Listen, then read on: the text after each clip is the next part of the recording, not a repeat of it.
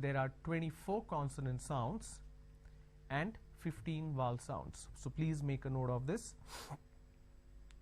Even though there are 21 consonants, but there are 24 consonant sounds.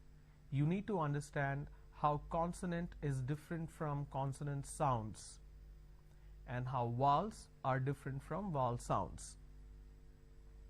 You need to master this combination of 24 plus 15 in order to be perfect with the pronunciation aspect. Alright, so these are the sounds in English language as far as consonant sounds are concerned. I am going to tell you how to pronounce these sounds. What I would suggest, if you are watching this on Mana TV Live, or if you are watching this on YouTube, if you are watching it YouTube Live.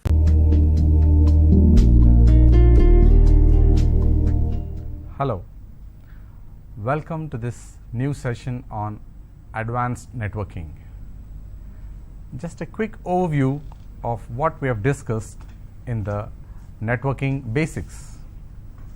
So in the networking basics session, we have discussed about the way a network is designed and a network is built, and the various types of networks and how these networks are set up, and the different components required to set up the network.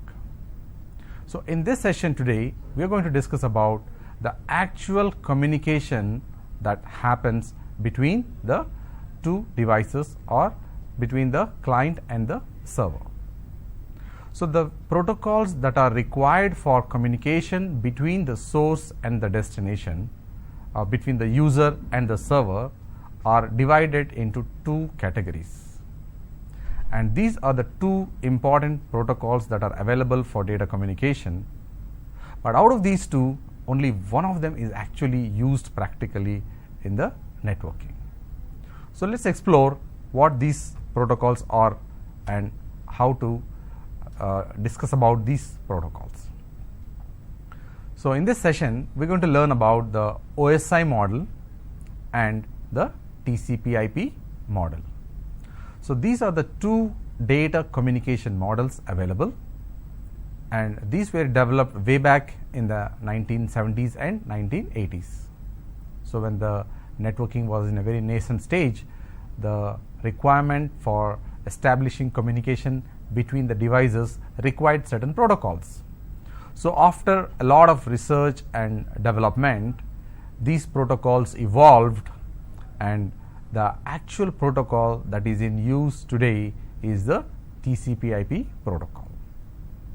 But we are also going to discuss about the OSI layers, because the OSI layer gives us a in detail functionality of how the host, the user, can communicate with the server. So let's start looking at what is this OSI model and how does it work.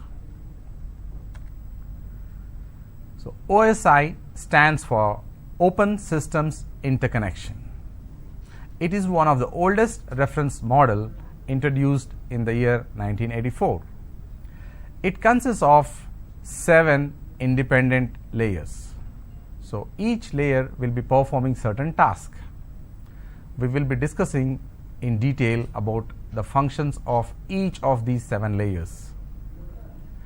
And if you look at, it was originally created as a basis for designing a universal set of protocols called the OSI protocol suite. And the OSI model never achieved widespread success. Remember, we had mentioned a little while ago that OSI is not the one which is actually used for data communication, but it is used as a reference model. You can see here, the model became a very useful tool for both education and development to understand the basic communication models. So Open Systems Interconnection was one of the earliest model that was developed for data communication. And if you look at, these are the 7 layers that we are going to discuss now. So these 7 layers consist of application layer called the layer 7, presentation layer called the layer 6, session layer called the layer 5, transport layer called the layer 4, network layer called the layer 3, and data link layer called the layer 2, and finally the physical layer called the layer 1. So it is important to know the order of these layers. We have to follow this specific order, and this is the numbering system. Starts from layer 7 at the top and goes on till layer 1 at the bottom. So we have to now discuss about the functions that each of these layer performs so that network communication is possible. So let us look at the very basis requirement for why this is required. So let us take an example of this computer here. So there is a computer here, there is a PC, and then there is another PC. We want to establish communication between these two computers. So we require, yesterday we discussed about the various components required for setting up the network. So this switch will be connected to this PC, and this cable will be connected to another PC. So if you look at, this is the switch, and this is PC1, and this is PC2. So to let this computer communicate from PC1 to PC2, we have to send the data from this computer to this computer.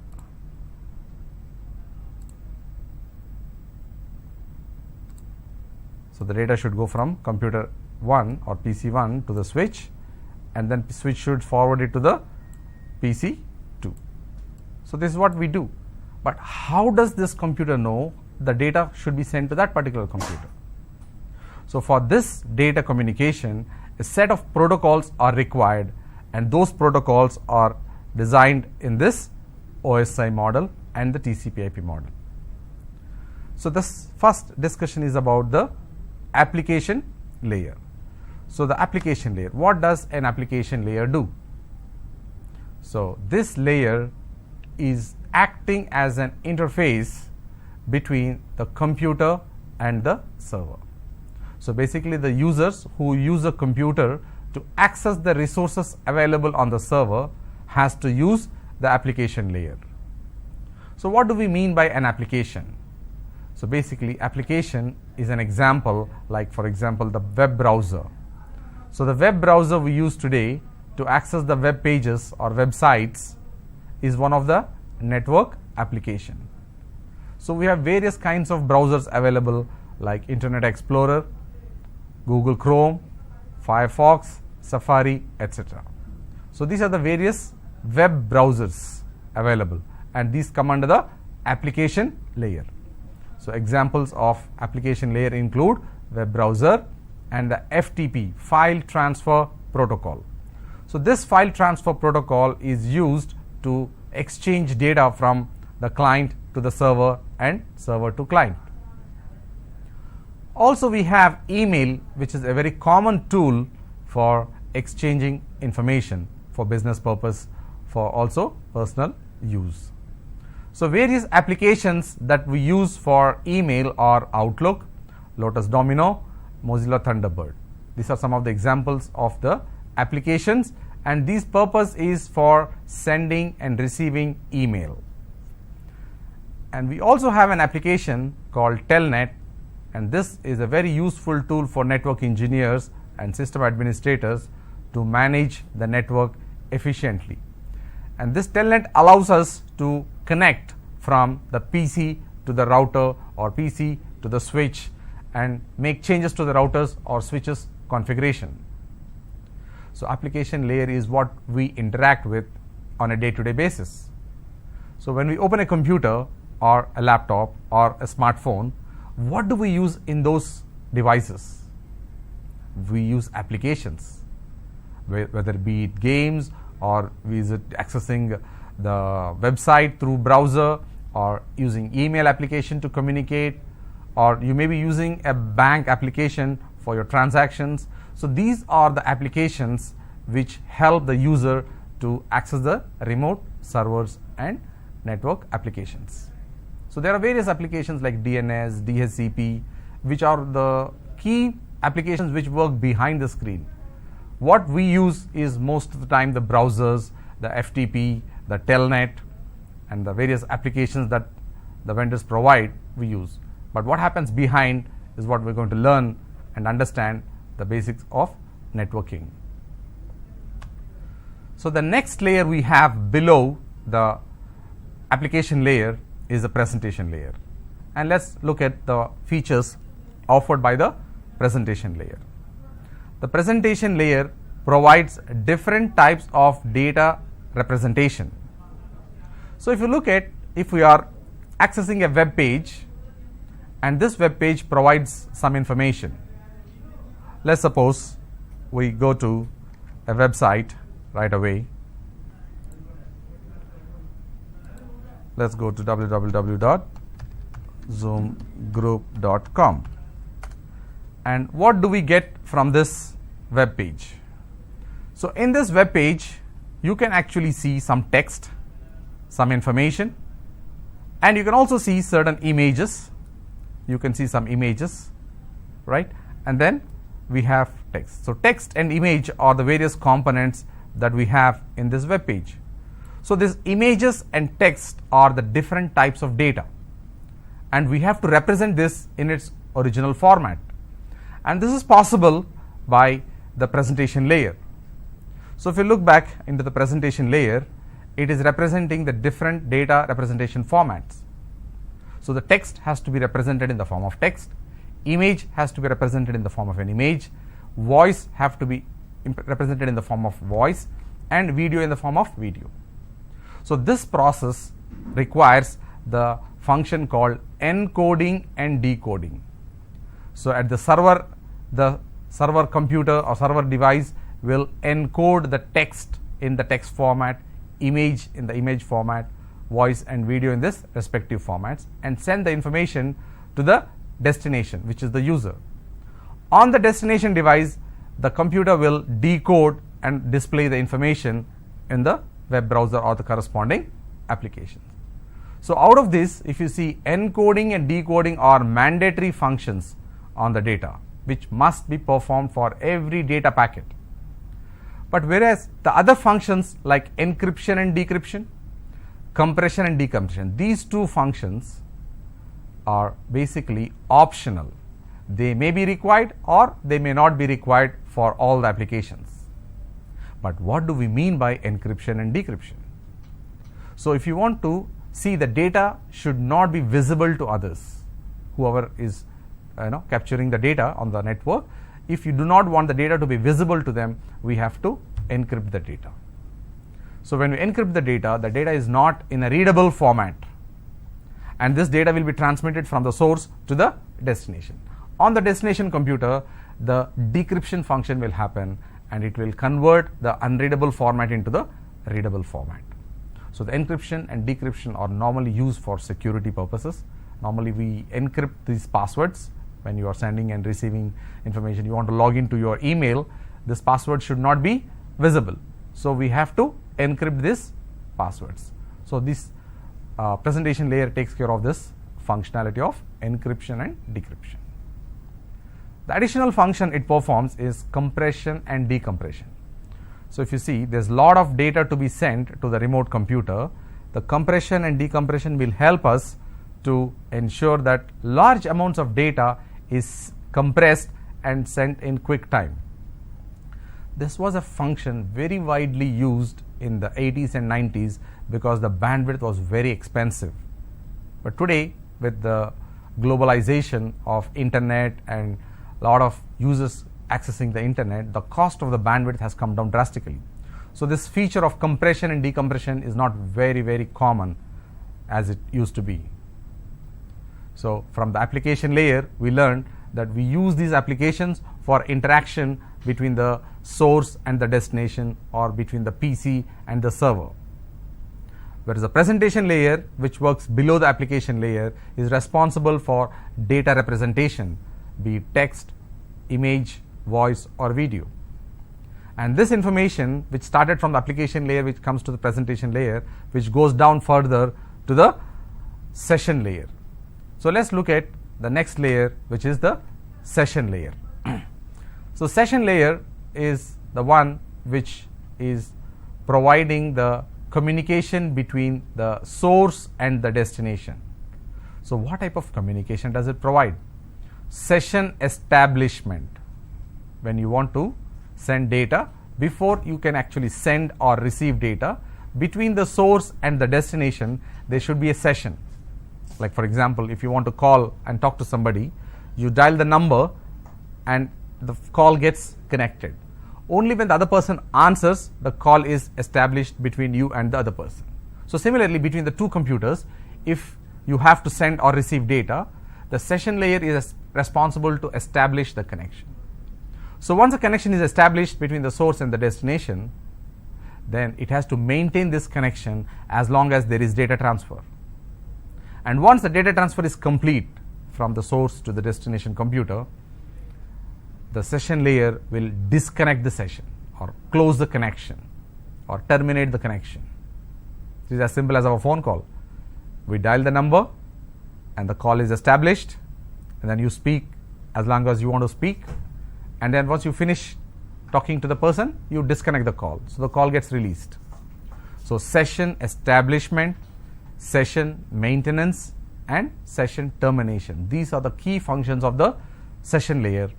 And to achieve these functions, we have these protocols which are RPC, remote procedure calls, which is available in every network operating system, whether it is Windows 7 or Windows 8 or Windows 10, Windows Server, or other operating systems like Linux, Unix, various flavors of Unix and Linux, including the smartphone operating system like Android, Apple, BlackBerry, and all these also have these RPCs involved. Means it's part of the operating system, because to enable communication between the source and the destination, we need to create a session, and the session creation, session maintenance, and session termination is performed by this RPC protocol. Apart from this, there are other examples of the session layer, that is SQL protocol, structured query language, and this is very widely used with the database applications. Like you have any database application, they use the SQL application. And in the Apple operating system, we have this protocol called ASP, Apple Talk Session Protocol. Its responsibility is a similar one which we discussed, creating a session between the client and the server and maintaining the session and then closing the session. These are the functions of the session layer. So from application the request has come to presentation, and from presentation the request has come to session. So the next layer, which is below the session layer, is called transport layer.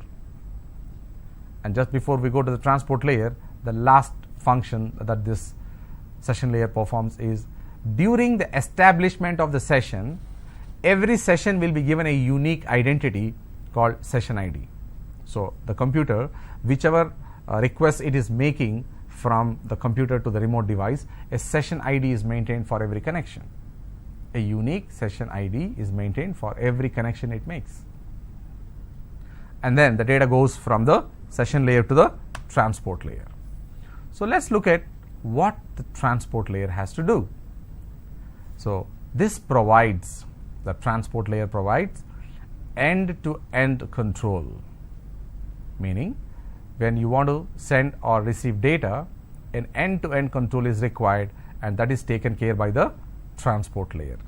And we can see here some of the functions that this transport layer is performing. Identification of service. So transport layer should be able to identify which service is being used. Are we using the web service? Are we using the email service? Are we using the DNS service? Are we using the DHCP service? Like this, there are so many different services available. So these services require to be identified by the transport layer, and this identification of service is done by using the port numbers. So let's look at what are port numbers. So, port numbers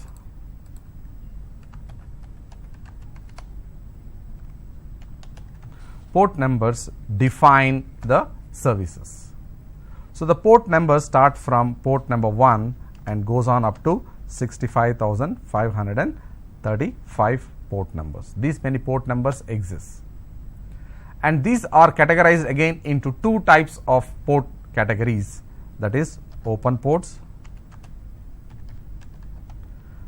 and reserved ports.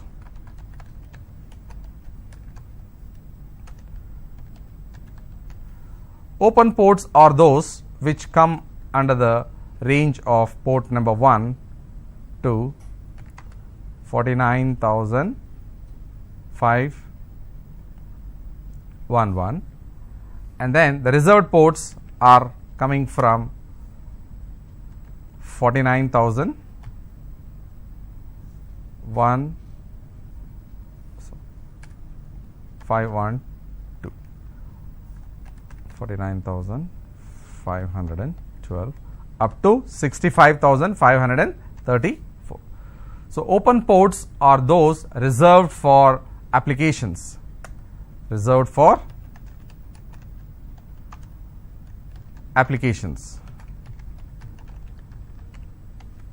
and it acts as destination port, whereas reserved ports are used by the source, and then it is called as source port. So, port numbers are very important and are used for every communication. Suppose you want to access a web page. So, the web page is requested from the local browser of the computer. Let us suppose in this example, let us say this is the PC and this is a server. So, for the time being we will consider that this is a server.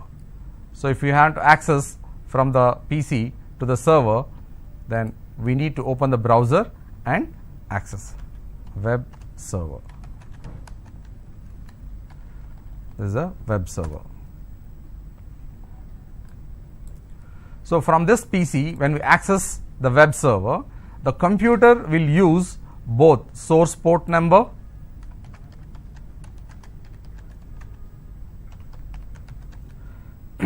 and the destination port number.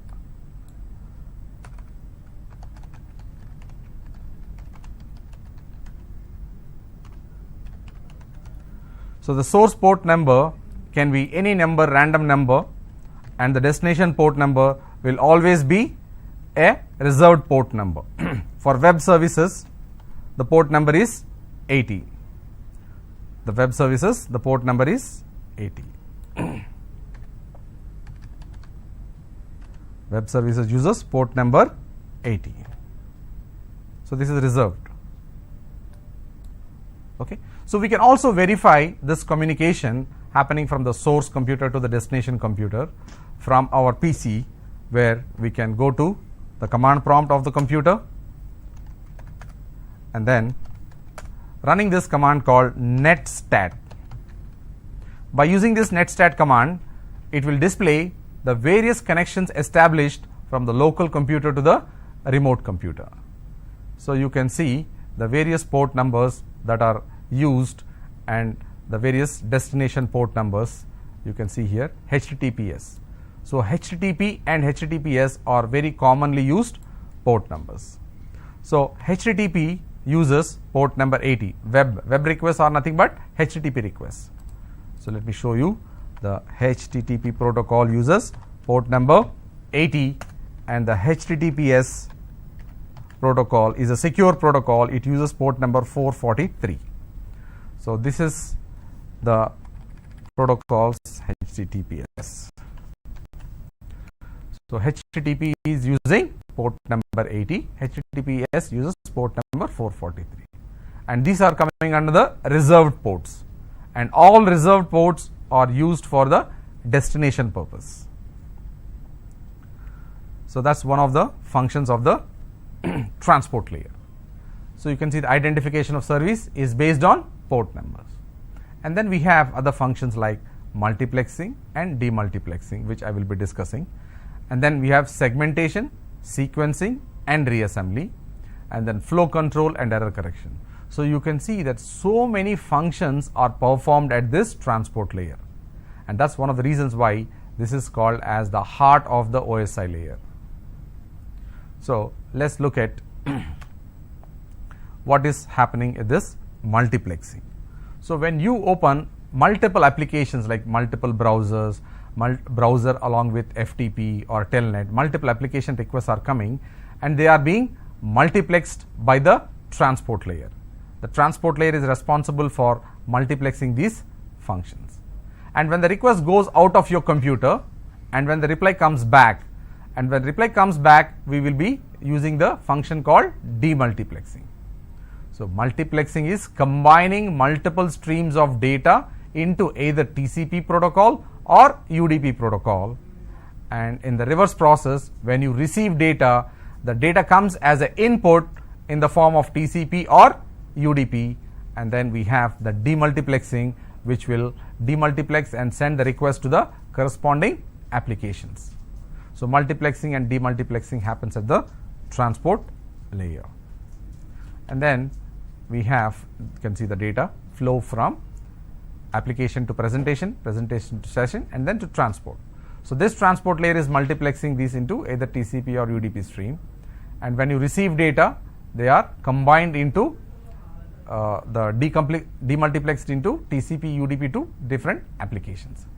So, multiplexing when you send data out, demultiplexing when you receive the data from the remote computer. So, we have the TCP and UDP applications, and they are all custom designed. I repeat, they are all custom designed. We do not have any role to play in terms of selecting the applications, whether it is TCP or UDP. It is the application developer which decides which protocol will be used or which transport protocol to be used. So, when you look at these functions or features of this protocol, TCP stands for Transmission Control Protocol, TCP. These applications which use TCP are connection oriented. There is a connection always between the source and the destination, and they are reliable because they send acknowledgements. So, when you send data, you get a confirmation that the data was delivered, and since we have to wait for the confirmation, the communication is slow, the data transfer is slow, and the protocol number reserved for the TCP applications is 6, and you can see here some of the examples of applications that use TCP. So, HTTP, FTP and SMTP. In short, when we access a web page through the browser, you may be using either HTTP protocol or HTTPS protocol. So, both of them use TCP application. FTP, SMTP is for email. So, all this uses the internal transport protocol called TCP. And when it comes to the UDP protocol, it stands for User Datagram Protocol, and it is connectionless. Connectionless in the sense there is no communication between the source and the destination. Means like the case of the TCP, there is no established connection. So, whenever you use the UDP applications, the data is sent and there is no confirmation, there is no acknowledgement for the data sent by the UDP application, and hence it is considered as unreliable because we do not have confirmation. And the reason why this application data is sent faster is because we do not have any waiting time. We do not have to wait for the acknowledgement. So, the communication in the UDP applications is much faster compared to the TCP applications. Then we have the protocol number for UDP reserved as number 17. So, we have a little while ago discussed about the port numbers. So, port numbers are allocated by the transport layer, whereas protocol numbers are allocated by the network layer. The examples of applications that use the UDP protocol for transport are DNS, Domain Naming System, and DHCP, Dynamic Host Configuration Protocol, and then we have TFTP. Apart from this, there are other applications like, for example, video conferencing, voice over IP. All the real-time applications also depend upon this UDP protocol for data transmission. So you can see the various functions performed by the transport layer. So before we move to the network layer, let's quickly look at the functions that are performed by the transport layer. So this layer will add additional data to the header, like for example the source and destination port numbers are added, and the type of protocol, whether it is TCP or UDP protocol, are added, and the sequence number are also added to the additional information as an additional information. So when the data arrives from the application layer to presentation layer to session layer, and session layer to transport layer is adding these additional information to the received data. And this process of adding this additional information is called as encapsulation. Encapsulation is the process of adding additional information to the received data. And then we have the next layer, which is the network layer.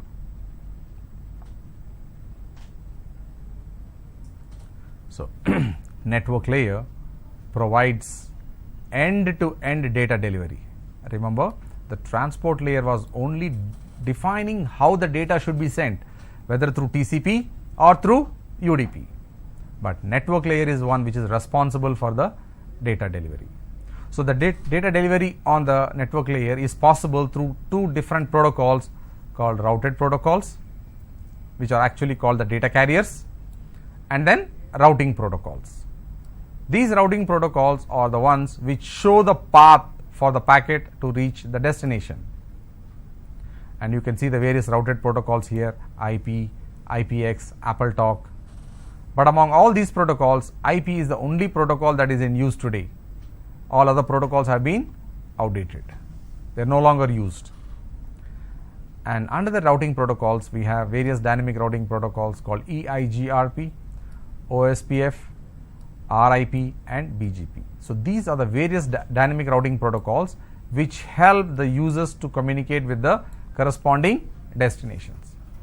So we can look at as an example that when we access internet, how does our computer know where this yahoo.com is, or where the zoomgroup.com is, or where cisco.com is? We do not know where that server exists, but we are able to communicate. How is it possible for your computer and to know where the destination is? The physical server, the yahoo.com or zoomgroup.com or google.com servers, they are available on internet, but where in internet? Whether it is in India or is it in outside India? Where is the server hosted? We do not know, but we are capable of reaching that web page because of the help of this routing protocols, and that is a function of the network layer. So network layer has two kinds of protocols. They are routed protocols, and these routed protocols help to carry the data from source to destination, and the routing protocols help to show the path how to reach the destination. And the examples of network layer are hardware devices called routers. So let's have a look at how the routers will look like. So this layer controls the data communication from one network to another network, or it facilitates the communication from one network to another network. And this OSI layer, network model, network layer, adds the source IP, who is sending the data, and destination IP, to whom this data is being sent. And the example of the device that works at the network layer is the router. And this is the picture of the router. You can see here, these are the different categories of routers. You can see these are all Cisco routers, 3 different products available for small, medium, and large organizations. And this router is also called as a layer 3 device. So this device is facilitating the communication from one network to another network. And we can see we have a small router at home. We have a router at home which is connecting from the ISP to our home, and from our smartphones and tabs and computers we are connected to this router. We call that as a Wi-Fi router. it is also a router, a layer 3 device, which is allowing us to communicate from our local network to the remote network. And then we have the next layer, which is data link layer. This is also called layer 2, and it provides error control and synchronization of the data. This is the function of the data link layer. So it provides source MAC address, means which device is sending the data, that device's MAC address, also called layer 2 address, and the destination MAC address. So for any network communication, we require two unique addresses called source IP address and source MAC address of one device, and to which device you want to communicate, that is destination IP address and destination MAC address. So IP address and MAC address both are necessary for data communication in the network. So without any one of these, data communication is not possible, and IP addresses are taken care by the network layer and the MAC addresses are taken care by the data link layer. The other function of the data link layer is also for a reliable transmission of data, and that is possible with a protocol called CRC, which stands for cyclic redundancy check. The CRC protocol is responsible for ensuring that the data is reliably sent. If there is a packet damaged on the transit because of collisions or broadcast, and this packet will be removed, will not be delivered to the destination. And then the output of this layer, we call it as frame. Frame is called as a protocol data unit, and the example of this layer is called as switch. So switches that we use in our network, let us see this picture. So this is a picture of a switch, and it is called as layer 2 device. So we have seen a router which allows communication from the local network to the remote network, and this is the picture of a switch which allows the communication between the devices within our own local area network. So we have discussed about the various networking devices which were important for network communication, and the last layer of the OSI model we have is the physical layer. In the physical layer, it is only responsible for transmission of data, physical transmission or maybe wireless transmission.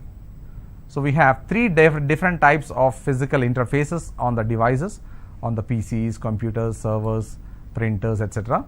We have copper wire connectivity in the form of UTP cable or STP cable, or fiber optic cable, and also wireless. These are the three different physical media that is available for connecting the various network devices in the network.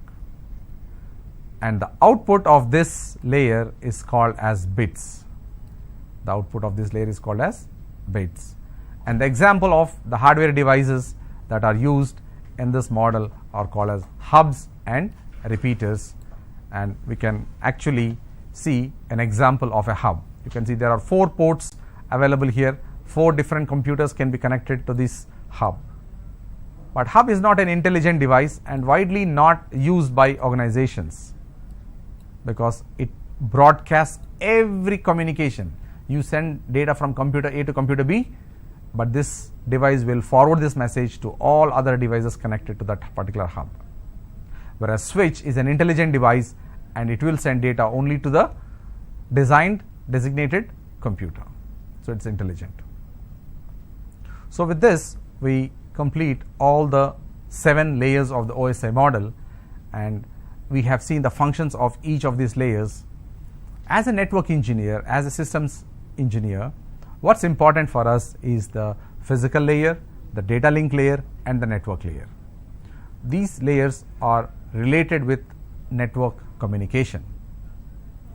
And now we have the conclusion of the OSI model. We can see here on the screen the PDU, protocol data unit. So every layer sends some information out to the next layer, and that output is mentioned as protocol data unit. So if you see, the application layer output is data, and this data goes as input to the next layer, and when you send the data out from presentation layer, the output is data, means we are not adding new information to it, and that the data is sent to the session layer, and the output is again the data. So the data that comes out of the session layer is going to the transport layer, and at the transport layer, remember, we are adding additional information like source port number, destination port number, etc., and we call the output as segment. So encapsulation takes place at the transport layer, and this segment, when sent as input to the network layer will add source IP address and destination IP address, and we call that as packet. So the output of the network layer is packet, which goes as input to the data link layer, and in the data link layer it will add the source MAC address, the destination MAC address, the CRC values, and this output of the data link layer is called as frame. These components are very important. You must know all these protocol data units. And in the physical layer, there is no new header being added. It directly converts the frames into the bits depending upon the physical connectivity we have, either in the form of copper or fiber or in the form of wireless communication. So this is the conclusion of the OSI model, and now we're going to look at the next model, which is the TCP/IP model. But remember, OSI model is just a reference model. It is not used in any of the operating systems for data communication, but it is used as a reference. So when we discuss about the TCP/IP model now, and we will compare how the TCP/IP and OSI layer can be mapped. So we have the TCP/IP model, which is the most widely used data communication model across the world. Every operating system supports TCP/IP model. The current version of the TCP/IP is IP version 4 or TCP/IP version 4. This was first developed and tested in the year 1975 and became operational in 1981. So it consists of 4 independent layers, unlike the OSI model, which consists of 7 independent layers. And without this TCP/IP protocol, we would not be able to access internet, we would not be able to have any type of data communication. So this is the most important type of protocol. In this, we have 4 independent layers called application. You can see the name is common. From the OSI model, we have the same name, application layer, and the transport layer. Then we have internet layer, and then the link layer. So these are the 4 layers, and the functionality is similar. Application layer provides process to process data exchange for applications. Like when you open a web page, the web page is using this application layer and providing the communication. Transport layer is providing host to host communication using either TCP or UDP protocol. Internet layer is providing the identification, that is IP addressing and routing. Routed protocols and routing protocols work in this internet layer. And finally, the link layer provides physical connectivity and the communication methods. So we can say that OSI can be compared with TCP/IP, and the one which we use for our day-to-day data communication is the TCP/IP model. So you can see here the first 3 layers of the OSI model are being mapped with one layer in the TCP/IP model. So the individual functions that we discussed in all these 3 layers is mapped with one single layer of the TCP/IP model.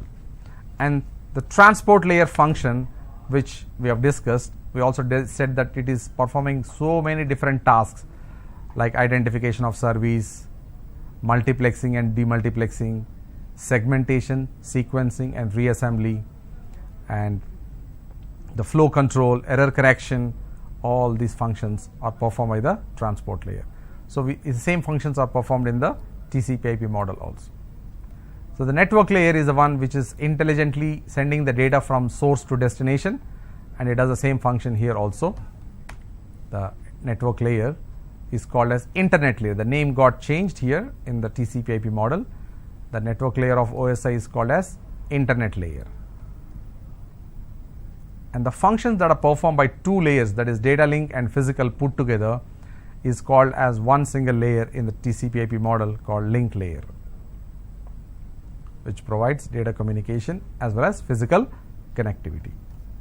So we can map the 7 independent layers of the OSI model have been mapped with 4 layers of the TCP/IP model, and it is the TCP/IP model that we use today for our data communication. So, in short, without TCP/IP model, we will not be able to send or receive data. So, this is the most important protocol or the suite of protocol which establishes data communication between the source and the destination. So, in this session today, we have discussed in detail about both the OSI model and the TCP/IP model, but actually the OSI model is called as a reference model because we can look at the functions that are performed in each layer and then map them to the corresponding TCP/IP model. So, without TCP/IP, there is no way we can communicate. So, the TCP/IP protocol became operational in the late 70s and the early 80s, and this identification of the each device in the network in the TCP/IP model is based on IP address. IP stands for Internet Protocol. So, in the next session, we will be discussing more in detail about this IP addressing and actual data communication, the various devices that we have discussed, that is router, switch, and how they connect, how they communicate, how to configure these devices, and in detail we will understand the end-to-end communication of networking. So, let us quickly look at this picture here. So, we want to establish data communication from this PC as a source to this PC as a destination. So, this is the source and this is the destination. To establish communication, we need applications which we have discussed both in the TCP/IP model as well as on the OSI model. So, an application has to be used, maybe web browser or FTP or telnet, but in that application we have to give the information about the destination to whom we want to request information. So, the source and destination are required.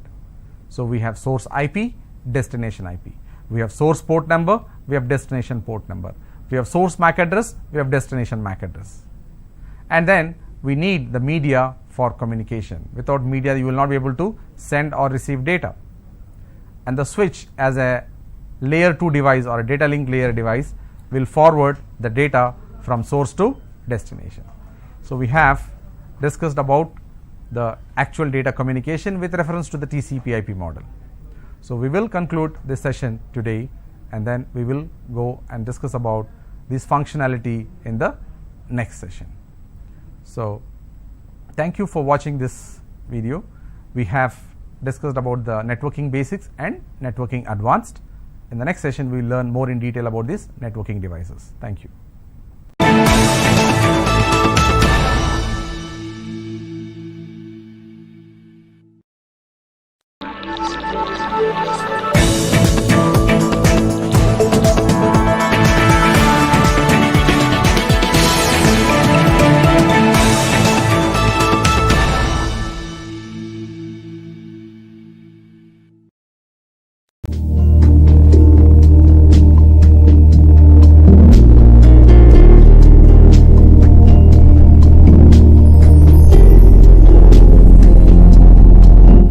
Hello, welcome back to the session on Introduction to Networking Devices.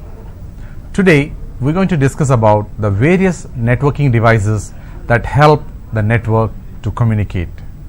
In the last few sessions, we have learned about the various components of a network and the different types of networks that are available and how to set them up. But today we are going to discuss about the various functions that these networking devices provide to ensure that there is communication, whether it is internet or intranet. So, let us look at what we have for today. What are the topics that we are going to discuss today? So, today we are going to discuss about these topics, that is network interface card and its functions, the different types of networking cables and its functions, and switches, the network switches, their functions, routers and their functions, and access point and their functions. These are the various networking devices that help the communication between the source and the destination, between the user and the server. Like today we access a lot of websites, so these websites are accessible with the help of these networking devices. So let us now start with the first component, that is network interface card. So the network interface card is an interface between the device, that is it could be a PC or a server or a printer or a smartphone or a tab, and the network. So this network interface is also called by a different name, that is it's also called LAN port, LAN card, Ethernet port, Ethernet card, or the other names that we give to this network interface, where each network interface contains a unique address. Means every computer, every network device has a unique address, and this address is called as MAC address, also stands for Media Access Control. MAC stands for Media Access Control, and this MAC address is of 48 bits. So here we should know that bits looks at like binary format. 48 bits represents 48 consisting of values of zeros and ones, 48 zeros and ones, and this is very difficult to remember, and hence this 48 bit address is converted into hexadecimal notation. It is represented in hexadecimal notation. So a MAC address is converted from the binary format to hexadecimal format, and this MAC address is also given another name called physical address, or also called hardware address. So this physical address and hardware address are given the names because this is an address which is permanent, and this address cannot be changed. This MAC address comes along with the device. So when you buy a laptop or a computer or a smartphone or a tablet, these contains the MAC address inbuilt, and this cannot be changed. So network interface card is an important component of the PC, of the server or the smartphone, and it has a unique address called as MAC address, and this MAC address is of length 48 bits. So how do we know that our computer has a MAC address? We have various options to find out how to find the MAC address of a device. Let's look at that option where it is. Like this is a computer. In this computer you can see here there is a LAN cable or Ethernet cable connected to this port. So this is the network interface card of that particular computer. On the right hand side we have another computer, and you can see the RJ45 port, and this is called as network interface card. So network interface card is available for every network device. What we see here is for the physical network interface card. For smartphones and tablets and other devices, there will be wireless network interface card. Wireless network interface cards available for laptops, for smartphones as well as tablet devices.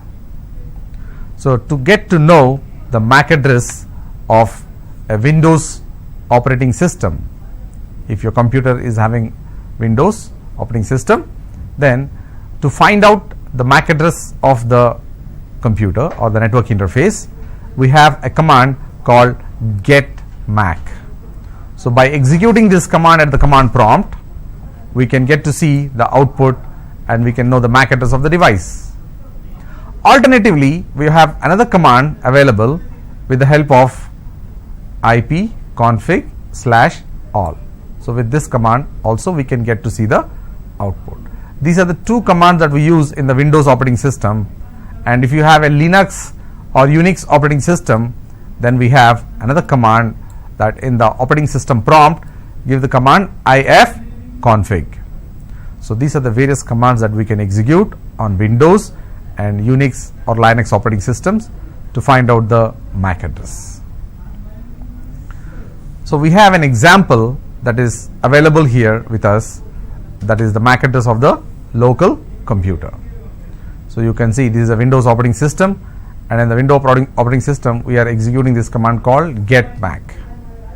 So with the help of this get MAC, we could see this is the IP MAC address of the device. You can see there's mention of called physical address. Physical address means MAC address, is also called as hardware address, and you can see the address is represented in hexadecimal notation. So in hexadecimal notation, the values are ranging from 0 to 9 and A to F. So let's look at the conversion of the MAC addresses in the form of hexadecimal notation. So all hexadecimal addresses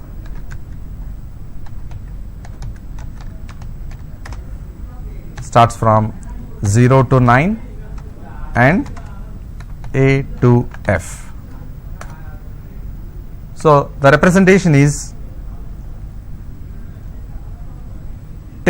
0 to 9 represents the same values, and 10 in decimal equals to A in hexadecimal, 11 is hexadecimal value B, 12 is C, 13 is D, and 14 is E, and 15 is F. So this is the representation in hexadecimal format. These are the hexadecimal values and its equivalent decimal values on the left hand side. So the value of 15 equals to F. So if you look at this particular MAC address on the left hand side, A0 1D 48 C1 7614, that is the MAC address of one of the network interface cards. Since we can see two different MAC addresses, it represents that this local computer has two network interface cards. So maybe one of them is a physical Ethernet port, other one is a wireless Ethernet port. So we can also use another command alternatively to find out what we have for our local computer.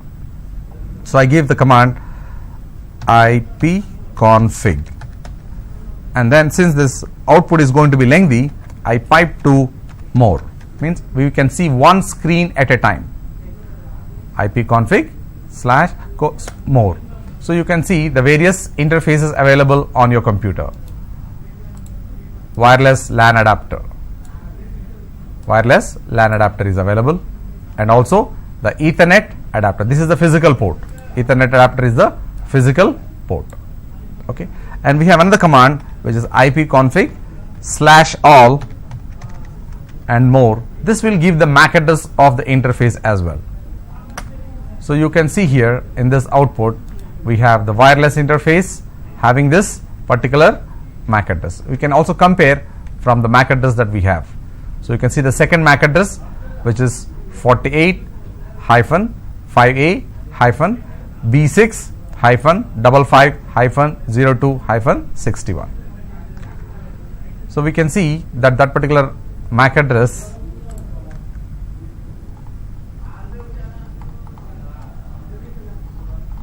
here, you can see here, this is the MAC address which was displayed on the output of get MAC.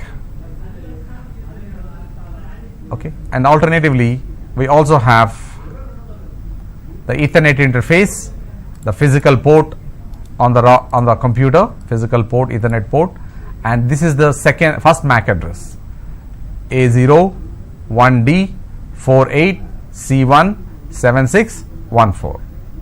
So we can see all the physical addresses from the output of the command ipconfig /all. So these are the important commands to verify the MAC address of the local computer on Windows. So on the Linux operating system, we have seen the command we must be using ifconfig. So this command will provide the MAC address of the computer in the Linux or Unix operating system. So what do we learn from this discussion is that every network device must have a network interface. Without network interface, the device cannot send and receive data. So this is one of the most important component for the devices to send and receive data. So we can see the examples here. Every PC, laptop, every server, every router, every switch, every access point, every firewall, every smartphone and a tablet, and also smartwatches. So everything that can send and receive data should have the network interface, either the physical network interface or the wireless network interface, as we have seen just now in this example. You can see both. This is a wireless adapter having the MAC address, and this is a physical Ethernet port having the MAC address. So each and every type of interface will have a MAC address. Only then the device is capable of sending and receiving the data. So in the next discussion we have, this is the MAC address, which is a 48-bit address, and in this 48-bit address we can see the first half of this particular MAC address, which is like 24 bits. The first half of the MAC address is given a special name called OUI, which stands for Organizational Unique Identifier. Organizational Unique Identifier. The first 24 bits of the MAC address is called as OUI, and it is also called as manufacturer ID or vendor ID, because those who manufacture the network interface cards, they will be given a code.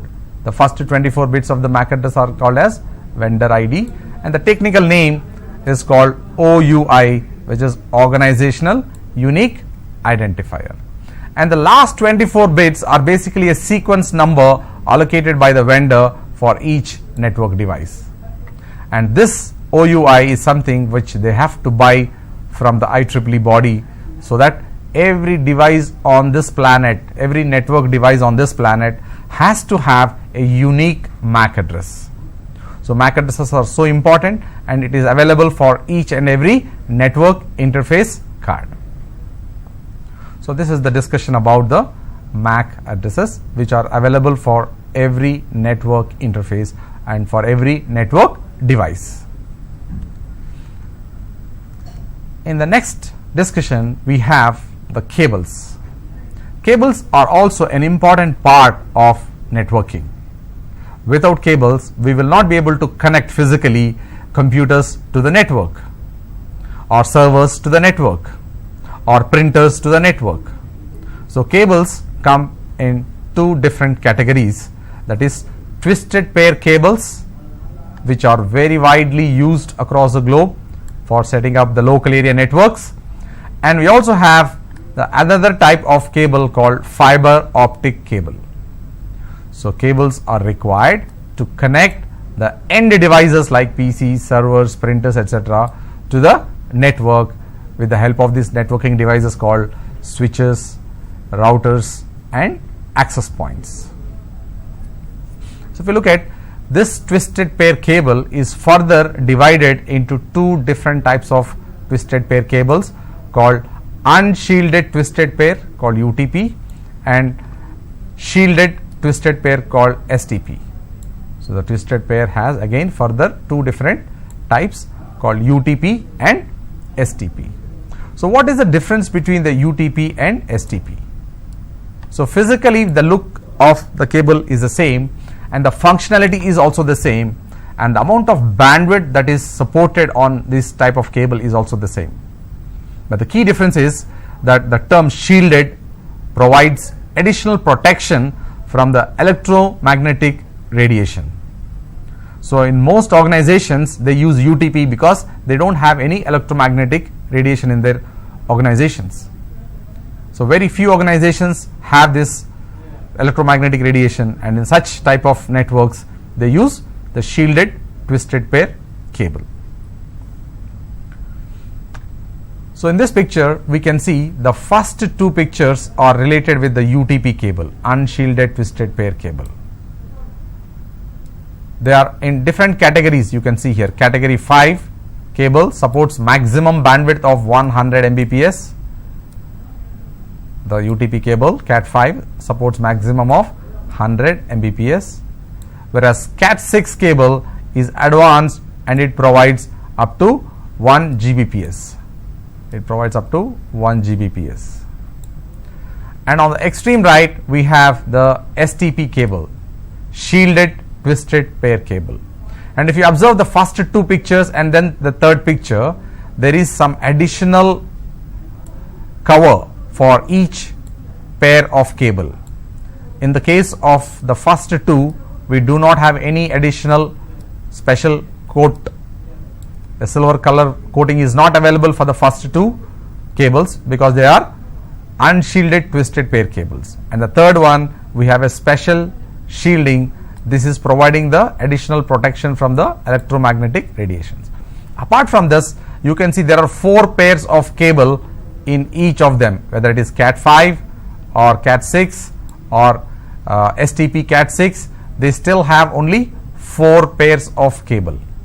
So 4 pairs of cable represents 8 wires. And remember, for data transfer, the computers, the servers, the laptop, when connected with this physical cable, they use only 4 wires, which means 2 pairs. So out of the 4 pairs that are available in the network, there are only 2 pairs that are used.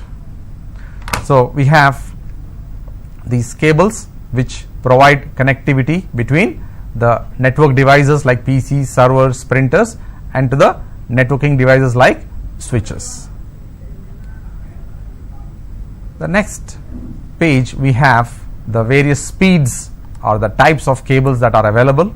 We are only representing it is category cable, but we are not mentioning whether it is UTP or STP because they are available in both categories. Cat 5 cable is available both in UTP and STP and offers a maximum bandwidth of 100 Mbps, and Cat 5e stands for enhanced, and it has a capability to support 500 Mbps of bandwidth on one cable. And the Cat 6 cable provides up to 1000 Mbps, or we call it as 1 Gbps. So all these 3 cables are available both in the unshielded twisted format as well as shielded twisted format. But if you look at, they have a limitation, the distance between the computer and the switch, the distance between the server and the switch, the distance between the printer, network printer and the switch cannot exceed 100 meters. So when we use this twisted pair cable, there is a limitation of distance, and the maximum distance supported is 100 meters. So let us suppose we have this. So let's take one computer here.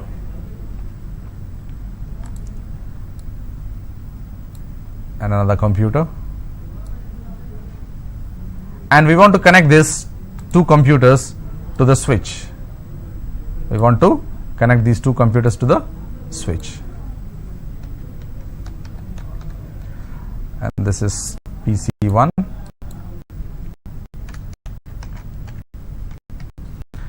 and this is PC2. So in order to physically connect these 2 computers to the network, we require a cable. So this is the cable we are discussing about, UTP cable or STP cable, and it is Cat 5 cable or Cat 6 cable. So this length cannot exceed more than 100 meters. The maximum distance is 100 meters. The maximum distance between the computer and the switch is 100 meters. It cannot be greater than that. So this is the limitation of the twisted pair cable, both UTP and STP. So the next discussion is about the second type of cable called fiber optic cable. So this fiber optic cable provides higher bandwidth and as well as long distance.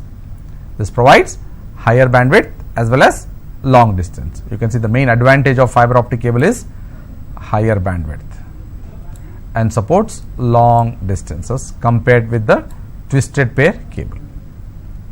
Suppose we have to connect 2 buildings which are more than 100 meters away, or the distance between two buildings is more than 100 meters, and we want to connect the local area network in building 1 to the local area network in building 2. So the UTP cable cannot provide the support because they have a limitation of maximum 100 meters. And this fiber optic cables are also available in two types. They are single mode fiber and multi-mode fiber. Single mode fiber is used for short distances, preferably less than 5 kilometers. Less than 5 kilometers. Then we have, the single mode cable is for long distance and multi-mode is for the short distances. If you want to run the cable from, let's say, Hyderabad to Delhi or from Hyderabad to Chennai, we use it for single mode purposes. So this is the fiber optic cable widely used, and you can see how the fiber optic cable looks like. So what you see on the right hand side and the left hand side, we can map them. The outer jacket is basically the one which we see in the black color here. This is the outer jacket of the fiber cable. So and inside you can see the second layer, and this second layer is what we say strength member, which means it's providing very strong this connectivity. Some kind of steel is available there to provide strength to the cable. And then the third layer we have coating. So this is the colored ones that you see here. This is the coating, and then there is cladding, and then that is the last one you see is a fiber. We call it as core. Core is nothing but the fiber, which is basically a glass, which is very, very delicate. It is very, very delicate. So this is how the fiber optic cable looks like, and we have seen both the twisted pair cable, how it looks like, and the fiber optic cable, how it looks like. So normally we use the fiber optic cable for long distances, and they support, let's say for example, you want to connect from Hyderabad to Delhi, so it's few hundreds of kilometers away. So what we do is use this single mode fiber, and many of the single mode fibers have the capability to run up to 100 meters or beyond. There are certain specific single mode fibers which can go beyond 100 kilometers without using any repeaters. But if we have to use UTP cable, the theoretical distance is only 100 meters. So if you want to extend beyond 100 meters, we have to use repeaters, maybe something like hubs, or there are specific devices called repeaters, or you may use switches to extend the distance beyond 100 meters. But for the fiber optic cables like single mode, it has a capability to support up to 100 meters and beyond, and then you have to have a repeater so that it can extend for another 100 kilometers. And the multi-mode is used for short distances within the campus, within the building, from one floor to another floor. We can use the multi-mode fiber, and also supports very high bandwidth. So we have seen the network interface card, which is available for every network device, and every network device has this network interface which has a unique MAC address, which is 48 bits in length, represented in the hexadecimal notation. And to connect these networking devices to the network, we use cables, that is twisted pair cables or fiber optic cables. If the network is small, within one room or within small building, we use UTP cable.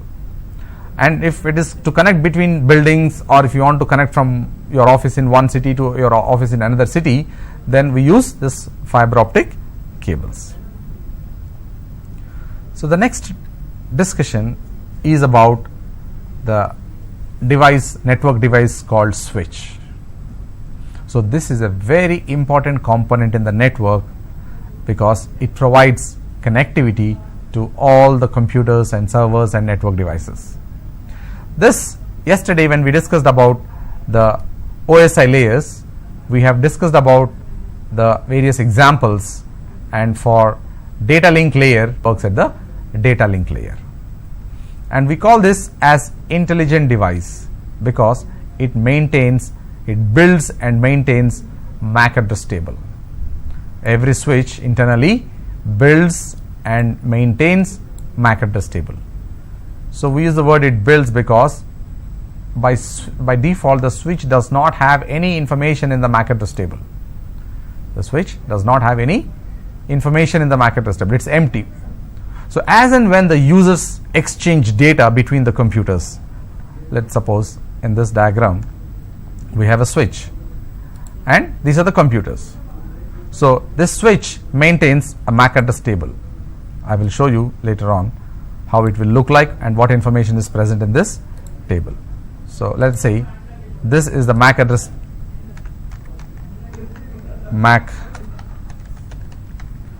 table. This MAC address table is empty, doesn't have any information. As when the users start sending the data,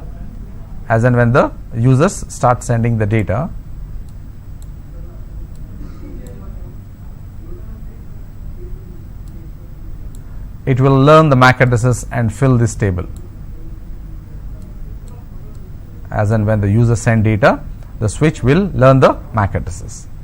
So I will show you how that happens in a little while. So typically a switch is a LAN device to connect all the components or all the network devices in the LAN.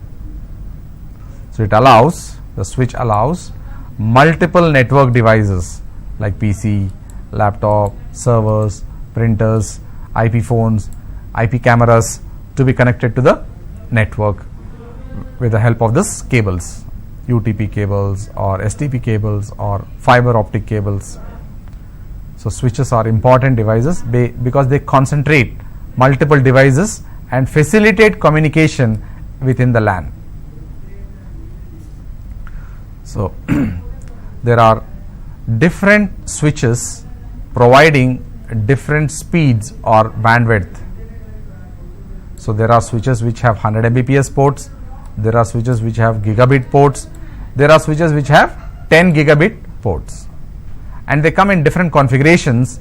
Like any switch that is available, they may be there are some smaller switches which have 8 ports also, 16 ports and 16 Ethernet ports on one switch, or 24 ports or 48 ports. These are the commonly used types. And there are, for some large organizations, the switch manufacturers have modular switches which can provide more than 100 or 150, 200 ports on one single switch. But standard switches come in 24 port and 48 port configurations. And you can see most or majority of the switches that are available in the market, they come with 100 Mbps ports, and there may be few gigabit ports that allows higher bandwidth to communicate from one switch to another switch. So what we mean by this is, suppose in this diagram we have one switch already, and then we want to have another switch because we have more number of computers, we want to have another switch. So to connect between these two switches, we need a gigabit port. So this port, which is represented here, this particular port,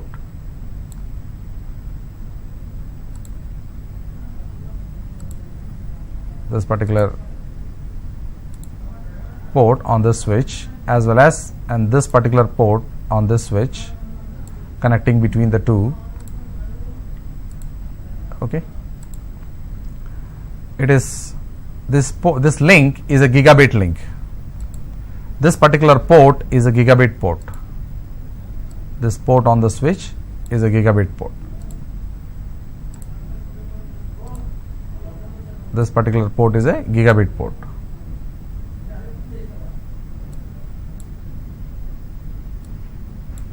This particular port is a gigabit port. So these gigabit ports provide high bandwidth between the switches. High bandwidth between the switches. Gigabit ports are also important for the network speeds. Then they work in full duplex mode. There are two types of modes available on the switches, that is full duplex and half duplex. What does full duplex mean? Full duplex means the device can send and receive data simultaneously. The device can send and receive data simultaneously on the single port. So this is a full duplex. There are certain devices which work in half duplex mode, which means they can either send the data or receive the data. They cannot do both simultaneously. So full duplex provides sending and receiving data at the same time. So we have already seen that the switch has the MAC address table, but it is empty. But as and when the users send and receive data, the switch builds the MAC address table. It will build the MAC address table only when the data is received by the switch. So we will take an example of how the switch works, and we call this as the functions of the switch. So here we have a switch, and this switch is connected to few computers on this corresponding ports, port number 1, port number 2, port number 3 up to 8. There are 8 ports on the switch, and there are 8 computers connected. There are 8 computers connected to this switch. And let's take an example of one of these computers sending data to another computer in the same network. So we call this as a local area network. We call this as local area network. So there are 8 computers connected to the 8 ports on the switch, and we want to send data from computer number 1. This is the computer number 1, and this is computer number 1, this is computer number 2. This is the source. He is sending the data, and he is sending the data to the 4th computer. This is the destination. S stands for source and D stands for destination. So we want to send the data. So you can see the data packet. The data packet contains the source MAC address, that source MAC address of that particular computer which is sending the data. This is the MAC address. You can see it is in hexadecimal notation. The data is sent to the 4th computer. So the request generated by this local PC goes to the switch, and the switch, because it is an intelligent device, it opens a header and reads the source MAC address, means who sent this message to me, and then it will verify on port number 2. Does port number 2 have any of the entries currently available? Is the MAC address table having any MAC address currently? No, it's all empty. All the 8 ports do not have any information. The switch MAC address table is empty by default.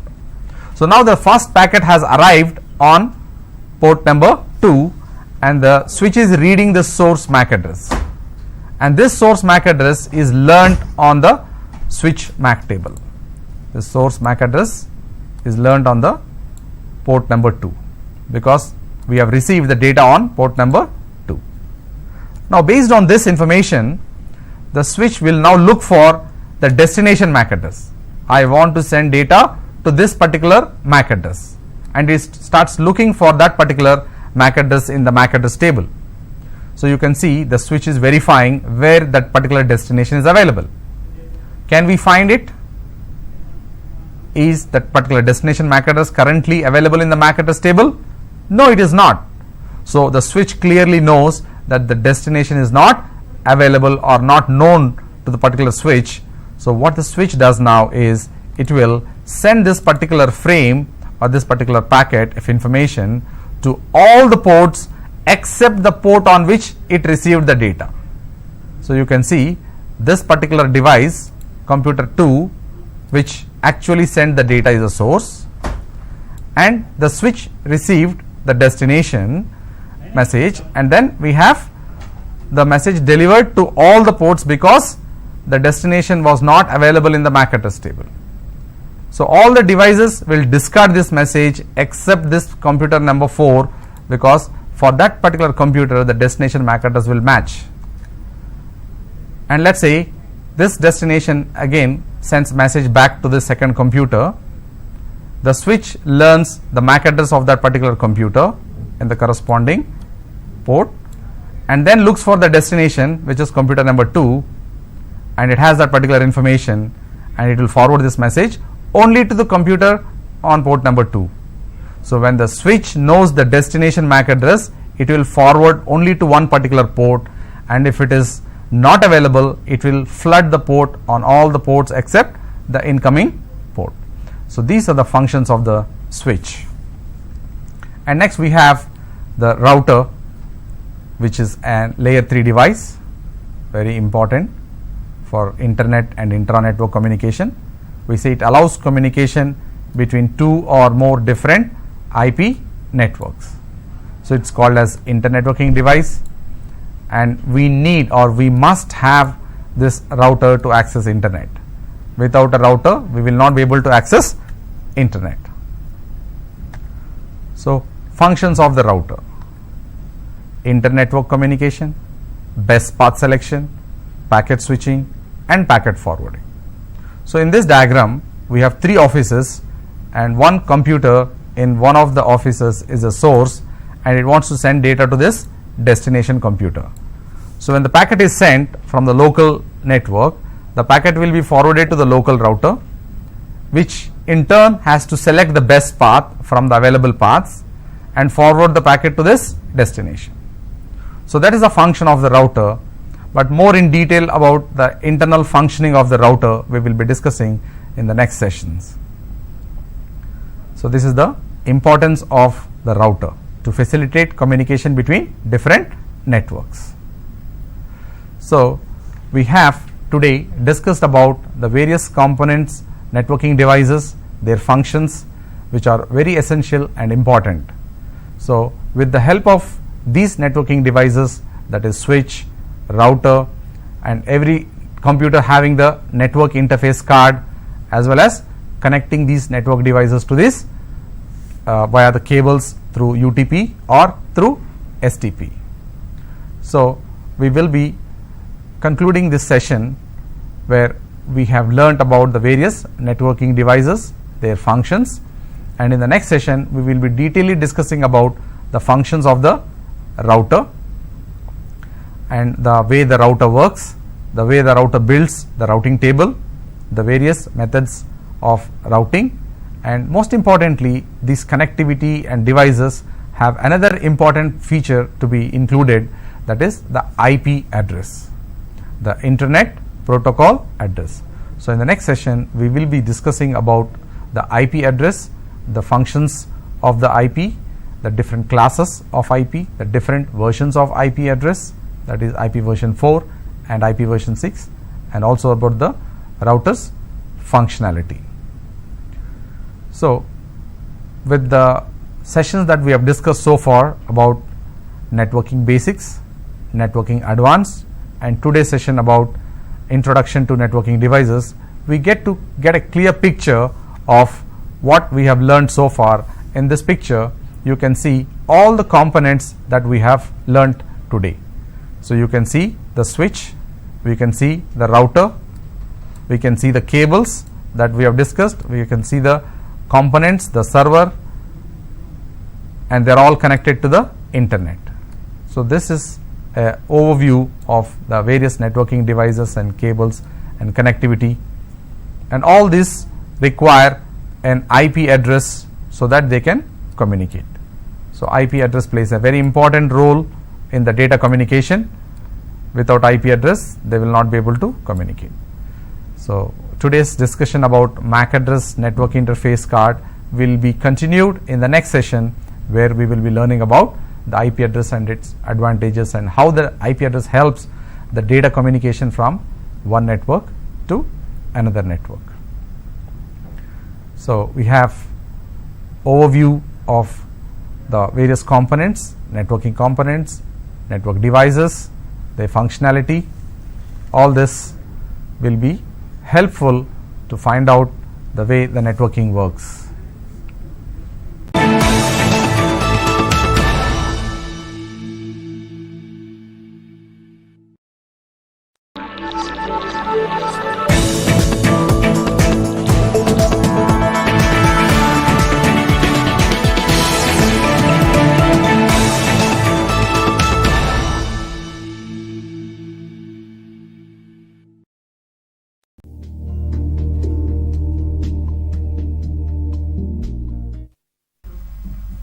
Hello, welcome back to the Google IT course. Today we're going to discuss about the network layer and the network apps layer. Just a quick overview of what we have discussed in our earlier sessions. We have discussed about networking basics, networking advanced, and the introduction to networking devices. So in that sessions we have learned about the components of network, how to set up network, different types of network, different cables required and their functions, networking devices like router, switch, and the cables, etc. So today we have another new session where we're going to learn about the new components of the network layer and its functions, as well as the topic IP addressing and subnetting. So these are going to be the topics for today. Please have a look. What we're going to learn in this session is functions of networking layer, the IP addressing and subnetting. So what does a network layer do? We have discussed in the OSI layer session and the TCP/IP layer session, the network layer is responsible for routing the traffic from one network to another network. Or if you want to access internet, the key component of the networking is the router, and it works at the network layer. So the main functions of the network layer are forwarding the data from one network to another network, as well as showing the path to the packet from the local network to the remote network. So in this page we have the functions of the network layer. So we have the router working at the layer 3 and is responsible for the data packets to be transferred from one network to another network. And the key protocols that work in the network layer are the routed protocols and the routing protocols. So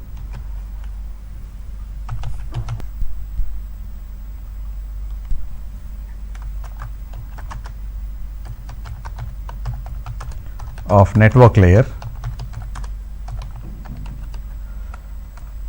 are routed protocols and routing protocols.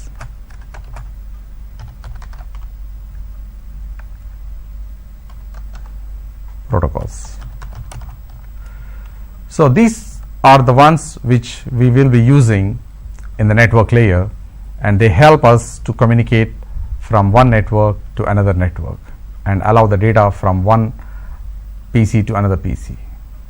So routed protocols, these are the ones which are very, very important, and they help us to actually send the data from source to destination or from client to the server. And the routing protocols help them to reach their corresponding destinations. So routing protocols and routed protocols are the ones which we will be discussing. The routed protocols are responsible for actually carrying the data from the source computer or source device to the destination device. It could be server or printer. And the examples of the routed protocols are those protocols which actually carry the data between the source and the destination are mentioned here. That is IP, which is the most popular and widely used protocol. But there are other protocols that come under this category called routed protocols. They are IPX and AppleTalk. But practically these protocols are no longer in use today across the world. The only protocol that is used for data communication is the IP protocol, or stands for Internet Protocol. IP stands for Internet Protocol, and it is responsible for carrying the data between the source and the destination. But let us suppose if the source and destination are in different networks, like the best example we could use is internet.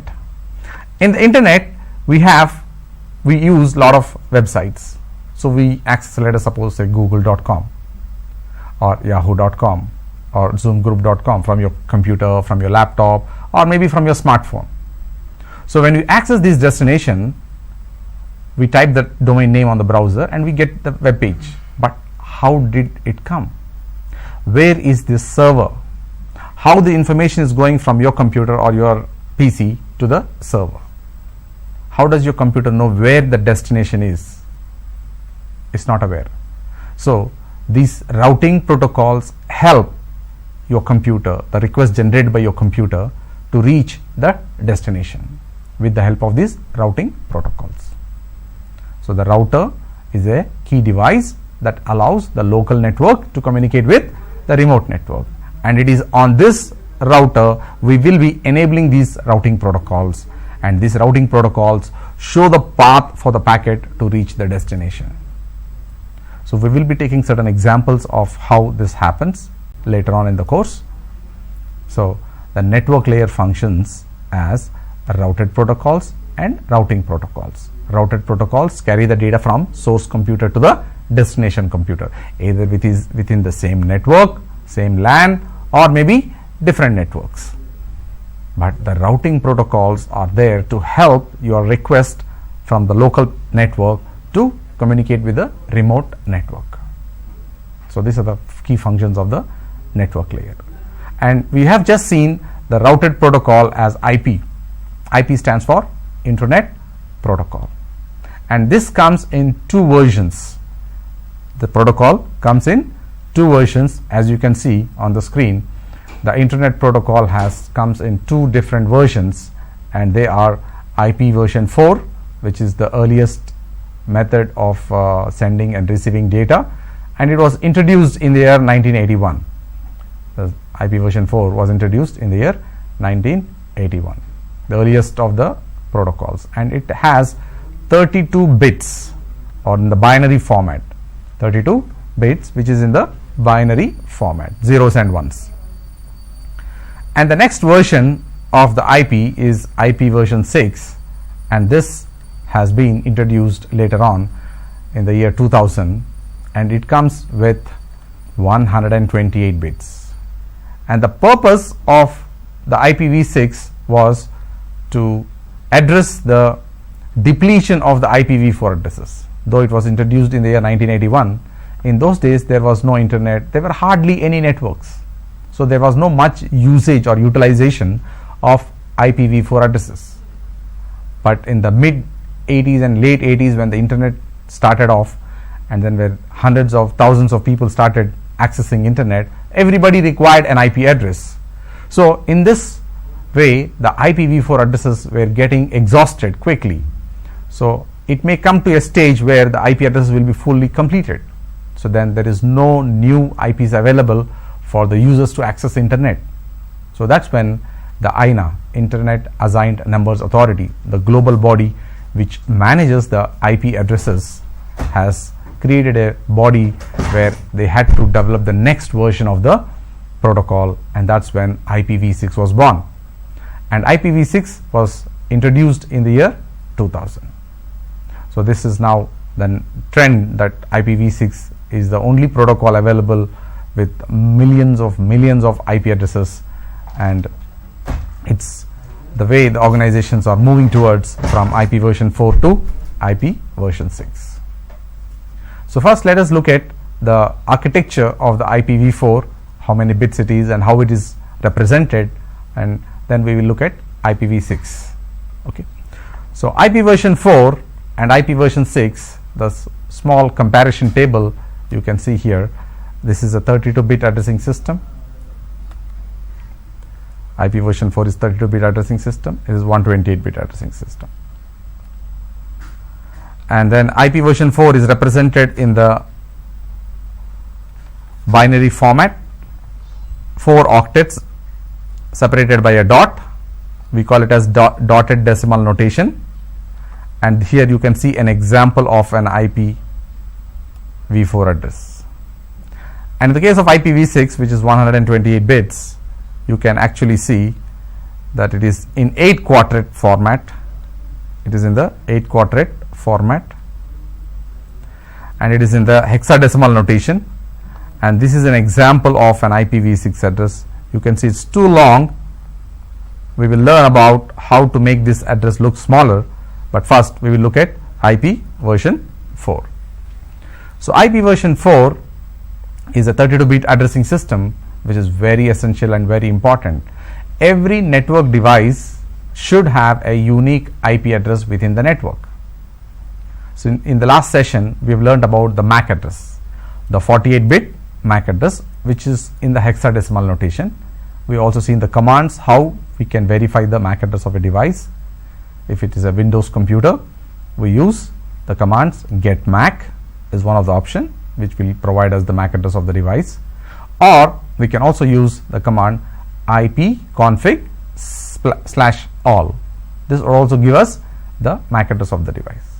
But along with the MAC address, every host in the network which is supposed to send or receive data must have a unique IP address, and this IP address is going to be divided into 4 octets, and in each octet there will be 8 bits. So there will be 4 octets, each octet will have 8 bits, and in each octet the minimum value will be 0, because all the 8-bit values are 0, the output will be 0, and all the bit values are 1, the value will be 255. So just look at, if these are the 8 bits in one octet, these are the 8 bits in one octet, so the value will be 0 only. But if the value of these bits is 1, the value is 1, for all the 8 bits the value is 1,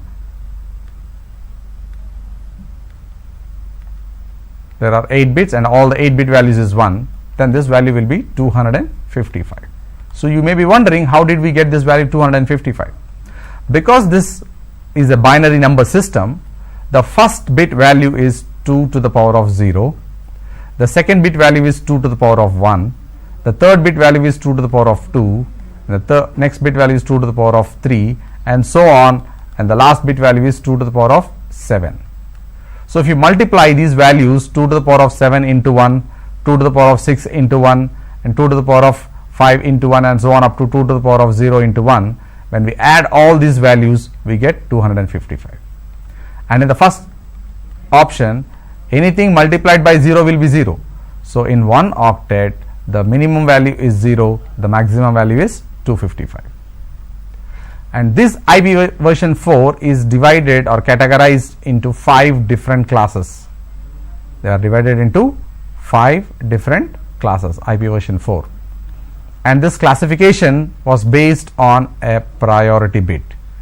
We are going to discuss about what these classes are and how this priority bit will classify. So these are the 5 classes, and among these 5 classes, the first 3, that is class A, class B and class C, these range of IP addresses are the only ones which we can use in our networks for local area network and wide area network communication, or in other ways to understand, for accessing internet and also for within the organization communication, which we call intranet. For internet and intranet communication also we use only the class A, B and C addresses. Then what happens to the class D and class E? What are they used for? So class D is reserved for multicast communication. So multicast is a separate type of data communication which we will be discussing shortly what it means. And then the class E are a set of IPs reserved for research and development. They are no longer available for use in the networks. In fact, both class D and class E addresses cannot be assigned to the computers. Only class A, class B and class C addresses can be utilized. So how do we segment these IP addresses into different classes? So we have mentioned that in IP version 4 there are 32 bits, and these 32 bits are divided into 4 octets. So we are going to consider the very first octet. So there are 4 octets, the first octet has 8 bits, and among those 8 bits, the ones which have higher value, we call them as MSB, most significant bit. So these most significant bits are reserved for each class, and based on this reservation we will get the range for these classes. So let's look at the priority bit values for these 5 different classes. So this is the range that we just mentioned, the minimum value for every octet is 0. You can see here, when all the bits are 0, the value is 0, and when all the 8-bit values are 1, it is 255. So by substituting this value 0 in all the 4 octets and this value 255 in all the 4 octets, we get the total range of IPv4 addresses. So the starting IP address will be 0.0.0.0, starts here and then goes on up to the last address, which is 255.255.255.255. This is the starting address and this is the ending address, and in between these we have these 5 different classes, and these 5 classes are derived from the priority bit, and the priority bits for each class are mentioned here. For class A, the only one bit is reserved and the value is 0. For class B, the priority bit value is 1 and 0, and for class C it is 1 1 and 0, and for class D it's 111 and for class E it is 4 ones. So by keeping these values reserved, we get the range for each class. So let's go about understanding, by reserving these bits, how do we get the range for each of the classes. So class A range is obtained by having the priority bit value set to 0, and this will be the most significant bit from the 4 octets. You can see this, among these 8 bits, the first bit value is set to 0. This is what we call by priority bit. The rest of the bits we are not concerned, because we are not reserving any bits in these 3 octets. Only in the first octet we reserve the bits. So by keeping the first bit value as 0 and the remaining bits when we change, you can observe that the starting address is always 0 and the ending address for class A is 127. So starting address is 0 and the ending address for class A is 127. So this happens to be the range of IP addresses for class A. So we have seen the total range is from 0.0.0.0 and ends with 255.255.255.255. But for class A, because we have set the priority bit value to 0, by keeping that one bit as 0 throughout, we get the range from 0 to 127. So this is the class A range of IP addresses, and we will be discussing how this will be allocated to the users, organizations and computers. The IP addresses are meant to be assigned to the network devices. So hence we have used this same formula we have to use for the other 4 classes. So when we obtain this range, then we can look at how these are allocated, hierarchy of how the IP addresses are allocated and used. Okay. So let's go to class B now. So in class B, we have 2 priority bits reserved, that is 1 and 0. So out of the 8 bits in the first octet, you can see 2 bits values have been reserved as 1 0, and then the rest of the 6 bits are available for use. So the value starts from 128, as the numbers 0 to 127 has been used up by class A. So class B IP addresses starts from 128 and goes on it up to 191. This is the range of IP addresses for class B. So we have got the class B range using the same logic, same formula. We have class C, and this class C, the priority bit values are 3 bits and they are 1 1 and 0. Hence the priority bit, when you substitute in this, we get the values from 192 and then goes on till 223. This is the range for class C. So you can see the priority bits 110 are reserved, and the range of class C is from 192 up to 223. Just a quick reminder, we have discussed about class A, B and C as the only addresses that we use in our networks today, whereas class D and class C are reserved and cannot be used. So the priority bit for class D is 1110, and by substituting this value in the first 4 bits of the octet, the value starts from 224 and ends with 239. This is the range for class D, and remember, this is reserved for multicast purposes. It is reserved for multicast purposes. We will be discussing what multicast refers to. And the last class, the first 4 bit values are set to 1, and the value starts from 240 and goes on till 255, which happens to be the very last address. So this is the total range of IPv4 addresses divided into 5 classes, starting from 0.0.0.0 and ending with 255.255.255. So how did we get this hierarchy? It is based on the priority bits. So it's based on the priority bits we were able to classify these IP addresses. And then let's quickly also look at how the IP addresses are managed. How the IP addresses are managed. So these IPs are managed by an organization called IANA, and it stands for Internet Assigned Numbers Authority.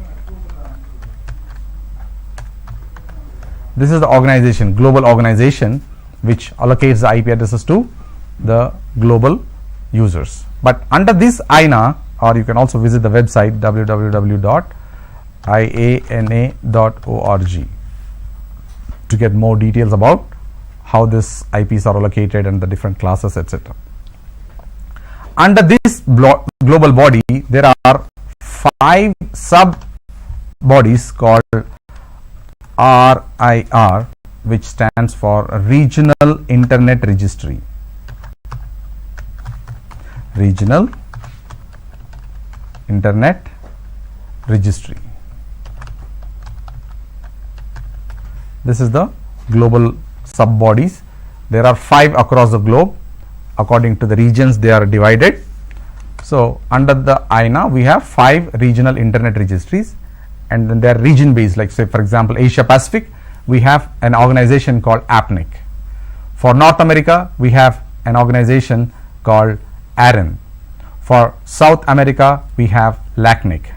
For total African continent, we have AFRINIC, and we have RIPE for Europe, Russia and Middle East. So the IANA has divided into 5 regions. For each continent is not exactly the continent, but a kind of region. So for Asia, the Australia, New Zealand, all these come under the Asia Pacific region, and the ISPs in these regions have to approach the registry called APNIC, which is called as RIR, and they allocate the IP addresses. So the hierarchy is first IANA, so global body to manage both IPv4 and IPv6 addresses. Under these IANA, we have the next category called Regional Internet Registries. There are 5 such registries in this category, depending upon the region they belong to.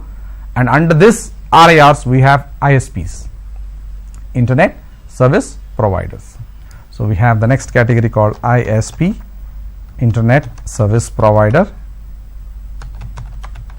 Internet Service Provider. Internet Service Provider. Under that ISP category, we have the end users. It could be like broadband users like you and me, or it could be organizations. Organizations like companies, government officers, even companies like Google, Cisco, Microsoft, all these are also organizations which take internet bandwidth from the ISPs. Not just bandwidth, basically this allocation of IP addresses. And these IP addresses are so important, but without an IP address you will not be able to send or receive data. And these IP addresses are further categorized into 2 types called public IP addresses and private IP addresses. The purpose of the public IP addresses is to access internet, and when ISP allocates IP address to us, it will be a public IP address, and as a prerequisite to access internet, one must have a public IP addresses. But not necessarily all organizations will want to connect to internet all the time. or maybe there are certain groups of users who should not be accessing internet at all, or maybe there are some computer labs we have in college and school and university where they are meant to only communicate within the organization, within the library or within the laboratory. So we have a certain set of IP addresses reserved for this internal use, and they are called as private IP addresses. These private IP addresses are not usable or not routable on internet. So to access internet, one must have only public IP addresses, and for accessing within the organization, within the LAN, and we use private IP addresses. And private IP addresses are free. Anybody can use these private IP addresses. You have n number of computers, we can use private IP addresses without any permission or license, whereas public IP addresses are only allocated with the help of ISP. Okay, so let's now look at what we have is the octet format. These are the three classes that we mentioned. They are only usable in our networks. Class D is reserved for multicast, and class E is reserved for research and development. So in this 4 octets for class A, only the first octet is reserved for the network portion, N represents network portion, and the 3 octets are meant for the host portion. We will discuss about what this network and host represents. And similarly, the class B represents 2 octets are network bits and 2 octets are host bits. And in class C, we have 3 network octets and only 1 host octet. So N represents the network portion, H represents the host portion. So N represents a network, the network to which this computer belongs to, and H represents the individual IP address of these local computers. Let's suppose we have a network of 100 computers. These 100 computers will have a unique IP address for each of them, which is represented from the host portion. But to give one identity for this whole network, we represent it by a network address, also called network ID. So we're going to look at how to identify the whole network with one IP address called network ID or network address, and the individual addresses are called as host addresses or valid IP addresses. Within the network, every computer will have a valid unique IP address, and all the network will be represented by one single IP addresses called network ID. So there is a simple formula to understand how to identify this network address and the valid IP address. Also, there is a very special address called broadcast address. If one computer wants to send a message to all the other computers at one single time, then we call that as a broadcast. We call that as a broadcast. So this is a special address reserved in the network. So there are 2 special addresses reserved in the network called network ID and the broadcast ID. These are also called as network address and broadcast address. Apart from these 2, all other IP addresses are valid IP addresses, and we can use it in our networks. So let's look at how to identify this network and broadcast address and valid IP address. So we have the first one as network address. This is also called as network ID. So in an IP address format, which we have just seen, if the bits, all the bits are value set to 0 in the host portion, remember there is n.h.h.h for class A. So the first statement, which is representing the network address, all bits are set to value 0, and it is called as host portion. In the host portion, if the value is set to 0, such type of addresses are called as network addresses. And then the IP address, when all the bits values are set to 1 in the host portion, so when the values are set to 0, it is called as network address. When all the bit values are set to 1 in the host portion, it is called as broadcast address. So network address and broadcast address are the 2 unique IP addresses, and these 2 addresses cannot be assigned to the hosts. We cannot assign these IP addresses to the host. Only a valid IP can be assigned to the host. So remember, network address is always the very first address in the group, very first IP address in the group, either it is class A or class B or class C. The network ID is always the first IP address. whereas the broadcast IP address is the last IP address. So the valid IP addresses are the ones which are in between the network address, which is the first address, and the broadcast address, which is the last address. So between the first address and the last address we have valid IP addresses, and only valid IP address can be assigned to the local computers, to the servers, to the printers, to the smartphones, to the tablets. All these network devices have an IP, and that is called as valid IP address, and that is the one which is very important, that allows us to communicate from the local network to the remote network, or from the source and destination. So it's important to know that there are two versions of IP address, that is IP version 4 and IP version 6. IP version 4 was the earliest one to be developed in the 1980, and it consists of 32 bits divided into 4 octets, and they are classified into 5 different classes. Among these, class A, class B and class C are important, because only these classes are the ones which we use for local LAN communication and wide area network communication, or in short for internet and intranet purposes. And class D addresses are reserved purely for multicast purposes, and the last one, which is class E, is reserved for research and development.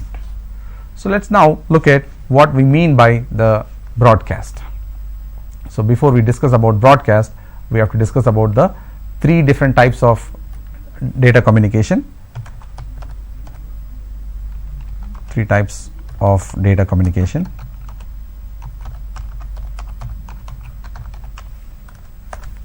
These are the 3 different types of data communication,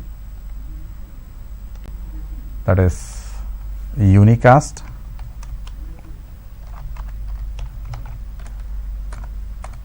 two multicast, and 3 broadcast. So what is the difference between these 3?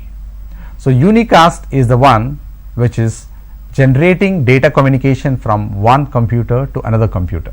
This is called as unicast. And multicast is the data sent by one computer to a group of computers. Unicast is computer communication from one computer to another computer, or from between the source and the destination, or between the client and the server. Or you open a browser on a computer and type zoomgroup.com. So you are generating a request on the local PC, and the request is going to that server. So this is a unicast communication, communication from one computer to another computer, or communication from one computer to the server, or communication from one computer to the printer. These are all the examples of unicast communication. In short, we call data communication from one source computer to one destination computer is called unicast. And the multicast is data communication from one computer to a group of computers. There is a difference between all computers and a group of computers. For example, just to understand this multicast, we have radio, right? And the radio, there are different channels. So you tune to the frequency, you get that program from that particular channel. So similarly, multicast is you are sending data on one particular multicast IP address. Members in the network who belong to that particular multicast group only will receive. This is called as multicast communication. And then we have the last method of communication, that is broadcast, and this broadcast is message sent to everybody in the network, to everybody, all the computers in the network. That's why it is reserved. So unicast is a specific data communication between 2 computers. Multicast is communication from one computer to a group of computers in the network, not all of them, very specific group. And then broadcast is from one computer to all the computers in the network. This is called as broadcast. So these are 3 different types of communication. And for multicast, we have a set of IPs under the class D category reserved. So to our computer, we cannot assign these addresses, not available. Class D addresses are not available for computers to use. Also in the class A, B and C, some IP addresses are reserved. Though we have got the scope and range for each class, if you look at class A, starts from 0.0.0.0 and ends with 127.255.255.255. But among these, the very first address, which is 0.0.0.0, and the very last address, which is 127, are reserved. We cannot use them. So from 0 to 127, 0 and 127 are reserved. So the effective usage of class A addresses is from 1.0.0.0 and ends with 126.255.255.255. 0 has been set aside and reserved, cannot be used, whereas 127 is reserved for loopback purpose.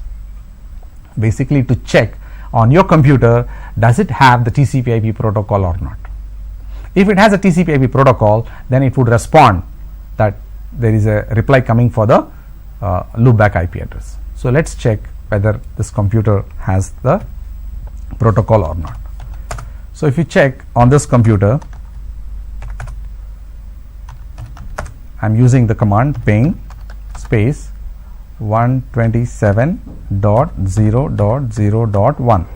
So this is the IP address that we have set aside, and then we have got a reply from the same IP address 127.0.0.1. We are trying to communicate with that particular IP address and we are getting response from that particular IP address. So this is the loopback IP address. Not only this particular IP address, any IP address in this series will provide the same response, because this is a loopback IP address, and loopback IP address is only to check whether there is communication within the local operating system. So all these IPs are reserved only for the loopback test. And then let us look at how to assign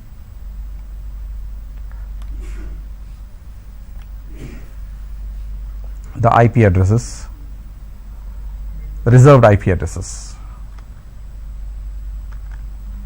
The reserved IP addresses are in class A. In class A we have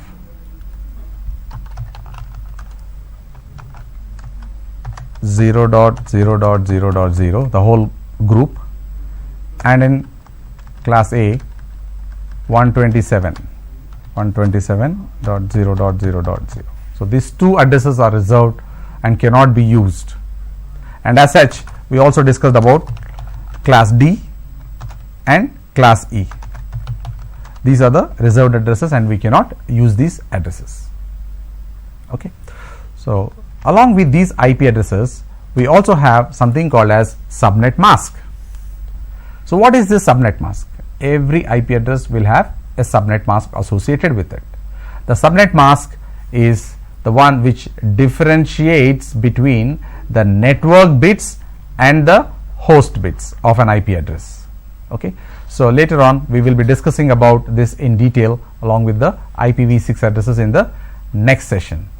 So in this session we will conclude by discussing about the functions of the network layer, routed protocols, routing protocols, and the IP address and subnet mask with respect to IP version 4. In the next session we will discuss about IPv6 and other functions of the network layer protocol. Thank you for watching this.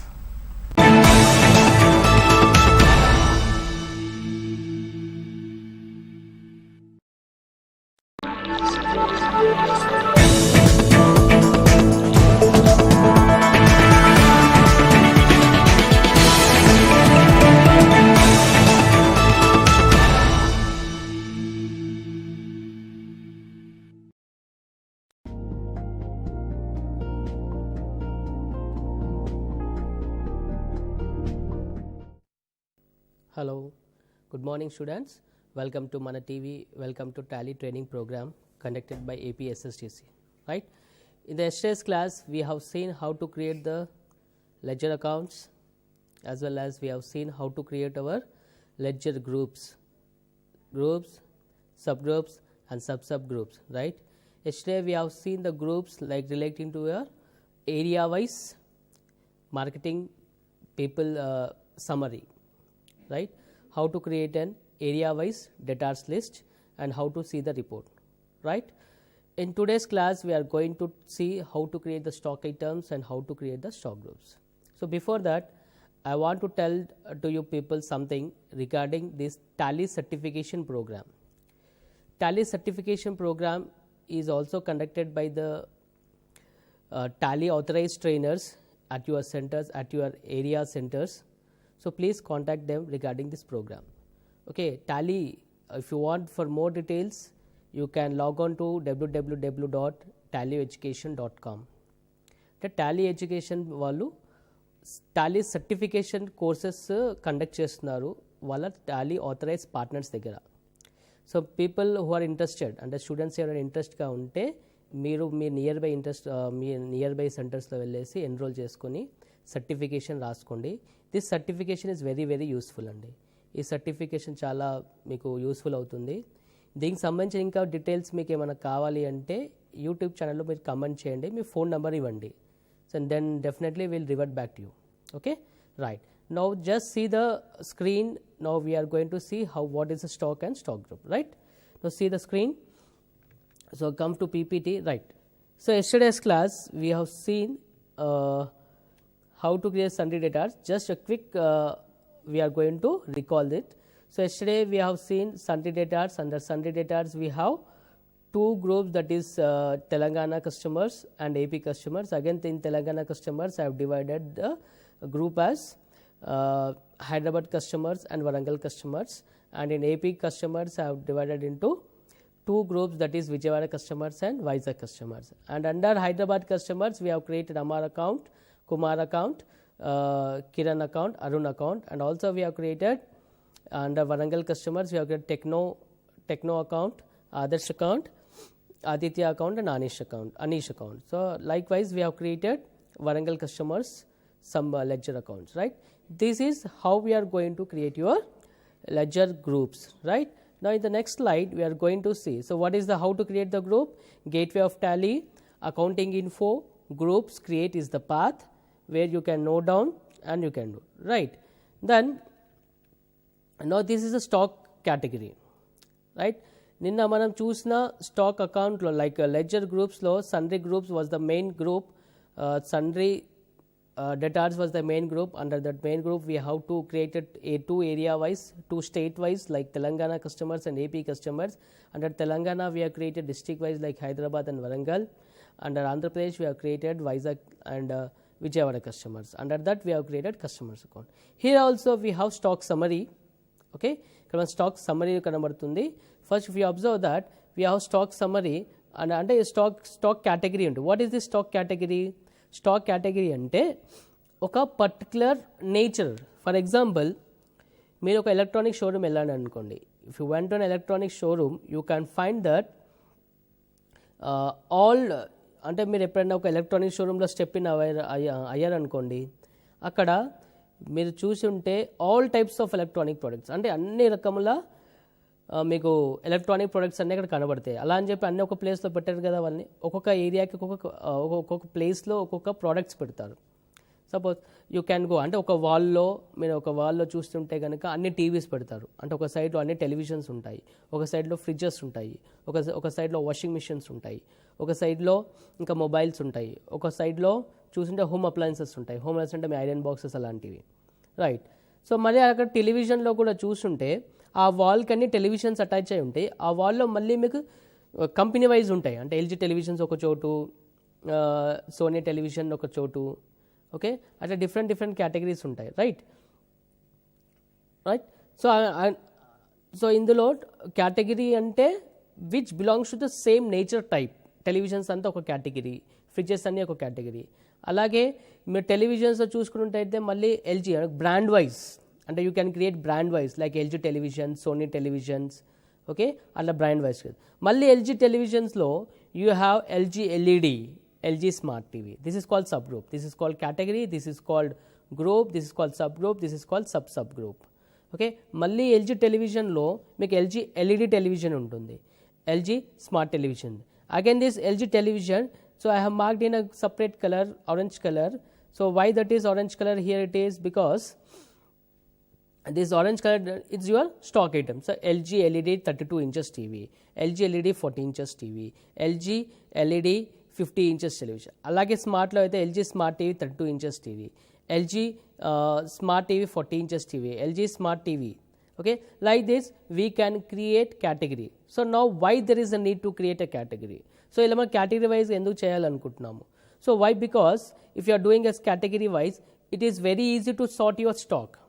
So tomorrow if your boss asking that what is the stock of televisions. What is the total stock of televisions? Then you can easily say that, sir, we got total stock television is this much. Okay, again in this, what is the stock for LG brand? What is the stock for Sony brand? Or what is the stock for XYZ brand? Okay, అలాగే మళ్ళీ LG టెలివిజన్లో like LG LED TV ఉంటుంది, LG smart TV ఉంటుంది. So by this we can arrive the stock summary very easy. అంటే మనకి ఏ category stock ఎక్కువ అవసరం పడుతుంది, ఏ స్టాక్స్ ఎక్కువ మూవ్మెంట్ అవుతుంది. So according to this we can buy the televisions, we can place the orders televisions to the market, to the suppliers, and we can buy the product. So this is the main reason why we are going to create the stock category wise, grouping wise, summary wise, right? So students, we have seen here many stock like category wise. So ఈ category గానీ brand wising grouping గానీ it depends upon your where the student is working. అంటే ఇప్పుడు నేను చూపించిన example అలాగే ఉండాలని rule ఏం లేదు. Okay, when you are going on job, so the situations may be different. Okay, ఇక్కడ మనం ఏం చేసాము అంటే LG టెలివిజన్స్ అనేది కంపెనీ బ్రాండ్ వైజ్ చేసాం, రైట్? LG టెలివిజన్స్ ఒక బ్రాండ్, సోనీ టెలివిజన్స్ ఒక బ్రాండ్. మళ్ళీ LG టెలివిజన్స్లో LG ఎల్ఈడియా, LG స్మార్ట్ టీవీయా, LG కర్వ్ టీవీయా, సంథింగ్ లైక్ దట్. అలాగే సోనీలో కూడా Sony LED, Sony LCD, Sony smart TV, Sony smart TV, Sony 4K TVs, Sony HD TVs. So you can make the sub group wise also. Why? So ఇవన్నీ ఎందుకు అంటే మనకి easy identification.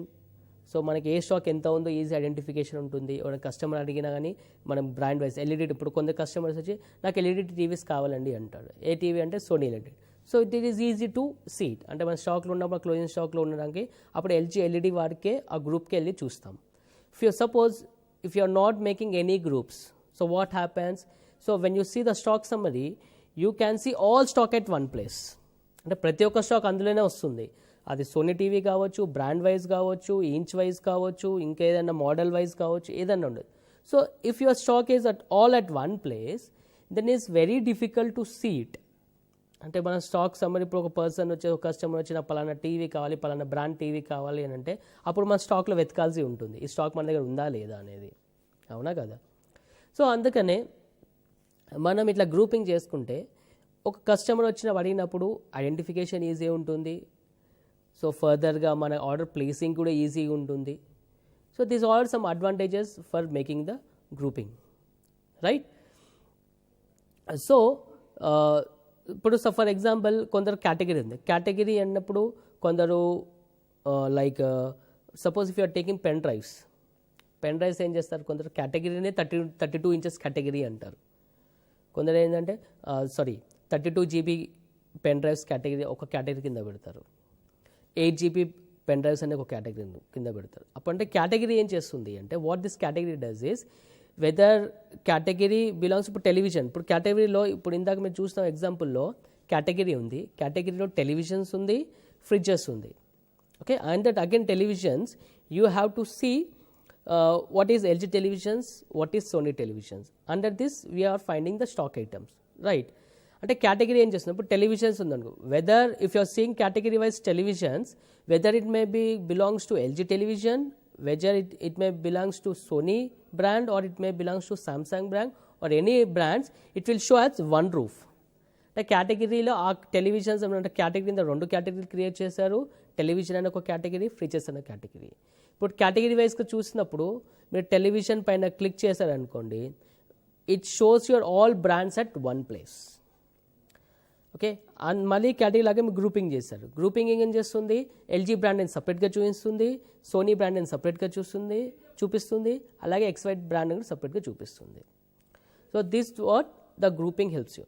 Now in Tally we are going to see how to activate the categories, how to create the stock items and all. Okay, so please watch the screen. Right, so in the same yesterday's group we are going to do. So before that, to practice you all, what I done is I will show you one workbook, right?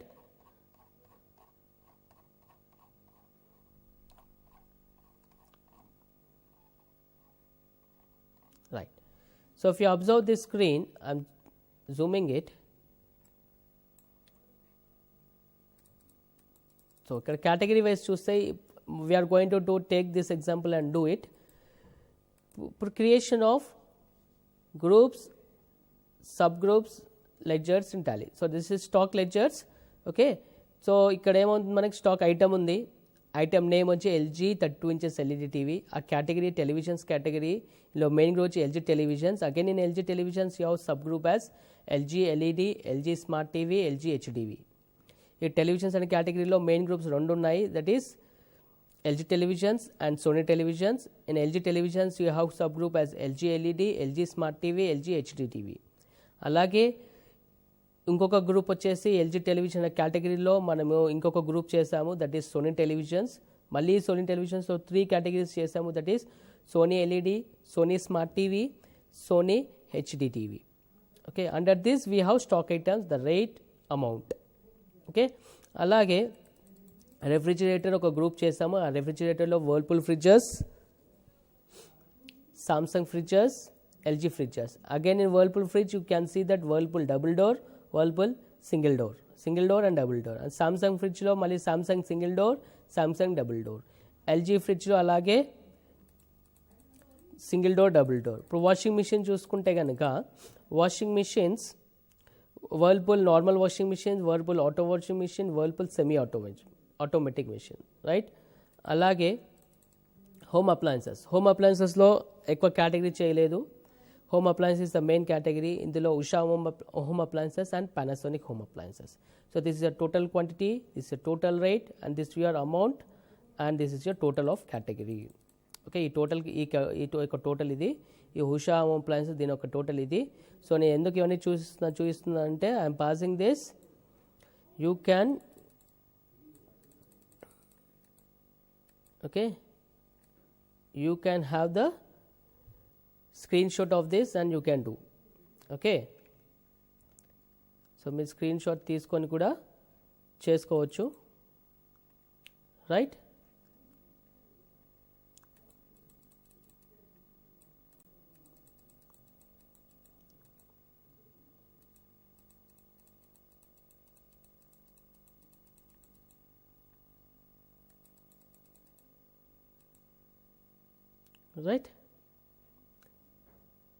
Right, now we are going to do this in Tally, right. So how to do that?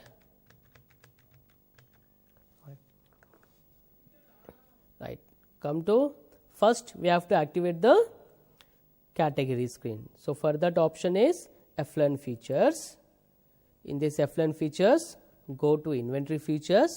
In this inventory features, now you have category here. Okay, maintain stock category, yes, and save it. Okay, once again I am repeating, gateway of Tally low, press F11 features. In this F11 features, press inventory features. In this inventory features, in stock and classification, press maintain stock category, yes. Okay, this is how to activate your stock category. Now in the given examples, these all are sold in quantity, that is in numbers. Okay, so before going to create a stock item, okay, we have to create units of measures.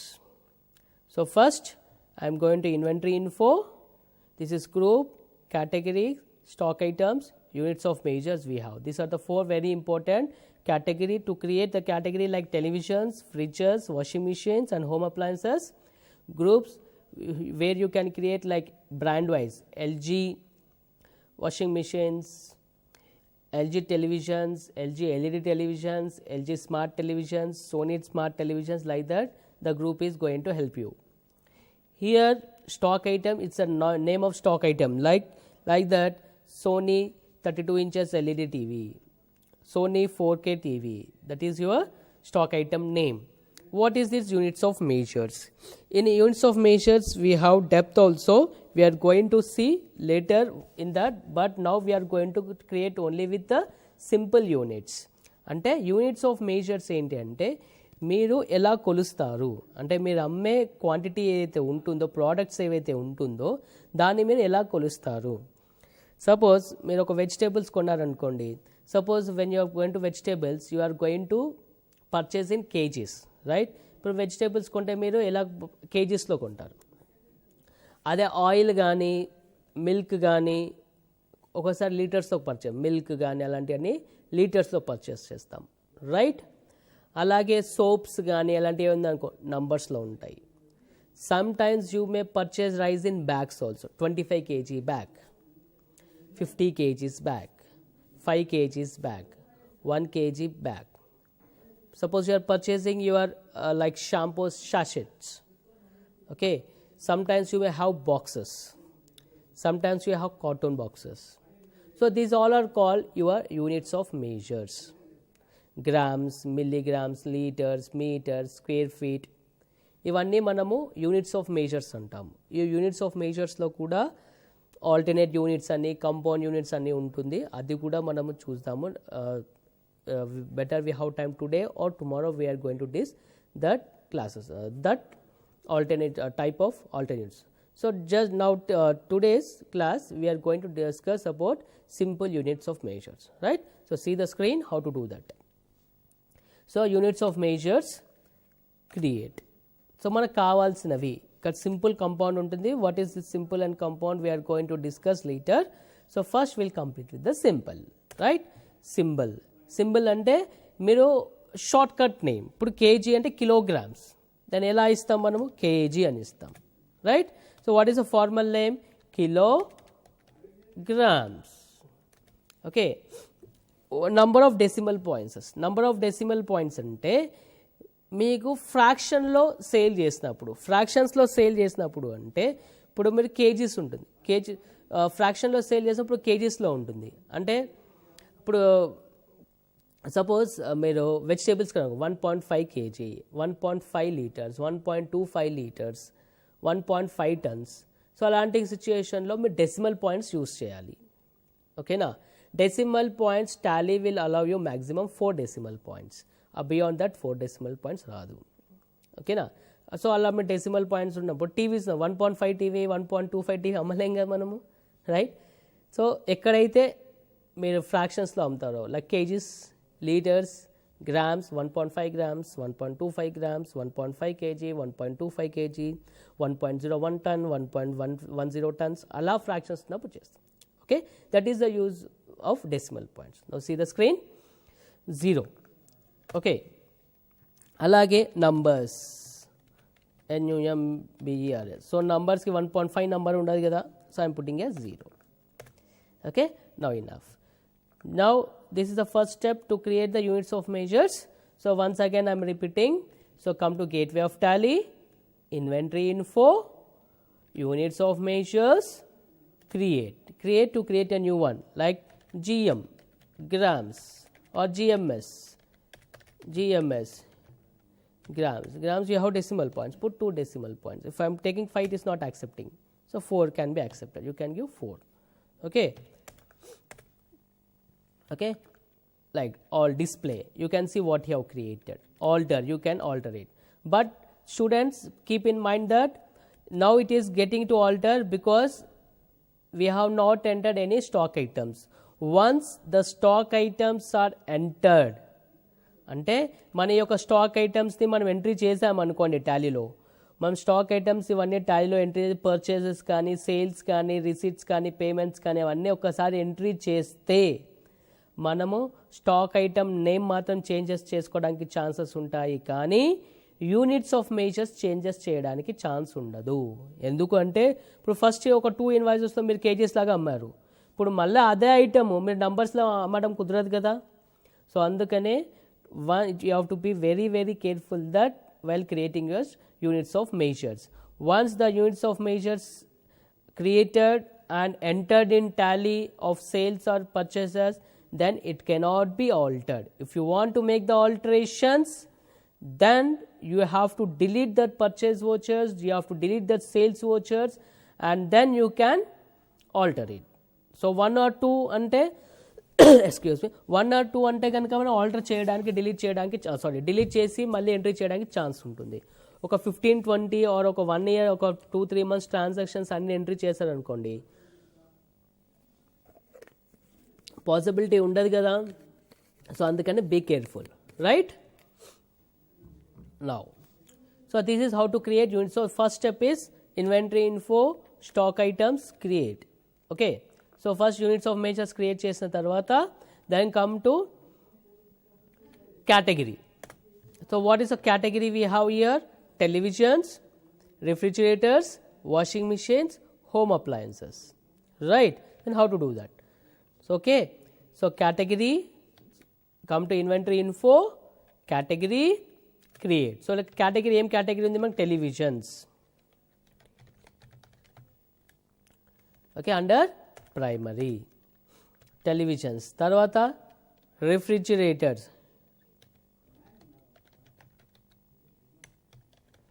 okay,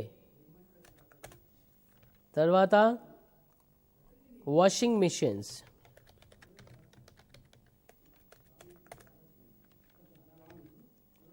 తర్వాత home appliances. Okay, so ఈ విధంగా మనం categories create చేసాం. Categories తర్వాత మనకు ఏం కావాలి? Main group. Okay, main group. What is the main group here? LG televisions. So category అయిపోయింది కదా, మళ్ళీ అదే స్క్రీన్లో మనం కేటగిరీ తర్వాత గ్రూప్కి వెళ్తాం. Create. So what is the group name? LG television under primary. So primary అంటే మెయిన్ గ్రూప్ అని అర్థం. Quantities of items be added, yes. మనం ఏదైతే సేల్స్ పర్చేస్ చేస్తామో అన్ని క్వాంటిటీస్ ఆ గ్రూప్లో యాడ్ అవ్వాలి కదా, అందుకని ఎస్ అంటున్నారు. అలాగే Sony televisions,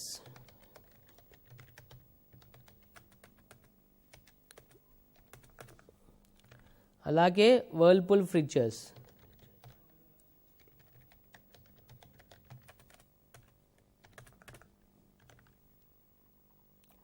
Samsung fridge,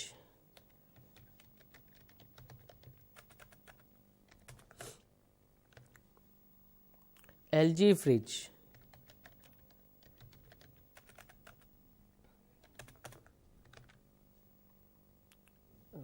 Usha home appliances, తర్వాత Panasonic home appliances. So here we have created the main groups. Under this main group we have to create subgroups, right? What is the subgroup name? So LG television lo manaki em kavali? LG LED TV under LG televisions. అలాగే LG smart TV under LG. ఇప్పుడు LG television select చేసుకున్నారు అనుకోండి, దానికి sub group అయిపోతుంది.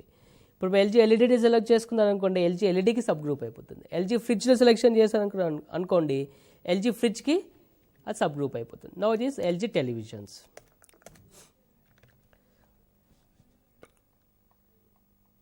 Okay, now LG HD, LG HD, LG HD TV, LG under LG televisions. అలాగే Sony LED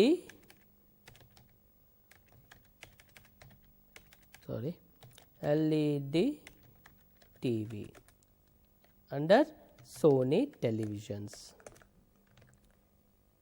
Sony Smart TV under Sony televisions. Sony HD TV under Sony televisions.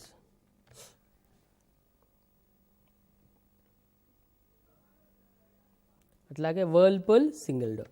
So మీరు ఇంకోటి ఏం చేయవచ్చు అంటే, ఇప్పుడు వర్ల్పూల్ సింగిల్ డోర్ ఉంది, typing చేయడానికి కష్టం అవుతుంది. దెన్ ఇక్కడ కాపీ చేసుకోండి, Ctrl+C. దెన్ ఇక్కడ పేస్ట్ కావాలంటే జనరల్గా మనం ఎంఎస్ ఆఫీస్లో వాటిలో Ctrl+C అంటే కాపీ, Ctrl+V అంటే పేస్ట్. బట్ ఇక్కడ Ctrl+Alt+V is the paste. Okay, Ctrl+Alt+V is the paste command. So మీరు కంట్రోల్ ఆల్ట్ విఎన్ ప్రెస్ చేయండి. Under Whirlpool fridges simple. అలాగే Whirlpool double door,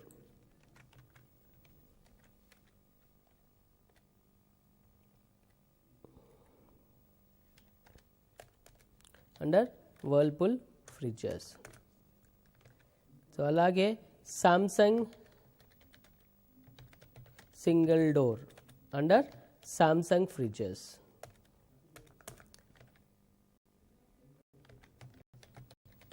Samsung double door under Samsung fridges.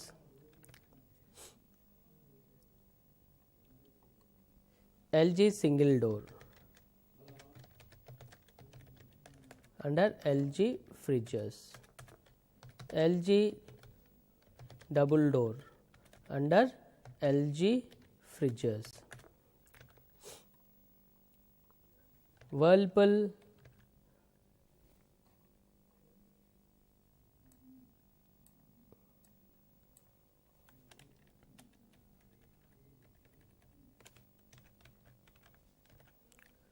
Whirlpool normal washing machine.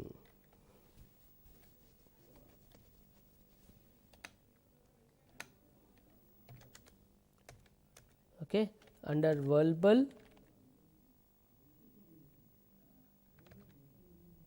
washing machines. So here Whirlpool washing machines we have not created, so I am pressing Alt C and creating.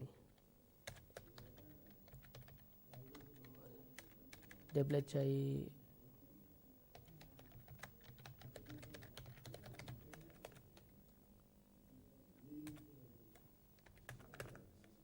okay. So if you are missing anything you can add it. అలాగే shortcut లో Whirlpool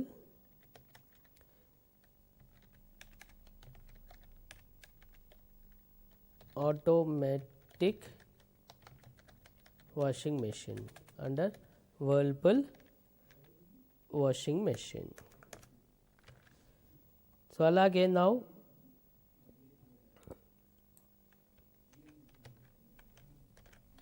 LG normal washing machine under LG washing machine not available, so I am creating LG washing machine under primary. Yes,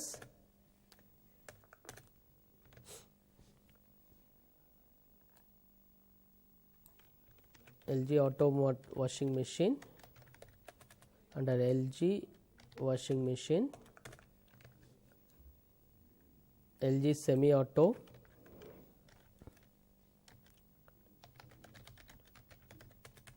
under LG washing machine. Okay, atlage next Usha home appliances.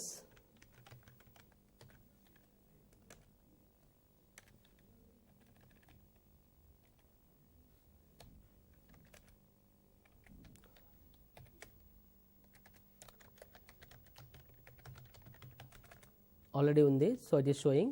Okay, so if you, right, so like this we have created all the categories, main group and subgroup. Now come to the stock items. So what is the stock item name is LG 32 inches LED, LG 32 inches LED. So inventory info. So first we have created units of measures, then we have created category, then we have created a group. Now we come to stock items, create. Okay, LG 32 inches LED TV under ఇక్కడ చూడండి under a group ఇది LG LED TV కదా, so LG LED TV group select చేసుకోండి. Category ఏం category ఇది televisions. Units ఎలా అమ్ముతాం మనము నంబర్స్లో అమ్ముతాము. Okay, here if you observe here the screen is very small, అంటే ఇక్కడ మనం ఏదైతే ఎంట్రీస్ చేస్తామో నార్మల్ ఎంట్రీలో చేస్తున్నాము. If you go for F12 okay and press advanced entries in masters, then your screen will be elaborated and more columns will be appeared. So what is the use of that? We are going to see now. So first LG television ఇచ్చాము, under a group sub group select చేసుకున్నాము, category select చేసుకున్నాము, unit select చేసుకున్నాము. Okay, ఇక్కడ costing మెథడ్లో అంటే students who are in final year groups or costing subjects, we have different costing methods like FIFO method, LIFO method, weighted average method. So what the stock you are maintaining, you have to select here. FIFO ante first in first out, LIFO ante last in first out. FIFO method ఉంటుంది, అలాగే LIFO ఉంటుంది మీకు ఇక్కడ. FIFO కానీ LIFO కానీ, so whatever you want you can select here, but most of the business will use FIFO method, first in first out, అంటే first వచ్చింది ఫస్ట్లో అమ్మాలి. ఓకే, ఫర్ ఎగ్జాంపుల్ మన ఏప్రిల్లో ఒక స్టాక్ కొన్నాము, మేలో ఒక స్టాక్ కొన్నాము. సో ఫస్ట్ మన ఏప్రిల్లో కొన్న స్టాక్ అంతా అమ్మేసిన తర్వాత మేలో ఉన్న స్టాక్ అమ్మాలి. That is the rule of first in first out. Okay, and quantity, give the quantity here. So what is the stock of LG LED TVs here? 5 numbers, right? Okay, 5 numbers 25,000. So 5 numbers 25,000. Okay, automatically come. Next, what is the LG? So copy paste option use చేస్తున్నాను ఇక్కడ నేను. LG LED 40 inches TV. Okay, under LG LED television numbers. So first in first out, control and. Okay, any quantity 35,000. Okay, అలాగే LG. So ఇక్కడ first in ఒకటి మొత్తం complete చేస్తాను, televisions total, LG televisions total complete చేసి మిగతాదాన్ని కొన్ని stock items చేస్తాం, మనకి time ఉండదు కదా. TV, okay, LG LED TV. Okay, under televisions numbers, 5 numbers 45,000. Okay, అలాగే LG smart TV. Okay, under LG smart TV, category televisions, numbers, control and that is also 5 numbers 30,000. Okay, next LG 40 inches smart TV.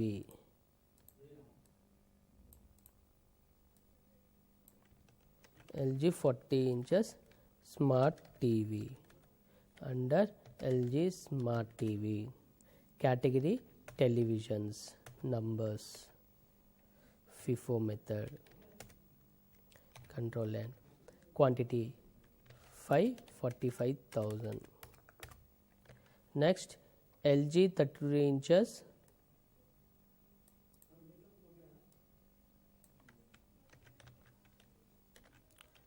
smart TV, under LG smart TV, televisions, units, numbers, control end.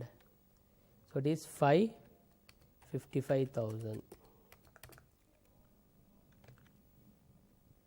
Okay, next LG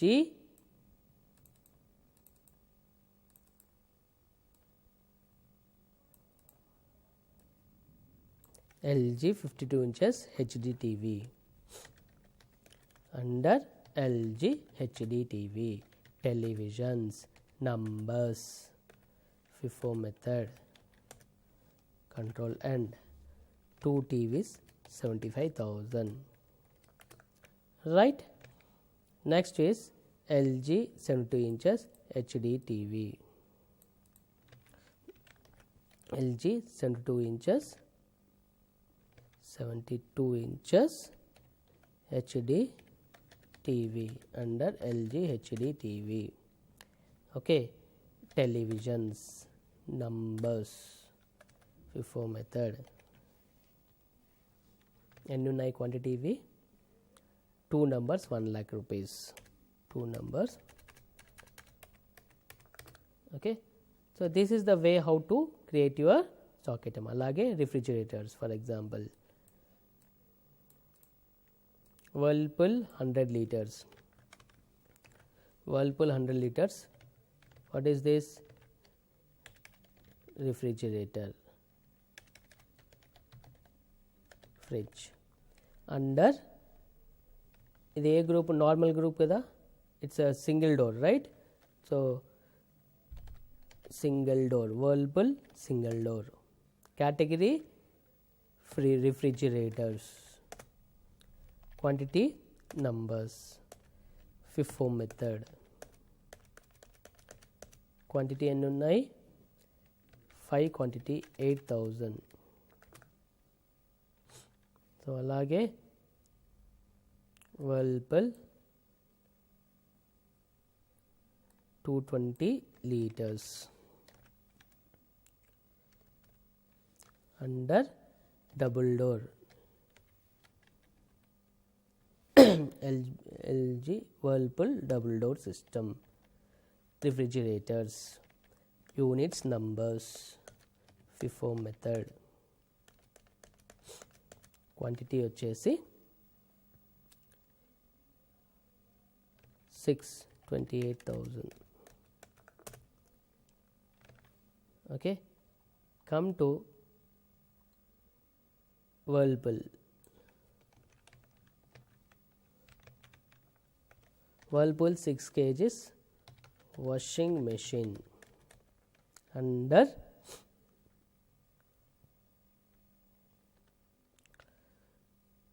normal Whirlpool normal washing machines. Numbers. FIFO method.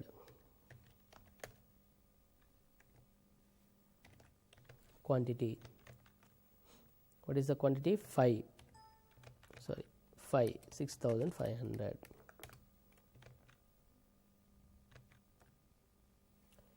Right? అలాగే Whirlpool 8 kgs automatic auto washing machine. Under auto Whirlpool automatic washing machine.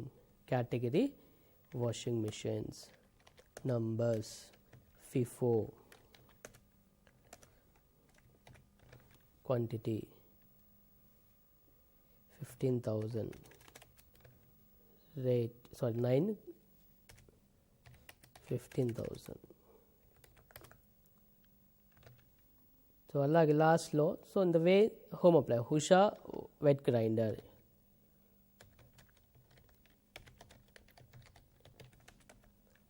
Under Usha home appliances. Numbers.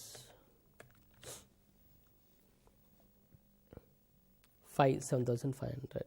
FIFO method.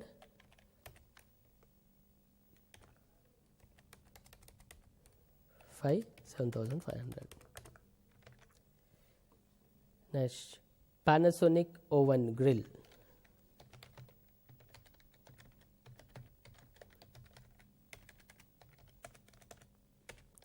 Under Panasonic home appliances. Category home appliances. Numbers. FIFO.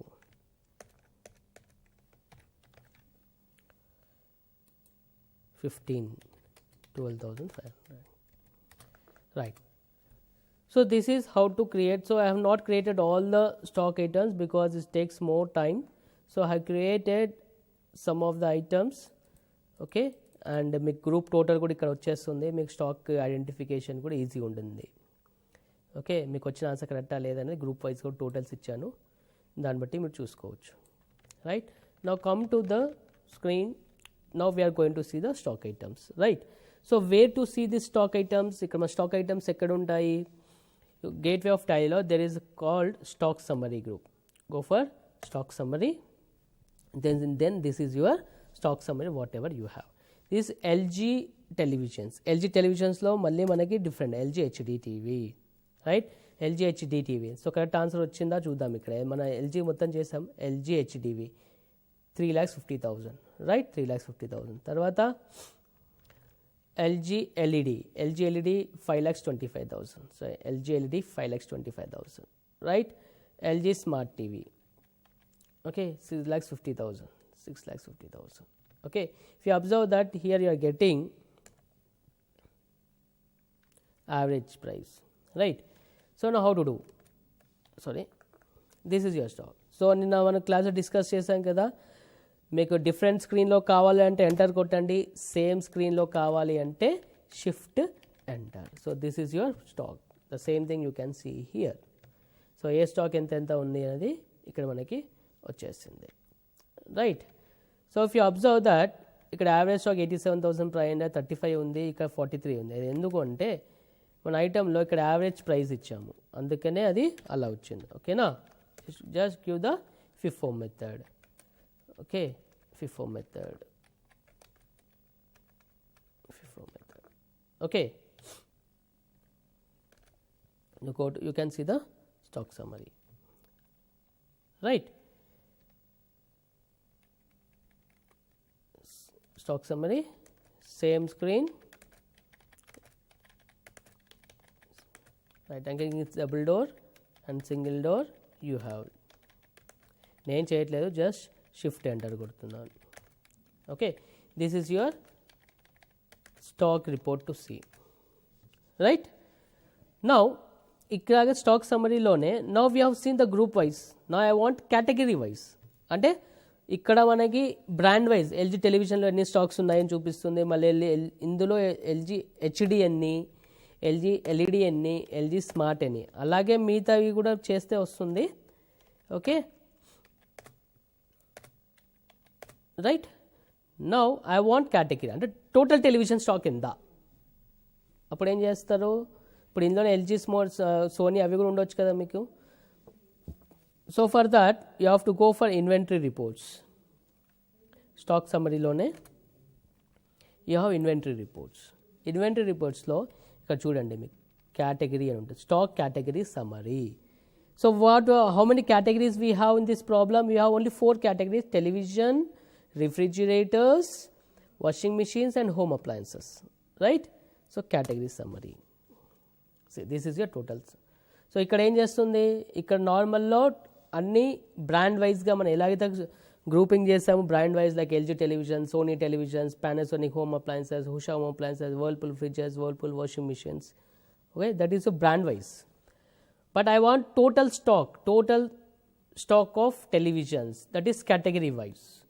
Go for inventory report, stock category summary, home appliances, then press enter, whatever the home appliances you will get here. Refrigerators, what is the total stock under this, you are going to get here. Now televisions, press enter, you can see all the televisions here. ఇందాక మన televisions చూసినప్పుడు LG HD సపరేట్గా వచ్చింది, LG LED సపరేట్గా వచ్చింది, LG smart సపరేట్గా వచ్చింది. ఇక్కడ ఏమవుతుంది, అన్నీ ఒకటే చోట వచ్చింది. So these all are the stocks which belongs to one category, that is televisions. Okay, televisions అనే కేటగిరీలో టోటల్గా స్టాక్ ఎంత, వాషింగ్ మిషన్స్ అనే దానిలో మీ స్టాక్ ఎంత. Okay, this is your right. Okay, so till now, right student, till now we have seen this stock summary. అంటే stock సమ్మరీలో మీరు ఇందాక మనం కేటగిరీ వైజ్గా చూసాము, బ్రాండ్ వైజ్ గ్రూపింగ్ లాగా చూసాము. ఓకేనా, ఇంకా గ్రూప్లో సబ్ గ్రూప్ వైజ్ చూసాము. సో మీకు ప్రతి ఒక్క ప్రాబ్లమ్ని ఎగ్జాంపుల్ చేసి చూస్తున్నాను, ఎందుకంటే మీకు కూడా ప్రాక్టీస్ చేయడానికి ఈజీగా ఉంటుంది కాబట్టి, రైట్? సో అదేవిధంగా ఇప్పుడు మనము ఇందాక ప్రాబ్లంలో we have seen only the simple units. Simple units అంటే where one item is sold on only 1 units of measures. అంటే పలానా ఒక ఐటమ్ తీసుకున్నారనుకోండి, ఆ ఐటమ్ని నంబర్స్లోనే అమ్ముతారు, లేదా కేజీస్లోనే అమ్ముతారు, లేదా లీటర్స్లోనే అమ్ముతారు. That is called simple units. One is called alternate units. What is that alternate units? How to do? We are going to see tomorrow, but let me explain what is that now.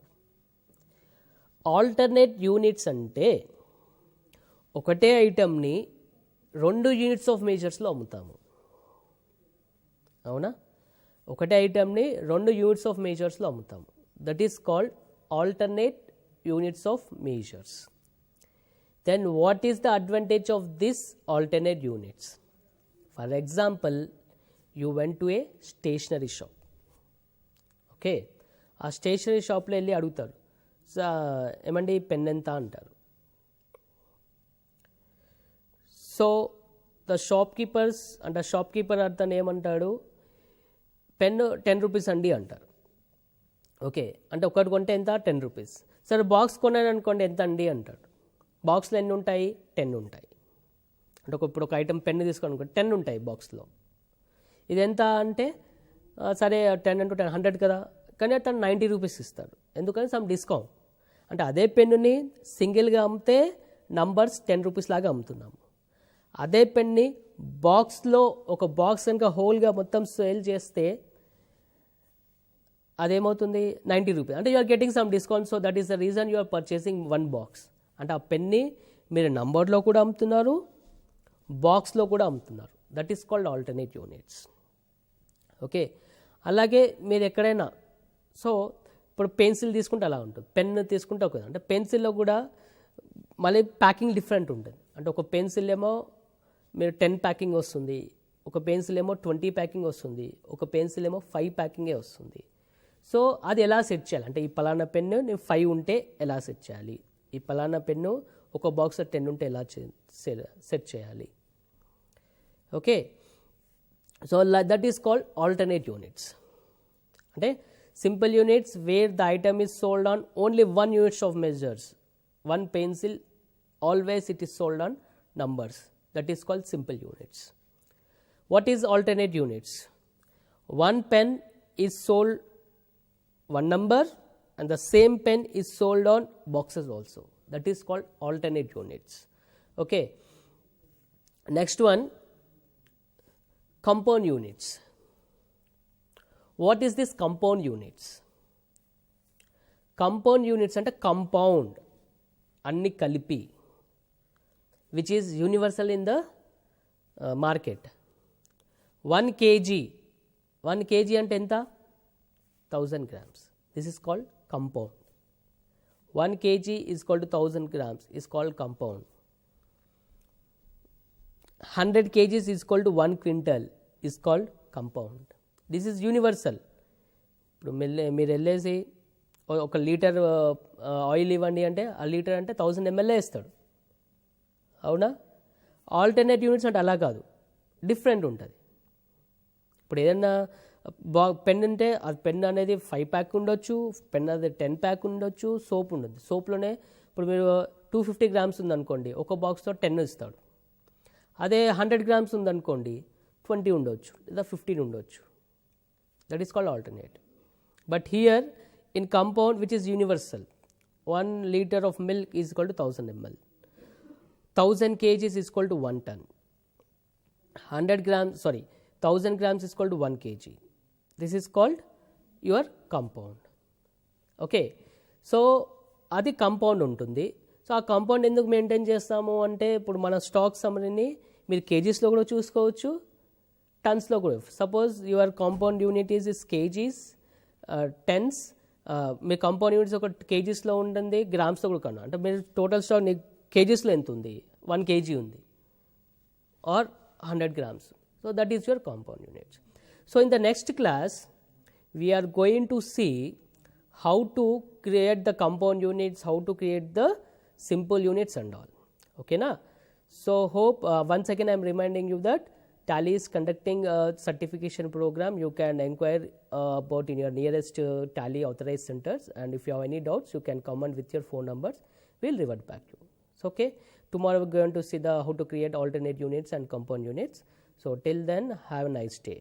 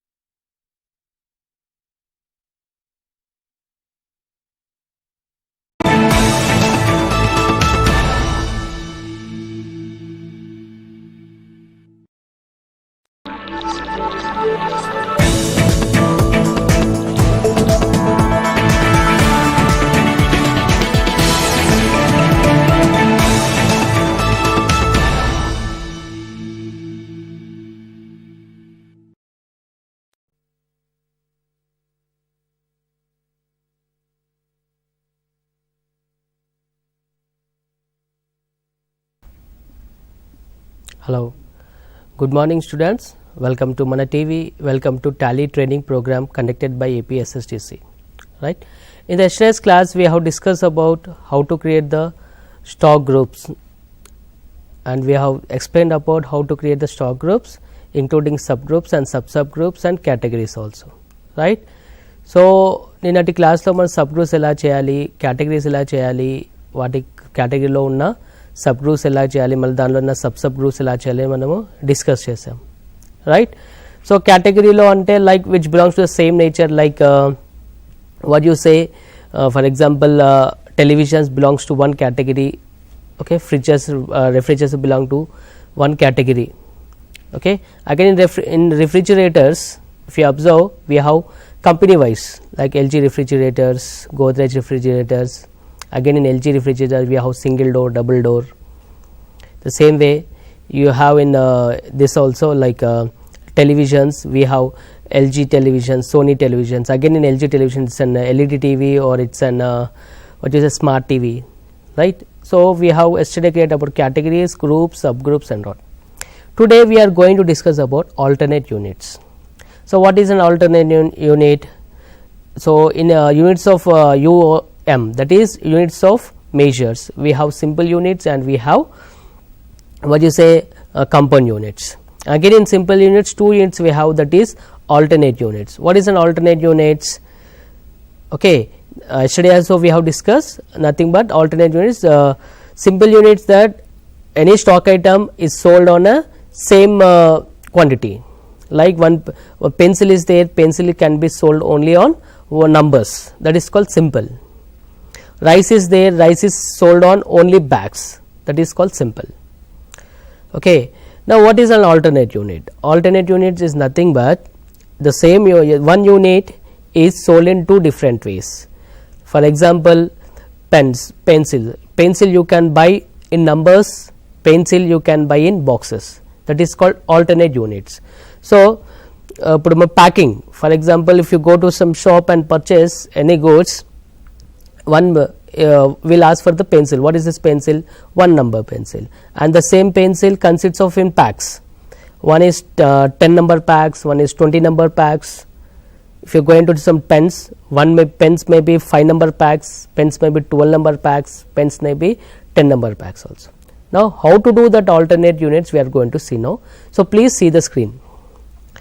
Okay. Now so how to create a units of measure? So for that purpose I am having a small problem, that create the following stock items with alternate units in Tally ERP 9. So here you are having Lux soap 1 box, alternate units is 40 numbers, opening balance is 10 numbers, rate per alternate unit rate per box is 800 rupees and the amount is 8,000. Now how to create this stock items we are going to see now. Okay.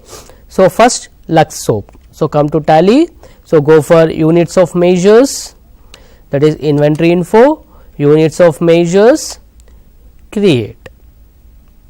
Okay, so simple. So I am telling now get that simple. Now how to convert into alternate unit? Okay, so here we have two alternate units, right? That is one is numbers and one is boxes, right. ఒకటి number లో ఉంది, ఒకటి box లో ఉంది. First ఆ రెండు units of measures మనం create చేద్దాం, right. Yesterday already we have created numbers, now we are going to create boxes,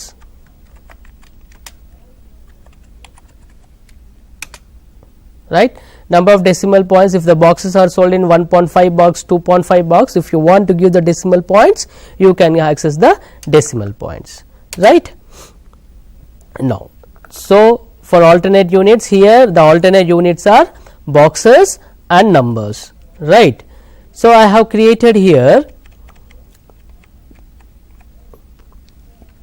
okay, just with check display.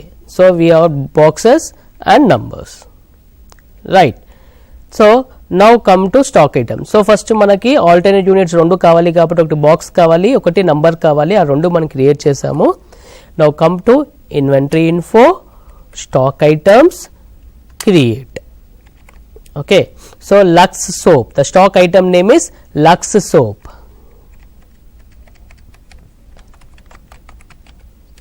Okay, category, so I am taking a separate category as soap.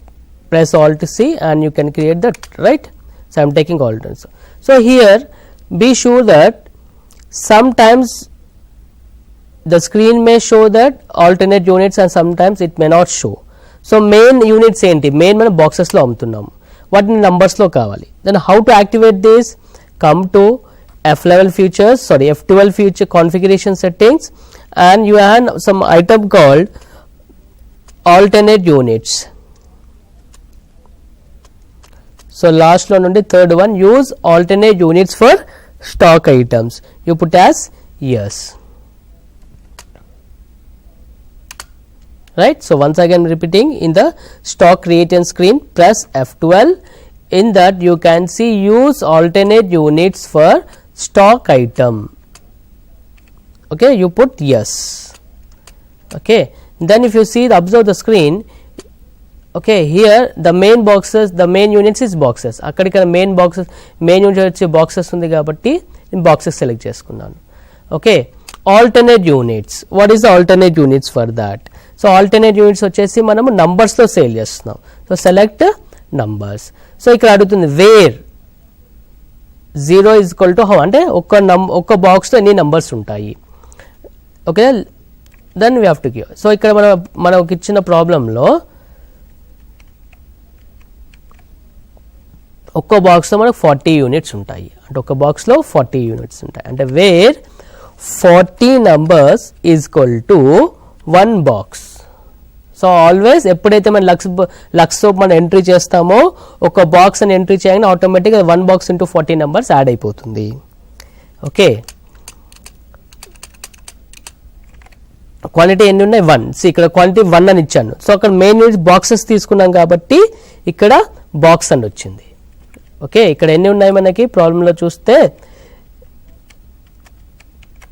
Okay main box 40, అట్లా ఎన్ని తీసుకున్నాం, opening balances ఎన్ని తీసుకున్నాం ఇక్కడ మనము 10.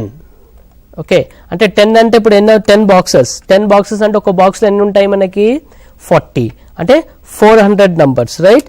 The 400 numbers automatically it is calculated, and if you observe that in the down you can see the in brackets how many numbers it has. So what is the rate per that? Rate is 800 per box per number. Per box అని ఇస్తే box తీసుకుంటుంది, per number అని ఇస్తే number తీసేసుకుంటుంది. So once again we create one more item. Okay, that is Santur soap.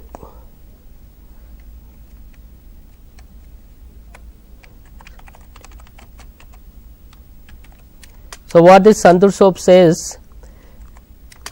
this box packing is 1 box 60 numbers. So I am taking main units as boxes, alternate units as numbers. Okay, where 60 numbers is equal to 1 box.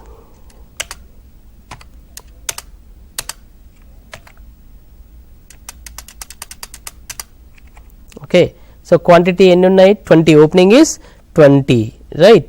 You can see opening is 20 and the rate is 1200. So opening are 20 boxes and rate is 1200.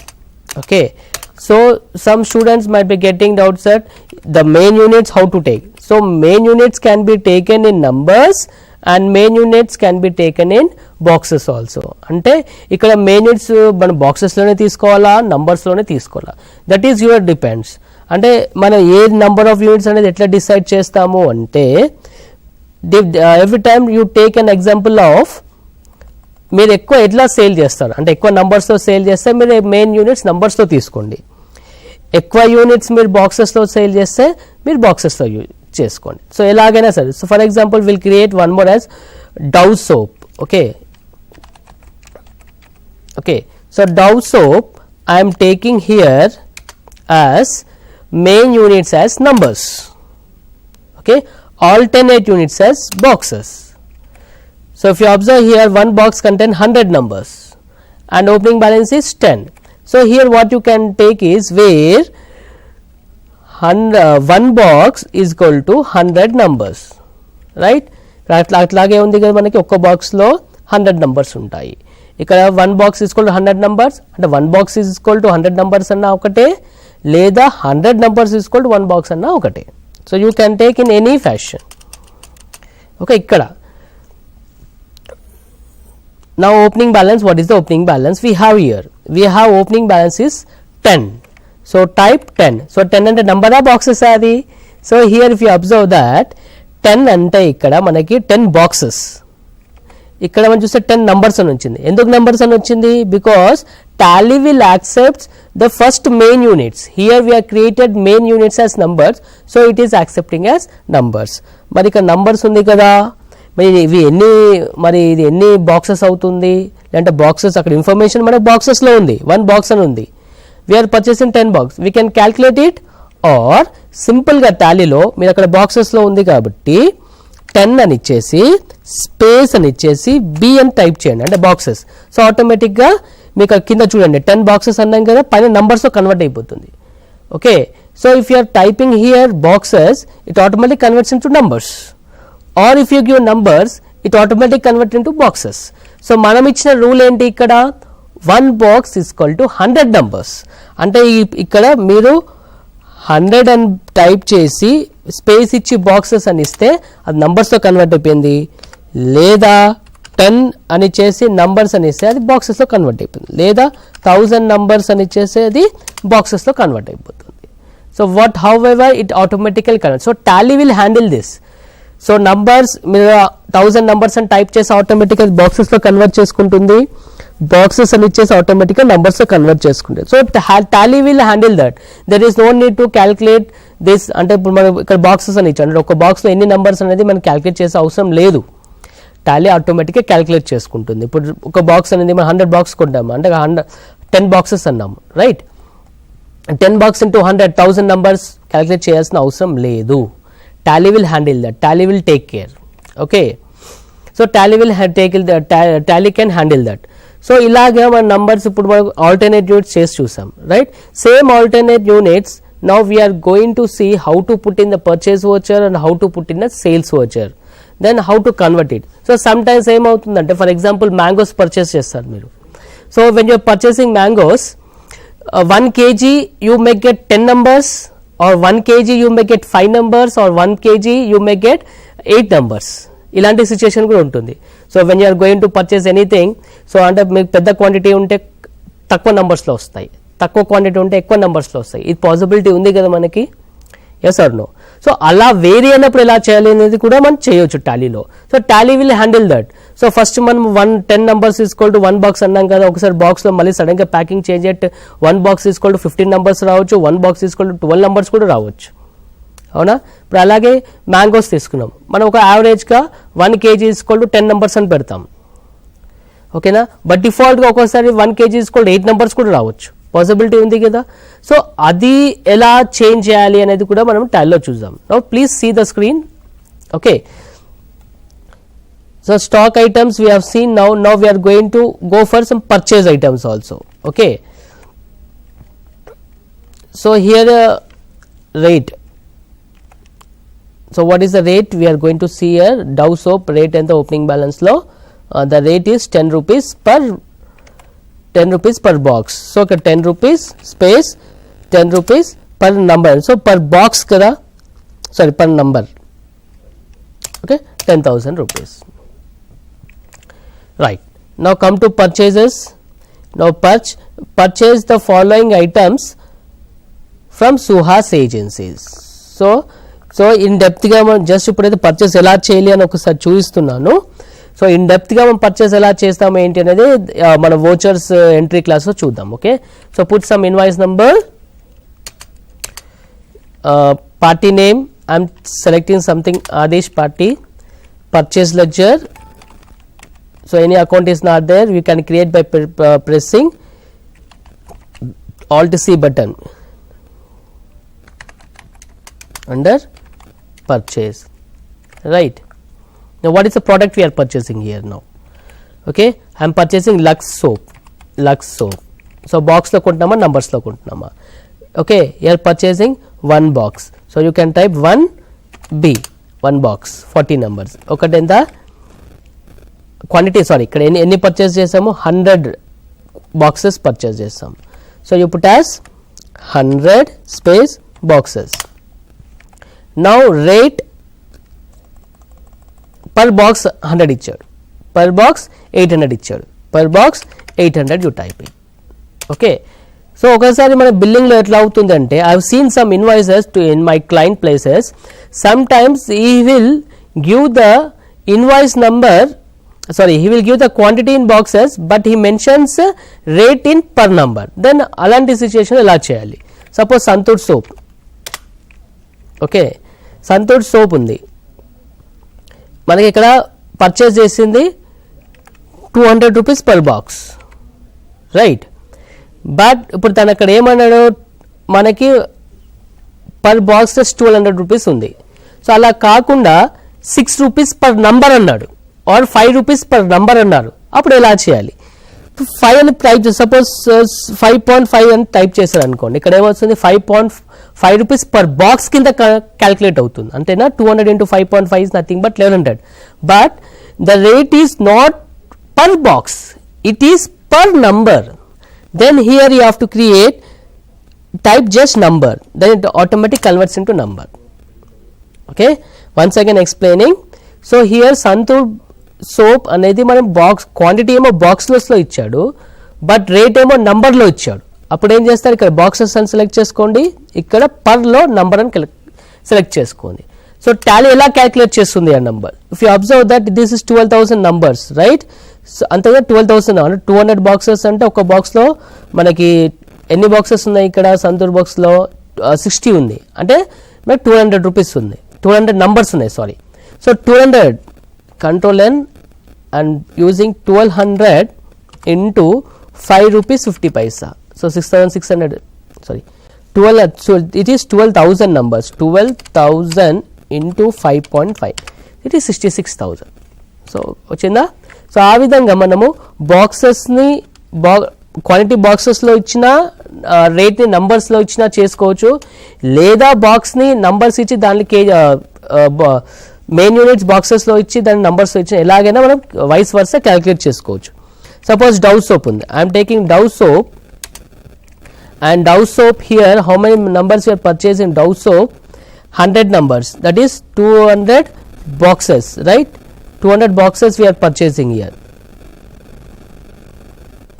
Okay, 200 boxes we are purchasing here. So in tally you can write 200 space boxes.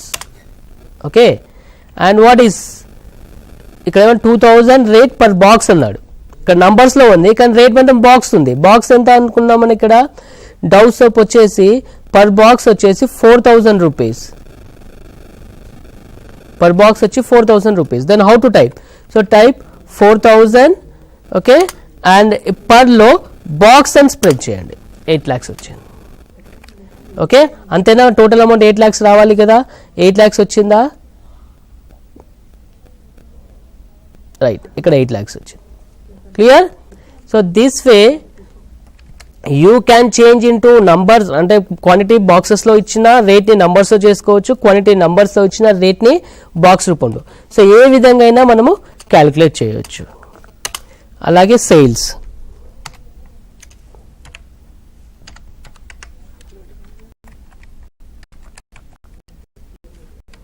So sales Sunil account, Suhas account, sales, just అది sales create చేస్తున్నాను.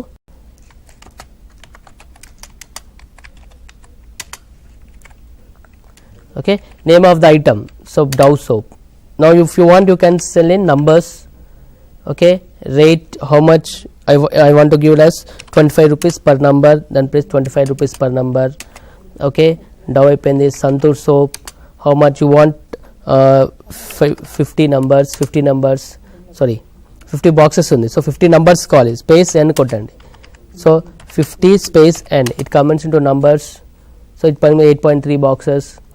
Okay, how much is the rate? If you want you can put the rate 25 rupees per number, then it is calculates. Okay, so ఏ విధంగా అలా చేసుకోవచ్చు. Okay, now for example I am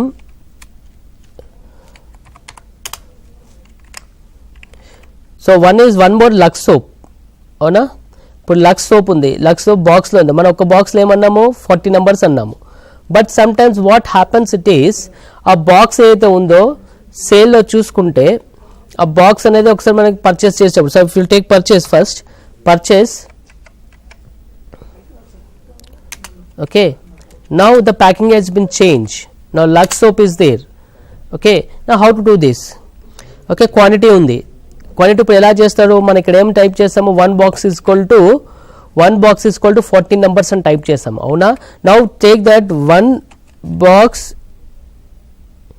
box is equal to 50 numbers అని కొట్టండి, 1 box equal to 50 numbers. So automatically చూడండి 1 box 50 numbers calculate అయిందా? ఇక్కడ ఏమైనా 1 box is equal to 40 numbers అన్నాం, this is the standard we have given. So నార్మల్గా మీరు 1 box అని కొట్టాగానే 40 numbers వస్తుంది, but the packing has been change. Okay, now the 1 box is equal to 50 numbers, then how to do that? Then the people may confuse again. If you are going to alternate units also, it may not change. చూసారా, ఒకసారి Lux soap entry చేశాను, ఇక్కడ మనం already మనం ఏం చేసాము, 40 numbers is equal to 1 box అని declare చేసేసాము. ఇక్కడ we have declared 1 box is equal to 40 numbers, right? But now the packing has been changed, and if we want to change that, now we are unable to change that, then how to do that? Then here put just as 1 box X is equal to 45 numbers or 50 numbers. Okay, then you press, then automatically gets 1 box is equal to 50 numbers. You can see it down, right? What is the 8 rupees, that may be 850, change it, or per number it is 15 rupees per number. So this is the simplicity of tally. So the boxes can be changed, okay, you can do anything. ఇప్పుడు అలాగే Lux soap, Dove soap the packing was earlier the packing was what we have given in so let me go and see what we have given. We have given 1 box is equal to 100 numbers. Now the box has been changed, now it has been converted into 1 box is equal to 50 numbers. Then how to take that? Then 1 box is equal to 50 numbers, or 50 numbers is equal to 1 box. Tally can handle anything. Okay, what is the rate? It is 2000, then put the 2000. Okay, so ఇట్లా మనం ఏదైనా సరే చేసుకోవచ్చు. Santoor soap 5 boxes, okay, 5 rupees per number. So whatever you can do in tally now, right? So this is how to create the alternate units, right? Now just the stock summary. Okay, come to stock summary, right? So stock summary lo manam if we go for F9 and you for category summary, okay, కేటగిరీలో మనం soap సపరేట్గా తీసుకున్నాము, సోప్లు ఉంది. ఇప్పుడు సోప్స్లో ఒక numbers ఉన్నాయి, boxes ఉన్నాయి. I want alternate units at side, then what to do? Then just go for configuration, okay, just go for configuration and say show alternate units. Okay, కింద చూస్తే ఇక్కడ show using alternate units, then press Y, then you can have the alternate units also. అంటే టోటల్గా ఎన్ని ఉన్నాయి? So 2250 అంటే మన 206 boxes. So మన టాలీలో నంబర్స్తో చూపించిన అక్కడ స్టాక్ బాక్సెస్లో ఉంటుంది. Then you can say, you can take the print and you can see. So 20,550 numbers ఉన్నాయి. ఇవన్నీ బాక్సెస్ ఉండాలి మన స్టాక్లో? ఇప్పుడు 206 బాక్సెస్లో ఉండాలి. అలాగే ఇక్కడ చూసే బాక్సెస్ 101 బాక్సెస్ ఉండాలి. ఆ బాక్సెస్లో కౌంట్ చేస్తే 445 నంబర్స్ ఉండాలి. అలాగే సంతూర్ సోప్ 224.17 బాక్సెస్ ఉండాలి. అలా నంబర్స్లో కౌంట్ చేస్తే 13,450 నంబర్స్ ఉండాలి. సో ఈ విధంగా మనము ఆల్టర్నేట్ నంబర్స్ని మార్చుకోవచ్చు. So students, so we have seen the alternate units and the simplicity in the Tally. So మనం బాక్సెస్లో ఇచ్చింది నంబర్స్లో కన్వర్ట్ చేసుకోవచ్చు, నంబర్స్లో ఉన్నది బాక్సెస్లో కన్వర్ట్ చేయొచ్చు. బిల్లింగ్లో మన బాక్సెస్లో వస్తుంది, బట్ మన క్వాంటిటీ ఏమో బాక్సెస్లో ఇస్తాడు, కానీ అది నంబర్స్లో మనకి పర్ రేట్ ఏమో పర్ నంబర్ ఇస్తాడు. So we have this confusions, right? So that all can be done in Tally. So box వచ్చింది నంబర్స్ రేట్ వేసుకోవచ్చు, నంబర్లో వచ్చింది బాక్స్ రేట్ వేసుకోవచ్చు. సో ఏ విధంగా అయినా మనము టాలీలో చేసడానికి ఛాన్సెస్ ఉంటుంది, right? So this is about the alternate units we have discuss. Now we are going to discuss of the compound unit, compound interest, compound and kalipi, right? Now here also we can have the compound units here. So నిన్న class లో discuss చేసాము compound units nothing but which is universal, like 1 kg is equal to 100 ml, sorry 1 kg is equal to 1000 grams or 1 liter is equal to 100 ml. This is called compound. Then how to create that compound we are going to see. So akkada simple ante only 1 number, 2 numbers, 3 numbers, 4 numbers, right? Simple ante alage chestam, alternate ante alage. So now we just create the screen. Now create units of measures, create the simple ఉంది కదా. Okay, first simple లో KG already మనం చేసాము. Now KG is nothing but grams, right? GMs కూడా చేసాం అనుకోండి. Let's we check out that display. So ఇక్కడ KG కూడా చేసాం మనము, గ్రామ్స్ కూడా చేసాం, రైట్? రెండు సింపుల్ యూనిట్స్ ఉండాలి. అంటే ఒక కంపౌండ్ యూనిట్ చేయాలంటే ఆ రెండు యూనిట్స్ కలుపుతారు. For example KG grams, okay, 1000 grams makes 1 kg, right? So మన గ్రామ్స్ ఉండాలి, కేజీ ఉండాలి, అవునా? So the how to create that alternate units, create. So go back, select compound. So compound ఉన్నప్పుడు అడుగుతుంది grams of 1000 second units kg, అంటే దీని అర్థం వస్తుంది grams of 1000, or you can take kg of 1000 grams, kg of 1000 grams అంటే kg 1 kg of 1000 grams is called one compound unit. ఇది ఎలా అవుతుంది అంటే, for example I'm going here and I'm purchasing gold. For example purchase of F9 gold. Okay, F9 purchase, just example, I've taken cash. Okay, I'm checking the name of the gold, so I'm creating as gold, right? Gold units of measures. అప్పుడే 1 kg of 1000 grams. So I purchase 1 kg, no alternate units. Okay, so I purchase units kg of gold. So అక్కడ 1 ఇస్తే అక్కడ 1 kg purchase చేశాను. So 1 kg కి ఎంత అవుతుంది? Around 30 lakhs, right? So I am saving it. So now this will I am selling in grams, right? Me stock summary చూస్తే gold. So if you see gold, okay, if you see this gold, if you observe here 1 kg is equal to 30 lakhs, right? Sorry, press F12 and say the tail units. అంటే 1 kg అంటే ఎంత వస్తుంది మనకి? 1000 grams, right? So if you observe the tail units, you can see here 1000 grams is called 1 kg. Now you can sell it. Okay, you can sell it for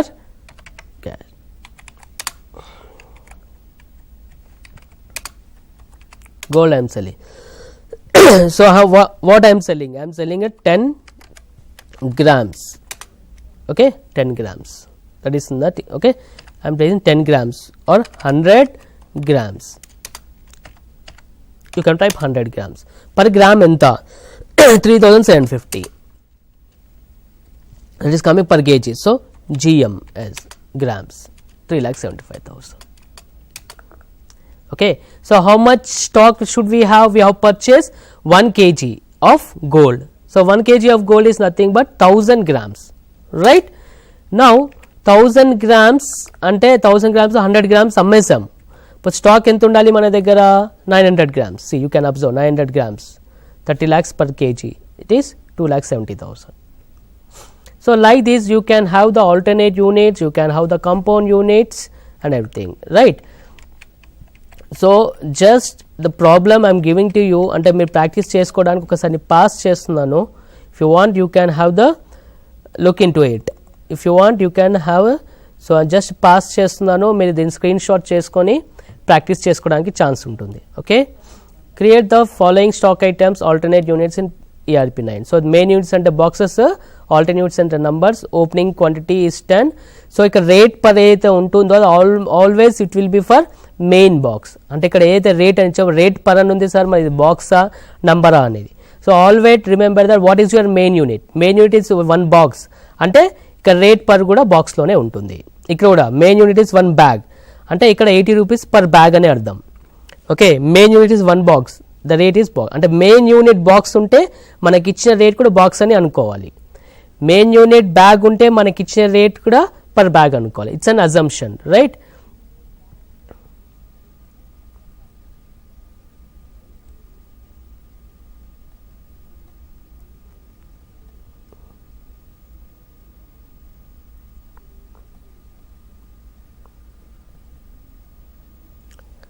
Okay.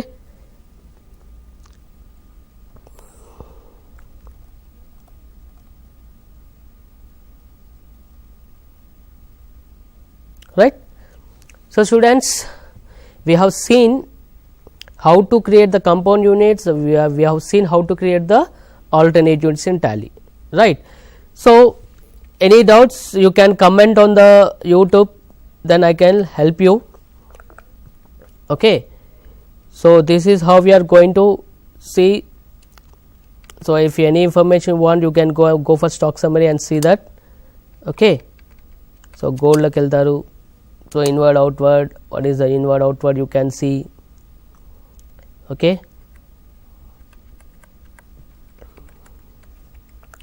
Right, students.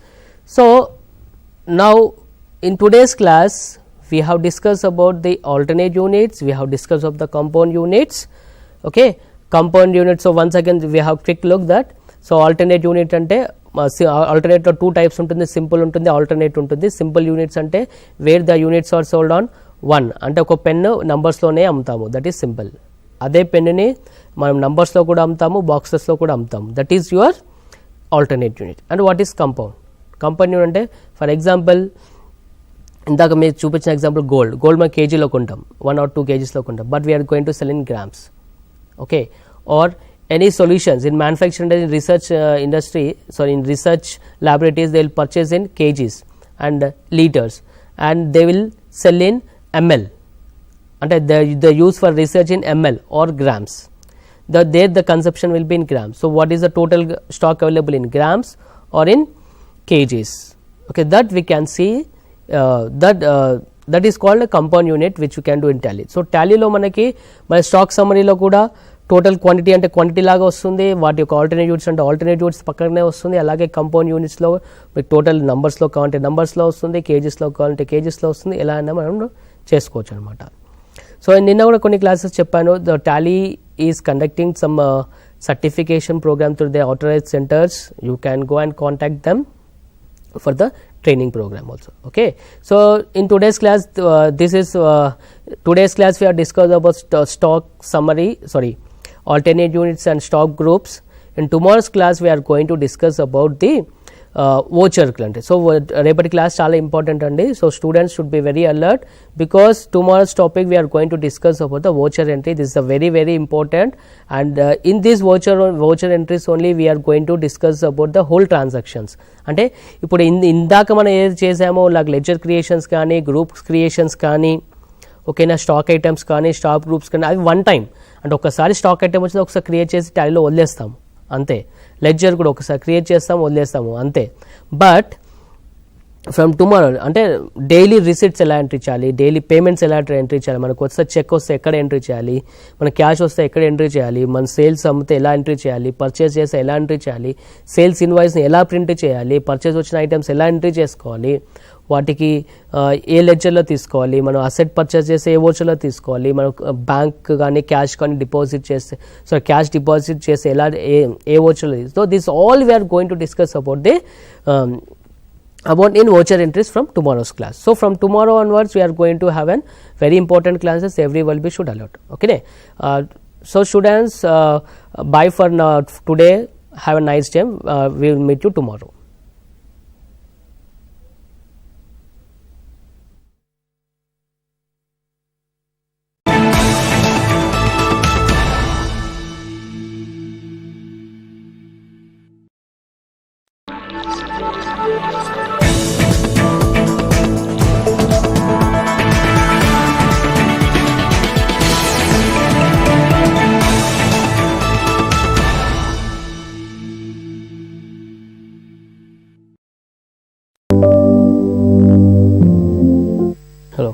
Good morning students, good morning everyone, welcome to Mana TV, welcome to Tally training program conducted by APSSDC.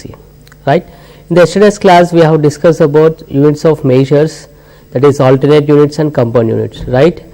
So today is the 7th class. In the last 6 class we have discussed about how to create a company, how to create the ledger accounts, how to create the groups, how to create the stock items, how to create the stock items with alternate units and groups, right. Today we are going to discuss about today also we are going to discuss about the voucher entry. So in the last classes we have discussed about so as I said that we have 5 accounting process in Tally was 5 steps, right? That was first one is creation of company, second one is creation of ledgers and ledger groups, third one is creation of stock items and stock groups, fourth one is voucher entry, and fifth one is report. Today we are in the fourth step, that is how vouchers, how to enter the vouchers, for what type of transactions we have to use what type of vouchers, right?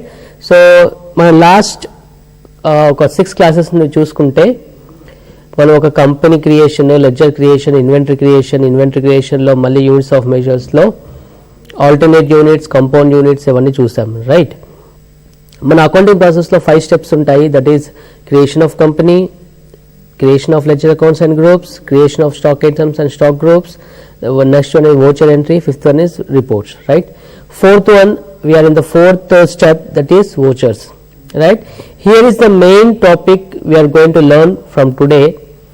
So ఇందాక last 3 ఏవైతే మనం చూసామో ఆ last 3 steps అంటే creation company కానీ, ledger accounts creation కానీ, inventory creation కానీ, ఇది one time creation. అంటే ఫర్ ఎగ్జాంపుల్ మన బిజినెస్ కొత్తగా స్టార్ట్ చేస్తేనే ఒక్కసారి క్రియేట్ చేస్తారు, తర్వాత మళ్ళీ అవసరం పడదు. అది అంటే న్యూ ఐటమ్ వచ్చినప్పుడు కానీ, ఒక కొత్త లెడ్జర్ అకౌంట్ వచ్చినప్పుడు మాత్రమే మనం యూజ్ చేస్తాం, అంతే. కానీ వోచర్స్ అనేవి డైలీ ట్రాన్సాక్షన్స్. అంటే డైలీ అంటే మీరు మార్నింగ్ బిజినెస్ స్టార్ట్ చేసినప్పటి నుండి బిజినెస్ షట్ డౌన్ చేసేంతవరకు మీరు ఏదైతే ఫైనాన్షియల్ ట్రాన్సాక్షన్స్ చేస్తున్నారో అవన్నీ ఉంటాయి. ఫైనాన్షియల్ ట్రాన్సాక్షన్స్ అంటే like you are paying to the somebody, అంటే మీరు ఎవరికైనా క్రెడిటర్కి పే చేయొచ్చు, లేదన్నా బ్యాంక్లో అమౌంట్ డిపాజిట్ చేయొచ్చు, బ్యాంక్లో అమౌంట్ విత్డ్రా చేయొచ్చు, ఏదైనా ఎక్స్పెన్సెస్ స్పెండ్ చేయొచ్చు, లైక్ శాలరీస్ పేమెంట్ చేయొచ్చు, వేజెస్ పేమెంట్ చేయొచ్చు, ట్రాన్స్పోర్టేషన్ ఛార్జెస్ పే చేయొచ్చు, ఇలాంటివి ఏమైనా ఉండొచ్చు. అదేవిధంగా సేల్స్ చేయొచ్చు, మీరు ప్రోడక్ట్స్ని మీరు బయటకి సేల్స్ అంటే గూడ్స్ని సేల్ చేసి పంపించడం, ఓకేనా. అలాగే మనకి బయట నుండి గూడ్స్ పర్చేస్ చేయడము, అడ్జస్ట్మెంట్స్ చేయడము, సో ఇలాంటి చాలా చాలా ట్రాన్సాక్షన్స్ ఉంటాయి మనకి, okay. So before let's see the screen and we see what we are doing now, okay. Just I'm opening the PPT. So what is the voucher we are going to see now. So this all we have discussed earlier. Now we are going to see with the vouchers, okay, right. So first let me see what is a voucher. Voucher ante enti? Voucher is nothing but voucher is the primary document for proof of a transaction. అంటే voucher అనేది primary document అన్నమాట. ఇప్పుడు మీకు ఏమైనా అంటే voucher ఎందుకు రాస్తాము? Suppose మీరు ఒక అతనికి శాలరీ పే చేస్తారు. So what is the proof that you have paid the salary? Me proof ఏంటి శాలరీ పే చేస్తామని? సో ఈ voucherలో ఆ డీటెయిల్స్ అన్నీ ఉంటాయి అన్నమాట. ఎవరికి పే చేస్తున్నాము, దేని గురించి పే చేస్తున్నాము, సో దేని గురించి పే చేస్తున్నాము, ఎంత పే చేస్తున్నాము, నరేషన్ ఏంటి, దేని గురించి పే చేస్తున్నాము, అన్ని డీటెయిల్స్ అన్ని వోచర్లో రాస్తాము. ఈ వోచర్ ఎందుకంటే ఇట్స్ ప్రూఫ్ ఆఫ్ ట్రాన్సాక్షన్. ఇప్పుడు ఆయన శాలరీ పే చేస్తున్నాం, రైట్? మనం ఆయనకి శాలరీ పే చేస్తున్నప్పుడు when you're paying salary to him we have to take the sign, because in further he says that we are not received the salary. So with this document proof we can say that I have paid the salary to that person, and we have to obtain a signature from that person. అంటే ఆ వోచర్లో మనము దేనికోసం pay చేస్తున్నాము, ఎవరికి pay చేస్తున్నాము అన్ని రాసేసి తన సైన్ తీసుకుంటాము. సో అలాగే డిఫరెంట్ టైప్స్ ఆఫ్ వోచర్స్ ఉంటాయి. సో నేను ఒక ద నెక్స్ట్ క్లాస్లో ఆ వోచర్ ఎలా ఉంటుంది ఏంటి అనేది ఒక ప్రూఫ్ కూడా చూపిస్తాను మీకు. సో అది కూడా మీకు ఈజీగా అండర్స్టాండ్, ఎక్కడ ఏం రాయాలి అనేది కూడా మీకు ఈజీగా అండర్స్టాండ్ అవుతుంది, ఓకేనా. So as we said that voucher is a primary document of proof of a transactions. We have different types of vouchers, right? So vouchers మనకు చాలా రకాలు ఉంటాయి, ఒక్కొక్క voucher ఒక్కొక్క దానికి పెట్టారు. సో టాలీలో మనకి డిఫరెంట్ టైప్స్ ఆఫ్ vouchers ఉంటాయి, right? In Tally we have different types of vouchers, okay. We're going to have different అంటే చాలా టైప్స్ ఆఫ్ వోచర్స్ ఉంటాయి. యాక్చువల్గా మన కంప్యూటరైజ్ అకౌంటింగ్ అన్నప్పుడు, కంప్యూటరైజ్ అకౌంటింగ్లో ఉన్నప్పుడు ఒక జస్ట్ కామన్ ఒక జనరల్ వోచర్ అంటే ఒక ఎంట్రీ పాస్ చేస్తే ఆటోమేటిక్గా అది మనకి ప్రాఫిట్ అండ్ లాస్ అకౌంట్లోకి ఎఫెక్ట్ అవుతుంది. అది ఆటోమేటిక్గా మీ యొక్క ట్రయల్ బ్యాలెన్స్ ఎఫెక్ట్ అవుతుంది, మీ యొక్క financial account that is profit and loss account balance sheet, okay, దానికి కూడా ఆటోమేటిక్గా ఎఫెక్ట్ అయిపోతుంది. మళ్ళీ ఎందుకు ఇన్ని టైప్స్ ఆఫ్ వోచర్స్ చేశారు టాలీలో అంటే ఒక్కొక్క దానికి ఒక్కొక్క మీనింగ్ ఉండాలి, అంటే ఒక్కొక్క పర్పస్ పెట్టారు. That is for hour advantage. ఇప్పుడు మేము మామూలుగా సేల్స్ చేసామనుకోండి, you can directly write the entry cash account data to sales or cash account data to Mr. X, cash account data to bank. But when you give this document to our customer saying that cash account data to sales, I have made the sale, will the customer will accept that? No, right?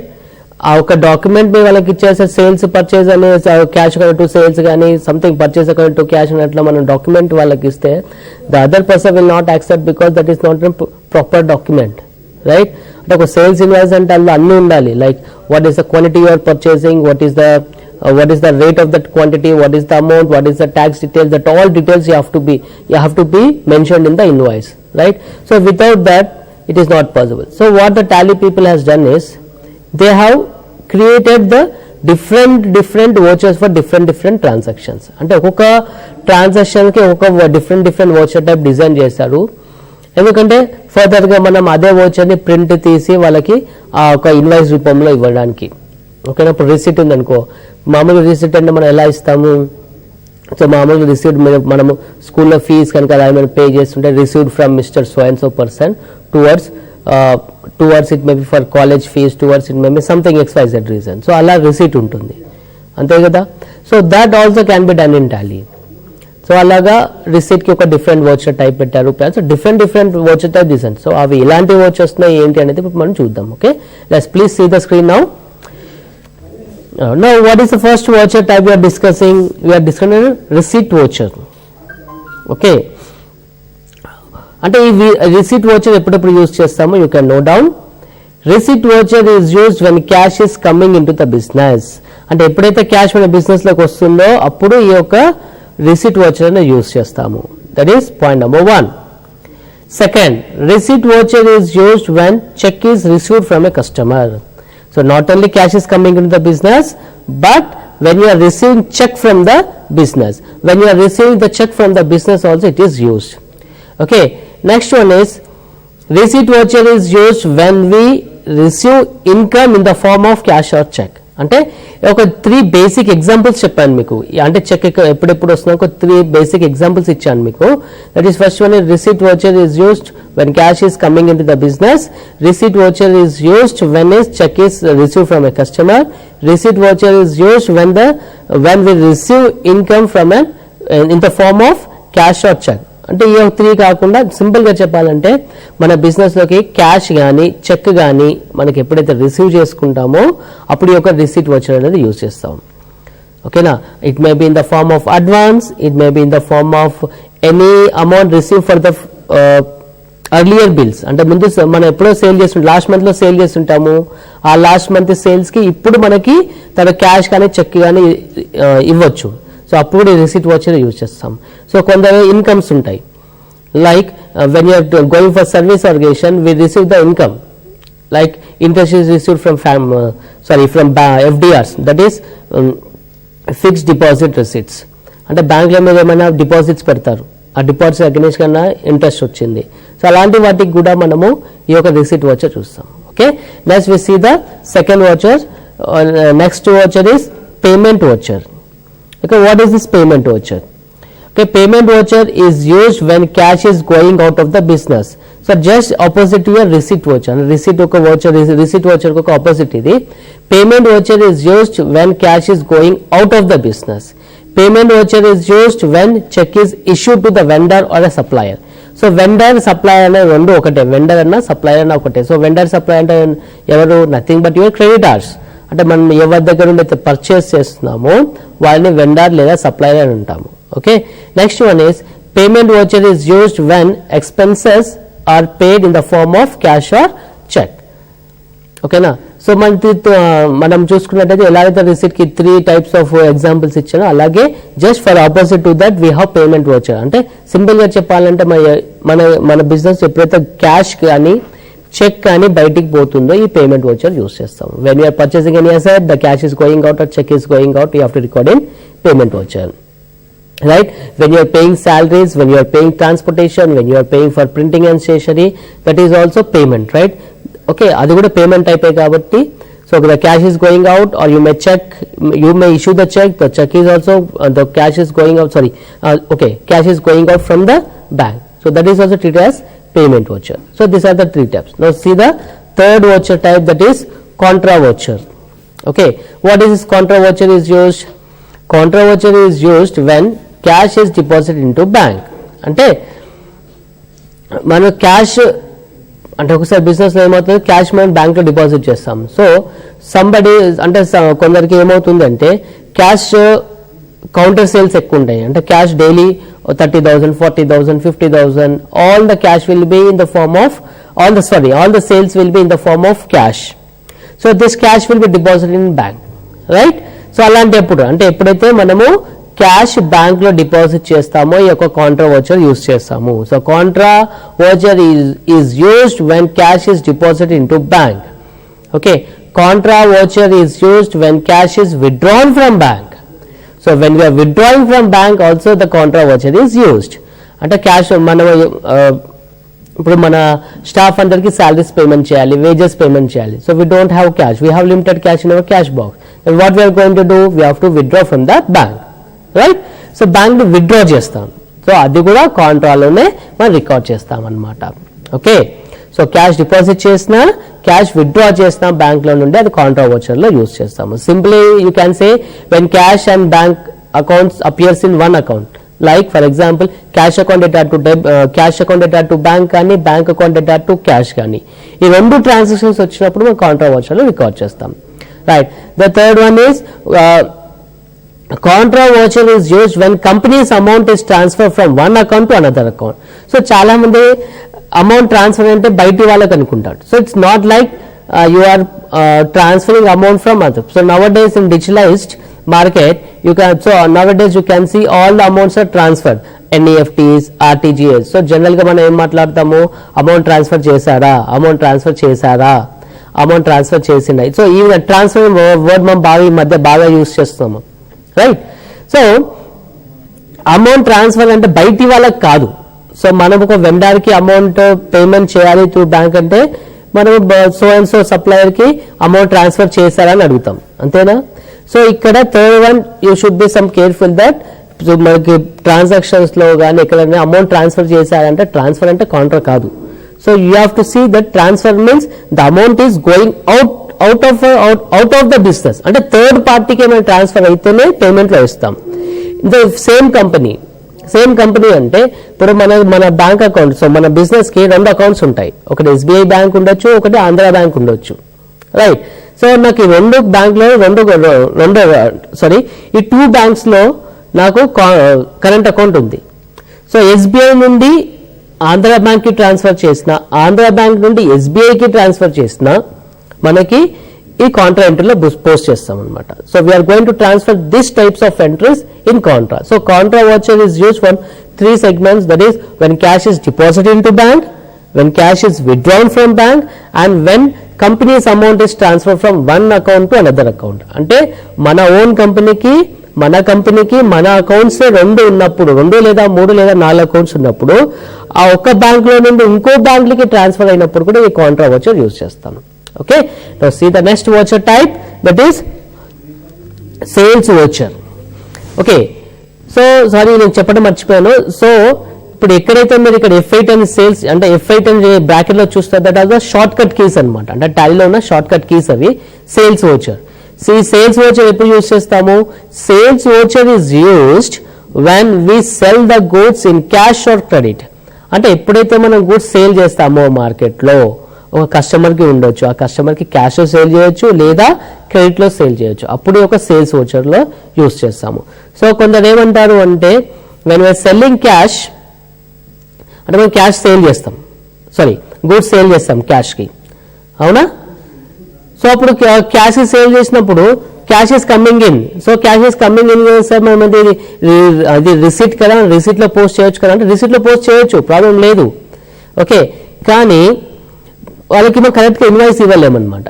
So అదే sales వోచర్లో post చేస్తే వాళ్ళకి కావాల్సిన ప్రతి ఒక్క details like వాళ్ళ tax details కానీ వాళ్ళ address details కానీ వాళ్ళ ఎన్ని ఐటమ్స్ ఉన్నాయి ఏంటి అన్ని కరెక్ట్గా మనం మెన్షన్ చేయగలుగుతాం అనమాట. ఎప్పుడు సేల్స్లో పోస్ట్ చేస్తే this all we can do. Okay, అదే మీరు నార్మల్ రిసీట్లో చేస్తారనుకోండి అది మీరు కరెక్ట్గా పోస్ట్ చేయలేరు. Of course it will record debit will be cash, credit in sales. The entry మాత్రం కరెక్ట్గానే క్యాష్ డెబిట్ అవుతుంది, cash will be debited and sales will be credited. But you can't give the item information and rate information in detail. Okay, that is the reason the sales voucher is used. Alage suppose if you are maintaining all your files, ante manamu general business ఉన్నప్పుడు payments file separate ga, receipts file separate ga, sales file separate ga, purchase file separate ga maintain చేస్తాము, అవునా? So ఇప్పుడు sales ఉన్నప్పుడు ఏమంటుంది, sales bill ఉంటుంది. Sales bill అప్పుడు ఏమంటుంది, మన క్యాష్ కని రాస్తాడు. Sales bill complete from 1 2 3 4 5 6 7 8 numbers. Suppose 10th bill వచ్చేసి మీకు క్యాష్లో సేల్ చేస్తారు. ఇప్పుడు రిసిప్ట్లో రాసారు అనుకోండి, మీ టాలీలో రిసిప్ట్లో చూపిస్తుంది. బట్ ఇక్కడ యాక్చువల్గా మీరు చేసింది బిల్ బుక్లో అంటే సేల్స్ బుక్లో. అంటే అప్పుడు ఎట్లా మ్యాచ్ అవుతుంది? మ్యాచ్ అవ్వదు కదా. అంటే మీరు టాలీలో రికార్డ్ చేసిందేమో రిసిప్ట్లో, కానీ అక్కడ మాన్యువల్గా కనబడుతుంది, ఫిజికల్గా కనబడుతుందేమో మనకి సేల్స్లో. So it is not possible. So that is the reason all the sales should be posted in sales voucher only. Now the second transaction when we are going to say sales voucher is used when we sell the service in cash or credit. అంటే not అంటే మన two types of business ఉంటాయి, ఒకటి goods ఉంటుంది, ఒకటి services ఉంటాయి. So గూడ్సే కాకుండా కొంత సర్వీసెస్ కూడా సేల్ చేస్తారు కాబట్టి ఆ సర్వీసెస్ కి కూడా వాళ్ళు ఇన్వాయిస్ ఇవ్వాలి. అంటే సర్వీస్ ఏం చేస్తారు, ఆ సర్వీస్ లో ఏమేం చేస్తారు అనేది ఇన్వాయిస్ లో మెన్షన్ చేయాలి. So that is the reason when goods are sold it is recorded in sales voucher. When services are sold that is also recorded in sales voucher. అంటే బిజినెస్ లో కొందరు ట్రేడింగ్ ఉంటాయి, ట్రేడింగ్ ఉన్న వాళ్ళు goods trade చేస్తారు. కొందరు service business they will sell their services like accounting services, financial services. Schools కనుక చూస్తుంటే ఇన్వాయిసెస్, ఇప్పుడు మీరు కంప్యూటర్ ఎడ్యుకేషన్స్ అలాంటివి చూస్తే వాళ్ళు కూడా ఇన్వాయిస్ ఇస్తారు, బిల్లు ఇస్తారు కొందరు అడిగితే. So when you are selling your services like if you are taking maintenance, repairs and maintenance, ఒక ఎల్జీ కానీ అలాంటి వాటి షోరూమ్స్ తీసుకుంటే ఎల్జీ ఇన్స్టలేషన్ చార్జెస్ అలాంటివి ఉంటాయి. So that for that also this sales invoice is use. So sales voucher is use when you are selling the goods on cash or credit and also when you are selling your services for cash or credit. Cash in the sense you can take for bank also. Okay, now see the next voucher, that is purchase voucher. What is this purchase voucher says? ఈ purchase voucher ఎప్పుడు use చేస్తాము? Purchase voucher is used when we purchase the goods in cash or credit. అంటే purchase voucher ఎప్పుడు use చేస్తాము? మనం ఎప్పుడైతే goods అంటే goods may be like your raw materials, finished goods or anything you are purchasing in cash or credit. This purchase voucher is used, right? The next one is ఇంకోటి ఎప్పుడు అలాగే అంటే sales ఎలాగైతే purchase of goods and services ఉంటాయో sales of goods and services ఉంటాయో అదే విధంగా మీ పర్చేస్ లో కూడా purchase of goods and services ఉంటుంది. So purchase of voucher is used when we purchase the services in cash or credit, right? So just for opposite the sales it is purchases, right? The next we go for the next one, that is general voucher. So general voucher is also very important voucher. When we are going to use this voucher, so general voucher is used for adjustment entries. Adjustment entries, it may be like any adjustment entries, okay, like closing entries or opening entries, any discount given, discount allowed, rounding off vouchers, okay, bad debt entries, provision for bad debt entries. This all will be recorded in journal voucher. Okay, next one, when journal voucher is used for opening and closing entries. The books lo mana opening entries pass cheyalanunnamu leda closing entries are nothing but your adjustment entries. So if you see your final account, so meeku okasari transactions istaru, prepare the financial account, prepare the trading and profit and loss account from the given trial balance. Trial balance వచ్చేసి కింద కొన్ని adjustments ఇస్తారు. Closing stock, outstanding salaries, outstanding wages, depreciate the assets by 10%, depreciate the asset by 20%, depreciate machinery by 15%. ఇలాంటి అన్ని adjustments ఇస్తారు. That all adjustments will be done in your F7 journal వోచర్లో యొక్క adjustment entries posting చేస్తామన్నమాట. Next one, third one, when we are going to use this general voucher is used when asset is purchased on credit. So this will be used when asset is purchased on credit. So ఈ voucher ఎప్పుడు use చేస్తాం మనం general voucher అనేది? ఓకేనా, 3 transaction. when there is an adjustment entries, when there is opening and when it is used to record opening and closing entries, and when asset is purchased on credit. Okay, next one, debit note. When this debit note is used, okay, debit note oka shortcut key enti control F9. Okay, debit note voucher is used when we return the goods to the supplier or vendor, that is purchase return. So debit note voucher అనేది ఎప్పుడు use చేస్తాము? General గా మనకు purchase returns ఉంటాయి. Purchase returns అంటే ఏంటి? మన goods purchase చేస్తాము, due to some defective, due to mismatch of our quality and quantity what we have set to the supplier, that is not matching, then what we are going to do? We are going to reject the material and we are going to send back to the supplier. So appudu edo oka document undali kada mana cheyitlo. So అప్పుడు మనము ఈ debit note అనే వోచర్ని use చేసుకొని మనం ఏమైతే return చేస్తున్నామో ఆ ఒక మెన్షన్ చేస్తాం, ఆ ఒక ఐటమ్స్ మెన్షన్ చేస్తాము. మెన్షన్ చేసి ఆ పర్చేస్ క్వాంటిటీ, పర్చేస్లో ఉన్న ఏ వాల్యూస్ అయితే ఉన్నాయో అదే రేట్కి మనము జనరల్గా రిటర్న్ చేస్తాం అన్నమాట. Okay, so not only, so when sometimes what happens is your interviewer, అంటే మీకు ఎవరైతే ఇంటర్వ్యూయర్ ఉంటారో ఆ ఇంటర్వ్యూ చేసే పర్సన్ మీకు అడుగుతాడు, అంటే debit note only purchase returns, sales returns కి మాత్రమే యూజ్ చేస్తామా? Why cannot we use that, can we use that entries for any adjustments?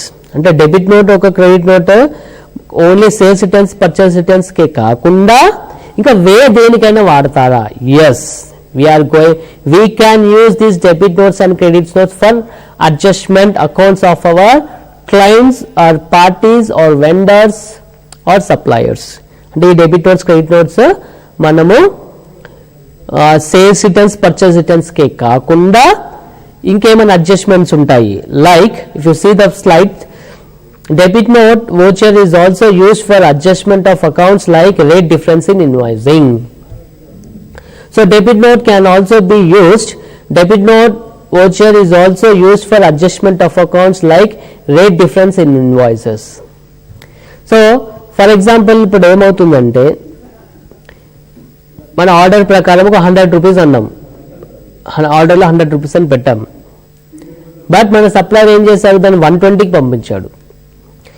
The goods everything are okay, అవునా, గూడ్స్ అన్ని కరెక్ట్గా ఉన్నాయి, 100 అన్నాడు, 100 క్వాంటిటీ వచ్చింది, క్వాంటిటీ క్వాలిటీ అన్ని కరెక్ట్గానే ఉన్నాయి. కానీ ఇక్కడ ఏమైంది, రేట్ డిఫరెన్స్ ఉంది. Okay, so debit note is used when goods are return, అంటే ఫిజికల్గా మీ గూడ్స్ మూవ్ అవుతున్నాయి అప్పుడు యూజ్ చేస్తారు. ఇంకొకటి ఏంటంటే ఫిజికల్గా గూడ్స్ మూవ్ అవ్వవు కానీ there is a rate difference. అంటే మన ఆర్డర్లో 100 రూపీస్కి పర్చేస్ చేసామని పెట్టాము, కానీ మనకి ఇన్వాయిస్ మాత్రం 120కి వచ్చింది. ఆ 20 రూపీస్ డిఫరెన్స్ ఉంది. ఇప్పుడు ఆ 20 రూపీస్ డిఫరెన్స్ అడ్జస్ట్ కావాలి కదా, ఆ 20 rupees difference in tax amount, everything should be adjusted, right?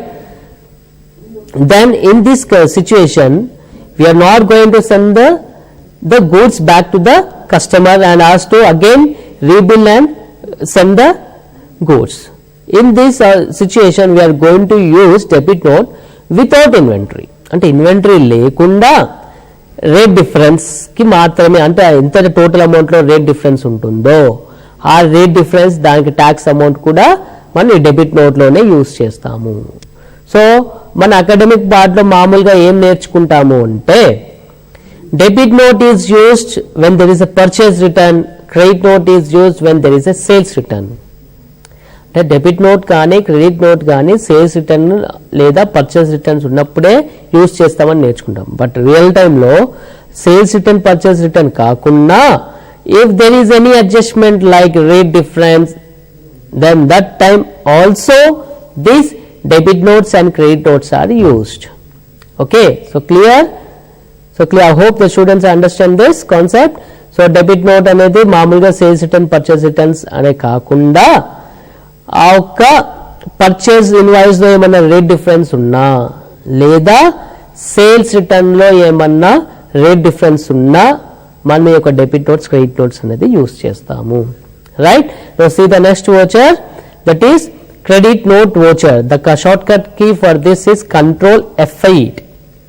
Right, so credit note voucher is used when we get goods return from the customer, that is sales return.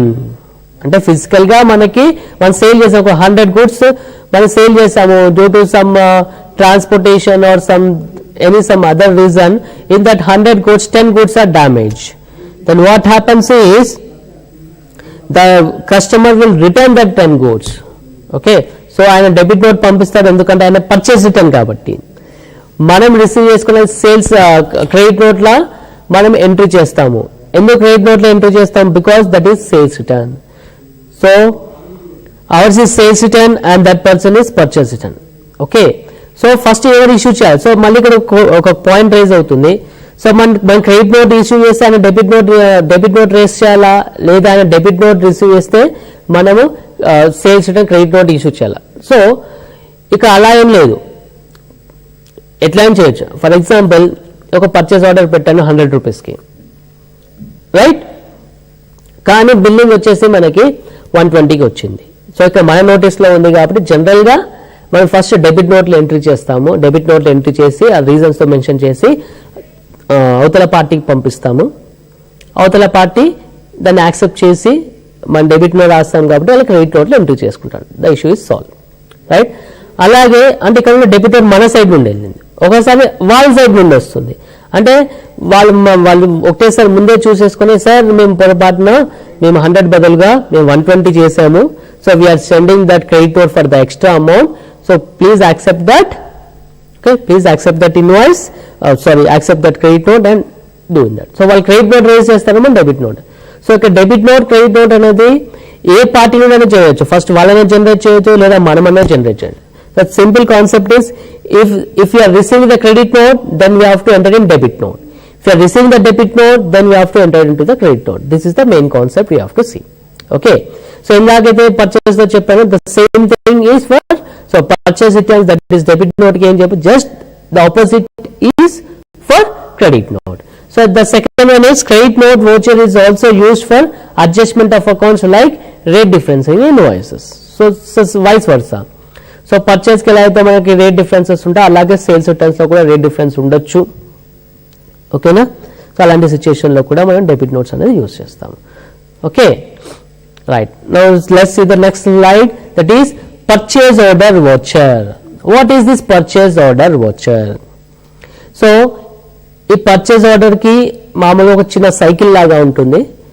Cycle అంటే like process cycle ఎలా ఉంటుందో from A to B, B to C, అట్లాగే purchase orders ఒక చిన్న cycle లాగా అంటే process లాగా ఉంటుంది. That we are going to discuss in depth when we're going to make the entries of purchase orders. We're going to discuss in depth.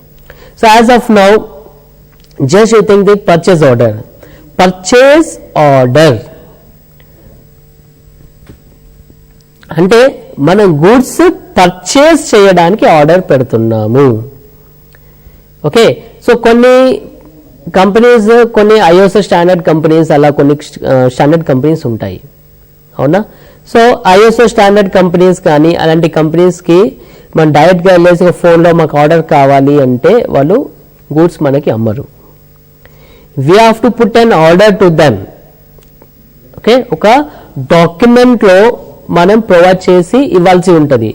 So purchase order అనే heading వేసి, so what are the items we required, what is the quantity we required, okay, that all the details should put in a purchase order with terms and conditions, with our sign, seal and stamp, we have to send to the party. Then only the other party will accept the order and he will send the goods to us. Then only we can purchase the goods from that client. Ante మనము purchase order ఓ పార్టీకి ఇచ్చేంత వరకు వాళ్ళు మనకి goods ఇవ్వరు. They will not sell the goods until we put the purchase order to them. Okay, so అలాంటి సిచ్యుయేషన్లో చాలా మంది కొంతమంది వర్డ్లో ఫార్మాట్ చేసి ఫార్మాట్లో మళ్ళీ అన్ని టైప్ చేసి అది మళ్ళీ సైన్ తీసుకొని పంపిస్తారు. This is okay, but manual you can do.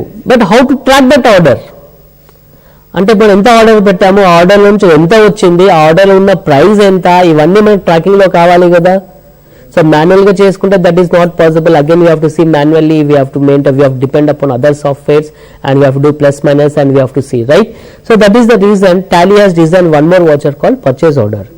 So మనం ఆర్డర్ పెట్టగానే మన రికార్డ్స్లో మనం ఎంత ఆర్డర్ పెట్టాము, ఎవరికి ఆర్డర్ పెట్టాము, ఆర్డర్ నుండి ఇంకా ఎంత పెండింగ్ ఉంది, ఇంకా ఎన్ని గూడ్స్ రావాలి, ఇవన్నీ కూడా మనకి టాలీలో ఆటోమేటిక్గా కనబడుతుంది.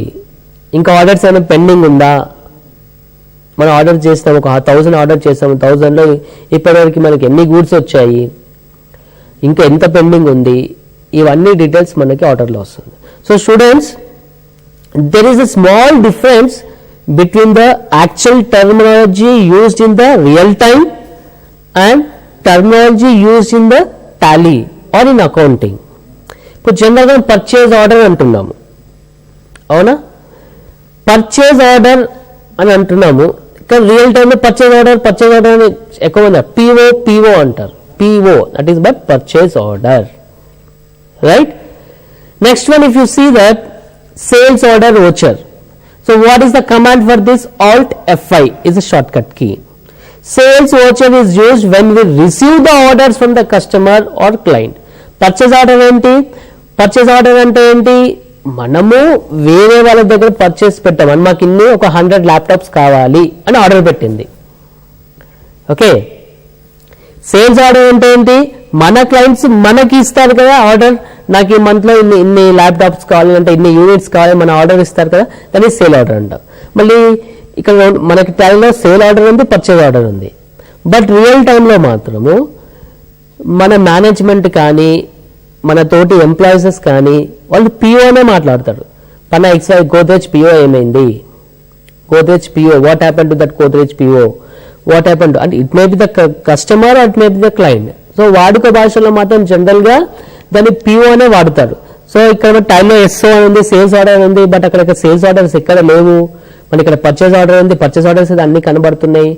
మళ్ళీ పిఓ అంటున్నారు, అక్కడ పిఓ అని ఉంది, బట్ ఇక్కడ నేను పర్చేజ్ ఆర్డర్ అని ఉంది, ఏంటంటే కన్ఫ్యూజన్ వద్దు. So in general terminology all the people will be speaking like PO only. We have to issue the PO, you have to raise the PO అనే వర్డ్ మాత్రమే వాడతారు. ఓకేనా. సో మన టాలీలో మాత్రము we have two words, that is purchase order, that is sales order.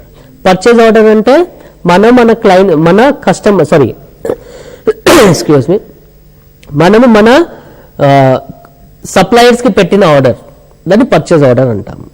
Sales order అంటే మనకు వచ్చిన orders, the orders which we received from our clients, that is sales order. So మనకి ఏమైనా గూడ్స్ కావాలి అనుకుని పెట్టిన ఆర్డర్ పర్చేజ్ ఆర్డర్, మనం ఎవరికైతే సేల్ చేయాలి అనుకున్న వచ్చిన order sales order. Okay, this should be the difference.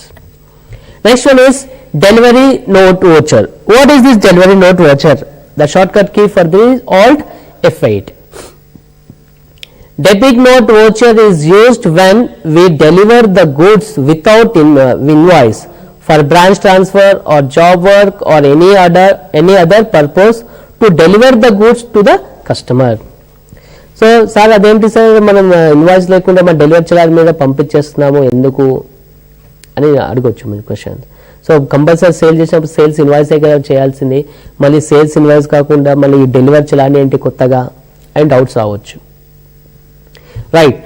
So ఇక్కడ ఎందుకు వితౌట్ ఇన్వాయిస్ అని మెన్షన్ చేశాము అంటే, ఫర్ ఎగ్జాంపుల్ మనకి పక్కన ఒక 1-2 కిలోమీటర్స్లో అట్లా సంథింగ్ ఒక ఫ్యాక్టరీ ఉంది, వాళ్ళు ఆర్డర్ పెడతారు.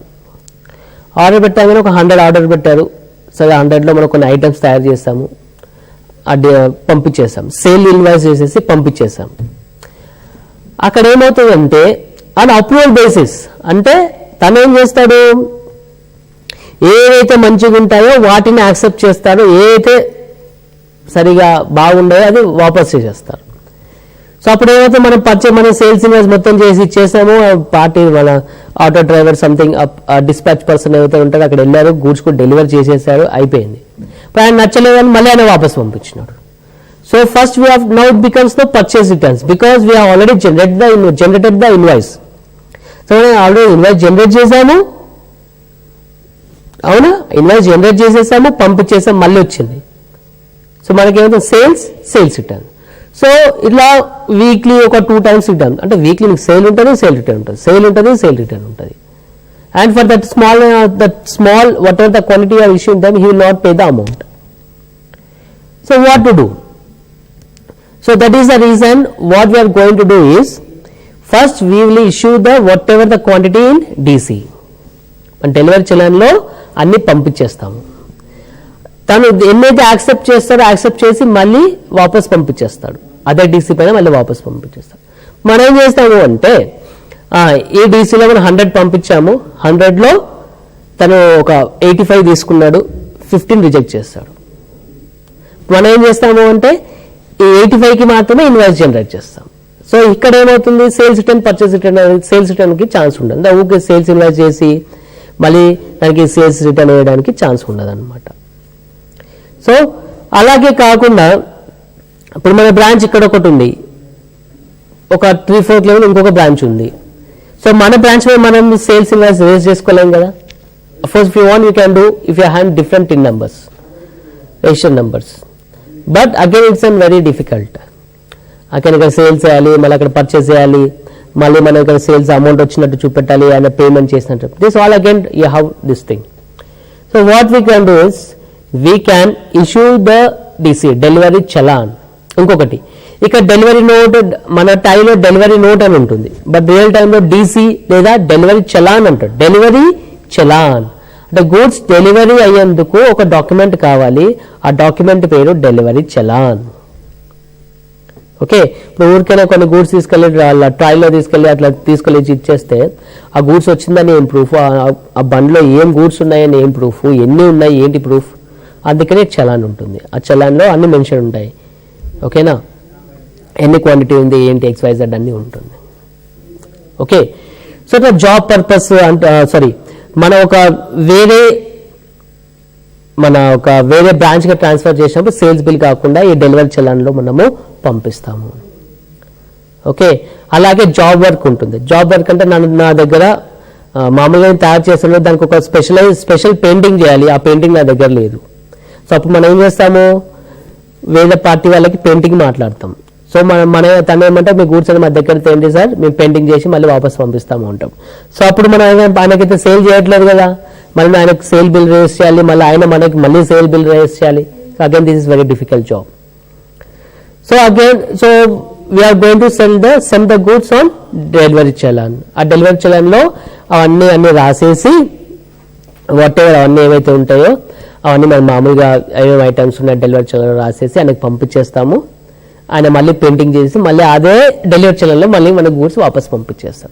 So these all are some techniques why the delivery challan is used. Okay, ఇంకొక రీజన్ ఏంటి అంటే డెలివరీ చలాన్ యూజ్ చేసేది.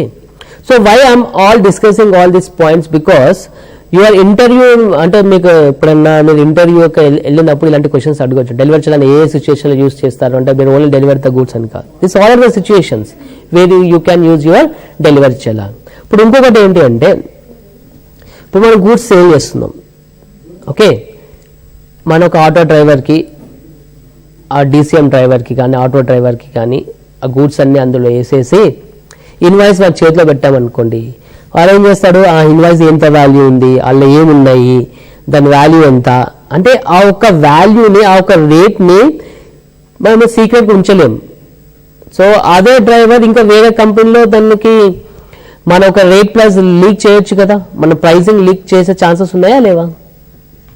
ఆబ్వియస్లీ. ఆ డ్రైవర్ ఏం చేస్తాడు, ఓపెన్ చేస్తాడు, కవర్ ఓపెన్ చేసి పలానా ఐటమ్ ఈ రేట్కి అమ్ముతున్నాడు. సో మన కాంపిటీటర్కి కానీ ఎవరికి కానీ అది చెప్పే ఛాన్సెస్ ఉన్నాయి. Yes or no? There is a chance, right?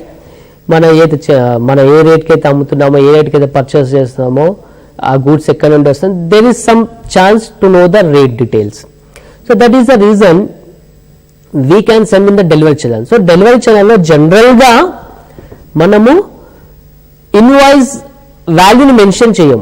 What ever the goods we're sending, what is the quantity that we're sending, we can type or we can accumulate we can write the details in that invoice. అంటే delivery చలాన్లో only quantity details ఇవ్వడానికి మాత్రమే chance ఉంది. అంటే ఎన్ని laptops పంపిస్తున్నాను, ఎన్ని mouse పంపిస్తున్నాను, ఎన్ని కంప్యూటర్స్ పంపిస్తున్నాను, ఒక క్వాంటిటీ మాత్రమే ఉంటుంది. వాల్యూ మాత్రం జనరల్గా డీసీలో ఎవరు మెన్షన్ చేయరు.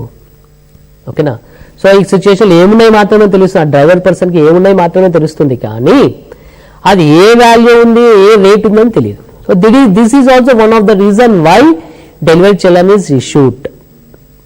ఓకే, సో అలాగే నెక్స్ట్ వచ్చి చూసుకుంటే receipt note. So delivery note అంటే మనం వేరే పంపిస్తున్నాము, that is delivery note.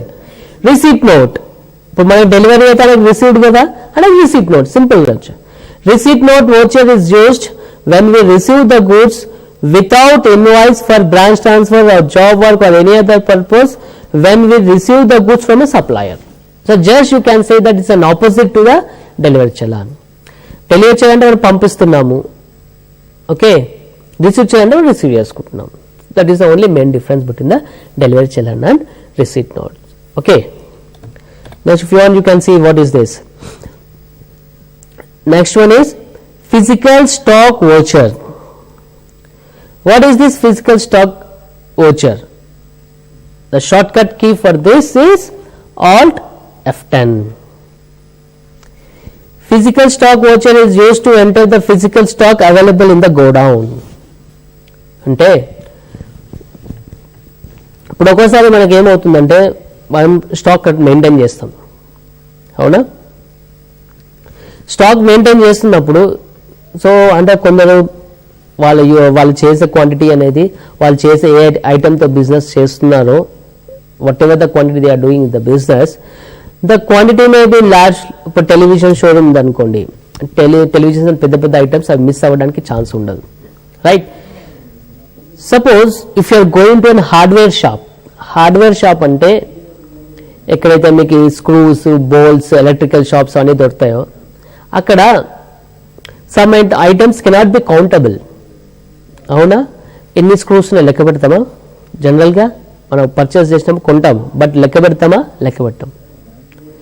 Okay, so they are some items which cannot be countable. Okay, so అలాగే ఏమేమి వచ్చింది, కొన్ని ఐటమ్స్ అక్కడ పెట్టాము, ఒకసారి మనకి ఏమవుతుంది ప్రాబ్లం, లైక్ అవి పాడైపోవచ్చు, లేకుంటే ఎవాపరేట్ అయిపోవచ్చు. Due to some XYZ reason మన బుక్స్లో 100 క్వాంటిటీ కనబడుతుంది, బట్ రియల్గా అక్కడ 110 ఉంది. మన బుక్స్లో 100 క్వాంటిటీ కనబడుతుంది, బట్ రియల్గా అక్కడ చూస్తే 100 కన్నా ఎక్కువ ఉండొచ్చు, తక్కువ ఉండొచ్చు. ఇప్పుడు 100 ఉంది, అక్కడ 110 ఉంది, ఇప్పుడు 10 ఎక్స్ట్రా రావాలి నా బుక్స్లో, బికాస్ ఫస్ట్ ఏప్రిల్లో చూస్తే మళ్ళీ మన స్టాక్ యాక్చువల్ స్టాక్ ఎంత ఉందో అది బుక్స్లో కూడా మ్యాచ్ అవ్వాలి కదా. సో అప్పుడు మన బుక్స్లో ఇప్పుడు 31st మార్చ్కి చూస్తే మన బుక్స్లో 100 క్వాంటిటీ ఉంది, బట్ అక్కడ 110 ఉంది. ఇప్పుడు దాన్ని బుక్స్కి మ్యాచ్ చేయాలి. సో మనం ఏం చేయాలి, ఆ స్టాక్ని తక్కువ ఉన్న స్టాక్ని తీసి పాడేయలేం కదా.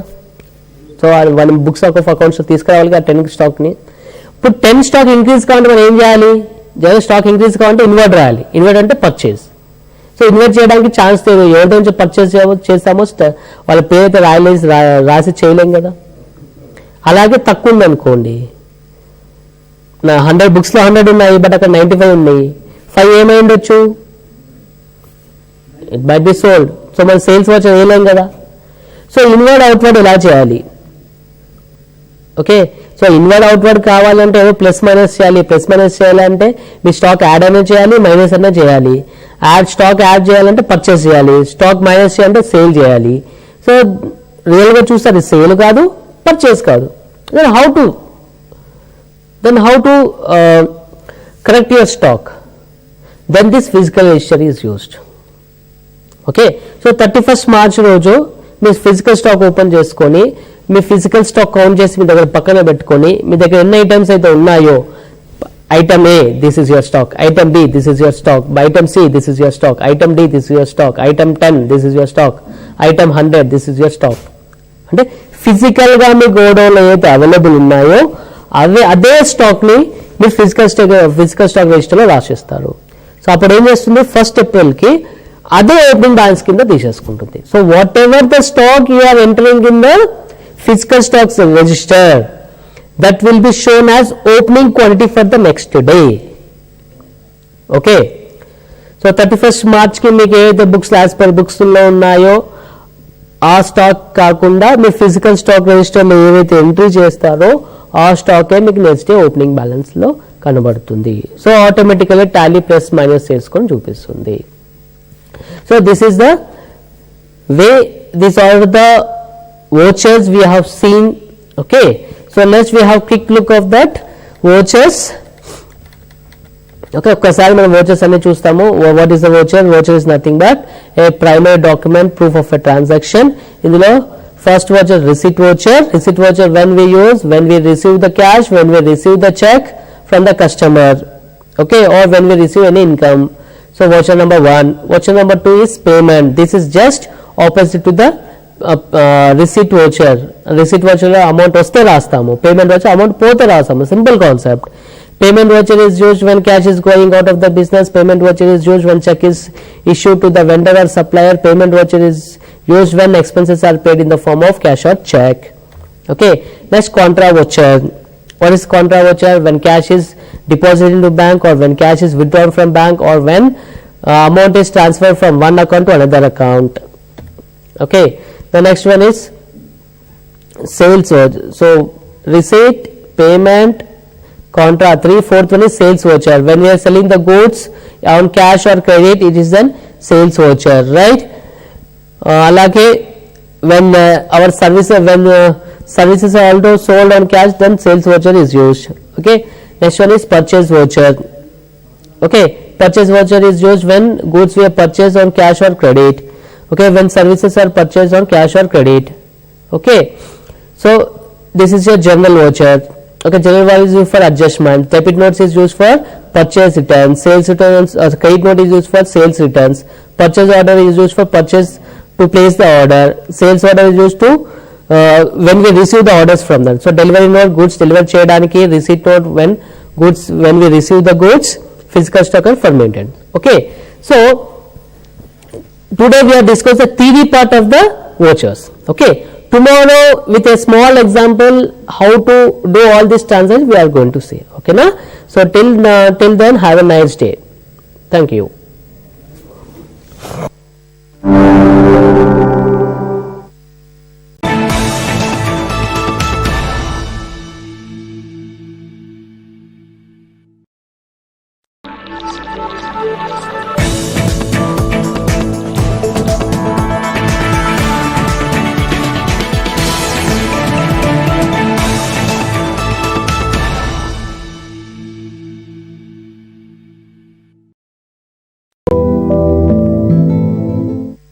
Hello, good morning students.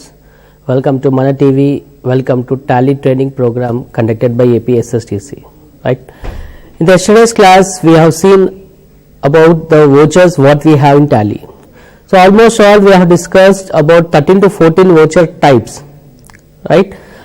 అంటే నిన్న టాలీలో మనము vouchers ఎన్ని రకాలు ఉన్నాయి, అది ఏ టైంలో యూజ్ చేస్తాం అనేది మనం నిన్న డిస్కస్ చేసాం, ఒక theory part. Right. Today we are going to discuss about all the vouchers, how to use those vouchers. Yesterday what we have discussed, that all vouchers now we are going to discuss in a practical mode, right? So నిన్న మనం ఏదైతే 12 vouchers types చూసామో అవి వాళ్ళ టాలీలో ఎలా చేయాలి ఏంటి అనేది మనం డిస్కస్ చేస్తాము. సో దాని గురించి నేను ఒక ప్రాబ్లం డిజైన్ చేశాను మీకు.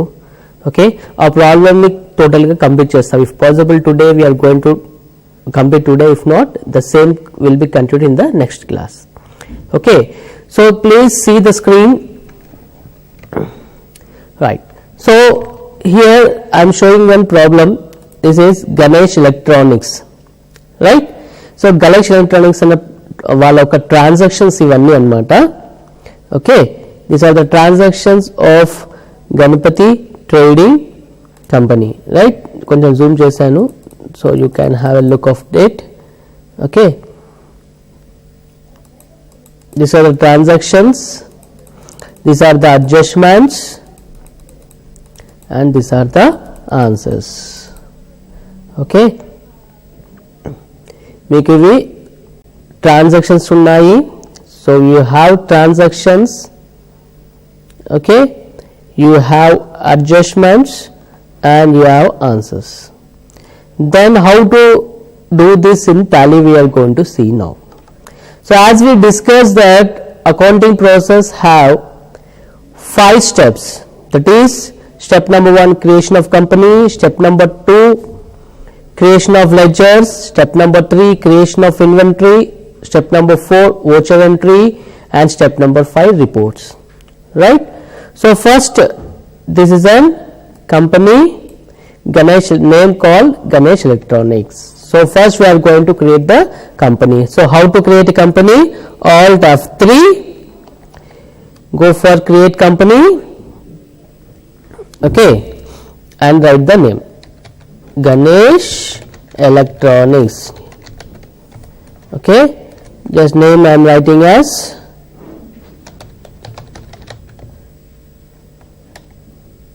Vijayawada. Okay, state is Andhra Pradesh. So now phone number and all I am writing here. Right, I don't want to use any passwords here, so I am not using password here. So the first step, creation of company, we have done with that. Right, the next step is creation of ledger accounts. So what are the ledger accounts we have to create now? Okay, so Mr. Ganesh started business with cash. Okay, amount is 5 lakhs. Okay, first we have to create here Ganesh account. Okay, so how to create the ledger accounts? Accounting info, ledgers, create Ganesh capital account under capital. Okay, next one is open bank account with SBI Karkhana branch. SBI bank account, SBI bank under bank accounts. Okay, next one, purchase goods from Sony Enterprises. So entry banana some purchase account data to Sony Enterprises. So purchase under purchase accounts. Okay, purchase goods from Sony Enterprises. So we are purchasing, so it comes under sundry creditors. So the purchase goods from Shah Enterprises. So already purchase account create chesam kabatti, now we are going to create Shah Enterprises under sundry creditors. Right, purchase furniture for business use and issue check. So ikkada purchase goods annamu, andike purchase account create chesamu. Ikkada purchase furniture, so furniture is an item, right? Furniture comes under real account, so furniture is an item, so it's an asset. So create furniture account under fixed assets. Okay, ఇక్కడ మనం issue cheque అన్నాం. Okay, so వెంటనే cheque issue చేసాం కాబట్టి already cheque అంటే the amount goes from bank. So already we have create SBI bank account. Right, next one is sold goods for cash.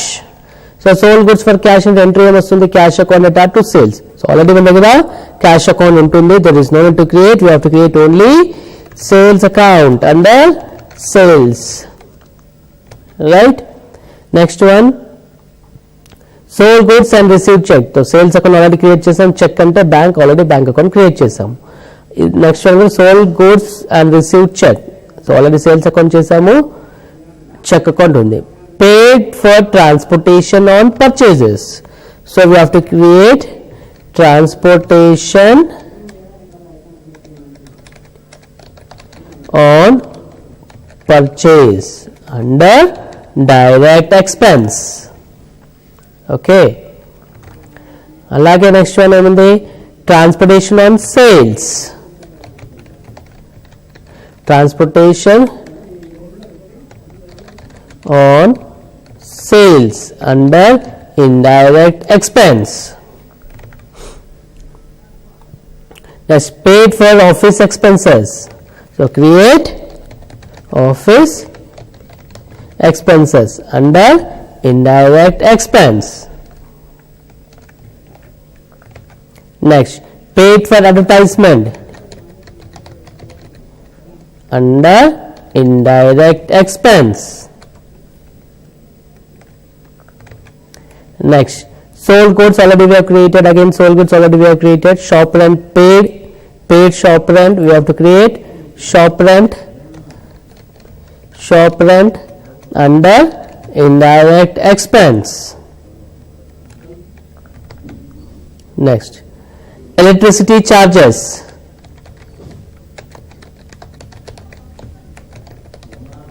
under indirect expense. Telephone charges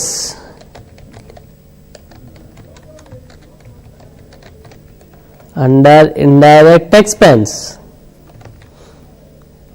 Commission under indirect expense. Cash withdrawn for office use. So office lo kochindi cash kabatti entry cash account to bank, already cash account will be default entirely, bank account we have already created. Next one is paid salaries under indirect expense. Next, closing stock. Okay, so please put in mind closing stock కొంచెం different గా entry చేయాల్సి ఉంటుంది. So closing stock ని మనం తర్వాత create చేస్తాం.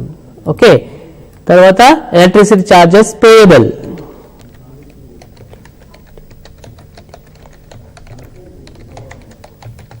So payables all comes under provision. So we are making a provision.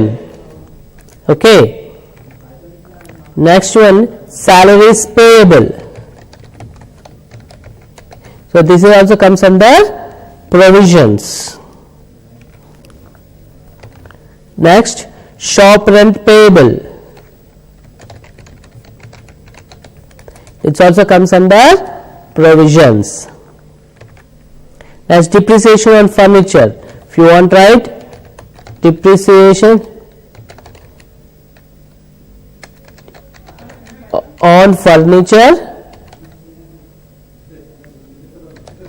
or you can write only depreciation. So depreciation on furniture comes under indirect expense. The gross profit, net profit, balance sheet answers we have to get, right? So students, we have created the first step, two steps we have completed, that is creation of ledger accounts, creation of company and creation of ledger accounts, right? So these two we have completed. Okay, the next one is stock. So in this problem we don't have inventory, right? So ఈ ప్రాబ్లంలో అంటే మనం transactions observe చేస్తే కనుక sold goods for cash, sold goods for cash, purchase sold goods and received cheque, purchase goods from Sony Enterprises, purchase goods from Shah Enterprises అనేసి వచ్చింది. అంతేగాని ఆ సేల్స్ లో మనం ఏం సేల్ చేస్తున్నాము, పలానా ఐటమ్ అనేది లేదు. So in the transactions which are given they have not mentioned any inventory particulars like what we are purchasing, the stock items. The same way what we have sold, the stock items are not mentioned in the given problem. So we have to consider this problem as without inventory. So there is no creation of inventory. Okay, so we can skip the third step, that is creation of inventory. So we are going to solve an inventory also in the next classes. So first I want to discuss about without inventory, then we come to inventory. So why I am you suggesting, because why I am teaching you both with inventory and without inventory, because in your syllabus, BCom syllabus, or it may be, some problem is given to you and they may ask to solve you. అంటే మీరు చదువుకునే సిలబస్లో కనుక చూస్తే అక్కడ మీకు ఒక trial balance ఇచ్చేసి వాటికి అడ్జస్ట్మెంట్స్ ఇచ్చేసి దానికి trading and profit and loss account చేయించమని అడుగుతారు, అవునా? అలా ఉండే ఛాన్సెస్ ఉన్నాయి. ఓకే, అక్కడ ఇన్వెంటరీకి ఉండే ఛాన్సెస్ ఉండవు. సో మనము అంటే ఇన్వెంటరీ కూడా అడగచ్చు. So first we are going to discuss about the inventory, without inventory, sorry, then afterwards we are going to see the without inventory. Okay, so now the first two steps completed. The third step we can skip as there is no inventory. The fourth step is voucher entry, right? We have to be very careful while recording the voucher entry. First you have to classify that. First read the transactions and think whether the cash is coming in or going out, whether check is coming in or going out, we are selling or purchasing, or it's to be depositing cash or withdrawing cash, whatever. First you observe it. Okay, first transaction చదివి అది మనకి receipt లో వస్తుందా, payment లో వస్తుందా, cash వస్తుందా, cash పోతుందా, check వస్తుందా, చెక్ పోతుందా అని ఆలోచించండి. దాన్ని బేస్ చేసుకొని మనం ట్రాన్సాక్షన్ చేయాల్సి ఉంటుంది. Okay, now see the screen. We are going to do that problem, right? So here Mr. Ganesh started business with cash, right? So how to do this? Mr. Ganesh started business with cash. Already మనం Ganesh account create చేసాము, cash account default టాలీలో ఉంటుంది. So when we are starting the business, okay, అంటే Ganesh business start చేసినప్పుడు మనకేమవుతుంది, cash అనేది involve అవుతుంది. Cash will coming in, right? So come to transactions, go to voucher entry. Okay, then here which voucher? So A voucher entry చేయాలి, ఎలా చూడాలి? Ganesh started business with cash. అంటే గణేష్ అనే వ్యక్తి బిజినెస్ స్టార్ట్ చేశాడు. సో బిజినెస్ స్టార్ట్ చేస్తే తన investment business లో పెట్టాలి, అంటే బిజినెస్ కి డబ్బులు ఇవ్వాలి. అంటే గణేష్ ఏం చేస్తాడు, తన పెట్టుబడిని మన బిజినెస్ లో పెడతాడు. సో బిజినెస్ నుండి ఆలోచిస్తే cash is coming in. So we have to write. So cash is coming in, go for receipt voucher. Okay, go for receipt voucher. What is the shortcut key for that? You can observe it is F6. So just press F6. Now it is asking account cash. Okay, so tally వాళ్ళు ఏం చేశారు అంటే ఇక్కడ మనకి మనం general గా accounts చదివేటప్పుడు 2 modes అంటే డెబిట్ ఒకటి, క్రెడిట్ ఒకటి, లేదా క్రెడిట్ ఒకటి, డెబిట్ ఒకటి చేస్తాం, రైట్? సో ఇక్కడ టాలీలో 2 మోడ్స్ ఆఫ్ ఎంట్రీస్ ఉంటాయి. ఒకటి సింగిల్ ఎంట్రీ మోడ్, ఒకటి double entry mode. So first we try to post the things in single entry mode. So receipt, so మన డబ్బులు వచ్చినాయి. So very simple to understand. So Tally ఎలా design చేశారు అంటే, ఇప్పుడు మనము ఏదైనా ఆర్గనైజేషన్కి వెళ్ళాలనుకోండి, అక్కడ ప్రతి ఒక్కరికి అంటే ఎవరైనా సరే అంటే ఇప్పుడు ఒక పర్సన్ కి మనం క్యాషియర్ పదవి ఇచ్చాను, క్యాషియర్ డిజిగ్నేషన్ ఉన్నాడు. సో క్యాషియర్ డిజిగ్నేషన్ అంటే అక్కడ ఏముంటాయి, ఓన్లీ రిసిప్ట్స్ అండ్ పేమెంట్స్ మాత్రమే ఉంటాయి, అవునా? So only receipts and payments కి తను ఒక బిగిన్ గ్రాడ్యుయేట్ అనేది అంత అవసరం ఉండదు. సో జస్ట్ డబ్బు వస్తుందా పోతుందా అది మాత్రం తెలిసి సరిపోతుంది. సో అందుకని ఇక్కడ రిసిప్ట్ లో ఏం చేస్తానంటే సింపుల్ గా అండర్స్టాండ్ అవ్వడానికి receipt.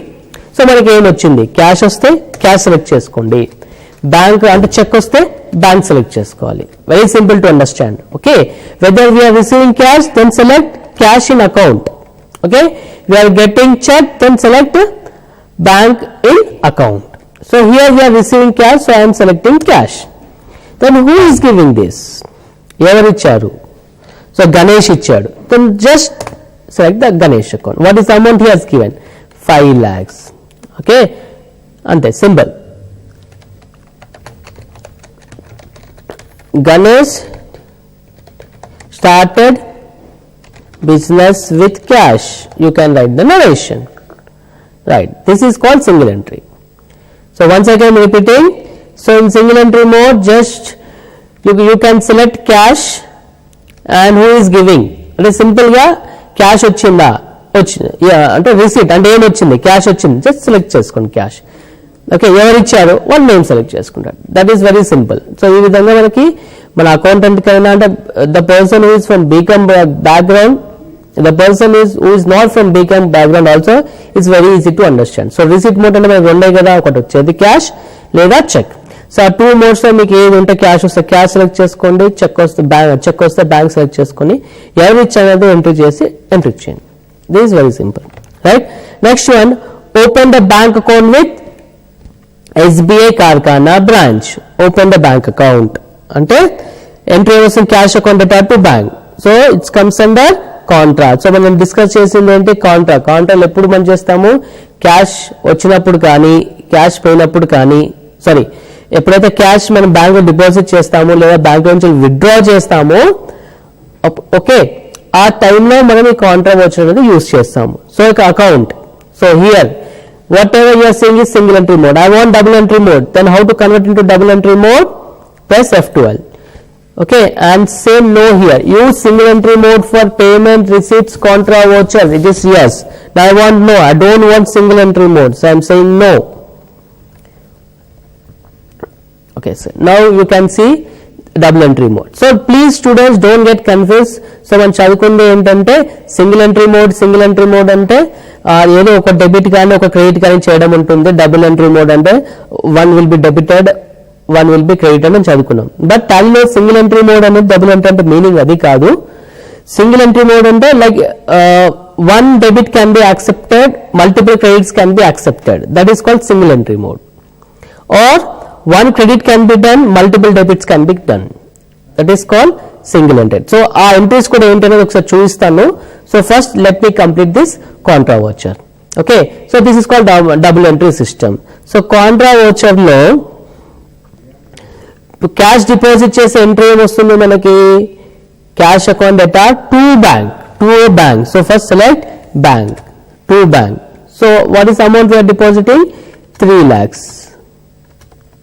Okay,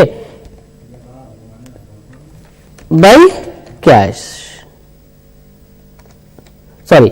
So what is the entry, cash account debtor. So when you are depositing in bank, the entry will be bank account debtor to cash. So select to cash 3 lakhs and by bank 3 lakhs. Okay, now tally will allow you denominations also. అంటే మీరు ఆ 3 lakhs deposit denominations ఉంటాయి కదా, 2000 notes అని 500 notes అని అలానే ఉంటాయి. So if you have you can write the denominations, if you don't have you can skip that. Okay, ఒక ఎర్రర్ మెసేజ్ అలర్ట్ మెసేజ్ చూపిస్తుంది ఎంటర్ చేయలేదని. Okay, no issues with that, we can enter. This is called double entry portion. Now purchase goods from Sony Enterprises. Now purchase goods from Sony Enterprises అని ఉంది. So purchase goods, this should be posted in purchase account. Okay, this should be posted in purchase account.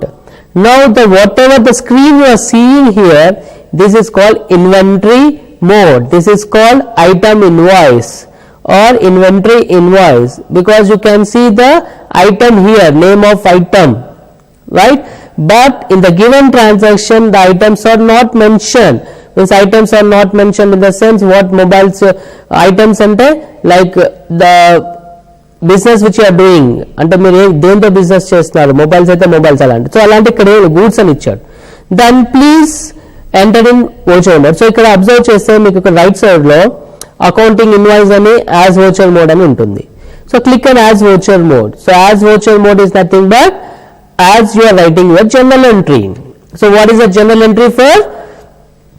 Purchasing the goods. Purchasing the goods ki journal entry emuntundi, purchase account will be debited, Sony Enterprises will be credited. So debit purchase account, credit Sony Enterprises account. So tally ఒక్కటి observe చేయండి students ఏంటంటే, so మనం book లో మనం entry రాసేటప్పుడు first debit రాస్తాము, తర్వాత credit రాస్తాము. అంటే cash account data to bank or purchase account data to Shah. ఇక్కడ పర్చేజ్ అనేది 2 by చూసుకోండి, 2. ఓకే, సో ఇక్కడ ఒకసారి పైన క్రెడిట్ ఉండొచ్చు, కింద డెబిట్ ఉండొచ్చు. Okay, so please don't apply అంటే పైన రాసింది ఫస్ట్ రాసింది ఎప్పుడు డెబిట్ తర్వాత రాసింది ఎప్పుడు క్రెడిట్ అని డిసైడ్ అవ్వకండి. So you please see this to and by. Okay, so instead of to and by, if getting confuse with to and by, to అంటే క్రెడిట్ బై అంటే డెబిట్ అని కన్ఫ్యూజ్ అవుతే గనక you can change this also like DRCR. And how to change that? So whatever you want to make any configuration settings and changes, please click on F12 and read. So here you can see that use CR DR instead of 2 by. Yes, I want CR DR instead of 2 and by. So CR అంటే credit, DR and debit అని అందరికి easy అర్థం అవుతుంది. So ఇక debit ఏం చేయాలి, credit ఏం చేయాలి? Debit is purchase account, credit is Sony Enterprises. So please credit Sony Enterprises. So మనం రాసిన ఫస్ట్ డెబిట్ ఏ ఉంటుంది, బట్ టైల్ అప్పుడప్పుడు క్రెడిట్ ఫస్ట్ ఉండొచ్చు, డెబిట్ సెకండ్ కూడా ఉండొచ్చు. So please concentrate on this DR and CR. So credit is Sony Enterprises, select Sony Enterprises, amount is 1 lakh. Okay, debit is purchase. So if you want, you can have the items here. If you don't want, then just press enter. So it will allows you. Okay, if you are doing inventory mode, okay, if you are doing in inventory mode, tally does not move without that. Bean goods purchased. Okay, suppose me the next time ikkada purchase goods from Shah Enterprises, right? If I am doing an item invoice, if I am doing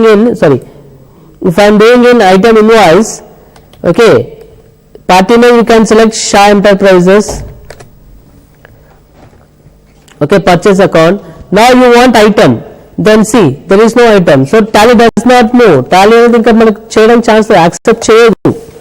so అందుకని మనం ఏం చేస్తాము అంటే ఇలాంటి ఏవైతే transactions ఉంటాయో without inventory, that can be posted in as voucher mode. The short cut key for this as voucher mode is Control V, Control V, because you have 2 lines here. So I am pressing Control V. Okay, so purchase goods from Shah Enterprises. So you have to change the date here, 4th January, because it is an educational mode. Just I am seeing on, I am posting all the transactions on 1st April. Okay, Shah. So what should be the entry here?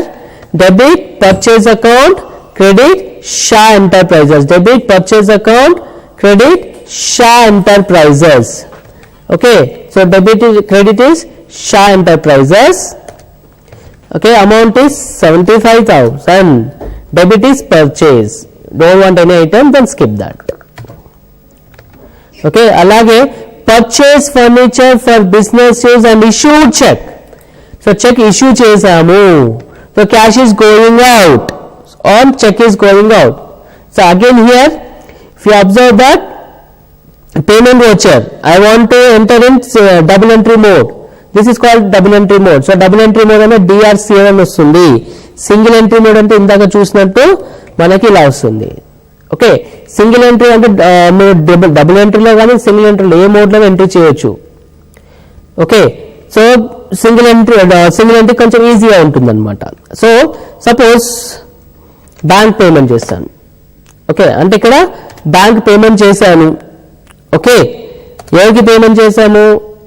Suppose the same thing payment is there, right? Purchase furniture for business use and issue cheque. So cheque ఇచ్చాను, దేనికోసం payment చేశాను? Furniture కోసం. So furniture. Okay, what is the amount? 1 lakh. So 1 lakh select చేసుకున్నాను. అలాగే so payment అంటే ఏం credit అవుతుంది? Always bank or cash will be credited. So whatever the account you are taking here, that will automatically credited, and whatever the items you are taking here, the ledgers you are taking here, whatever the ledgers you are taking in this purchase, in this particulars, ఇక్కడ ఏవైతే మీ particular space లో ఏవైతే accounts తీసుకుని automatic గా అది credit అవుతుంది. Suppose let us say charges, you will debit here. Okay, so ఈ single entry mode లో ఒక క్రెడిట్ ఉంది, మల్టిపుల్ డెబిట్స్ ఉన్నాయి. Suppose this furniture I have paid in cash and credit.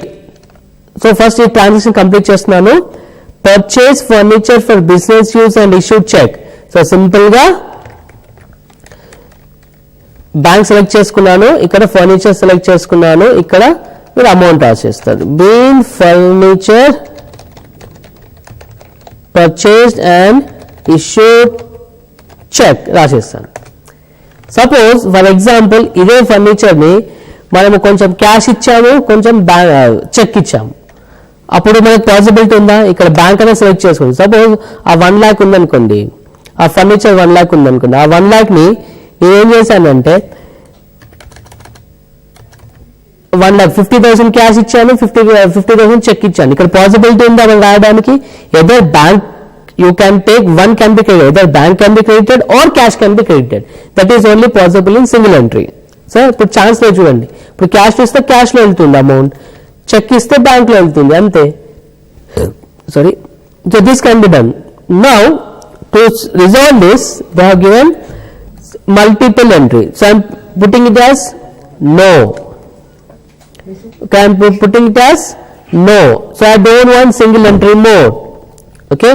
Now here you can have an advantage. So furniture 1 lakh. So confusing gane malli cheptunanu. Okay, I am converting into double entry mode. I am converting into double entry mode. So double convert ante single entry chestundi, no ante double entry mode lo ayipotundi. Okay, I want this. I want in double entry mode. So debit is what? Furniture. So 50,000. So 1 lakh total I am purchasing with 1 lakh. Okay, అలాగే debit ఇంకా multiple debits కూడా చేసుకోవచ్చు. Okay, credit SBI bank లో ఎంత pay చేసావు? 75,000. Okay, cash.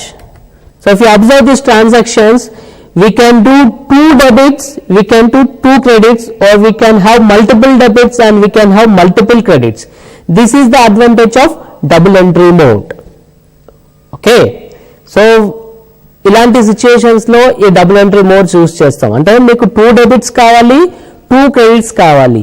So ఇలాంటి situation లో payment లో కానీ రిసిప్ట్ లో కానీ మనము ఈ ఒక ఆప్షన్ ని యూస్ చేసుకుంటాము. If there is only single mode, single entry mode, అంటే only cash or only cheque, then you can go for single entry mode. So I'm not saving this, right? So like this we can enter the single entry and double entry mode system. Now again sold goods for cash. Okay, now sold అన్నప్పుడు sales లోకి వెళ్తాం. So again this is an item invoice. We don't have items here, then what to do now? Go for voucher, as voucher, control V, give the reference number. Okay, debit is what? So sold goods for cash. What is the entry? The entry is cash, debit is cash. Okay, and credit is sales. That's all. It's very simple. Being goods sold for cash.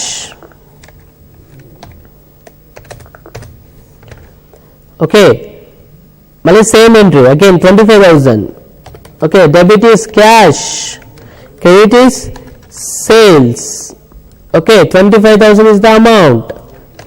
Being goods sold for cash. Okay, next, sold goods and received check. Sold goods and received check.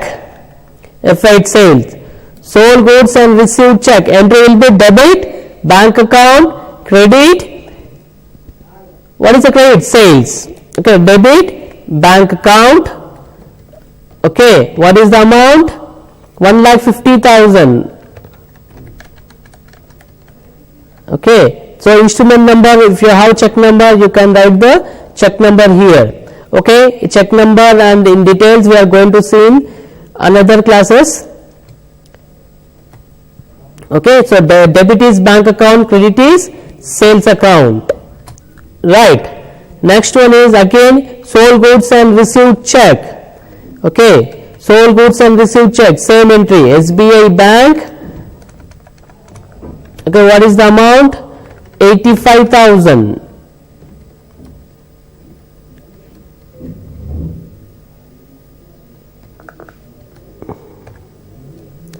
Okay, paid transportation and purchases. So payment entry, go for F5 payment. Again, it's a double entry mode. What is debit? Transportation, purchases. What is the amount? That is 500. What is credit? Cash. Okay. Bin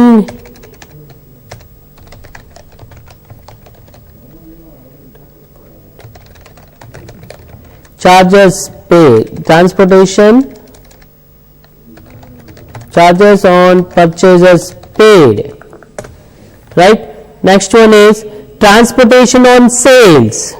So that is also payment. So again, if you want, you can have a look into single entry mode. Use single entry mode? Yes, I want single entry mode. Account is what? Cash. For what purpose you are paying? That is on transportation on sales. What is the amount? That is 1000. Type 1000. Okay. So again, what is the entry? Paid office expenses. So office expenses cash. Office expenses. That's all. So ikkada single entry mode lo what is debit, what is credit and ఆలోచించే అవసరం ఉండదు. Very simple. Cash is going out, go for payment. Select account as cash and particulars లో ఏ expenses payment చేస్తున్నారో అది entry చేసుకోండి, సరిపోతుంది అంతే. అక్కడ డెబిట్ క్రెడిట్ ఆలోచించే అవసరం లేదు. Paid for advertisement, then cash. What purpose you are paying? Advertisement. What is the amount? That is 1200. Okay, I am not writing the narration. Okay, sold goods again, sold goods, F8 sales. Okay, so again it is item notes, control V for voucher. Okay, sold goods, so debit will be cash. Okay, what is the amount? That is 30,000. Okay, sales is credited. Okay, again next one, again goods sold. Okay, debit is cash. What is the amount? Amount is 20,000. Credit is again sales. Okay, shop rent, paid shop rent. It's a payment. Go for FI payment. What you paid cash for? What ఏం pay చేశారు? Shop rent pay చేసాము. Right. Entry ఎంత? What is the amount? 10,000. Amount ఎంత? 10,000. Shall type 10,000. Save it. Next one. Paid electricity charges, cash. Electricity charges. Enta payment chesa electricity charges 500. Okay, 500. Okay, if you want the next one, electricity charges, again telephone charges, right? Telephone charges. Like this you can have 2-3 entries also. Okay, elaborate payment. Paid commission. Okay, suppose commission paid anundi. Okay, if you want to create any account, you can create Alt C and create any account. Okay, commission. So suppose commission ఉంది అక్కడ. So there is a commission. Suppose commission account create చేయలేదు అనుకోండి. Commission already ఉంది. Okay. Alt C కొట్టుకొని మనము account కూడా create చేసుకోవచ్చు అన్నమాట. Okay. Commission amount ఎంత? 500. Okay, like this you can bill the expenses paid in cash. Like this you can have payment, అన్ని పేమెంట్స్ అని ఒక చోటు కూడా చేయొచ్చు, but that is not the right one because real టైంలో అన్ని ఎక్స్పెన్స్ ఒకటేసారి పే చేయము, డిఫరెంట్ గా పే చేస్తాం కాబట్టి అలా రాయడం better. Okay, again cash withdrawn cash for office use, it's a contra, right? So ఇక్కడ ఇప్పుడు single entry mode, withdrawn cash for office use. So ఇక్కడ డెబిట్ లో ఏం తీసుకోవాలి? కాంట్రా అంటే క్యాష్ డెబిట్ ఉంటుంది, క్రెడిట్ ఉంటుంది. So always the upper one is debit here. Okay, only కాంట్రాలో ఇప్పుడు ఈ అకౌంట్ అనేది డెబిట్ అవుతుంది. Okay, so simple. ఇంకొకటి ఎలా గుర్తు పెట్టుకోవాలి అంటే cash withdrawn cash for office use. So cash withdraw చేసాము, క్యాష్ విత్డ్రా చేసినప్పుడు బ్యాలెన్స్ ఎక్కడ పెరుగుతుంది? క్యాష్ లో పెరుగుతుందా, బ్యాంక్ లో పెరుగుతుందా? సో బ్యాంక్ లో నుంచి మీరు విత్డ్రా చేసినప్పుడు బ్యాంక్ లో అమౌంట్ తగ్గుతుంది, క్యాష్ లో పెరుగుతుంది. సో టైప్ అంటే ఏ బ్యాలెన్స్ అయితే ఇంక్రీజ్ అవుతుందో అది పైన ఉండాలి, ఏ బ్యాలెన్స్ అయితే ఏ అకౌంట్ అయితే బ్యాలెన్స్ తగ్గుతుందో ఆ అకౌంట్ కింద ఉండాలి, ఆ అకౌంట్ పర్టికులర్స్ లో ఉండాలి. ఏ బ్యాలెన్స్ అయితే ఇంక్రీజ్ ఉందో అది అకౌంట్ ప్లేస్ లో ఉండాలి, ఏ బ్యాలెన్స్ అయితే డిక్రీజ్ ఉందో అది పర్టికులర్స్ లో ఉండాలి. So increase up, decrease down, అట్లా గుర్తుపెట్టుకోండి. Increase up, decrease down. Okay, suppose ఒక బ్యాంక్ నుండి ఇంకో బ్యాంక్ నేను ట్రాన్స్ఫర్ చేశాం. సపోజ్ ఎస్బీఐ నుండి నేను యాక్సిస్ బ్యాంక్ కి ట్రాన్స్ఫర్ చేశాను, అవునా? ఎస్బీఐ నుండి యాక్సిస్ బ్యాంక్ కి ట్రాన్స్ఫర్ చేశాను. సో అప్పుడు ఏంటి, యాక్సిస్ బ్యాంక్ పైన ఉండాలి. ఓకే, యాక్సిస్ బ్యాంక్ పైన ఉండాలి. ఓకే, సపోజ్ ఆల్ట్ సి కొట్టి అకౌంట్ క్రియేట్ చేస్తున్నాను. Axis bank under bank account. Okay, so I'm transferring from SBI to Axis bank. అంటే యాక్సిస్ బ్యాంక్ లో బ్యాలెన్స్ పెరిగింది, పైన యాక్సిస్ బ్యాంక్ తీసుకున్నాను, కింద ఎస్బీఐ బ్యాంక్ తీసుకున్నాను. So Axis spelling is wrong, then how to do this? So to make any alterations just press control enter. Axis, AXIS. Okay, Axis bank. Okay, alt C కొడితే కొత్త account create అవుతుంది, control enter కొడితే alter అవుతుంది. So 10,000 transfer చేశాను. So 10,000 you can have a look. 1 lakh you can see that. Okay, so whichever balance is increasing, that should be up. Whichever balance is, which account balance is decreasing, that account should be down. A balance అయితే increase, ఏ account లో balance అయితే increase అవుతుందో అది పైన ఉండాలి, ఏ account లో అయితే balance తగ్గుతుందో అది కింద ఉండాలి. This is applied only for Contra, not for other vouchers. Okay, so this transaction is not there, but just I'm posting this. Okay, next one, paid salaries. So which account? Payment. What is the shortcut key? FI. What you are paying? Cash. How you are paying? Cash. What you are paying? Salaries. What is the amount? 10,000. Okay, being salaries paid. Okay, so students, we have seen all the transactions, right? So టాలీలో ఉన్న transactions ఏవైతే ఉన్నాయో అవన్నీ చూసాం. We post the adjustments also, right? So మనకున్న అయితే 15 transactions వరకు ఉన్నాయి. ఆ 15 ట్రాన్సాక్షన్స్ అన్ని మనము టైంలో పోసాం. అంటే ప్రతి ఒక్క ట్రాన్సాక్షన్ చదివి అది అమౌంట్ వస్తే రిసీట్ లో, అమౌంట్ పోతే పేమెంట్ లో, ఒకవేళ బ్యాంక్ లో డిపాజిట్ చేస్తే, కాంట్రాలో బ్యాంక్ లో నుండి విత్డ్రా చేస్తే కాంట్రాలో, అది పర్చేజ్ అయితే పర్చేజ్ లో, ఓకే, సేల్స్ అయితే సోల్డ్ అయితే సేల్స్ లో. సో ఈ విధంగా మనకు ఆ 6 వర్చెస్ అని డిసైడ్ చేస్తాం. So I know that you have not done with the debit notes or credit notes, that also we are going to do in the other classes. I hope and I have made for that also one more problem we are going to solve the some other next classes. So this is the way how to post this transaction. So ప్రతి ఒక్క transaction మనం observe చేసినట్టయితే amount వస్తే debit, amount పోతే credit, sale ఉంటే sales, purchase ఉంటే very simple. Okay, మనకి amount cash వస్తే రిసిట్ లో రాయండి, క్యాష్ పోతే పేమెంట్ లో రాయండి, చెక్ వస్తే రిసిట్ లో రాయండి, చెక్ బయట వాళ్ళకి ఇస్తే పేమెంట్ లో రాయడం. So this is way how to right the receipt and receipt vouchers and payment vouchers. Cash goods అమ్మితే సేల్స్ లో, గూడ్స్ పర్చేస్ చేస్తే పర్చేస్ లో, ఓకే, క్యాష్ డిపాజిట్ చేస్తే కాంట్రాలో, క్యాష్ విత్డ్రా చేస్తే కాంట్రాలో, ఇవన్నీ ఏవి కాకుంటే జర్నల్లో. ఓకే, సో ప్రతి ఒక్క ట్రాన్సాక్షన్స్ ని మనం సింగిల్ ఎంట్రీ మోడ్ లో చేయొచ్చు, డబుల్ ఎంట్రీ మోడ్ లో చేయొచ్చు. సో స్టూడెంట్ మైండ్ లో అందరూ సింగిల్ ఎంట్రీ అంటే వాళ్ళకున్న సింగిల్ ఎంట్రీ అంటే సార్ ఏదో ఒక డెబిట్ అవుతుంది, ఏదో ఒక క్రెడిట్ అవుతుంది కదా, దాని సింగిల్ ఎంట్రీ అంటారు కదా. So how your balances will be get matched అని అనుకుంటాం.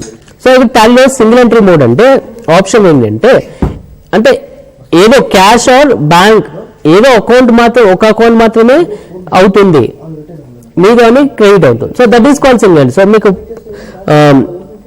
ఒక ఎగ్జాంపుల్ చేసి చూపించాను. సింగిల్ ఎంట్రీ అంటే like payment, receipt and contra. అంటే either you are receiving only cash or only bank, then you can go for single entry. If you are receiving cash and bank check for only one thing, then you have to go for double entry system. అంటే మీకు multiple debits, multiple credits కావాలి అనుకున్నప్పుడు double entry mode లో వెళ్తారు. Okay, double entry mode కి 3 apply అవుతుంది. Receipts, payments, Contra. అంటే receipt లో కానీ, ఇప్పుడు రిసీట్ లో మీకు క్యాష్ ఉంది, చెక్ ఉంది, అలాగే ఇంకా వేరే ఒక అంటే ఒక 2 డెబిట్స్ ఉన్నాయి, 3 క్రెడిట్స్ ఉన్నాయి, then go for double entry. అలాగే పేమెంట్లో కూడా క్యాష్ కూడా పేమెంట్ చేశారు, చెక్ కూడా పేమెంట్ చేశారు, డిఫరెంట్ అకౌంట్స్కి పేమెంట్ చేశారు. Then you can go for multiple entries. Okay, multiple debits multiple credits ఉన్నప్పుడు సింపుల్గా చెప్పాలి అంటే మల్టిపుల్ డెబిట్స్ మల్టిపుల్ క్రెడిట్స్ ఉన్నప్పుడు డబుల్ ఎంట్రీ వాడతాము, లేదంటే సింగిల్ ఎంట్రీ వాడతాం. So better you go for single entry because cash cheque ఒకరికి ఇవ్వం. ఓకే, ఉన్నా కానీ సపరేట్ రిసిప్ట్ వోచర్స్ మెయింటైన్ చేస్తాం. Okay, now see the screen we are going to see the adjustments also. So adjustments, so stock తర్వాత చెప్తాను అన్నాను ఎందుకంటే కొంచెం దానికి కొంచెం యాక్టివేషన్స్ అన్నీ ఉంటాయి. So before that will see electricity charges payable. So electricity charges payable in adjustment entry, right? So I said you that all adjustment entries should be done in F7 journal. So then go for F7 journal. So debit was entry into electricity charges. Amount enta 500. Credit is what? Electricity charges payable. Okay, then you can write bin charges payable. Okay, you can write and see. So next, salaries payable. Debit salaries. Amount is 15,000. Credit salaries payable. Amount is 15,000. Next one, shop rent payable. Shop rent debit. Shop rent debit. What is the amount? 12,500. Credit shop rent payable. Okay. Next one is depreciation furniture. So depreciation debit. So 10% అన్నాడు, 10% అన్నాడు. So 1 lakh 10% 10,000. So you can calculate control and 1 lakh లో into 10% 10,000. Okay, 10,000. Credit furniture. Simple. Okay, now come to the closing stock. Then how to, so closing stock with two ways to enter change. So first I will tell you how to do in a simple method. So closing stock undi kada. So first మీరు ఏం చేస్తారు అంటే inventory ఇన్ఫోలోకి వెళ్ళి stock ఐటమ్స్కి వెళ్ళి create అనండి. ఇక్కడ ఏం చేస్తారంటే స్టాక్ అని టైప్ చేయండి, అంత ఏమి ఇవ్వదు ఇక్కడ. Don't select any units of measures and all, just should create as stock. అంటే క్లోజింగ్ స్టాక్ ఒక స్టాక్ అనేది ఎంట్రీ చేయండి. Once again I'm repeating how to enter the closing stock. Go to inventory info, go for stock items and go for create. Just type as stock. Okay, stock అని జస్ట్ అట్లా create చేయండి, అంతే, ఏం చెయ్యొద్దు. Just stock అని create చేసి వదలండి. And how to enter this amount 50,000 ఎలా ఎంటర్ చేస్తాము? Just go for inventory vouchers. Okay, and right side you select as stock and give the amount. What is that? 50,000. Okay, so be careful that stock ఎప్పుడు ఇస్తున్నారు, ఈ date ఇస్తున్నారు first ఏప్రిల్కి. So మీరు first April వరకు చూసుకోవాలి. So 31st మార్చ్కి ఇవ్వాలి, అట్లా ఏమైనా డేట్స్ ఉంటే 31st మార్చ్ ఇవ్వండి. Okay, simple. Okay, so once again I'm explaining. Go to inventory info, go for stock items, go for create stock 1. Okay, అనేది తర్వాత మీరు ఇన్వెంటరీ వోచర్స్లోకి వెళ్ళేసి రైట్ సైడ్ ప్రొడక్షన్లో స్టాక్ 1 అని వేసుకొని అమౌంట్ వేయండి, సరిపోతుంది. And save it. Okay, this is how to enter the stock entry. Now the reports we have to see now. Okay, reports. Okay, మనం first step, second step, third step లేదు, fourth step చేసేసాము, fifth step reports. So రిపోర్ట్స్లో first మీకు ఏం కావాలి? Profit and loss account. So go for profit and loss account. Press in detail, then you get the stock. Okay, okay, so this is how to get your thing. So gross profit వచ్చింది కదా, gross profit that 2,14,500. So gross profit you got 2,14,500. Okay, అలాగే చూస్తే net profit. Okay, what is net profit? 1,51,800. But ఇక్కడ మీకు 42,800 ఉంది. So how this difference we are going to check.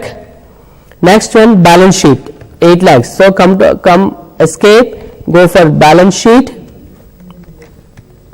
Okay, go for balance sheet. You can check 8 lakhs 54,800, 8 lakhs 45,500. If you press Control and see the difference, 8 lakhs 45,800, 8 lakhs 45,800 minus 8 lakhs 54,800. So there is a difference of 9,000. ఆ 9,000 expense extra చేసామో చూద్దాం. Okay, next one, stock summary. Sorry, so gross profit net worth bank cash balance correct match అవుతుందో చూద్దాం. So closing stock 50,000 వచ్చింది, cash 3,29,800, 3,20,800 అంటే మనం 9,000 ఏదో posting extra చేసాము. నెక్స్ట్ క్యాష్ ఎస్బీఐ బ్యాలెన్స్ 3,85,000, 3,00,000 కరెక్ట్గా మ్యాచ్ అయింది అంటే క్యాష్ లో ఎక్స్ట్రా ట్రాన్సాక్షన్ చేసాం. ఆ 9,000 ఏదో చూస్తాం. Okay, hope transport and sales is right. So students, if you observe that there is a difference of 9,000, why that is 9,000? Because just go for it. అంటే cash difference ఉంది, ఎందుకు enter కొట్టాం, just you press enter, that's all. Okay, press enter, it will go to that. So transportation sales is 1,000. I have entered as 10,000, but transportation sales is 1,000, right? So go for that and change it. So automatically changes అవుతుంది. So if you want to make any changes, you can go. Okay.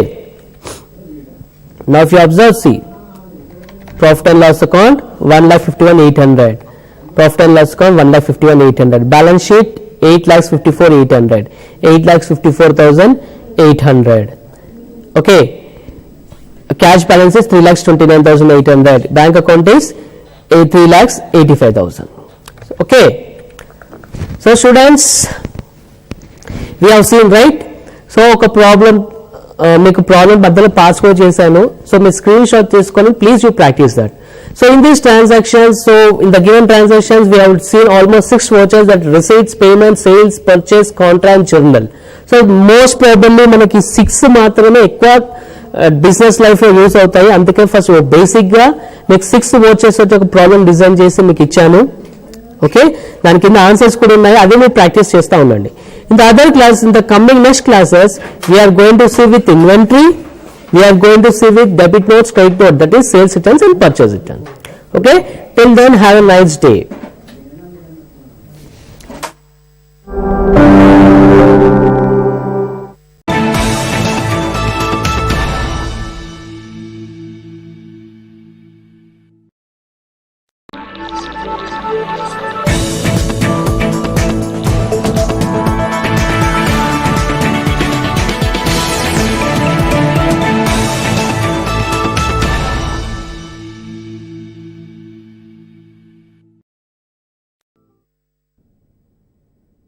Hello, good morning students, welcome to Mana TV, welcome to Tally training program conducted by APSSDC, right? So in the last few sessions, I hope we have done 8 sessions. In these 8 sessions we have done with how to create a company, how to create the ledger accounts with groups, how to create the inventory stock with groups, and we have seen the voucher entries also, right? We have seen almost 6 voucher types, that is sales, purchase, receipts, payments, journals and contra. That these 6 voucher types we have done, and we have solved one solutions on that, one problem on that, right? Today we are going to see some other from other vouchers also, like how to make the journal vouchers, okay, how to make the sales invoice with inventory. In the last session we have seen only accounting part, right? So we have seen receipts, payments and all, and also we have seen all the entries how to solve without inventory, and I had shown you how to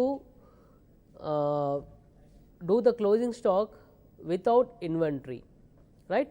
So మన last 8 classes నుండి చూసుకున్నట్టయితే మన company creation, ledger creation, stock item creation, voucher entries ఇవన్నీ చూసాము. Reports ఇంకా చూడలేదు. So reports we have separate class for that, we are going to see all the reports in that. So మనం ఫర్దర్గా వచ్చే క్లాసెస్లో అన్ని రిపోర్ట్స్ కూడా చూద్దాం. సో ఇవాళ మనము నిన్న సెషన్లో వోచర్ ఎంట్రీస్ చూసాము, ఒక ప్రాబ్లం కూడా సాల్వ్ చేసాము. దట్ ఈస్ వితౌట్ ఇన్వెంటరీ, అంటే స్టాక్ లేనప్పుడు ఎలా చేయాలని చూసాం. ఇవాళ ఒక ప్రాబ్లం సాల్వ్ చేద్దాం మనము with inventory. So we are going to solve one problem how to create with inventory. So how to make the purchase voucher sales with inventory, right? So please see the screen now. So I am opening Tally. So this is your problem. Okay, create the company in Tally with the following details. Okay, so name of the company is Ganapati Furniture, address is given. Okay, okay, some transactions are given. Okay, purchase are also given, right? Purchases ఉన్నాయి, అలాగే sales ఉన్నాయి, అలాగే other transactions కూడా ఉన్నాయి. ఇందులో మనకు answers కూడా provide చేస్తారు ఈ ప్రాబ్లంలో. Okay, so now we're going to see how to do this problem. Okay,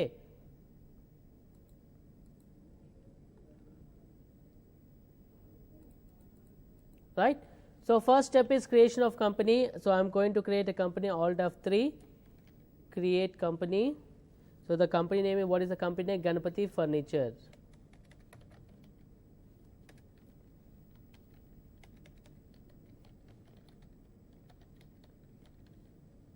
Okay, address something, here something is given like what is shop number 12,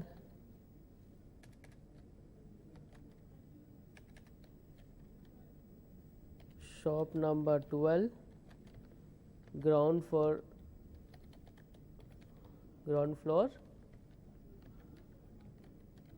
Ramnagar, Hyderabad. Country is India, state is Telangana, pin code is 5,20,000, phone number, just again some number. Okay, and I am saying the company. So company is save చేస్తాం. Now the first step is creation of company, we have done with that. Now second step is creation of ledgers. We are going to create all these ledgers, right? So accounting info, ledgers, and I am selecting multiple ledger. Okay, so all items and create చేసి ఇక్కడ ప్రతి ఒక్క ledger create చేద్దాం మనం. Okay, Vinay and Vijay started a partnership business with 2,50,000 each. So I am writing Vinay capital under capital. Next Vijay capital under capital account. Okay, next one deposit in Canara Bank under bank accounts. Next paid cash to Mr. Narasimha towards rent deposit.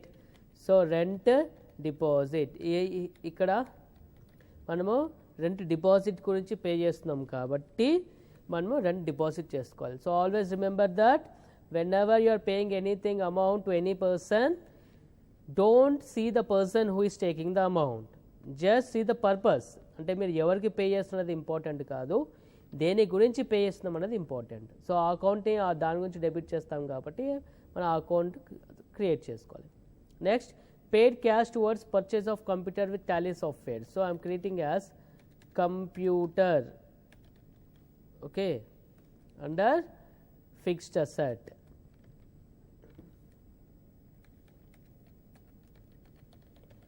Computer fixed asset. Next is paid cash towards furniture work. So furniture under fixed asset. Check received towards loan from Shriram Chit Funds. Shriram Chit Fund loan. So it's an loans liability.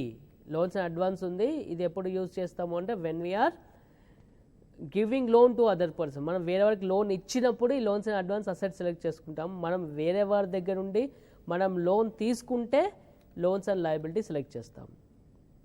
Okay. Next, cash paid towards stationery under indirect expense. Okay. Now, this is completed. The next box is about purchase, right? Purchase for the month. Okay. So, first purchase for the month. So, create purchase under purchase account. Next, ఎవరి దగ్గర నుంచి కొన్నాము Godrej under sundry creditors ఎవరి దగ్గర నుంచి కొంటామో creditors ఎవరికైతే అమ్ముతామో debtors.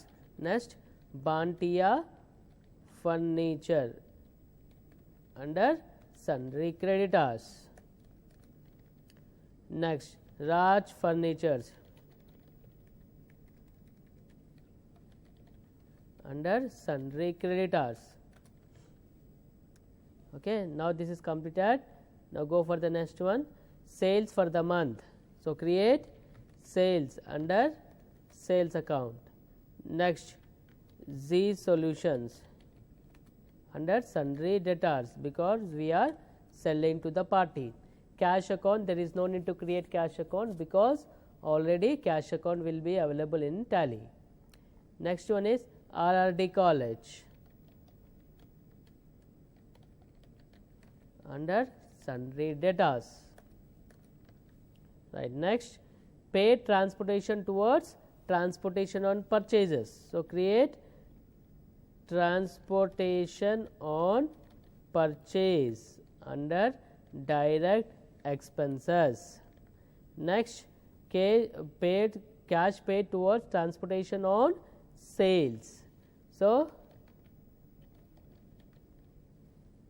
transportation on sales under indirect expenses. Next, cash check received from Z solutions, already Z solutions we have done. Cash paid transportation to purchase, already we done. On sales, transportation on sales done. Check issued to Bantia Furniture, Bantia Furniture is done. And balance is discount received. Okay. So, create discount received under indirect income. Next one is again here transportation on purchase, transportation on sales, check received from RRD College and balance is discount. Okay. So cheque receive చేసుకుంటే discount allowed అవుతుంది. Cheque paid చేస్తే cheque వెనక issue చేస్తే మనకు అది income అవుతుంది. Okay. So when you are receiving cash then discount is allowed, discount allowed is expense. When you are paying cash we receive discount, so discount received is indirect income, right? Next, again check issued to Godrej, with Godrej account is done. Check issued to Raj Furniture, this is done. Okay. Cash paid towards salaries under indirect expense. Okay. Tea and snacks, so tea and snacks are treated as staff welfare under indirect expenses. Next, cash paid towards newspaper. So newspaper bill you can accept as newspaper or you can take it as books and periodicals. Okay, under indirect expenses. Okay. So we have done almost all accounts. Now we are going to see the voucher entry.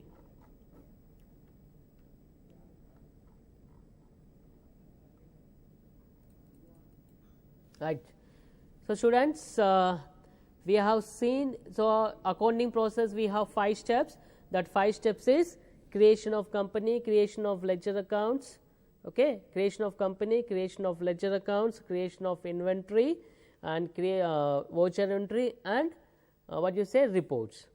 So we have created the first 2 steps, that is creation of company and creation of ledger accounts, right? The next step is creation of inventory. Okay. So we have seen some transactions in that problem that paid for tea and snacks.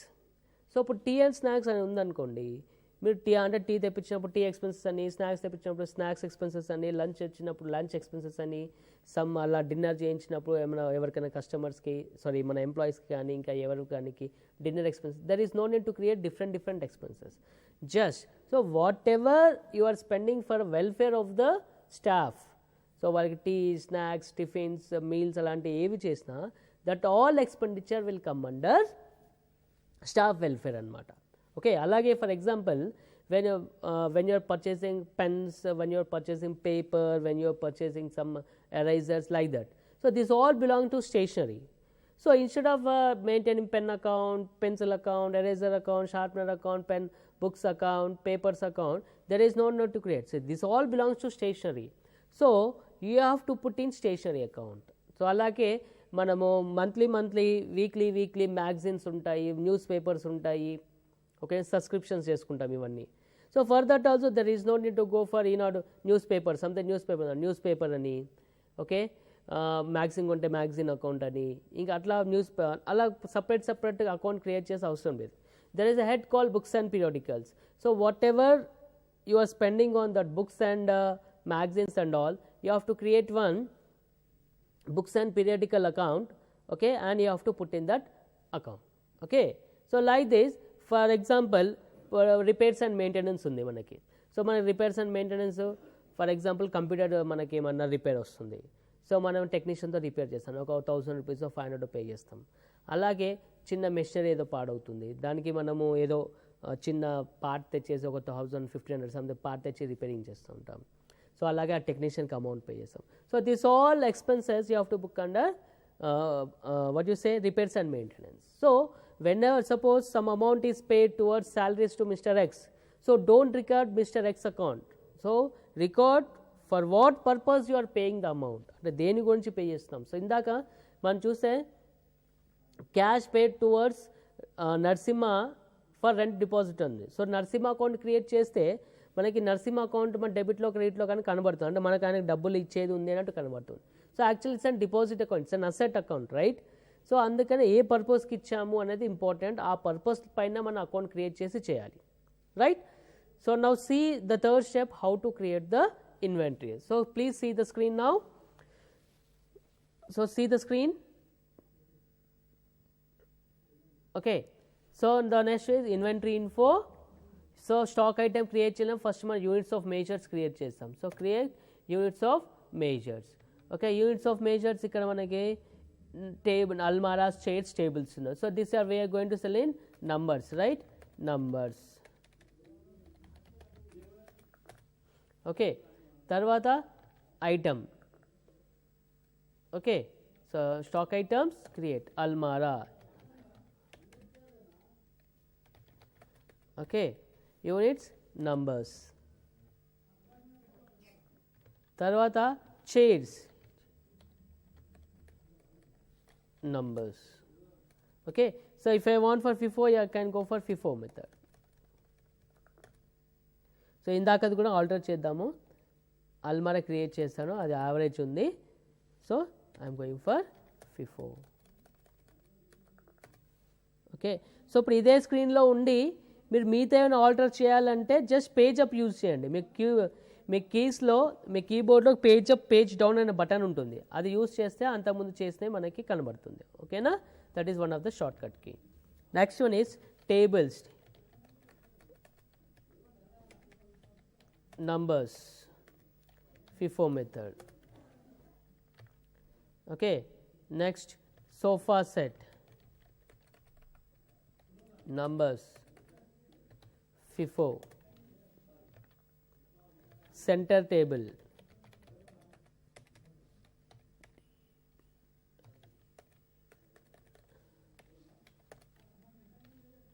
sorry malli table marchipoyanu, center table, FIFO. Next one, display table, numbers, FIFO. Bookshelves, numbers, FIFO. Next, writing table.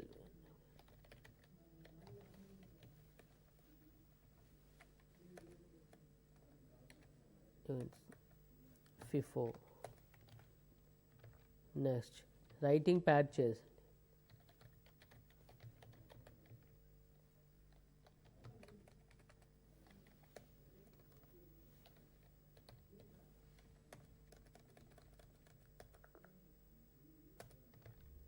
Okay, right. So same ఏవైతే items purchase చేసాం అవే sale చేస్తాం కాబట్టి same items. So I'm not doing. Right. So first we have done with the inventory also. Now the fourth step is accounting vouchers. So go for accounting vouchers. So what is the first one? Vijay and Vinay started partnership business with 2,50,000 each, and iddaru 2,50,000 investment bettaru. So iddaru paina receipt raaskovali kada manamu. So cash is coming in, F6 receipt, cash, Vinay capital. Okay, 2,50,000. Okay, next again cash, Vijay capital 2,50,000. Next, deposited in Canara Bank, F4. So Canara Bank lo deposit chesamu. So what is increasing? Canara Bank balance is increasing, cash account is decreasing. How much we are depositing? 2,50,000.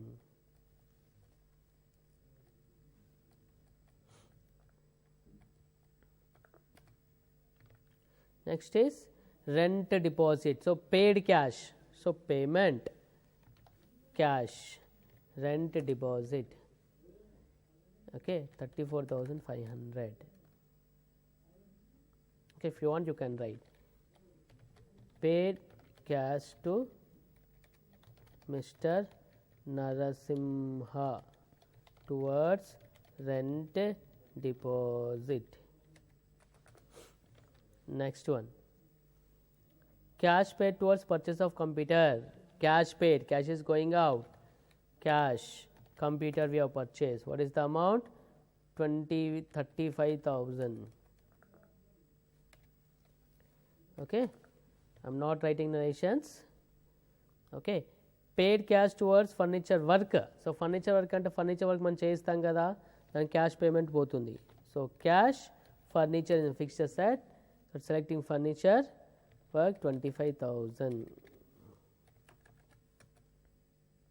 See, suppose 3,50,000 for example ఇచ్చాను అనుకోండి. ఇక్కడ మీరు observe చేసినట్టయితే cash red బ్యాలెన్స్లో కనబడుతుంది. Cash red బ్యాలెన్స్లో ఎందుకు కనబడుతుంది? Because we don't have cash but we are paying it, so that is why it is showing as red color. Okay, 2 lakhs. So actually we have paid 25,000. If you observe now, it is 1,55,500 is debit balance. So like that you can have current balance. So what is the current balance of cash? It is 1,55,500. Okay, so అట్లా రెడ్గా వచ్చినప్పుడు మీరు కొంచెం alert అయిపోవాలి, అంటే అన్నెసరీగా మీరు ఎక్కువ cash ఏమైనా పే చేస్తున్నారా ఏంటి అనేది. Okay, so cheque received towards loan from Sriram chit fund. Cheque received, we're receiving, so go for F6. So cheque, so Canara bank. Okay, from Sriram Chit Fund loans, select Sriram Chit Fund loans. How much amount is 5 lakhs. Okay,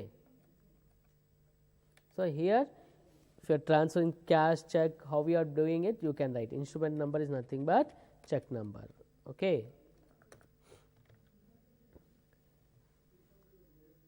next, paid stationery, cash paid towards stationery. So paid, FI, payment, cash, stationery. Okay, 5,000. Okay,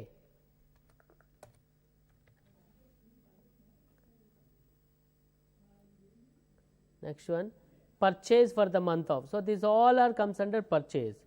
Okay, ఇక్కడ date, reference number ఉంది. Okay, ఎవరి దగ్గర కొన్నాము, ఏం item కొన్నాము, quality ఎంత, rate ఎంత, amount ఎంత. So everything is here. Okay, now we are going to do this purchase, right? So simple, F9 purchase. So reference number undi kada, reference number nothing but party supply invoice. అంటే మనం purchase చేసినప్పుడు ఆ bill number ఉంటుంది కదా, ఆ bill number ఇక్కడ ఇవ్వాలన్నమాట. So ఎంత bill number 50, date 1st April. Okay, so please students ఇక్కడ కొంచెం జాగ్రత్త చేయండి. ఇక్కడ రైట్ సైడ్ అబోవ్ ఏదైతే ఉందో ఇక్కడ రైట్ సైడ్ ఇది మనం ఏమంటాము అంటే ఎంట్రీ డేట్ అనమాట.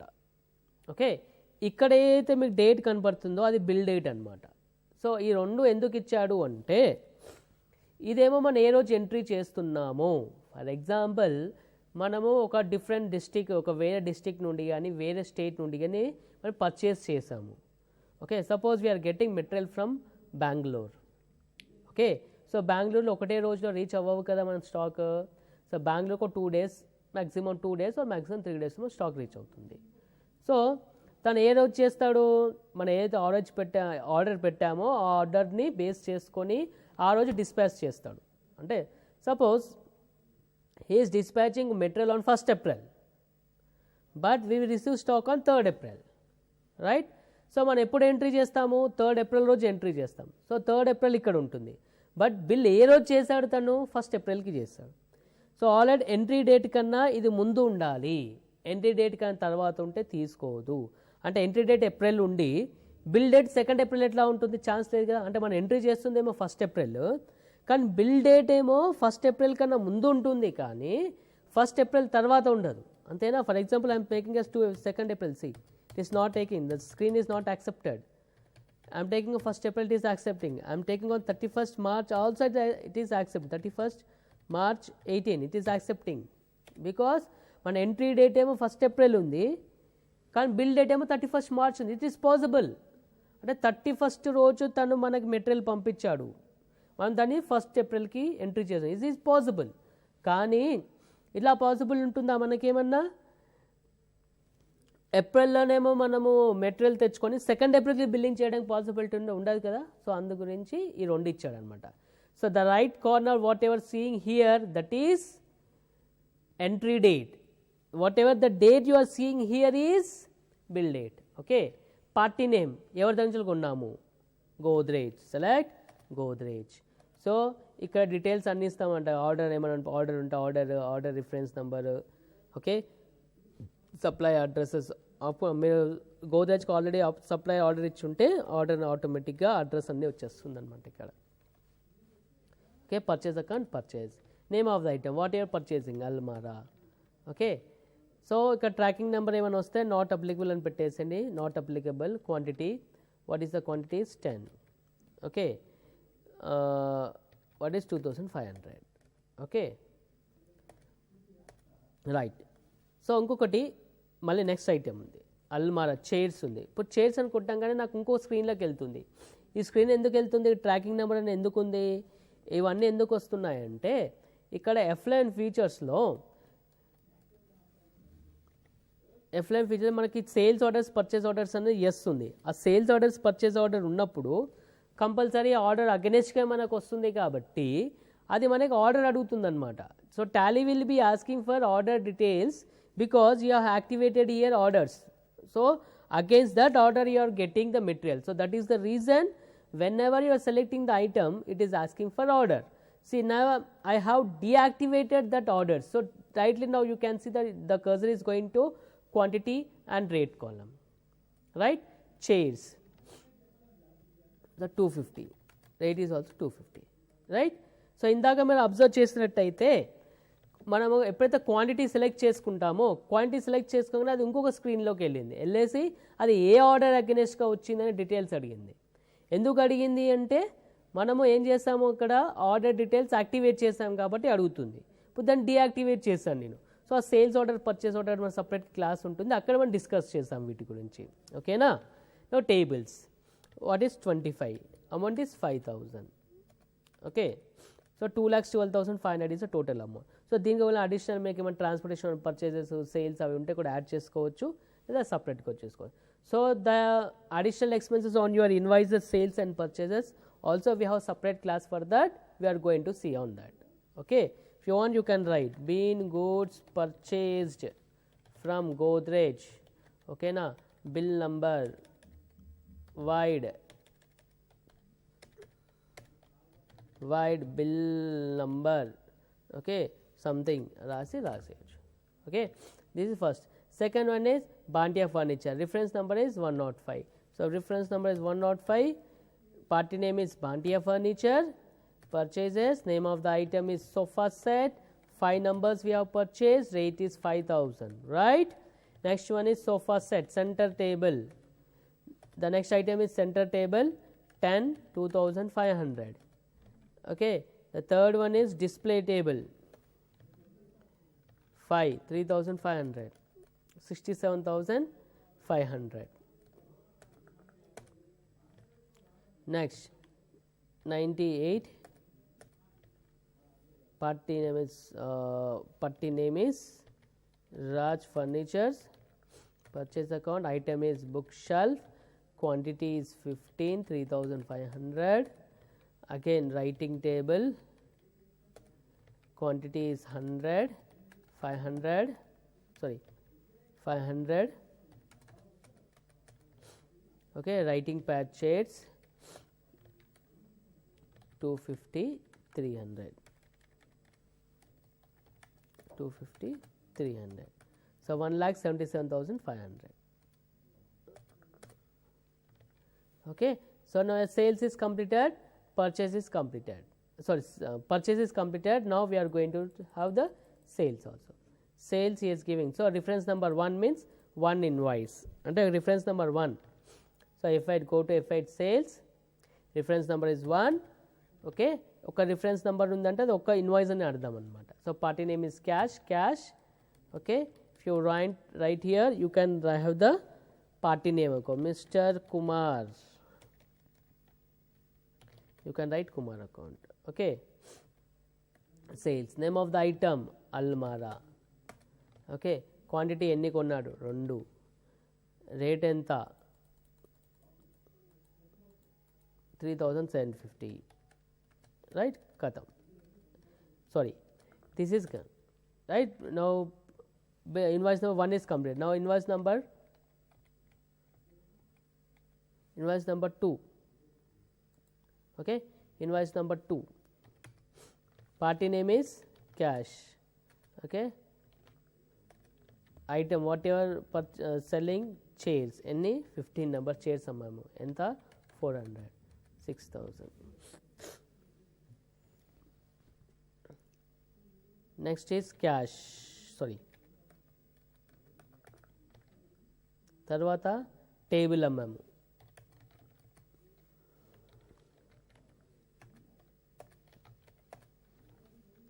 table any 5, 6250. Okay. Next Z Solutions, select the party name Z Solutions. ఏమేమి అమ్మాము Z Solutions కి అల్మారా అమ్మాము 5, 3500. మళ్ళీ చైర్స్ 50, 350, టేబుల్ 5. సో ఇప్పుడు అబ్జర్వ్ చేస్తే 6215 ఆటోమేటిక్ ఎందుకు వచ్చింది?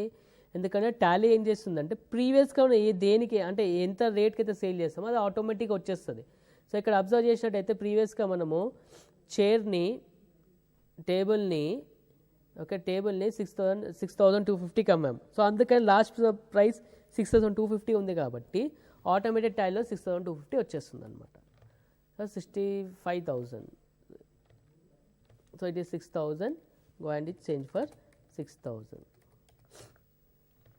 Next one is again party name cash,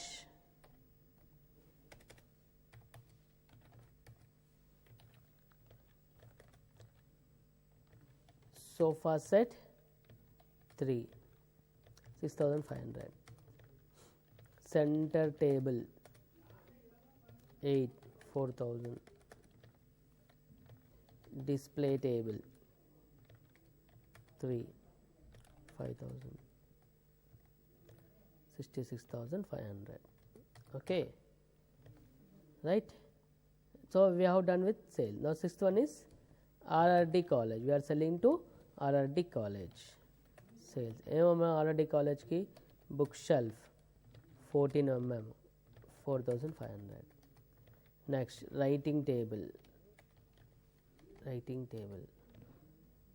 75 rate రాలేదు ఎందుకంటే అంతకుముందు మనం ఏం అమ్మలేదు కాబట్టి రేట్ రాలేదు. Writing pad chairs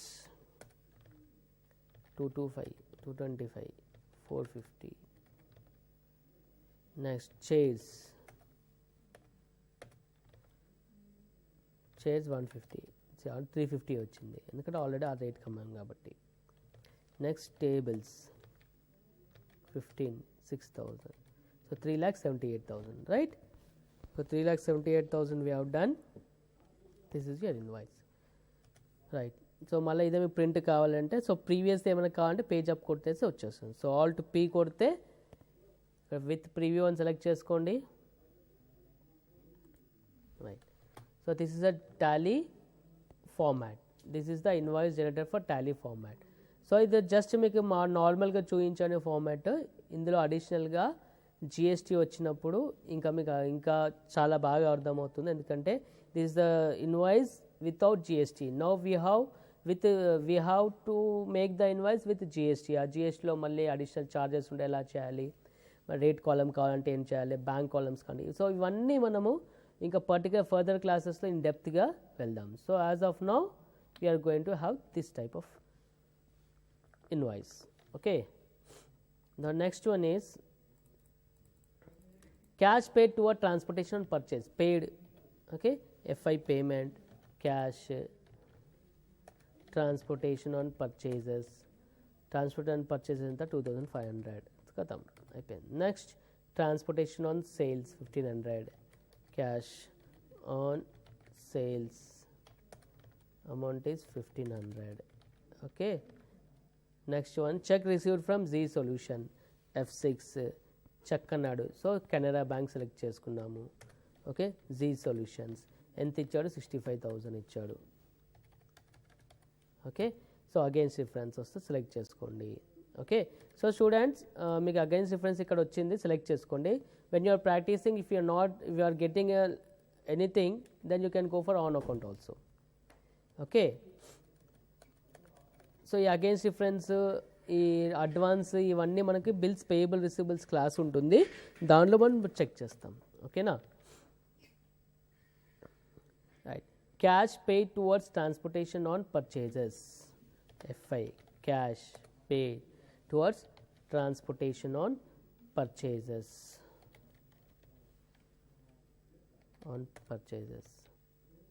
transportation on purchase 3,500. Well, cash paid transportation on sales 1,900. ఇక్కడ ఇది జాగ్రత్త వినండి. Cheque issued to Bantia furniture 65,000, balance discount received. So balance అంటే Bantia, cheque issued to Bantia furniture. So actually Bantia ఫర్నిచర్కి మనం ఎంత పే చేయాలి, Bantia furniture we have to pay 67,500. కానీ మనం ఇక్కడ ఎంత పే చేస్తున్నాము, 65,000 పే చేస్తున్నాము. అంటే ఇంకా balance 2,500 is discount received. Okay, so here in this situation you have to post two entries, that is first payment. Okay, Canara Bank, Bantiya Furniture. So enta pay is 65,000. Okay, 65,000. Balance is discount annadu. Avuna, so discount is an adjustment entry, right? So we have to go for F7 journal. Okay, what is debit? Debit is Bantiya Furniture 2,500. Okay, credit is what? Discount received 2,500. Been discount received. Okay, right. Cash paid towards transportation on purchases, FI payment, cash, transportation on purchases, transportation purchases 2,000. Okay, but transportation on sales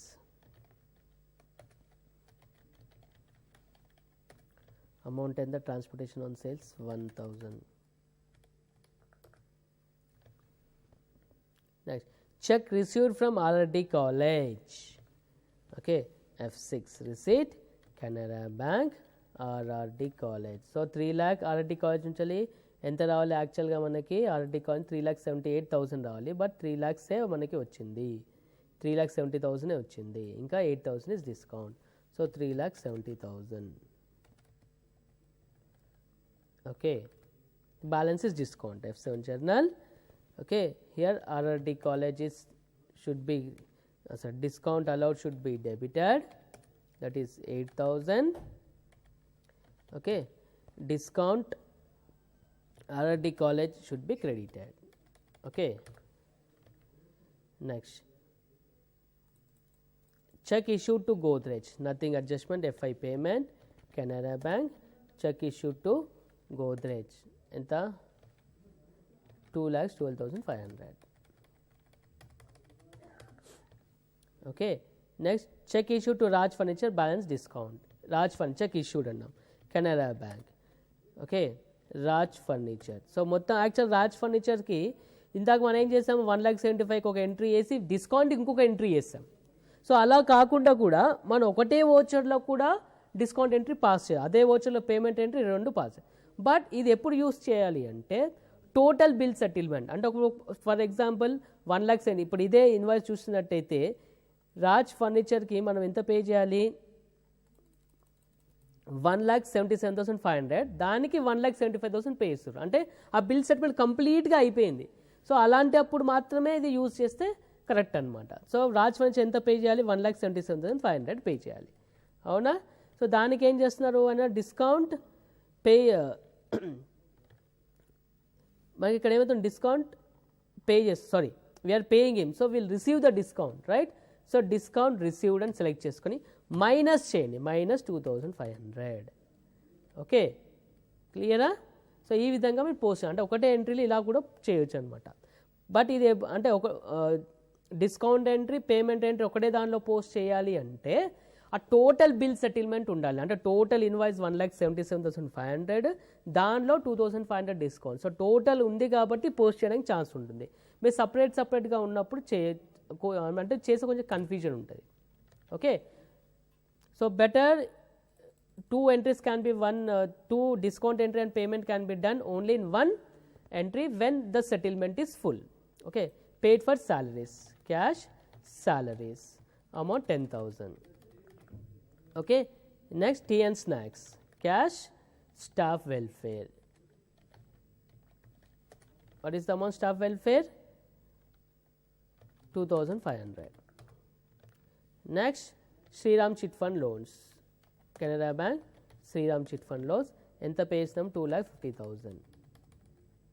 Sorry, 2,50,000. Okay, next cash paid towards daily newspaper, cash daily newspaper books and periodicals and create chesamu, so 150 is the amount. Okay, so students, we have done all the entries. Now let's check the transactions. So first I am going to profit and loss account, press alt F1. See, you can see the gross profit 1,50,500, you can see the net profit 125,450, you can see the closing stock 61,750, right. In balance sheet, come to balance sheet, press alt F1 for full details. Here also you can see, okay, cash in hands, okay, bank account, cash account. So cash account balance ekku enduku ochindi something, so already college I have done with the cash, so it is bank, Canara Bank. Okay, now you can see the cash balance, cash in hand is 236,700, 236,700, bank accounts 4,82,500, 4,82,500. So this is the things we have done, right. Students, we have seen the total problem, right. అంటే ఒక కంప్లీట్గా మనం problem check చేసాము. అంటే Ganapati furnitures ఒక furniture business అనమాట. తన బిజినెస్లో నుండి మనం ఏమైతే చేసామంటే తన బిజినెస్లో ఫర్నిచర్స్ అమ్ముతాడు. So furniture business nothing but chairs, tables, ఇవన్నీ మనకి ఫర్నిచర్స్ సంబంధించినవి. ఆ బిజినెస్ ఒక ప్రాబ్లం తీసుకున్నాము, ఇందులో మీకు మనం ఇన్వెంటరీ చేసాము, ఓకేనా.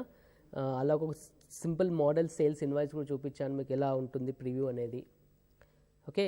సో బ్యాలెన్స్ షీట్లో మనకి ఏవైతే ఆన్సర్స్ ఇచ్చాడో ఆ ఆన్సర్స్ కూడా మీకు కరెక్ట్గా చూపించాను. ఓకే. సో డిస్కౌంట్ ఎంట్రీ అంటే ఒక ట్రాన్సాక్షన్లో డిస్కౌంట్ కూడా ఉంటే డిఫరెంట్గా ఎలా చేయాలి అంటే పేమెంట్ సపరేట్గా డిస్కౌంట్ సపరేట్గా ఎలా పాస్ చేయాలి త్రూ జర్నల్ వాచర్ అది చూపించాను. అలాగే ఇప్పుడు 2 ఎంట్రీస్ పాస్ చేసే బదులు మనకి అంటే అనవసరంగా ఒక voucher time waste voucher entry చేయాలి. ఓకేనా. సో దాన్ని మళ్ళీ ప్రింట్ తీయాలి. So to save the stationery to save the time work. So how to do the payment and discount entry or receipt or discount entry in one invoice also, in one voucher also I have showed you. So మీరు అప్పుడప్పుడు observe చేసి ఉండాలి. రాసి ఉంటే amount ఇంత minus discount అని రాసేసి మనకి పేమెంట్ చేస్తాం. సో అదే విధంగా మన వోచర్లో కూడా చేయొచ్చు. బట్ ఇది ఎప్పుడు యూస్ చేస్తామంటే the settlement should be full. అంటే ఇప్పుడు 1 lakh బిల్ అమౌంట్ 1 lakh ఉంది. ఆ 1 lakhకి 95,000 వచ్చింది, 5,000 ఇంకా మొత్తం డిస్కౌంట్ అని కరెక్ట్గా తెలిసినప్పుడు మనం పాస్ చేయొచ్చు ఎంట్రీ. సో ఒకసారి ఈ 1 lakhకి ఒకసారి 20,000 ఇచ్చి ఒకసారి 30,000 ఇచ్చి అట్లా అయినప్పుడు కొంచెం చేయడం కొంచెం కష్టం అవుతుంది. So tracking will be difficult. So అందుకే అలాంటి సిచ్యుయేషన్ అంటే ఒకటే బిల్ అప్పుడే పేమెంట్ ఇచ్చేస్తేనేమో ఒకటే వోచర్లో చేయొచ్చు. బట్ ఆ 1 lakh బిల్నే ఒకసారి 30,000 ఇచ్చి ఒకసారి 25,000 ఇచ్చి ఒకటి పార్ట్లో పేమెంట్ ఇచ్చినప్పుడు మీరు కొంచెం డిస్కౌంట్ చేయడం ప్రాబ్లం అవుతుంది. So in that situation please don't go for the single voucher. Okay, you can go for general voucher. So in today's class we have seen all these types of solutions with inventory. Okay, in tomorrow's class we are going to see some other classes like how to make the sales invoices, sales orders, purchase orders, etc. Okay, after completing some reports we are going to come with the GST classes also. So students, for today have a nice day. Tomorrow we will meet in the next class.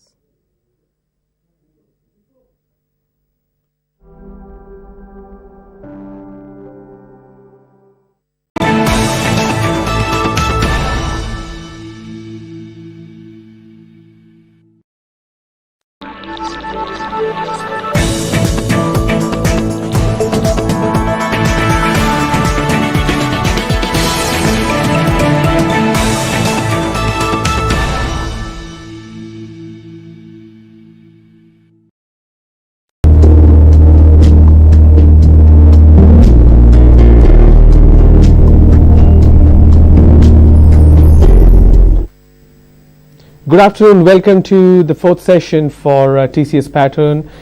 In this session I'm going to take you through some of the sample emails that has come in the earlier papers, and I will also help you understand how to write this email.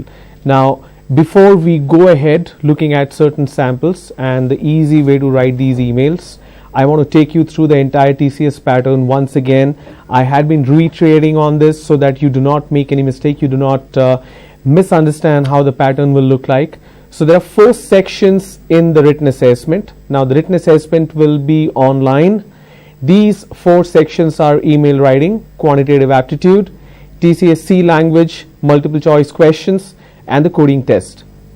You will have one email which you need to write within 10 minutes. That's the duration. Quantitative aptitude, you will have 20 questions that needs to be answered within 40 minutes. There are 2 questions in quantitative aptitude which is marked as star. I will explain to you what that means. You will have multiple choice question on C language. 10 such questions that needs to be answered in 20 minutes. And then you have one question where you need to write a code for a program. The question will be given there.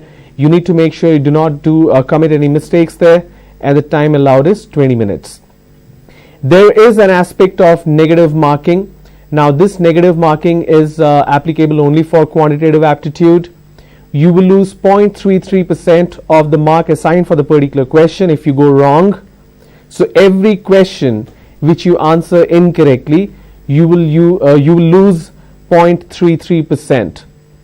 And like I said, it's applicable only for quantitative aptitude. And another aspect which you need to keep in mind is there are 2 questions which is marked star, the star marked questions. Like I said, quantitative aptitude, you will have 2 questions that's marked starred. What happens is if you answer these 2 questions accurately, you will score double the points. But you also need to remember, if you answer it incorrectly, you will lose double the points as well, which means If you answer it correctly, you will score 1 point. Instead of 1, you will score 2. But if you answer it incorrectly, instead of losing -33, it will be -0.66. So please bear that in mind before you go ahead and attempt these questions. The topic that will be covered for these 20 questions for quantitative aptitude are spread across various topics. For quantitative ability, probability, permutation and combinations, time and distance, time and work, equations, ratios and proportions, allocations or mixtures, series and progression, average, percentage, profit and loss, problems on ages, area, shapes and perimeter, number system, HCF and LCM, and reasoning. Alright. Now in terms of email, you need to make sure you follow certain basic rules. You cannot go wrong in these areas. Read the topic carefully. Read and understand the keywords or key phrases mentioned. Use each and every keyword and phrases mentioned. If you miss even one keyword, you will get disqualified. Ensure keywords are used in the same form as mentioned in the topic. Keywords should be mentioned in the sequence as mentioned in the topic. Start a new paragraph for change of thought group. New paragraph should start with a fresh line. Email, the entire email should be left indent, which means do not leave a gap on the left when you start a new paragraph. Use the receiver's name and the sender's name as mentioned in the topic, and it should always start with hello instead of hi. Never use hi, always use hello. It should always end with a summary salutation, thanks and regards. Ensure the entire email is written within 10 minutes. Even if you click the submit button at the 10-minute mark, you may get disqualified. So please do so before the 10-minute time is up. The word count of the email will be mentioned in the topic. If you use number of words below the total word count mentioned, you will get disqualified again. Now, things that you need to keep in mind, which you should keep in mind in terms of not doing these aspects, the don'ts. Do not miss even a single keyword or phrase mentioned in the topic. Do not change the tense or the verb form of the given keyword. Do not address the receiver as hi. Do not make any spelling mistakes, grammatical mistakes, or punctuation mistakes. Do not exceed the 10-minute time. Do not write the email below the number of words mentioned in the instruction. So I'm going to show you a sample here. I'm going to pause so that you can make a note of this. I'm going to read this first, then I'm going to pause so that you can write the email. If you're watching it on YouTube, if you're watching it on the live television, if you're watching it in a classroom, please practice. Unless you practice, you cannot master the email. So this entire session is getting organized so that you master this ability to write the email, because 90% of the students failed in email, but they did very well in quantitative aptitude. So please do not take this easy. Alright, let's go. Let's read this and then you are expected to write the email. As a niece, write an email to your aunt, Mrs. Polly, informing her that you will be picking her up from the railway station when she arrives in town for her short vacation. Sign the email as Nancy. I'm going to repeat this. As a niece, write an email to your aunt. The receiver is the aunt. The name of the receiver is Mrs. Polly. What you need to write is you need to inform her that you will be picking her up from the railway station when she arrives in town for her short vacation. Sign the email as Nancy. So the sender's name is Nancy. The receiver's name is Mrs. Polly. This person is visiting you. You need to write an email that you will receive that person in the station, railway station. The outline or the keywords for this email is happy, receive, crowded, platform, arrives at, afternoon, unattended, luggage, in front of, wait, early, look forward. The instructions: it is compulsory to use all the specific words mentioned in the outline in your email. You can add other sentences of your choice as appropriate. The name of the sender and receiver should be as given. The email must contain a minimum of 50 words or it will not be evaluated at all. If the outline is not strictly followed, including the specific words used or correct English, including spelling and grammar, it is not used, the grade in this section will be poor, which means you cannot make spelling mistakes, grammatical mistakes, punctuation mistakes. You cannot change the form of the keyword, but you can add a sentence for the keyword, of course, and there should be minimum of 50 words. The receiver and the sender's name cannot change. The receiver of the email is Mrs. Polly. The sender of the email is Nancy. I'm going to show this here. Please take a couple of minutes to understand this topic and write this email. Your time starts now.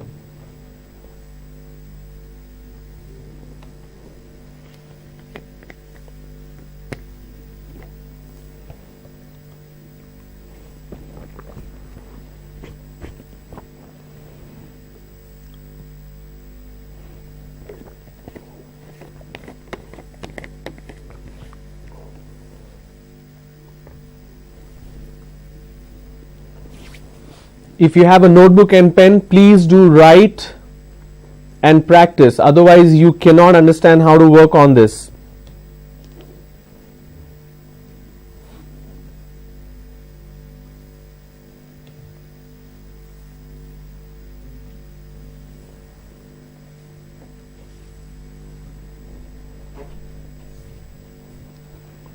I'm going to give you a couple of minutes.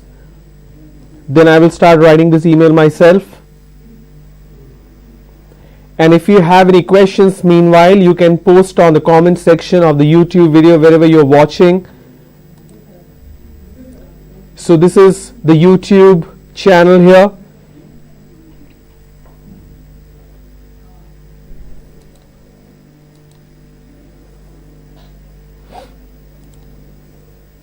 Somebody is asking the first 5 SEM topics and lessons in BSc. I do not understand what the question is, sir. This particular training is for TCS recruitment drive that's going to happen in few places in AP. So this training is extremely specific to the TCS drive. If you ask me a question which is not relevant, I would not be able to answer. Point number 1.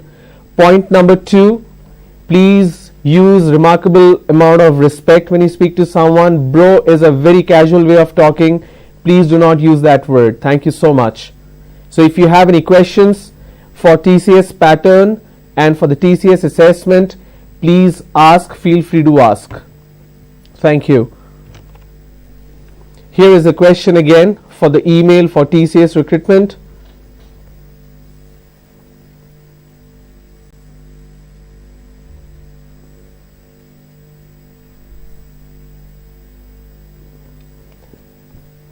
Okay, so I'm going to copy these keywords and I'm going to start writing the email now.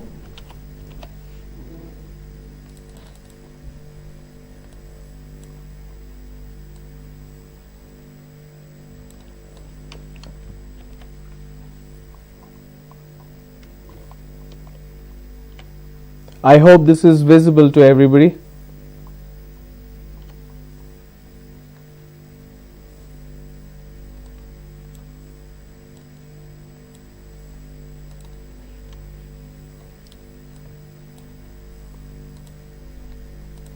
All right, let's start.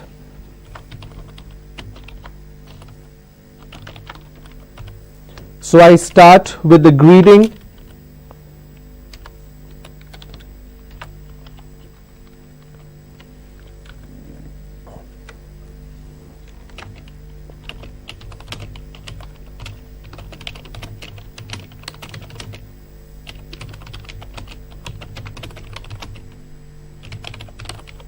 So I start with an introduction for the email. So if you observe, I did not use a comma after the name. It's not required.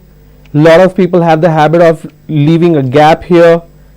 Please do not do that mistake. Your entire email should be left indent. Okay. I am very happy to know that you are visiting us for your vacation.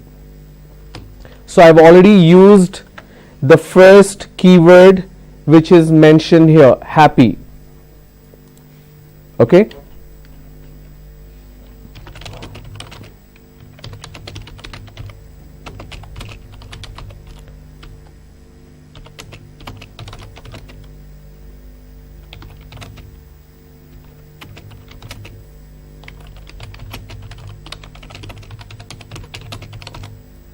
Since you are coming by train, I would come to the railway station to receive you. That is number 2. Whatever I am marking as yellow background means that's a keyword. So the first keyword is used, the second keyword is also used.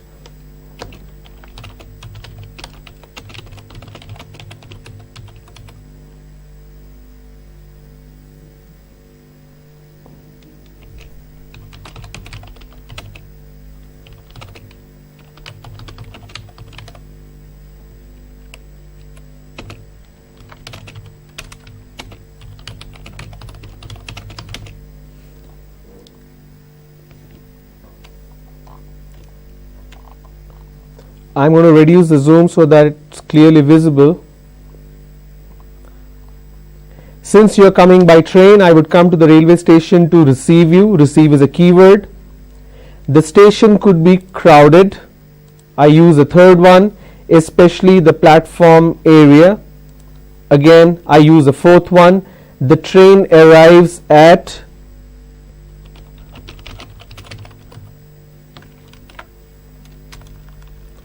the train arrives at 1 p.m.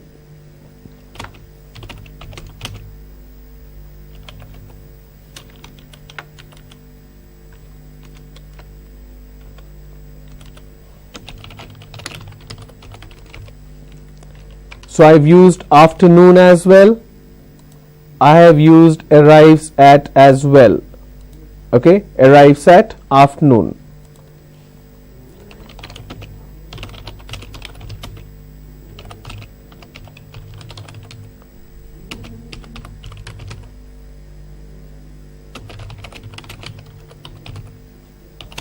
Please do not leave any unattended luggage when you arrive. So I have these two keywords. I shall wait for you in front of the bookstall in case I reach early. Okay, or I can change this. Please wait for me in front of the bookstall in case you reach early. Okay, I look forward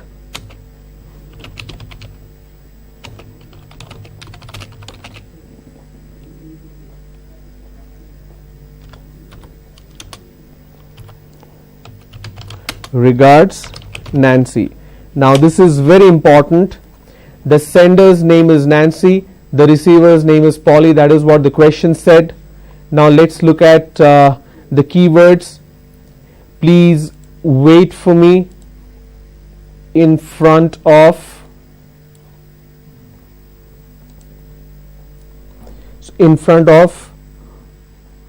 the bookstall in case you reach early. So early is also used. I look forward to spend time with you.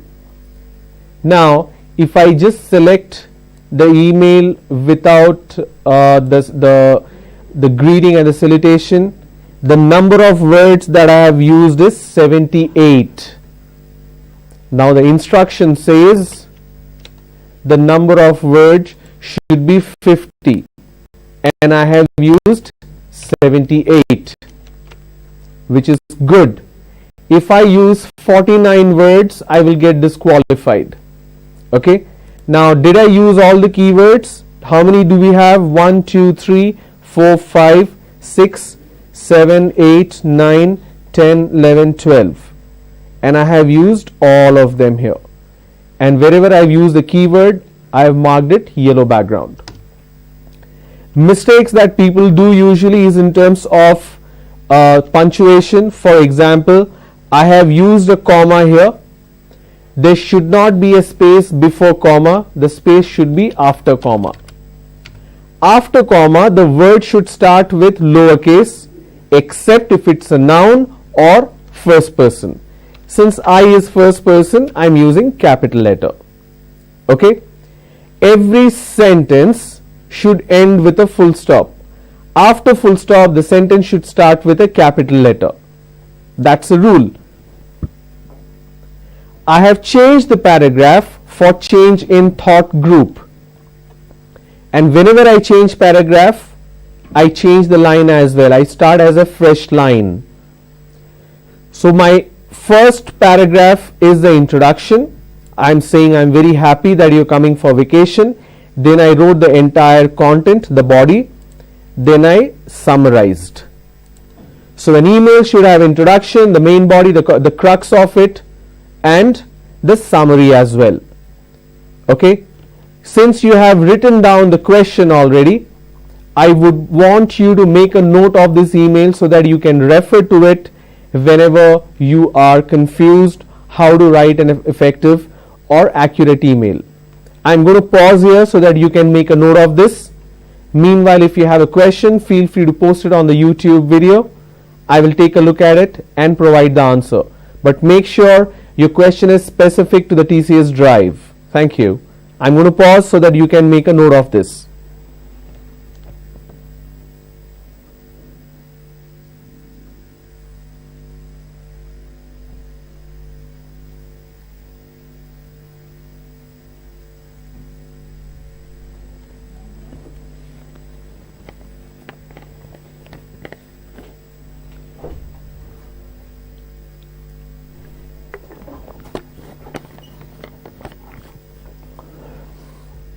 I'm going to quickly check if we have any more relevant questions.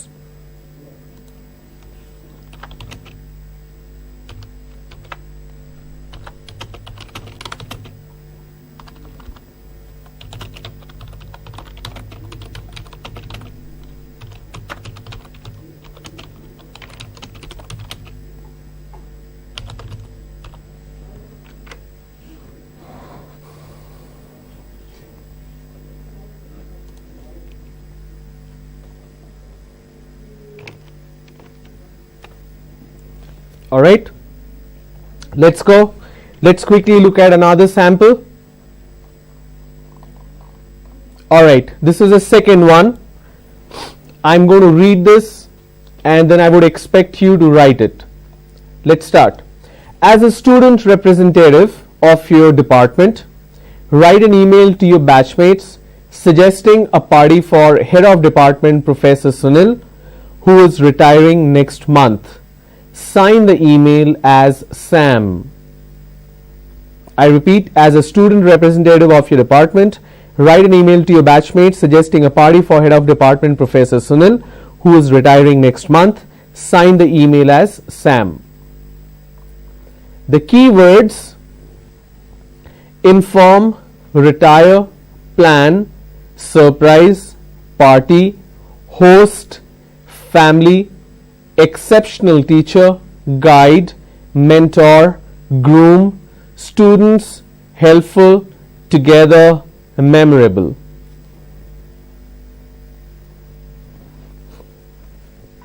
Inform, retire, plan, surprise, party, host, family, exceptional teacher, guide, mentor, groom, students, helpful, together, memorable. Now here are the rules. It's mandatory to use all the keywords mentioned in the outline in your email. You can add other sentences of your choice. The name of the sender and receiver should be as given. So what is the name of the receiver? The name of the receiver is not Professor Sunil. Please don't make this mistake. This is basic, plain, simple English. You are writing an email to your batchmates, not to Professor Sunil. You can't tell the professor I am giving a surprise party, then it's not a surprise anymore. And the sender of the email is Sam. The name of the sender and receiver should be as given.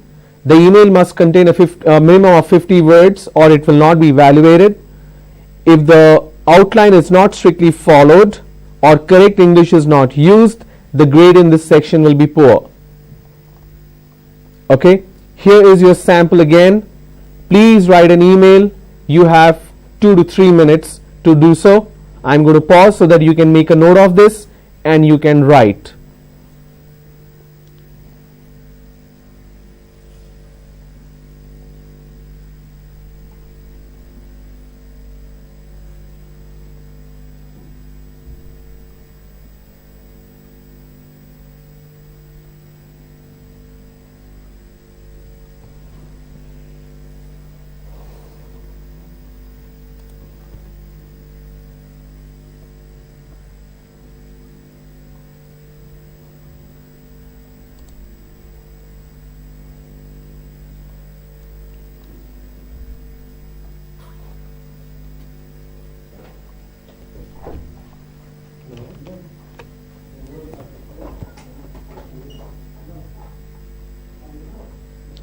Please make sure you understand the topic before you write, and I explained the entire structure.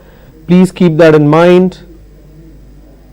Do not make spelling mistakes or punctuation or grammatical mistakes. You will lose points or get disqualified as well.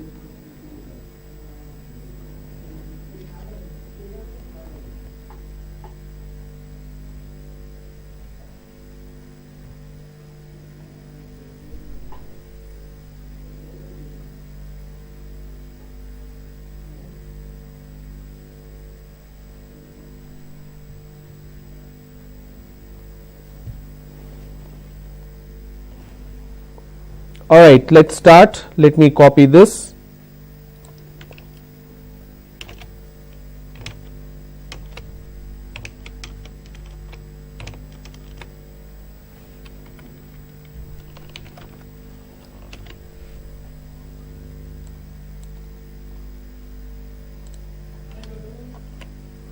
Alright, this is the list of keywords.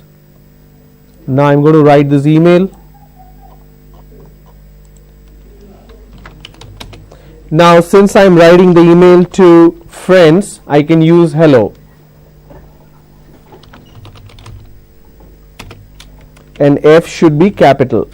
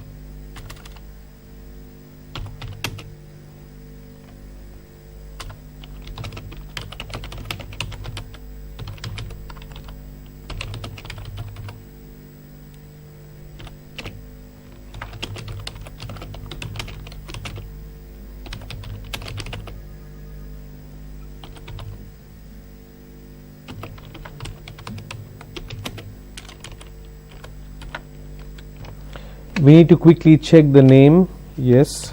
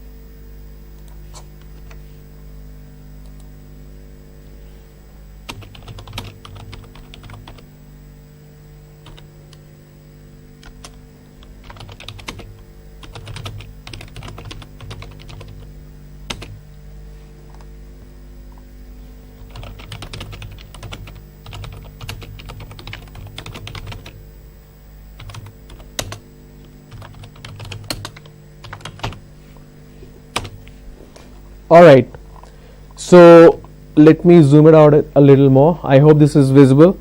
So these are the keywords: inform, retire plan, surprise party, host, family, exceptional teacher, guide, mentor, groom, students, helpful, together, memorable. So here's the email. Dear friends, as you know, our favorite professor is going to retire next month. I'm writing this email to inform you about the plan for a surprise party. So I've already used some of the keywords. Inform, he is going to retire, plan for a surprise party. Okay, so I have already used 1, 2, 3, 4, 5. We should host this party for a Professor Sunil as well as his family. He was an exceptional teacher as well as, now exceptional teacher is also a keyword, as well as a guide and mentor.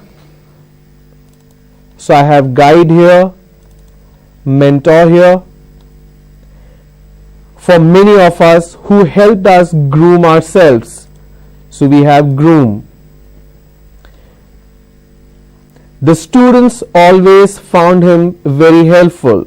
So I use the students here because that's a keyword, and helpful. Hence, let's come together and make this event memorable for us. Now, memorable is also a keyword. Now, if I just select without the start and end, if I just select the introduction, the content and the summary, it comes to 80 words. And the rule says it should be 50 words. Okay. So, if you look at this, there is no gap on the left, which a lot of people make mistakes on. There are no punctuation mistakes or grammatical mistakes. The entire email is left indent. Okay. So this is how the email should look like, and you will have 10 minutes to write it. Now what I'm going to do is I'm going to read out sample number 3 and 4, and sample number 3 and 4 will be your assignment for the weekend. You have the entire Sunday. Please write the answer and post it on the YouTube channel itself, on the comment section. Okay. Here is the third one. I'm going to read it very slow. As a friend, write an email to Mrs. Lisa Frank congratulating for her paper getting published in prestigious international journal. Journal means a magazine. Sign the email as Alex. Congratulations, wonderful, paper, proud, accomplishment, confident, friend, informative, articulated, well researched, hard work, effort, wish, more, success. I'm going to pause here so that you can make a note of this.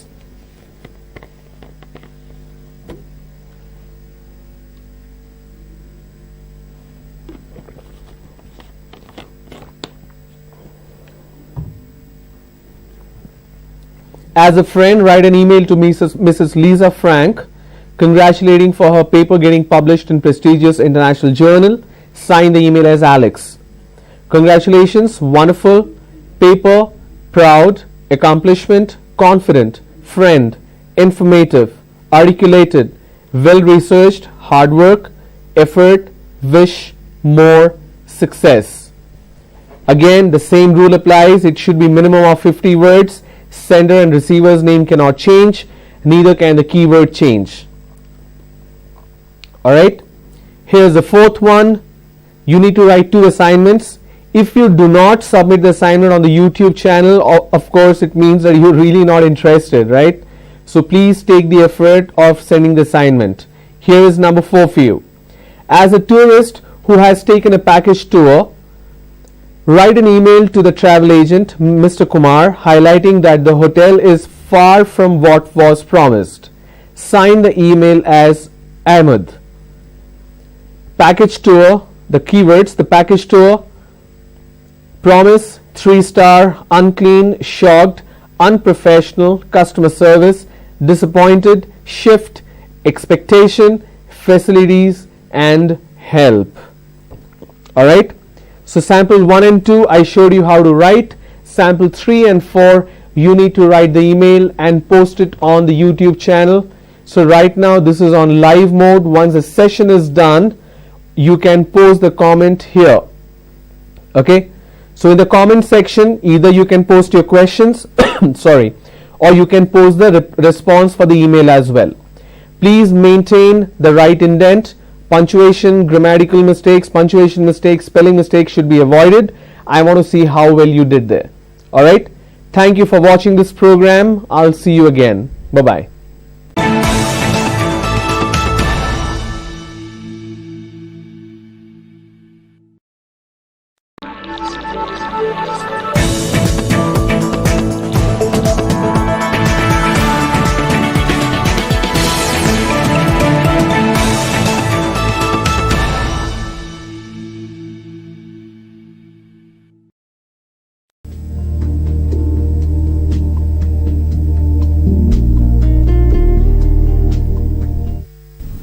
Good afternoon and welcome to today's session on email writing skills.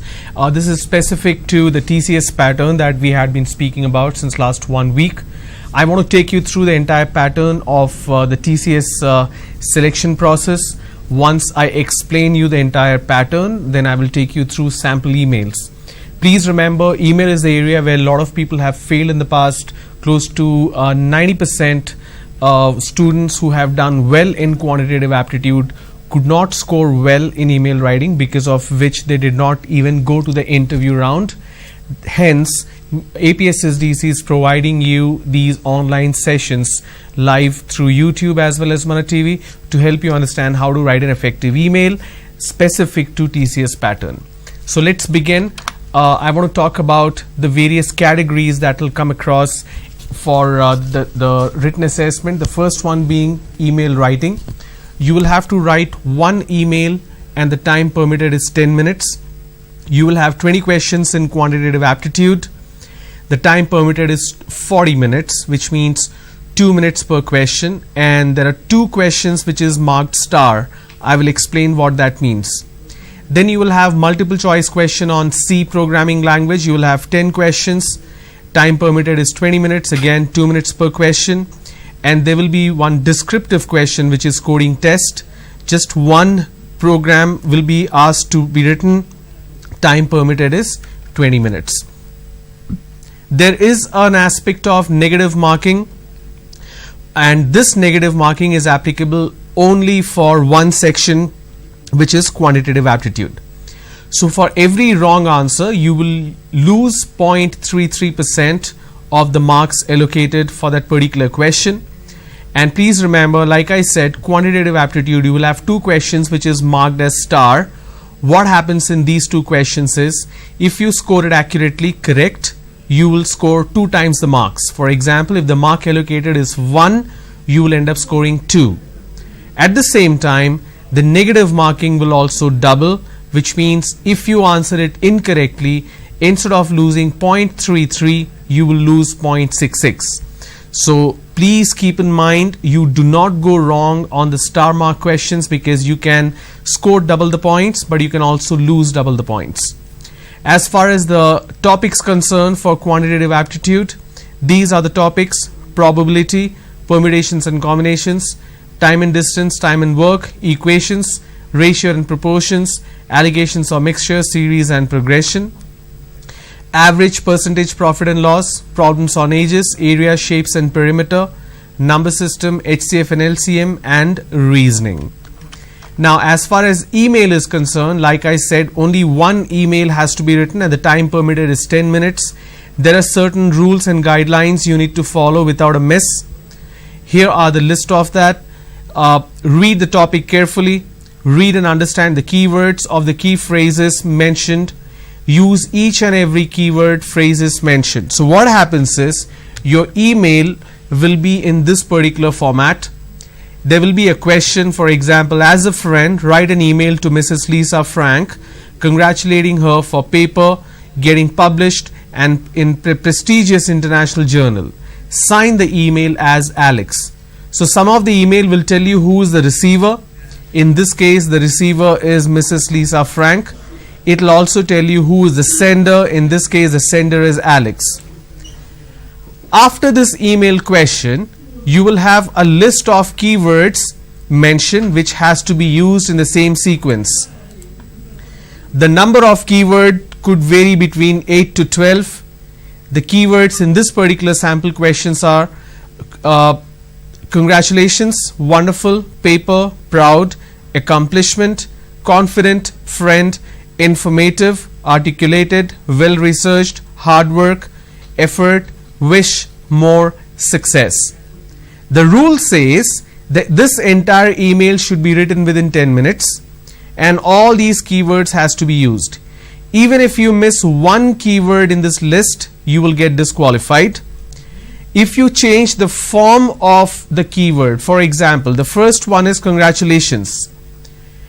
Instead of using congratulations, if you use congratulated, if you use congratulating, you will get disqualified because the system will not find the keyword and it will deem the entire email as invalid. So you got to be very clear. At the same time, you cannot go wrong with the receiver and the sender's name. Okay. Now, let me read out the rules again. Read the topic carefully. Read and understand the keywords or key phrases mentioned. Use each and every keyword, phrases mentioned. Even if you miss one of the keyword or phrases, the email will be invalid. Ensure keywords are used in the same form as mentioned in the topic. For example, buy cannot be used as bought. You cannot change the tense or the verb form. Keywords should be mentioned in the sequence as mentioned in the topic. Start a new paragraph for change of thought group, and new paragraph should start as a fresh line. Another set of email do's which you need to follow. You cannot miss on these. The entire email should be left indent. Don't leave a gap on left when you start a new paragraph. Use the receiver's name and sender's name as mentioned in the topic. Always begin your email with a greeting which is hello. Do not use hi. Always end your email with thanks and regards or just regards and mention the sender's name which is mentioned in the topic. Ensure the entire email is written within 10 minutes. This is very important. The time allocated for email writing is 10 minutes. You have to click on the submit button within the 10-minute mark. Even if you submit the email at exactly at 10 minutes, you may get disqualified. So finish the email as soon as possible so that you can review. 9:59 also, if you click on the submit, you are absolutely fine. Don't take a risk and submit at the 10th minute. The entire email will not take more than 5 to 6 minutes. Remaining time you can keep checking if you have used all the keywords. You need to check if you have made any spelling mistake or grammatical mistakes or punctuation mistake so that you can correct it and then click on submit. Please remember, I am reiterating this particular point. If you do not click on the submit button within 10 minutes, the email will not get submitted. It's not an auto submission which will work there. And in written assessment, you need to clear all the 4 categories. Only then you will go to the interview round. So please be very careful on that front. Okay. So click on the submit button before the 10-minute time is up. Clicking on the button even at the 10-minute mark or later will not allow the email to be submitted. Word count of the email should be as per the instruction given in the question. If the question says the email should be minimum of 50 words, if you write 49 words, you will get disqualified. So whatever is the minimum word count, you need to exceed that word count. Now here's the list of rules that you need to make sure you do not break. So these are the don'ts. Do not miss even a single keyword or phrase mentioned in the topic. Do not change the tense or the verb form of the given keyword. Do not address the receiver as hi. Do not make any spelling mistakes, grammatical mistakes or punctuation mistakes. Do not exceed 10-minute time limit. Do not write the mail below the number of words given in the instruction. Okay. So now let me show you this particular sample again. We finished 2 samples last week. So this week we're going to talk about 2 more or 3 more samples. As a friend, write an email to Mrs. Lisa Frank, which means Mrs. Lisa Frank is the receiver, congratulating her let me make the correction, for her paper getting published in a prestigious international journal. Sign the email as Alex. Basically, Mrs. Lisa Frank has published a paper in an international magazine. Journal means a magazine. You are Alex. You are writing an email to Lisa Frank to congratulate this achievement. Achievement synonym is accomplishment. You have this keyword here, so you need to work on your vocabulary as well. You need to understand all these words. The instructions will be given something like this. It is compulsory to use all the specific words mentioned in the outline in your email. So these are the specific outlines. You can add other sentences of your choice as appropriate. The name of the sender and receiver should be as given, so you cannot change the name, neither you can make any spelling mistakes there. The email must contain minimum of 50 words or it will not be evaluated at all. So the word count is minimum 50 words. If the outline is not strictly followed, including the specific words used, or correct English, including spelling and grammar is not used, the grade in this section will be poor. Which means even if you have written the correct email, even if you have used more than 50 words, even if you have submitted within 10 minutes, but if you make grammatical errors and punctuation errors, you will lose points, which means there will be negative marking those areas. So what we're going to do is we're going to write this particular email now. I'm going to open a new document so that it's easy for you to follow.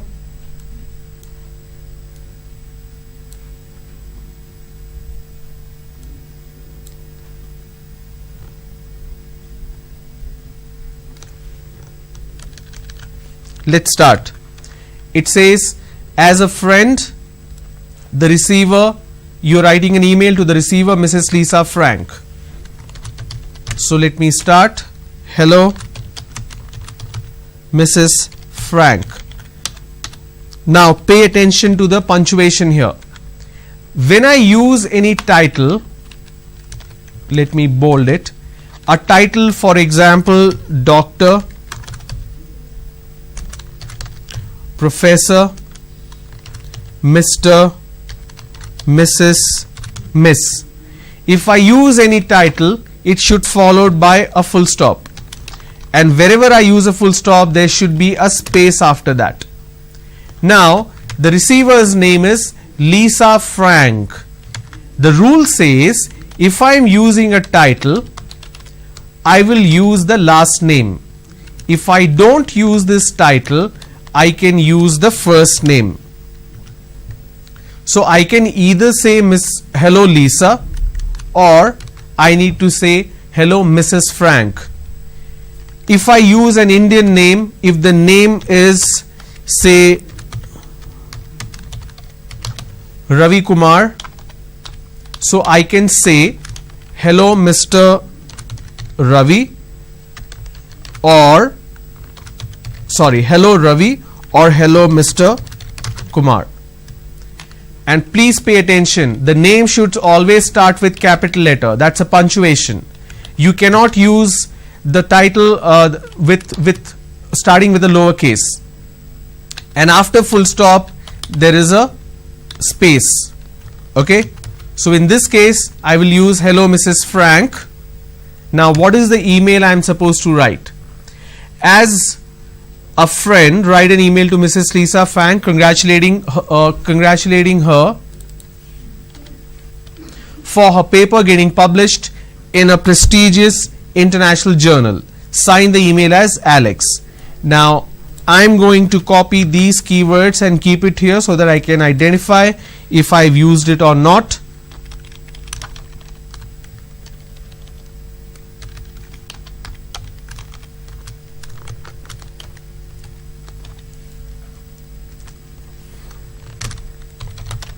So let me start the email.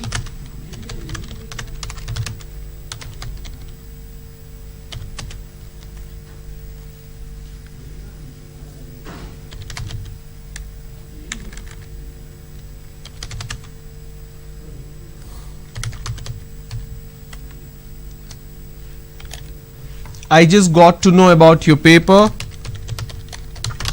I'm going to the next line. Congratulations for this wonderful news.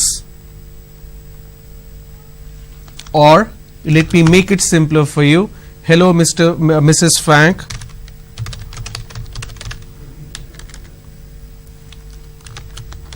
Now, if I say I would like to congratulate, it's wrong. I need to use the word congratulations. Congratulations for your... Okay, let me make the change again. I need to use it in the same sequence, right? Okay.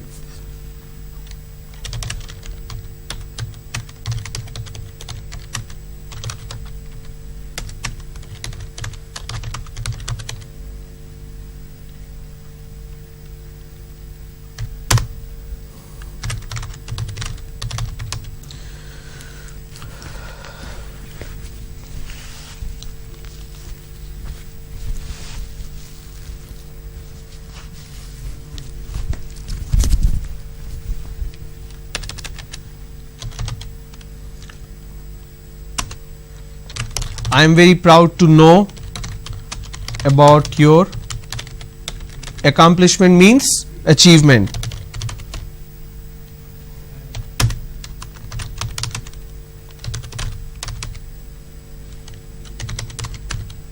I was very confident about this.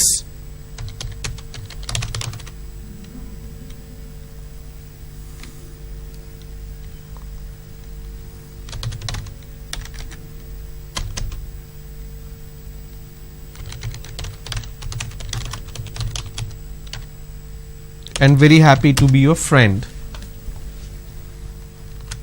Next line. The paper is very informative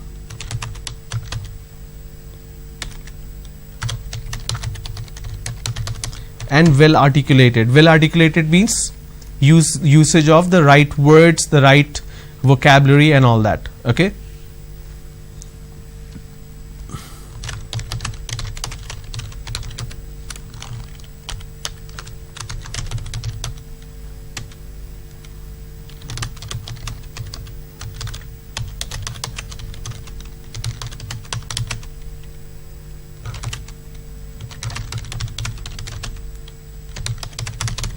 And also shows your hard work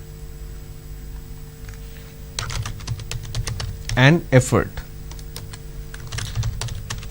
I wish you more. I need to use more success.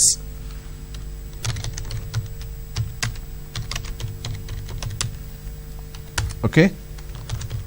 Regards, Alex, because that's the sender's name I need to use.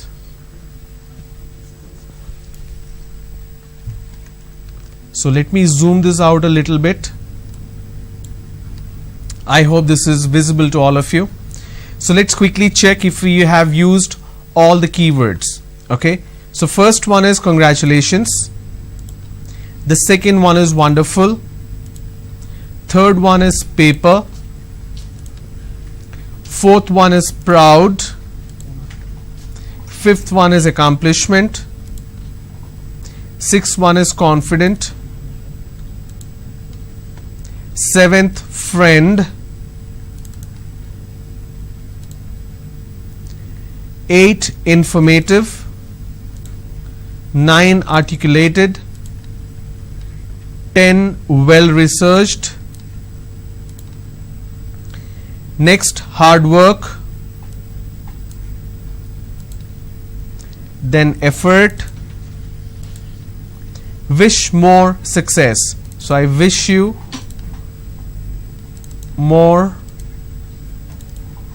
success. So let's read this to understand what I have written. Hello, Mrs. Frank.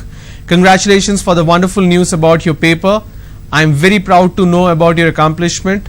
I was very confident about this and very happy to be your friend. The paper is very informative and well articulated. It shows how well researched the paper was and also shows your hard work and effort. I wish you more success in future. Now the rule says it should be minimum of 50 words. So I am not going to include the greeting, except that the word count is 61 and the rule is 50. I have used 61 words, which means my email is qualified. Okay, I have used all the keywords. I have also used it in the same form which is given in the question. Another thing which you need to notice, the entire email is left indent. Let me explain what do we mean by left indent.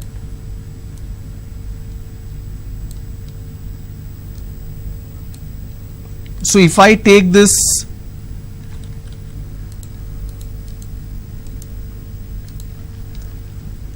I just want to quickly show you to make you understand why this is extremely important.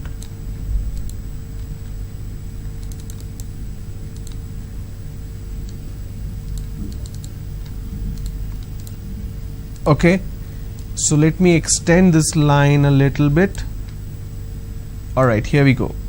So if you look at this mail, I've just added a left or on the left side I've just added this particular straight line. Do you see it? Okay. Okay, now this should be clear. If you see this mail, the entire email is left indent. The mistakes that people usually do while writing an email, when they start the email, they leave a gap for the first word of a new paragraph. Now this is how we were taught in our school, right? But this is incorrect. Let me remove this color, it's confusing us. When we learnt writing an email or writing a letter in school, this is how it was taught to us. But this is wrong. It's no longer valid. The world has changed. There need not be a gap here. So I remove this gap. The entire email should be left indent. Another thing you need to notice, when I start the email, lot of people use a comma. That comma is not needed. It's of no use. It's redundancy. So please remove that. The closing, lot of people make mistake and they make it right indent. So if I have to zoom out, so see, regards Alex, this is mentioned in right. This is also wrong. My entire email should be left indent. Okay, so I hope this is very clear to all of you. This is how the mail has to look like. The entire email should be left indent and it should meet the number of words which is a criteria. Now let me zoom in a little bit and let me take you through certain aspects of punctuation and grammar.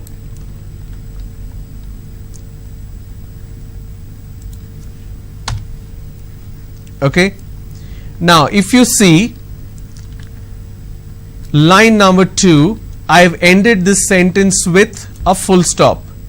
After full stop, whatever word I use, it should start with a capital letter. This was taught to us when we were in 5th standard. Basic rule of writing. After full stop, it should start with a capital letter. If you use a comma in a sentence, for example, let me show you one example here.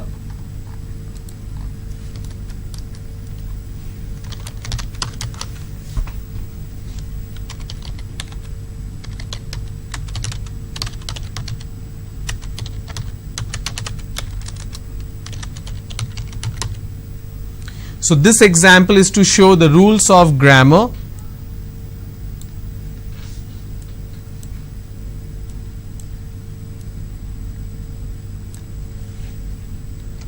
I used a comma, spelling and punctuation.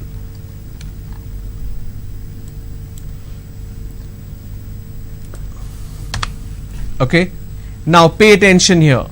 This example is to show the rules of grammar. There is no space. After R, immediately there is comma and then there is a space. The space should be after the comma, not before the comma. Please don't make the mistake. I have seen so many people making this very basic mistake of usage of space before comma. It should always be after the comma. Alright, and if you use a comma, the next word should start with a lowercase unless it's a noun. Alright, so what I'm going to do, I'm going to show you this email again so that you can make a note of this. You look at the entire pattern, look at the usage of the language, the words. Please make a note of it. I'm going to show you the question first. Please make a note of this question and the keywords. Then I will switch to the email which I have written. So I'm going to pause here so that you can make a note of this.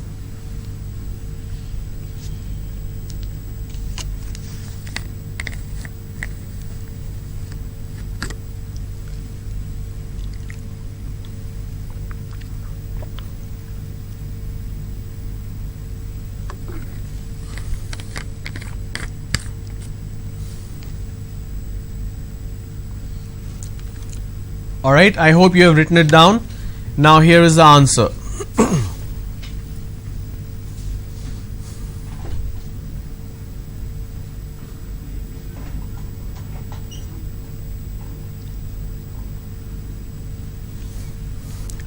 Alright, let's move to the next email. This email I want you to write on your own. This is a fourth sample. We have done 3 so far. As a tourist who has taken a package tour, write an email to the travel agent, Mr. Kumar, highlighting that the hotel is far from what was promised. Far from what was promised means the quality of the room, the quality of the package is much lower than what was promised or what you paid for. That is what it means. Sign the email as Ahmed, which means the receiver is Mr. Kumar and the sender is Ahmed. The keywords for this email: package tour, promise, 3-star, unclean, shocked, unprofessional, customer service, disappointed, shift, expectation, facilities, help. The rule remains the same. You cannot make punctuation mistake, grammar mistake. The indent should be left. You have to use all the keywords without changing the form, and the minimum word count should be 50. Okay, I'm giving you a couple of minutes so that you understand and get started. Please write this email.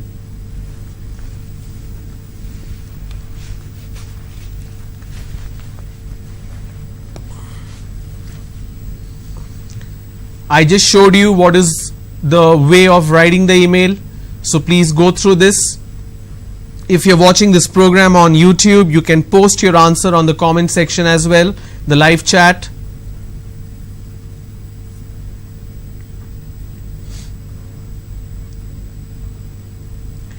Again, key information: the receiver is Mr. Kumar, who is the travel agent. The sender is Ahmed, who has taken a travel package, a package tour.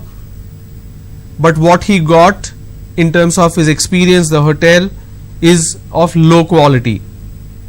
Now you're writing an email expressing your displeasure, your dissatisfaction, and you want Mr. Kumar to take action. That is what the email is about.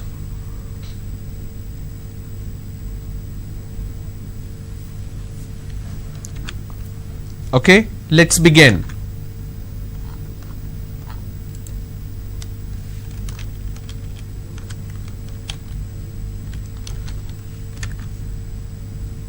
I'm going to use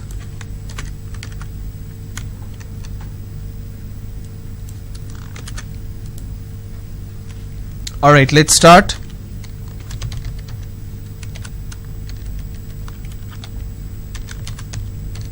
Hello Mr. Kumar, K should be capital. Okay.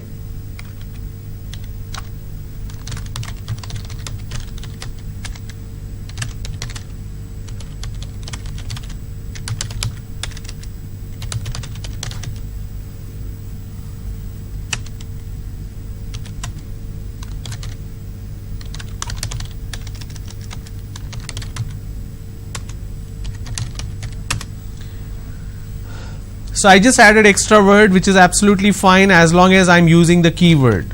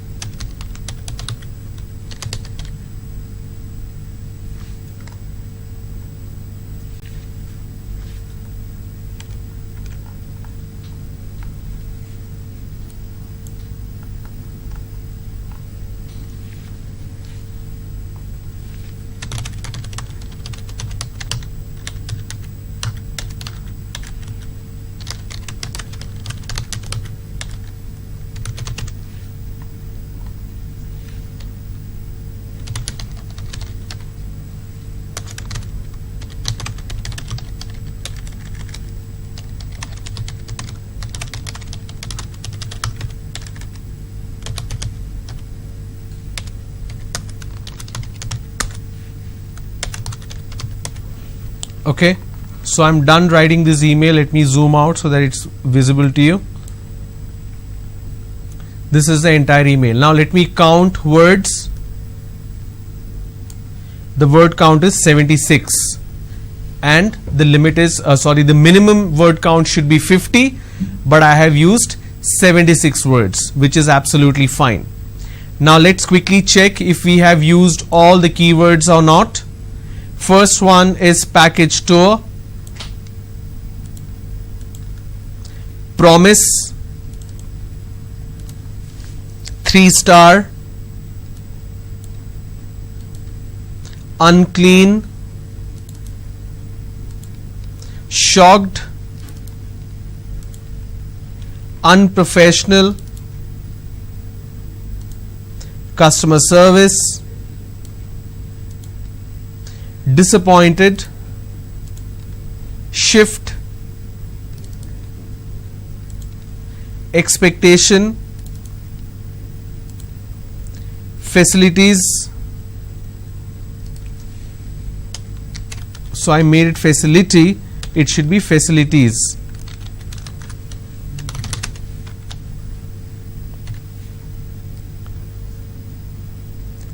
Help. Okay, so see how when I was reviewing I figured that I made a mistake, so I quickly corrected it. Now let's read this out. Hello Mr. Kumar, I am writing to you about the package tour of South India visit. The promise in the package was of 3-star hotel, but the accommodation is very unclean. I am shocked to see such unprofessional customer service from your team. I am very disappointed with your service. Please take action and shift us to a better hotel immediately as per the expectation of the basic facilities. I hope you will help us. I made a mistake here. I hope you will help us in this regard. And thanks, Ahmed. Now even after thanks and regards, the comma is not needed. In the beginning also the comma is not needed. Those are redundant usage of punctuation. Let me remove the color so that you can identify Now if you look closely, wherever I have used a full stop, the next word starts with a capital letter, like here, and there is a space after the usage of full stop. Same happens here as well. In TCS assessment, what you need to make sure in an email is the receiver's name is correct, the sender's name is correct, there is a greeting which is hello, you have used all the keywords which is mentioned in the outline, that you need to make sure, without changing the form of the word. So I cannot use the word promised or promising, I cannot use shocking, I still need to use shocked only. Whatever word is given in the outline, I have to use the same. Okay. If I make these mistakes, if I miss one of the keyword, I will get disqualified. If I change the form of the word, I will get disqualified. The way it works is, the system has the outline in terms of the keywords which is mentioned. Okay. So when an email is written, the algorithm of the TCS assessment will check if that keyword is used or not. First one is used, fine. Second, fine. Third, fine. Fourth one, it will look for the same word which is mentioned in the outline. For example, if it says shocked, if you use shocking, it cannot match. It will say error, which means you get disqualified. So if you miss the keyword, if you change the form, it's like missing the keyword, because it will not match in the database and you will get disqualified. Okay. And it will check if all the 10 keywords or 12 or 8 keywords are used or not. If it's missing, it means either you did not use the keyword at all, or you used a different form of the keyword. So in these cases, you will get disqualified. If you make a mistake in terms of grammar, punctuation and spelling, you will lose marks. So even if your email is accurate, you score 10 points, but you will start losing points, and again you will fail. And within 10 minutes you need to submit the answer. If you do not submit the answer within 10 minutes, the system will not allow you to submit it and you will get disqualified. Historically, what we have seen, quantitative aptitude people do really well, because a less number of questions you can score bonus marks as well on 2 areas, on 2 questions, but this time they also have negative marks. Even if you do well in C program, multiple choice question or descriptive coding and quantitative aptitude, if you fail in email writing, you cannot go to the next round, which is the interview round. So please make sure you keep on practicing. I'm going to give you the assignment for question number 5, email number 5. I'm going to read this and I expect you to write it. Unfortunately, I haven't seen anybody submitting any assignment in the YouTube section, but I really hope you take this seriously. Let me read this up now.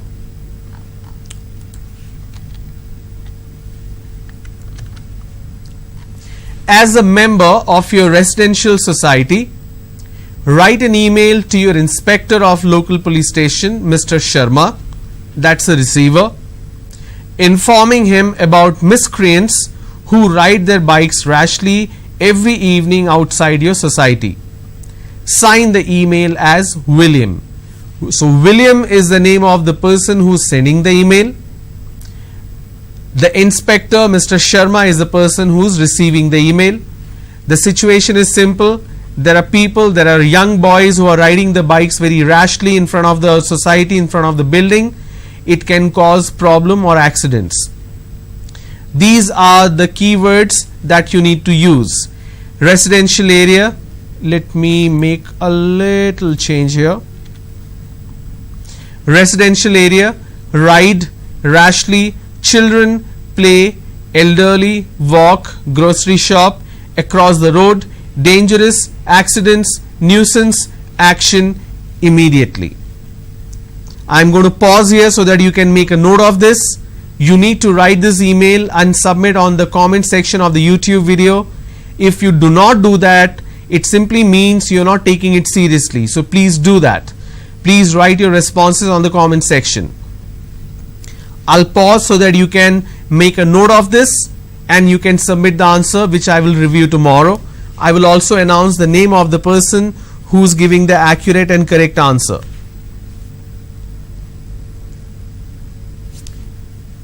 Make a note of this, please.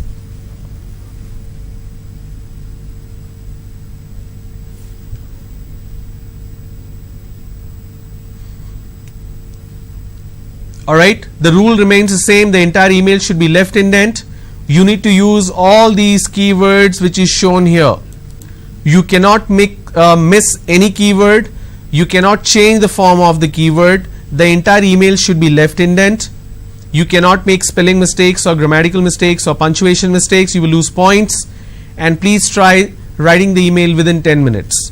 Tomorrow I will take a look at it. I will correct the email. I will also announce the name of the person, whoever is giving the correct answer. Okay, so I hope this was helpful. Please watch these videos again and again so that you can master email writing. Thank you so much for watching today. Have a great day. Bye bye.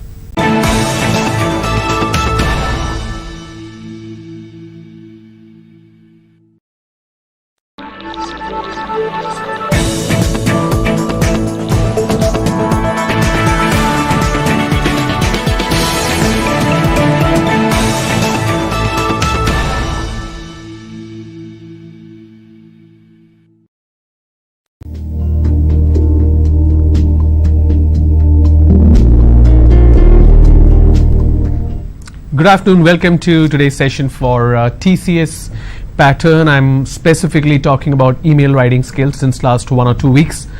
I'm going to begin with the pattern of the online assessment. So let me explain. So we're going to have the first stage, which is the online assessment. I will explain what the pattern will look like. Once you clear that, you will move to the next segment, which is the personal interview round. In this personal interview round, you will have two segments. One is the HR interview and the second one is the technical interview.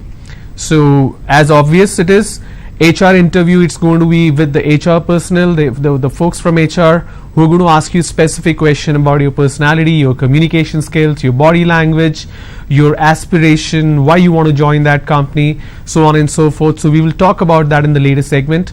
And then you will have a technical round where the questions will be very specific to what you are getting hired for, which is your technical area. Now in order to reach the interview segment, you need to clear the online assessment, and the online assessment has 4 categories. The first one being the email writing skill, where you need to write an email within 10 minutes. The second one is quantitative aptitude. You will have 20 questions and the permitted time is 40 minutes. Then you have the multiple choice question area, where you need to write the correct answer from the choices given, and these questions will be specific to programming language C. You will have 10 questions and the permitted time is 20 minutes. And then you will have a descriptive type question where it's going to be only one such question where you need to write a program. So the entire coding has to be accurate so that once it's executed, it doesn't lead to any kind of error. Now this year there is also going to be negative marking in the online assessment. For every wrong answer, you will lose 0.33% of the marks which is allotted to that particular question where you go wrong. So if there is a particular question where the allotted marks is 1, and if you answer it incorrectly, you will lose minus 0.33.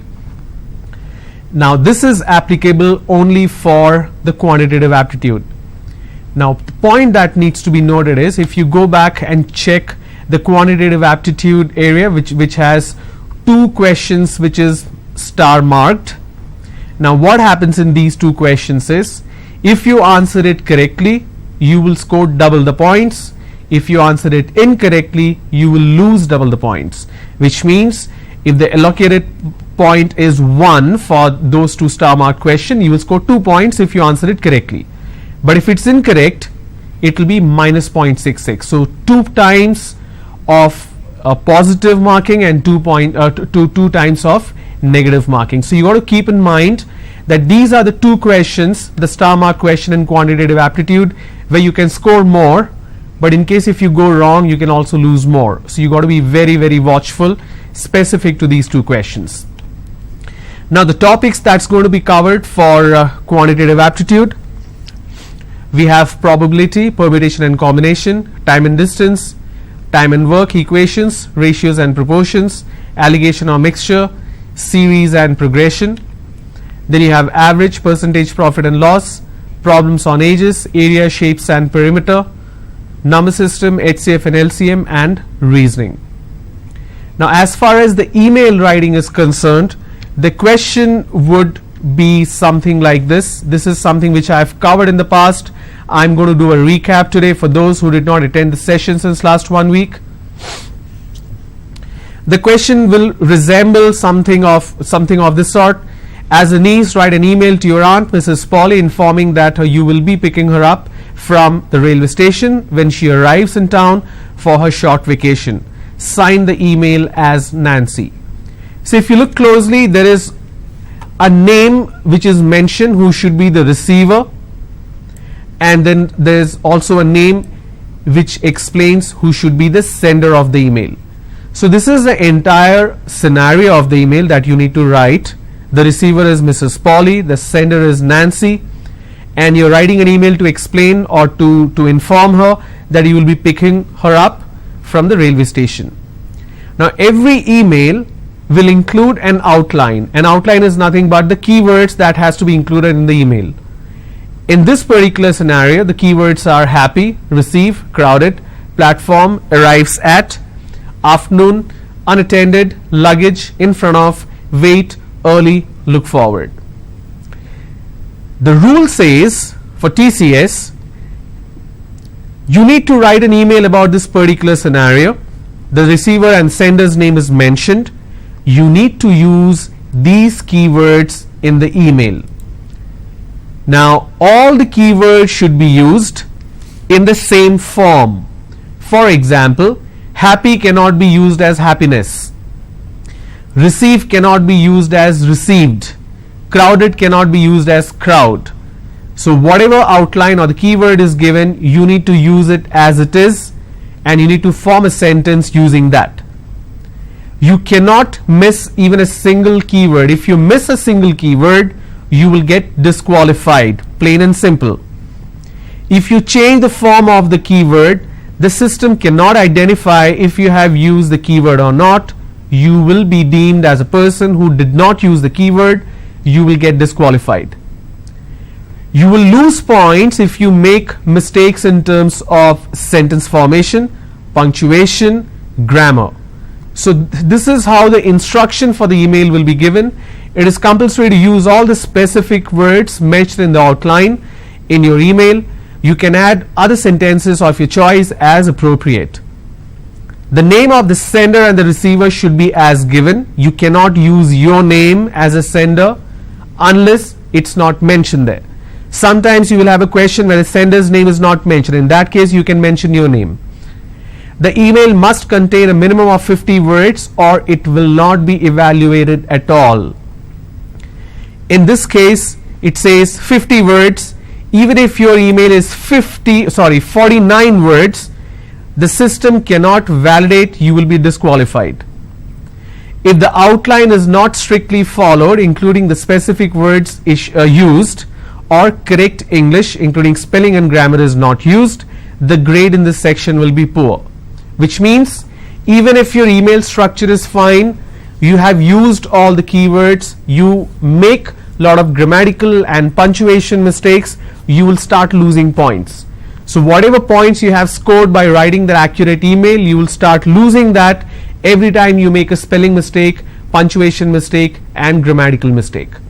So you got to be very, very clear about a couple of things. Number one, all the keywords should be used as it is given in the question itself. You cannot change the form to denote a different tense form.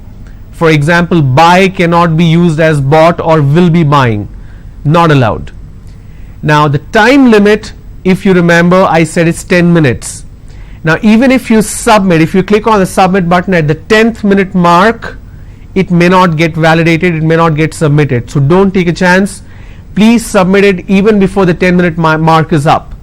Your email will not take more than 5 to 6 minutes. Within 6 minutes, try to finish the email. Spend the remaining time revising the entire email and make corrections where needed. Okay, I'm going to take you through the do's and don'ts for emails. These are the email do's you need to keep in mind. You follow these. Read the topic carefully. Read and understand the keywords or key phrases mentioned. Use each and every keyword phrases mentioned. Even if you miss one of the keyword or phrases, the email will be invalid. Ensure keywords are used in the same form as mentioned in the topic. For example, buy cannot be used as bought. Keywords should be mentioned in the sequence as mentioned in the topic.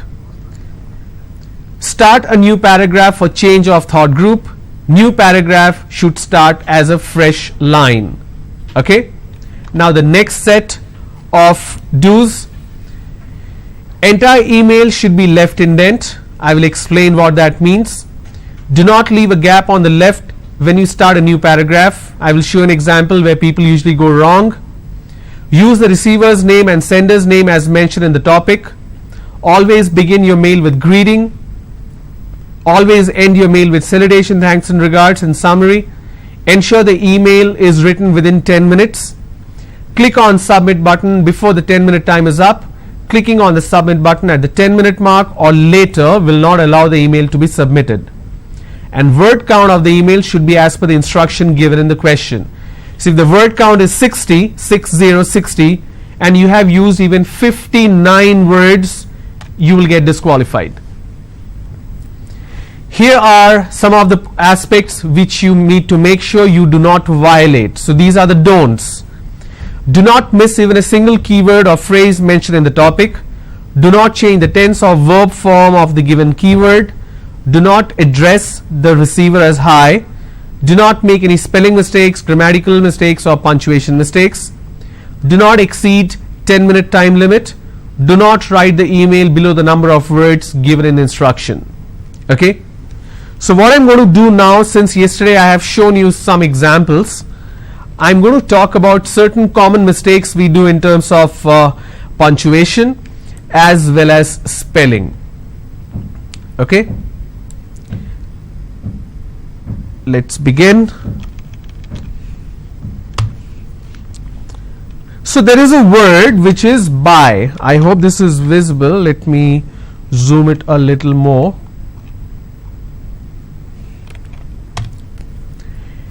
Now there is a word which is buy. If I have to look at the past tense, the word is B-O-U-G-H-T, bought. There is another word which is bring, and the past tense is B-R-O-U-G-H-T. Now what happens is, a lot of people make a mistake. They mix B-O-U-G-H-T with B-R-O-U-G-H-T. When they speak, they make this mistake. When they write, they make this mistake. Please bear in mind, if you're using the word brought, it's a past tense of bring. For example, I brought my lunch today. I brought my lunch today basically means I got lunch from home. If you say I bought my lunch today, that means you purchased it. So bought is a synonym of past tense of purchase. Alright. Likewise, there are a lot of words where people make mistakes. For example, T-H-E-R-E versus T-H-E-I-R. Now these two are different words. For example, T-H-E-R-E is a preposition. Alright. T-H-E-I-R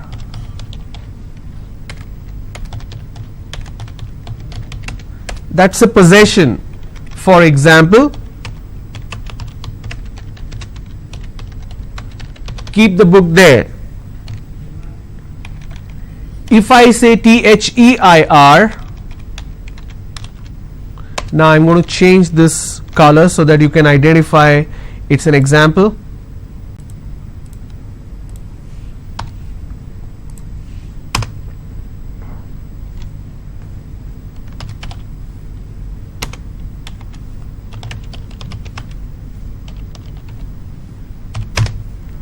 it's their book. Now there is a plural form of a singular person, right? So I can say his, her, or their. So please do not get confused between THEIR and THERE. Both are pronounced the same way. There. It's not their. It's there. There. Both are pronounced the same way, but it means two different things. Clear? Okay. Now another area where people make mistake is HERE. Just a moment. Let me just. Okay.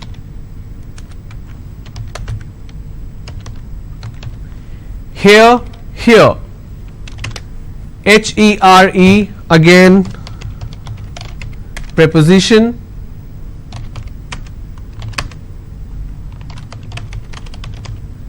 keep it here, or I can say come here for a moment.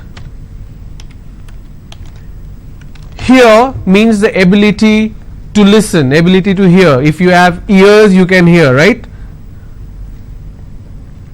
The sense of hearing. Can you hear me? Now, in case if I make a spelling mistake and say can you hear me, HERE doesn't make sense. If I replace come here for a moment, it's not making any sense at all. So please do not make these amateurish mistakes. These will it will counted as grammatical mistake as well as spelling mistake, because a spelling mistake is leading to a grammatical mistake. Okay, so when you're writing the email, since I'm using Word document right now, you are able to see that there is an underline. In case if I'm making a spelling mistake, it's a red line. If I'm making a grammatical mistake, it's a green underline. If I'm making a punctuation mistake, it's a blue underline. So Microsoft Word has the ability to identify and tell me that I need to make correction. But in TCS online exam, you will not have any such help. The test is to see how well you know basic spellings. So there will not be any quick tip that's going to tell you that you're making a mistake in terms of a sentence formation or a punctuation or a spelling. You got to be very, very aware of these small little words, very common words, and you cannot be making mistakes there. Okay. Now we started this program more than a week ago. Unfortunately, I haven't come across a single comment in the YouTube section where people are asking me questions pertaining to email writing for TCS. So if you have any questions, please post it on the YouTube channel, the live program. You have a chat window there. Please post your questions. You can also call and ask your questions. There will be a number which will be shown later part of the program today. You can call and ask your questions. If your question is very specific to TCS email writing pattern, any help needed for email writing, feel free to ask these questions. All right. So let's continue. As far as the spellings are concerned, there is a word which is confirm and another word which is conform. Now both are pronounced pretty much the same way. Now confirm is basically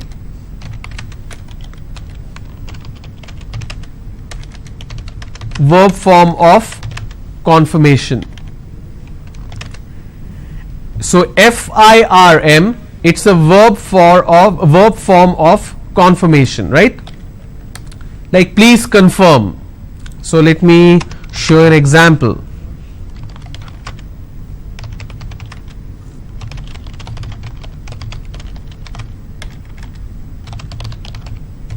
Please confirm if you are watching this program. Okay. Now what do we mean by confirm? FORM.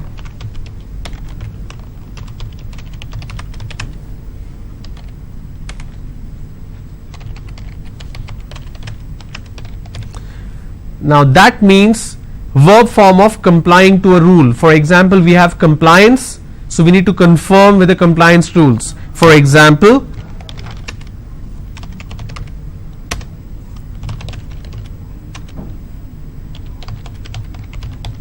please confirm with the guidelines.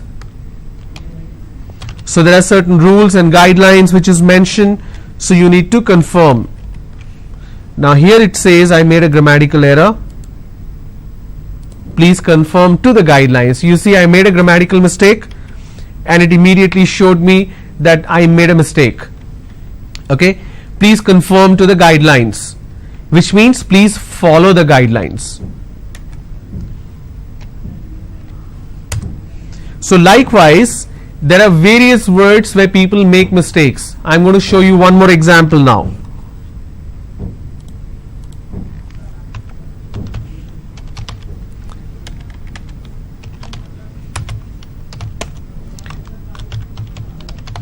Advice and advise.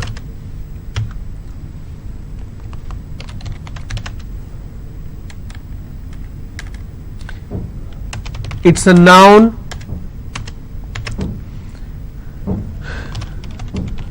synonym of suggestion. Okay, now advice is a verb. Okay, now let me show an example. What do I mean by this? For example, I can say please give me an advice. Now this is a noun, so I can say please give me an advice. Now if it's a verb, the same advice I can use it as a verb, and I got to say it differently. Please advise me. Please give me an advice or please advise me. Now in this particular case, if I replace the CE with SE, if I interchange, if I swap it, then it will lead to a grammatical error. So you got to be sure you're using CE when it's a noun form. You use SE when it's a verb form. You can't say please advise me, it should be advise me. So if I say please advise me, this is wrong. It should be advise me. Please give me an advice. Can I say please give me an advice? No. I need to use CE. Okay. So that's why these spellings can lead to grammatical errors as well. So you got to be very sure you're not making these silly mistakes in terms of spellings. That can also lead to grammatical error. If you make these mistakes, you will lose double the points, because one, it's not making sense and it's not fitting in the context of the particular sentence. So please be very prudent, please be very careful that you're not making these mistakes. Alright, now let's look at the question again. I'm going to write this email once again for you. It was done in the past, we are doing it again. So I'm going to copy these keywords. As a niece, write an email to your aunt, Mrs. Polly, informing her that you will be picking her up from the railway station when she arrives in town for her short vacation. Sign the email as Nancy. So please make a note of this. I'm going to pause here for a minute. You can make a note of this question and the outline, and then I will write this email.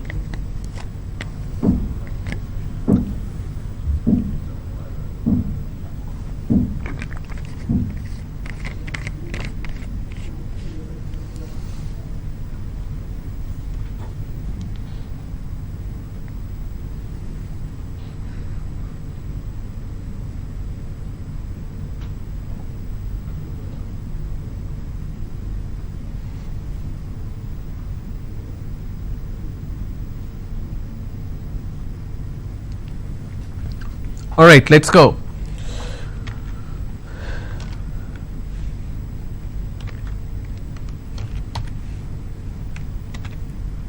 Oops, just a moment.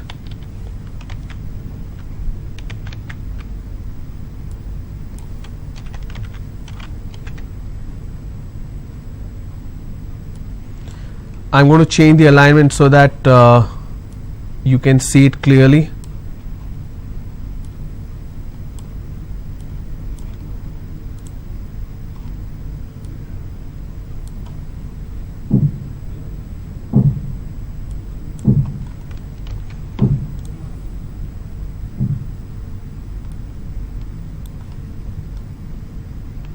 Okay, here we go.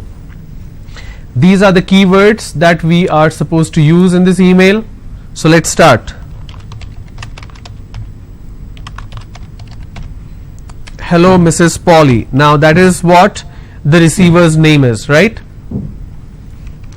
Now let me zoom this a little bit. Now in a usual scenario we will say, okay, hello Mrs. Polly is fine, but here the question says write an email to your aunt. So I will replace the Mrs. with aunt. Hello Aunt Polly. Now if you see, A is capital because that's a title, P is capital because that's a name. Every name should start with a capital letter. The first word in a sentence should start with a capital letter. I will use a comma and then say enter to go to the next line, but this comma is not needed because that's redundant. It's of no use, so you don't have to use it anymore. I know this is how we were taught in school, but it's not needed. Hello Aunt Polly. I am very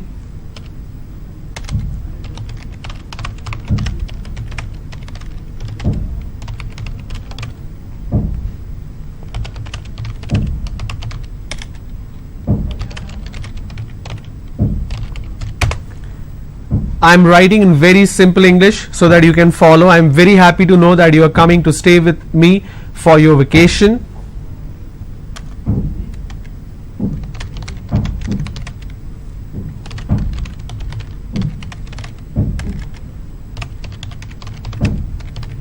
I would come to the station to receive you.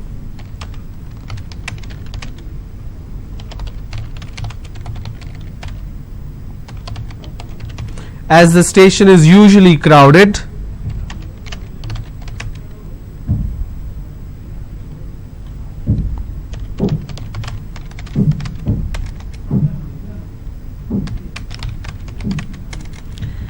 I would request you to wait for me. Okay?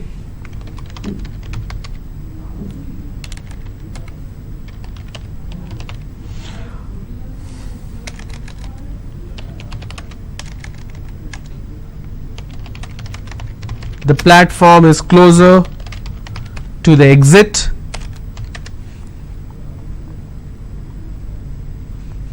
So I'm just giving detail of the train.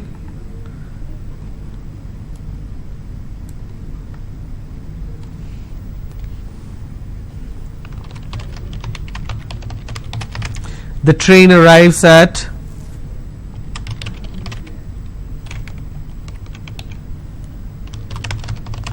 (2:00)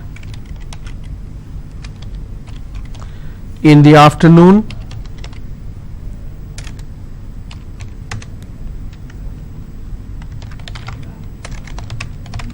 Please do not leave your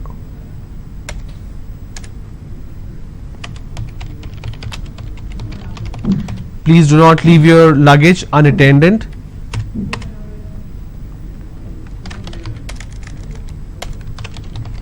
I shall wait for you. Just a moment.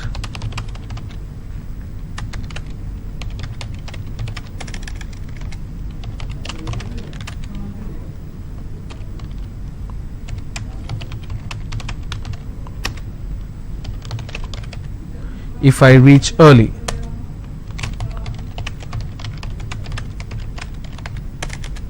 I look forward to meet you.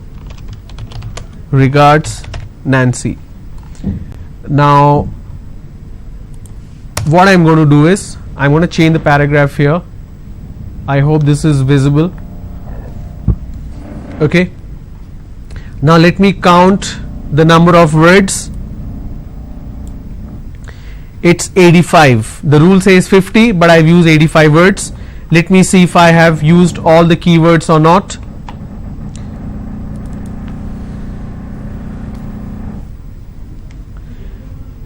Happy, receive, yes, I have used the word receive. Crowded, platform, arrives at,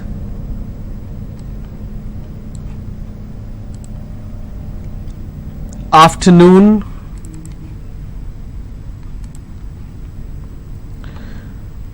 unattended,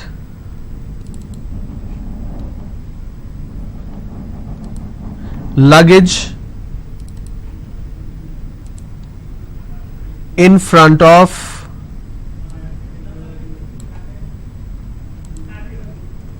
wait early,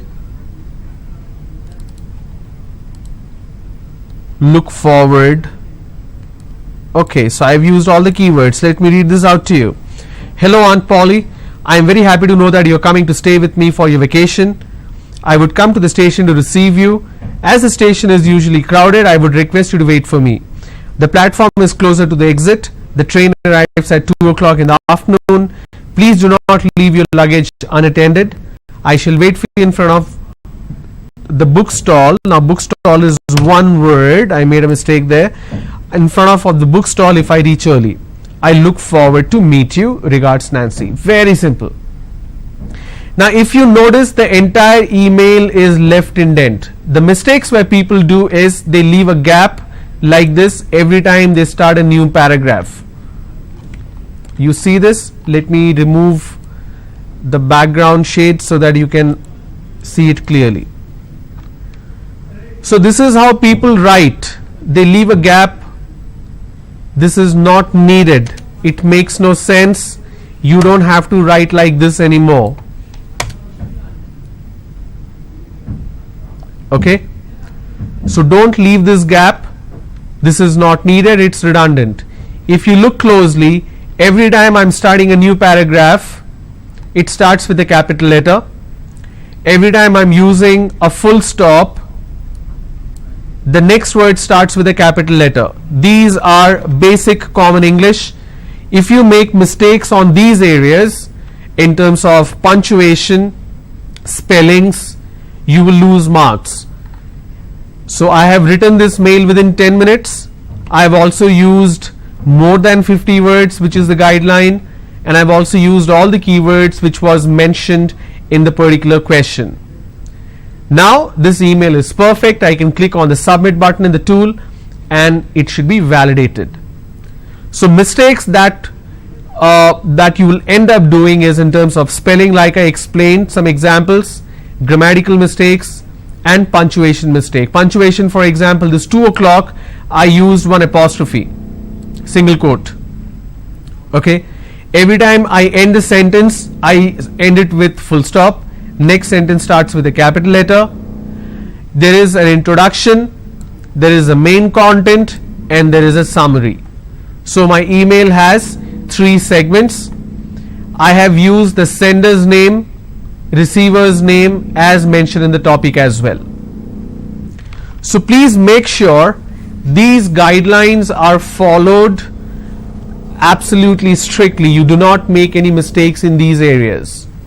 90% of participants did very well in quantitative aptitude, in MCQ questions for MCQ area for programming language C, for coding. Everywhere they scored very well, but email they failed. So please make sure you're putting these training to practice, you're putting these learning to practice, and ask your questions on the YouTube link wherever you are watching. I will take a look at it and I will quickly answer. Yesterday I specifically asked you guys to provide your responses on the YouTube chat box, but I did not get a single response. I don't know what the challenges you are facing with regards to this particular program, but please understand we are doing this program only to make sure that you succeed, you get that dream job in TCS. So please take it seriously. Whatever questions you have, feel free to post, and I would love to look at your answer. I would love to make changes or make suggestions on the email that you write. Okay, now as far as the negative marking is concerned, like I clearly told you, it doesn't exist for email, but you will lose marks in case if you make punctuation mistake, grammatical mistakes and spelling mistakes. That essentially doesn't mean that it's a negative marking. It's just that you will lose marks. You write the email accurately, you will score 10%. Okay, now do's and don'ts I mentioned already. You went through it, you also saw the examples. So I'm going to give you the quick assignment for tomorrow. This is your assignment for tomorrow. I'm going to read out this question. As a student representative of your department, write an email to your batchmates suggesting a party for Head of Department Professor Sunil, who is retiring next month. Sign the email as Sam. So the sender's name is Sam. The receiver's name is now the receiver. This is what is confusing you, right? The sender's name is Sam. It says send an email to your batchmates. So you can just say, dear friends. Don't write this email to Professor Sunil. This is to confuse you. You need to write about Professor Sunil. The outline: inform, retire, plan, surprise, party, host, family, exceptional teacher, guide, mentor, groom, students, helpful, together, memorable. So I'm going to pause it here so that you can make a note of this. Please go ahead, make a note of this and provide your answer.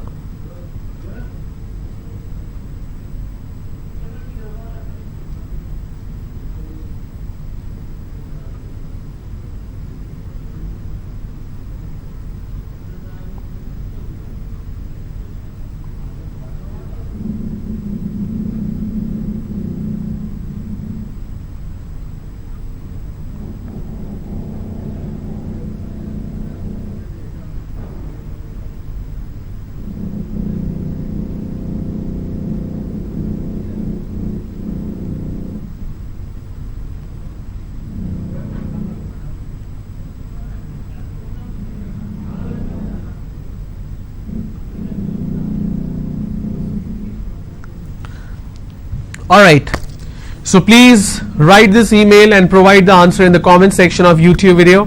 I will take a look at it. I also announce the name of the person who writes the most accurate email. Okay, so I'll see you guys tomorrow with some more email sample for TCS. Have a great day.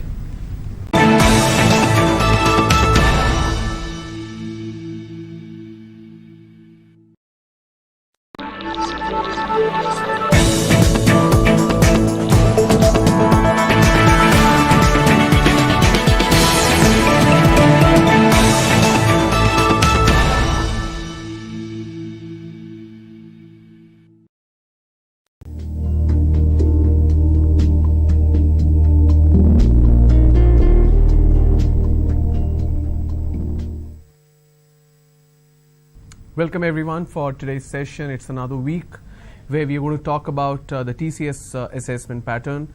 So as TCS is going to conduct a drive across AP, you will be notified about the places, the dates and all these important elements of information. Today I'm going to talk about the email writing for one last time. You will be notified about the next topic tomorrow. Before I begin, just to give you a brief, TCS is going to conduct a drive. This is for the new recruitment process that's going to begin. You will have two stages of selection. The first one is an online assessment. The second segment is the second stage is the interview round.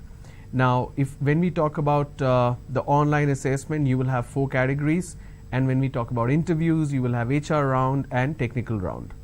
You need to clear the online assessment in order to qualify for the interview round, to be called for the interview. So you need to finish and you need to write accurately the entire online assessment, and there are 4 categories, and all the 4 categories you need to clear.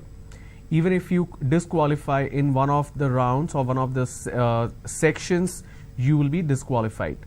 So the online test has 4 different sections. The first one is email writing. Then you have quantitative aptitude. Then you have multiple choice question on C programming language, and then you have coding test. You will have 1 email to be written with a time limit of 10 minutes. You will have 20 questions for quantitative aptitude with a time limit of 40 minutes. Multiple choice question on programming language C, you will have 10 questions to be finished in 20 minutes. And the coding test, which is a descriptive one, you need to write a program code which can be executed without an error. Only 1 such question with a time permitted as 20 minutes. If you look at the quantitative aptitude, it says number of star mark questions is 2. Just focus here. 2 questions which is star marked. What it basically means is the entire assessment will have negative marking, and this is applicable only for quantitative aptitude. There will be a negative mark of 0.33% for every wrong response. However, the 2 questions which is marked as star, you will lose double the points in case if it's incorrect, but you will also score double the marks if you answer it correct, which means the star mark questions have 2 times more marks. So if your answer is correct, you will score double. If your answer is incorrect, you will lose double. So which means it will become 0.66, negative 0.66. The topics that will be covered for quantitative aptitude is probability, permutation and combination, time and distance, time and work, equations, ratios and proportions, allocations or mixtures, series and progression, average, percentage, profit and loss, problems on ages, areas, shapes and perimeter, number system, HCF and LCM, reasoning. As far as the email is concerned, I will show you a sample. I had been talking about sample every single day, but sadly not a single person has responded on the comment section of YouTube. So the email do's which you need to keep in mind: read the topic carefully and read and understand the keywords or key phrases mentioned. Use each and every keyword phrases mentioned in the topic. Even if you miss one of the keywords, the email will be invalid. Ensure the keywords are used in the same form as mentioned. You cannot change the tense or the verb form. Keywords should be mentioned in the sequence as mentioned in the topic. Every new paragraph should start when there is a change in thought group. So you will have introduction, you will have the body, and then you will have the summary. So each of these thought groups, there will be a new paragraph, and new paragraph will start with a fresh line. Another set of do's which you need to keep in mind: your entire email should be left indent. Please do not leave a gap when you start a new paragraph on the left. Usually we have the tendency of leaving a gap. Please don't do that. Use the receiver's name and sender's name as mentioned in the topic. You should not change either of the names if it's already mentioned in the topic. The email should start with a greeting, hello, salutation, and also close with thanks and regards, or thanks or regards, and you should mention the sender's name in the next line. The entire email should be written within 10 minutes, and you should click on the submit button before the 10-minute time is up. Even if you click on the button at the 10th minute, you will not be able to submit it. So please don't take a risk. Please finish writing the email within 6 to 7 minutes. Spend couple of more minutes to revise and make changes and corrections. And please click on the submit button even before the clock shows 10 minutes is up. Every email will be given with a set of instruction. The instruction will also carry the number of words the email should have. Please make sure your email is exceeding those number of words. For example, if it says 50 words, your email should be 50 and above. Even if it's 49, you will get disqualified. Here are certain don'ts. Do not miss even a single keyword or phrase which is mentioned in the topic. Do not change the tense or the verb form of the email of the keywords which is mentioned. Do not address the receiver as hi. Hi is very casual. Either use hello or use respected or use dear wherever it's applicable. Do not make any spelling, grammar or punctuation mistakes because you will lose points. Please make sure you don't exceed the 10-minute mark, and please do not write the email below the prescribed number of words. Okay? So let me show one more example today. Here is number 4 and 5 is what I'm going to complete today. After that, we'll be done with email writing today. As a tourist who has taken a package tour, write an email to the travel agent, Mr. Kumar, which means Mr. Kumar is the recipient, highlighting that the hotel is far from what was promised. Sign the email as Ahmed. So Ahmed is the sender. So Ahmed has taken Ahmed has taken a package tour from Mr. Kumar, but during the entire travel, they figured that the service is not good. So that's why they're writing an email. The outline or the keyword should be package tour, promise, 3-star, unclean, shocked, professional, customer service, disappointed, shift, expectation, facilities, help. Here are the instructions. It is compulsory to use all the specific words mentioned in the outline in your email. You can add other sentences of your choice as appropriate. The name of the sender and receiver should be as given. The email must contain a minimum of 50 words or it will not be evaluated at all. If the outline is strictly not followed, including specific words used or correct English, which means correct grammar and spelling is not used, the grade in this section will be poor, which means you will lose marks. So here is your question in red font, and the green font are the keywords. Please make a note of this. I'm going to pause, make a note of this, then I will tell you how to write this email.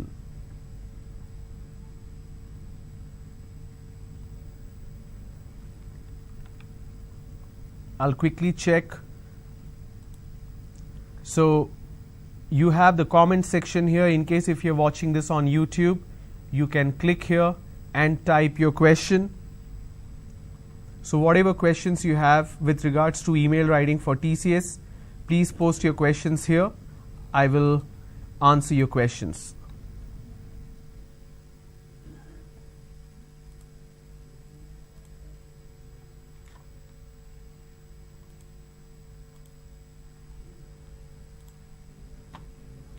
Okay, so let me copy this and I'm going to write the email now.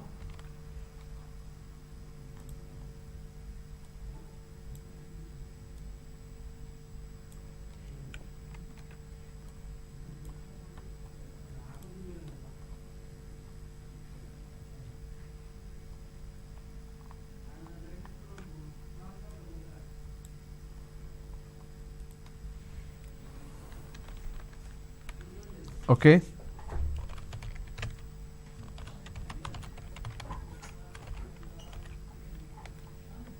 Since I'm using a title, I will use a full stop and there should be a space. If I don't use a space, I will lose points in terms of punctuation. The name should start with capital letter.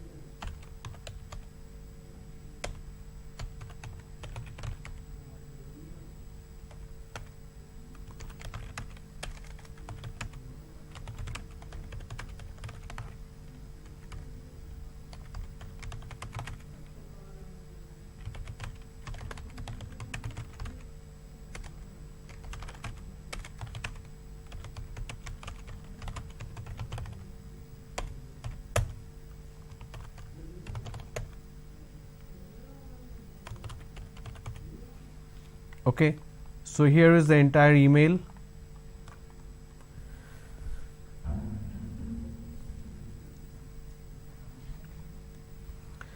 Mr. Kumar, now the question said the email should be written to Mr. Kumar. The sender is Ahmed. So here is the entire email. If you see, I have an introduction, then there is the body, and then there is summary. So basically I have written in 3 paragraphs, and every time I am changing paragraph I am coming to a new line. The entire email is left indent. If you leave a gap like this, this is incorrect. So please make sure you don't leave a gap. Now let's quickly check the word count. The word count is 101, 101. The question said it should be 50. I have written 101, 101 words, which is absolutely perfect. Now we need to check if we have used all the keywords or not. The first one is package tour, promise, 3-star,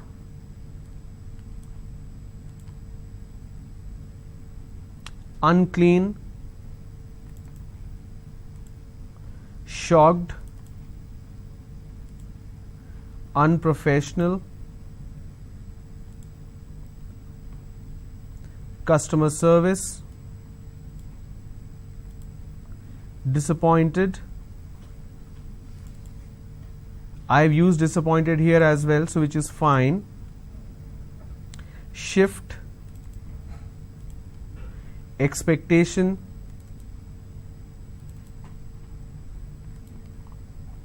facilities and help.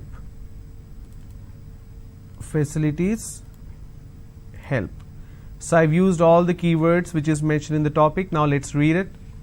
Hello Mr. Kumar, this is with regards to the package tour I've taken from you. I'm very disappointed and want to inform you that the service is not as per what the promise was.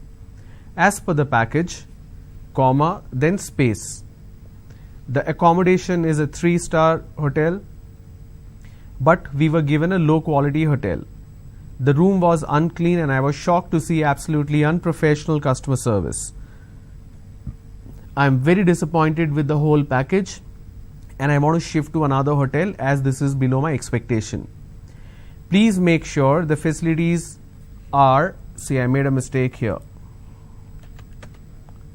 are as what the promise, please make sure the facilities are as what promised, what was promised, and please help in this regard. Regards, Ahmed. So you don't have to use a comma here after the name, you don't have to use a comma after regards, not needed. The name starts with capital letter. After full stop, the sentence starts with capital letter. Every new paragraph starts with a new line and first letter capital. After comma, there is a space. So punctuation wise, grammar wise, structure wise, spelling wise, no mistakes. So this is a perfect email. Okay. So you need to keep in mind that you write the entire email in left indent. You don't make a space like this. It's incorrect. Even the summary, the closure is also left indent. Okay. Now let's look at example number 5, which is our last one. I'm going to read, then I'm going to pause so that you can make a note of it. As a member of your residential society, write an email to your inspector of local police station, Mr. Sharma, informing him about the miscreants who ride their bikes rashly every evening outside your society. Sign the email as William. The keywords are residential, rashly, children, play, elderly, walk, grocery shop, across the road, dangerous, accidents, nuisance, action, immediately. Okay, one person has sent an email. Wow. Posted on the comment section. This message is from Lakshmi Ganesh Vemuri, who asks how to send email to government institutions about clarifying doubts about how to join those institutions. I will quickly tell you how to write this email. Lakshmi Ganesh Memory, don't worry, I'm going to reply to that. Before I respond to the particular question, here is your sample number 5. Please make a note of this.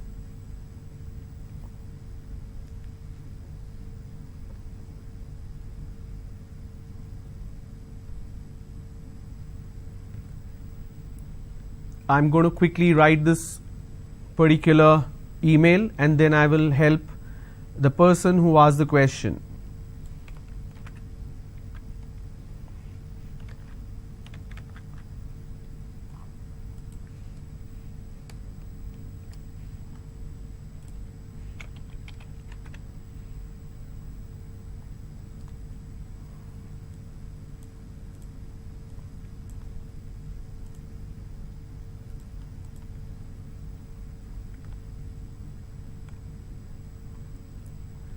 These are the keywords. Now I need to write this email to the local police station and the inspector's name is Mr. Sharma and the sender's name is William. Alright. Since I'm writing it to a government official, I can use the word respected.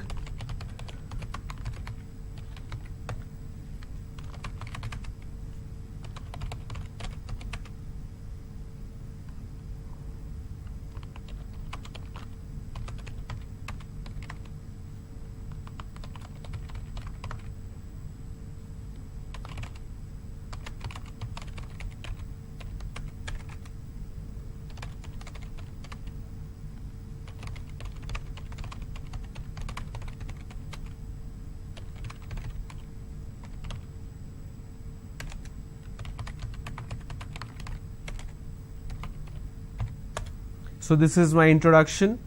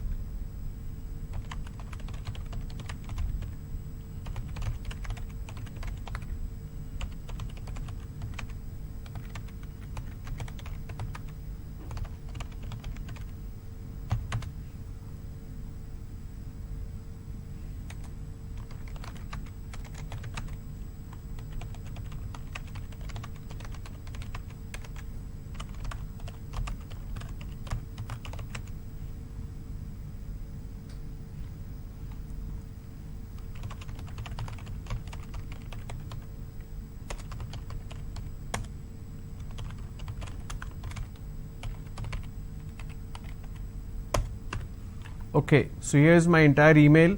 Let me quickly check if I've used more than 50 words. the word count is 105, which means I've used more than double. Now let's read it. Respected Inspector Sharma, I am a resident of GB Towers in Vijayawada and I am writing to you to bring to your notice about the problems we are facing. The society is a residential area for more than 100 families. There is a severe problem of young boys who ride their bikes very rashly every evening. There are children who go out to play and elderly people who are out for their evening walk.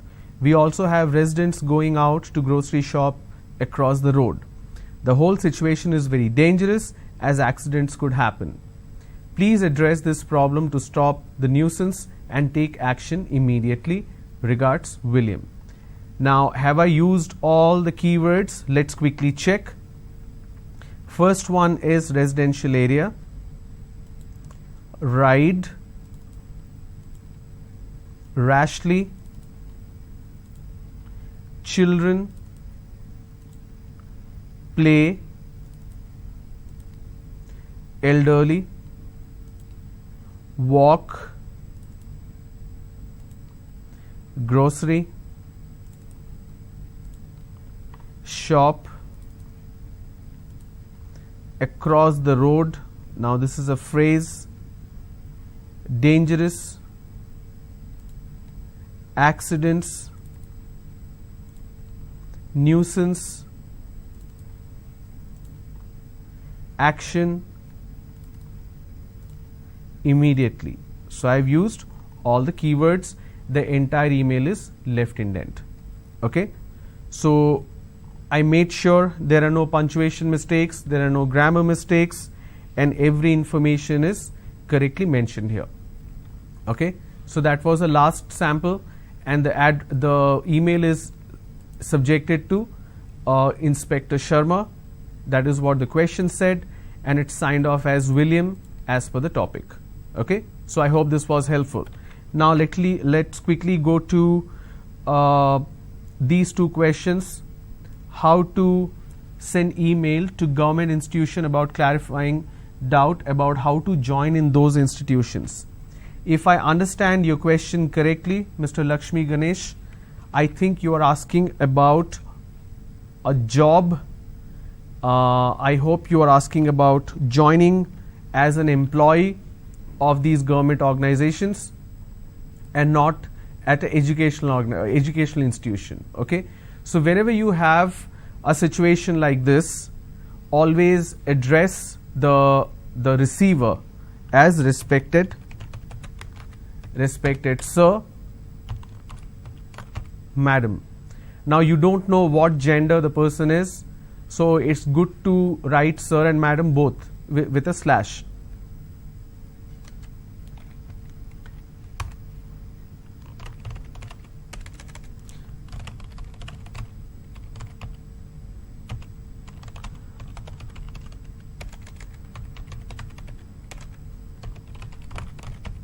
I would like to join your esteemed organization. Now, another person has asked a similar question, how to send a CV in an email. Now, whenever you're sending a CV or a resume on an email, it should have a cover letter. So this can act as a cover letter as well.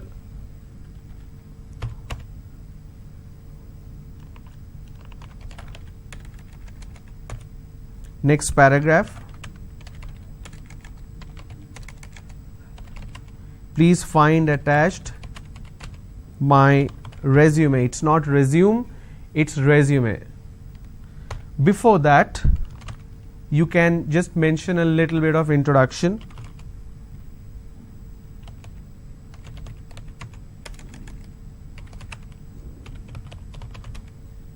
I'm a science graduate.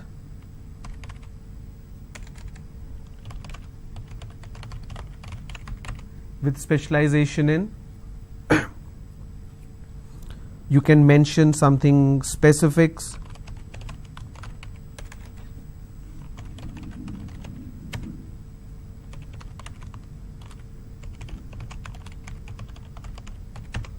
I'm a science graduate with specialization in microprocessor from Andhra University.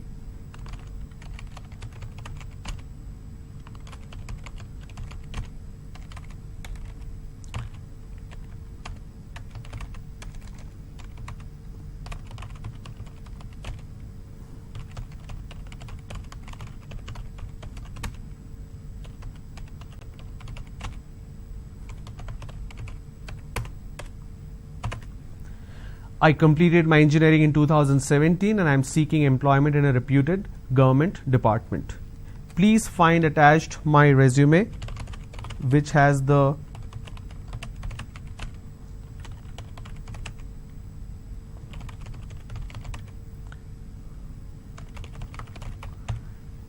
details of my academic and personal information.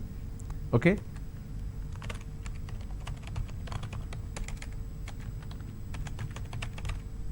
I look forward to hear back from you. Thanking you in advance.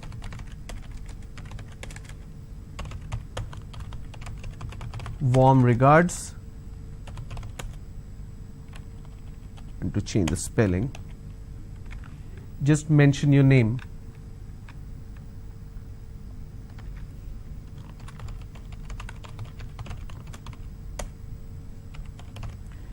So you have first name, middle name and last name.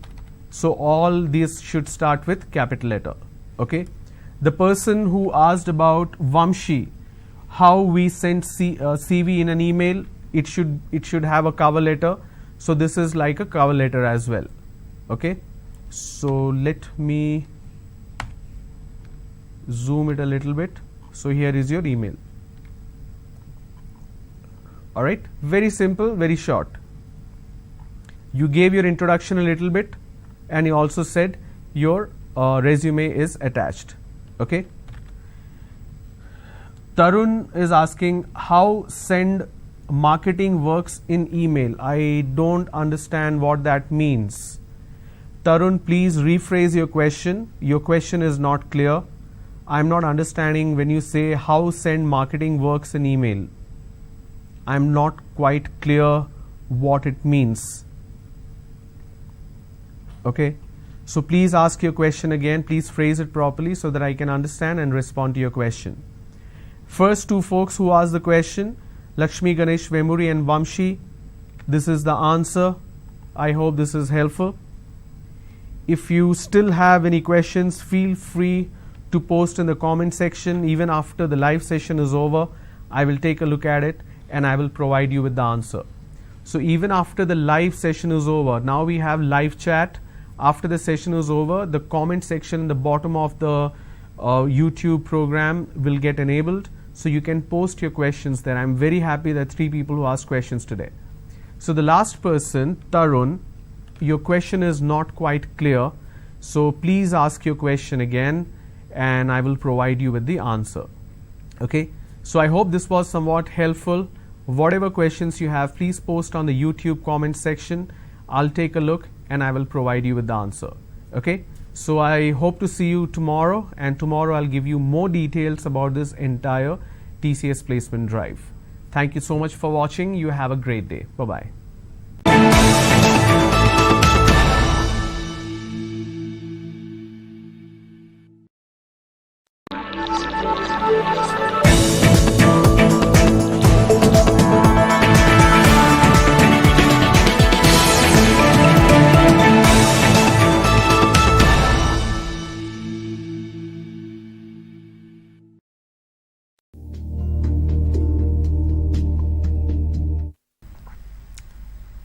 Welcome to Web Technologies training program. In this lesson, we are going to see the basics of Angular 6. In the previous lessons, we have completed HTML, CSS, JavaScript, Bootstrap, TypeScript, jQuery. So, in the today's lesson, we are going to start which one? Angular. Before entering into Angular, already we have completed the TypeScript. We must know the TypeScript language, mainly the topics of classes, inheritance, and interfaces before entering into Angular. So that's what we have already understood. So in the today's lesson, mainly we are going to see what is Angular, what are the advantages of Angular, how to create first application in Angular 6. So what is Angular? Angular is a framework to create client-side web applications. In order to create large-scale applications, even medium-range applications also, you require a special framework which is taking care of the maintenance of data, the data flow from one form to another form, sharing the common data among multiple forms, and submitting the data to server, retrieving data from server, and also creation of the search pages. So for all these client side activities, you require a special framework. Exactly, when you go to the complex applications, you require the data bindings. That means separation of the presentation logic versus the programming logic. Means HTML should be at one side, the programming code that is in the TypeScript language should be in another place. So individually the people should work together. At last the integration should be possible. I mean to say, the programming code will be developed by one developer, the HTML code will be developed by another developer. So individual development should be possible.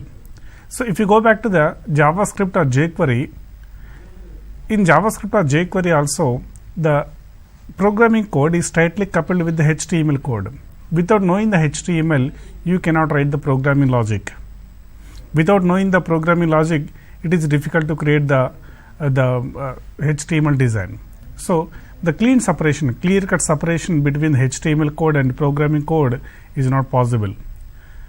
So in case of Angular 6 or any version of Angular, so it is very clearly dividable between the programming logic and the design logic. Means HTML code will be handled by one developer, programming code by another developer. So individual development is possible. At the same time, we are dividing the large project into multiple modules, and each module consists of some components. A component at the core level, it is representation of a specific area of the page. For example, a header area or navigation area or a footer or a login form component or registration form. Some particular specific area can be represented as a component. And the component is individual, atomic, reusable, and it's a individual place where you can write the programming logic, which is tightly associated to a corresponding HTML logic. So while development of time, HTML code and programming code can be individually developed by two different people, and at last we can integrate together. Now let's try to understand what are the benefits of Angular. Angular is mainly meant for the development of larger scale or medium range applications. If it is extremely small application, Angular is not required. Angular provides the routing. Angular supports the security. Angular supports the rich user interface. So Angular supports the integration of Bootstrap or any other UI related framework. So these are some of the benefits of Angular. The main benefit is clean separation of concerns. Means the individual development of the components, modules, templates, and the programming logic versus HTML logic. So let's try to understand how do we set up the environment for development of Angular. So let's get started. First we have to go to Node.js. The reason why we are going to install Node.js is Node.js provides NPM. Through NPM only the Angular packages needs to be downloaded. So first we have to go to nodejs.org website. You can see the link on the screen, nodejs.org. There we have to scroll down and download the current version, that is 10.10.0. Once we click on this, we are getting a file like this, that is node version number 10.10.0.x64.msi. Just click on that file to install it. Now installation gets started. Click on next, check the checkbox I accept, click on next, and no need of changing any settings. Click on next, click on install. So installation is going on. Within just maximum 1 minute, the Node.js installation will be finished. And make sure you have already installed Visual Studio Code window. This is for editor to write the Angular programs. And once the Node.js installation is completed, what you have to try to do? Steps to install, steps to create first application in Angular. First install Node.js, that we have already done. Second part is install Angular CLI. So in order to install Angular CLI, we have to go to command prompt window, start. If you scroll down, we have Windows System and command prompt. There we have to give npm install, that means hey Node.js package manager, please install a package for me, that is @angular/CLI, and I want to install it globally, means available to all the folders of the entire system. So what exactly this Angular/CLI package? Basically there is a website called npmjs.com. Through this website we can explore through the npm packages. For example, there is a package called @angular/CLI. So we have the particular package. Right. So this is the name of the package. So npm install @angular/CLI is a command to install. So this package provides you the essential predefined commands to create the application, compile them, execute them, test them, deploy them. So overall all the development activities, creation, execution, compilation, testing, deployment, all these activities of Angular applications can be done by a package called @angular/CLI. So that package needs to be installed in order to create Angular application. So we have given the command of npm install. The name of the package is Angular/CLI -g, means globally. Globally we are going to install the package. The meaning of global is the package is available to all the locations of the entire system. In any drive you are able to access the same package. So it is downloading a set of predefined files from internet and keeping them available locally on your machine, which are essential to create and run the Angular applications. How do you know the current version of Angular? See, if you type @angular/CLI in this package, in this page, we are going to see 6.2.1. So the current version of Angular is 6.2.1. So now installation of Angular CLI completed. Now using this Angular CLI, you are going to create a new application. To create a new application, what we have to try to do, first we have to locate the folder where you want to create our application. Go to C drive. I am going to create a new folder like this, folder name Angular 3pm. So in this Angular 3pm location, I am going to create a new application for me. So first we have to enter into that location, right? So cd :Angular 3pm. Now we are in the location of :Angular 3pm ng new app1. Here the command ng means Angular, new means creating a new application, app1 is the name of the application. So application name can be anything. So with this given name, automatically a folder will be created first like this. First app1, you can see the folder called app1. Inside that folder you can see lots of files. A set of files have been generated automatically in the particular location. You can see a lot of files. Okay, and also in order to execute the Angular applications, lot of predefined packages are required. So all those predefined packages will be automatically installed. So that's why it will take some time, maybe 5 minutes of time to install. So let it go ahead. Meanwhile, we have to open our application and explore through it. First up, we have to open your regular code editor window, that is Visual Studio Code. Go to File menu, Open Folder. Go to File menu, Open Folder. Once we click on Open Folder, select the location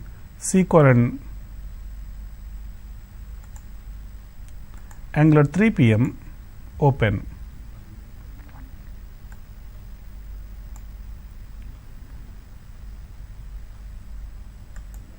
Now the folder is Angular 3pm /app1. we have to select the exact folder, that is app1 folder. So inside the app1 folder, the list of files will be displayed like this, that is including the E2E, src, node_modules and other files like angular.json, etc. Inside the src we have app, and there is a file called app.component.html. These file names will be always as it is, no need of changing them. So by default the same file name will come. So app.component.html we have to open from app folder. Where is it? App.component.html is present in app src folder. So here I am deleting the HTML code, then writing the own code. For example, div hello. I want to show this as an output to the user. I just save the program and I need to execute this. Okay, it is installed in the necessary packages. Meanwhile, let me explain the flow of execution.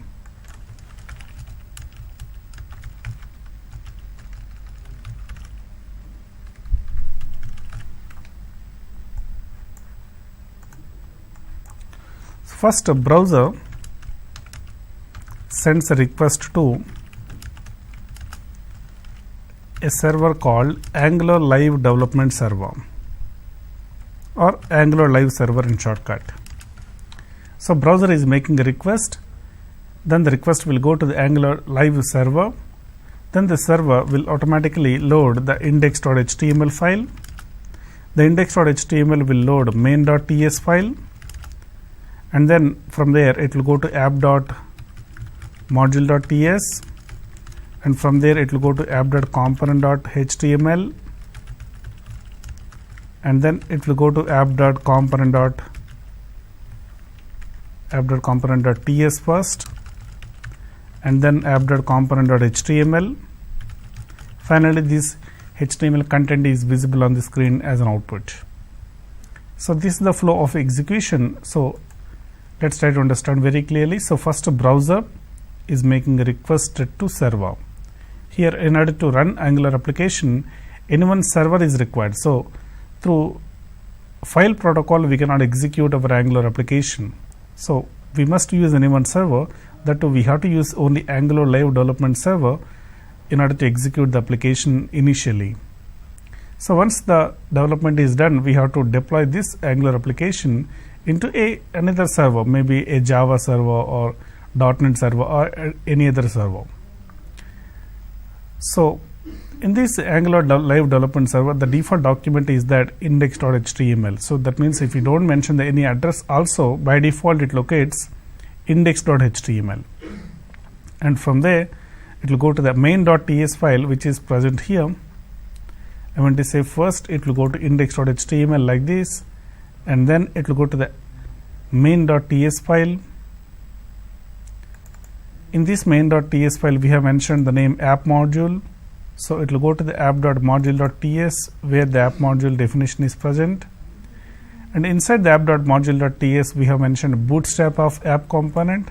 That's why it will go to app.component.ts, and from there we have mentioned the file name app.component.html, so the HTML file also will load. Finally, this output will be displayed on the screen in the browser.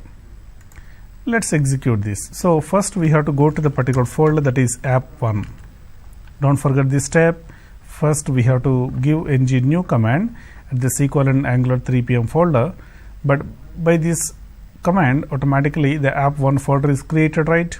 We have to open it, and from there we have to give the command of ng-serve. ng-serve means compile and run. Automatically ng-serve means compile and run. So once the server is ready, we have to enter the URL localhost 4200.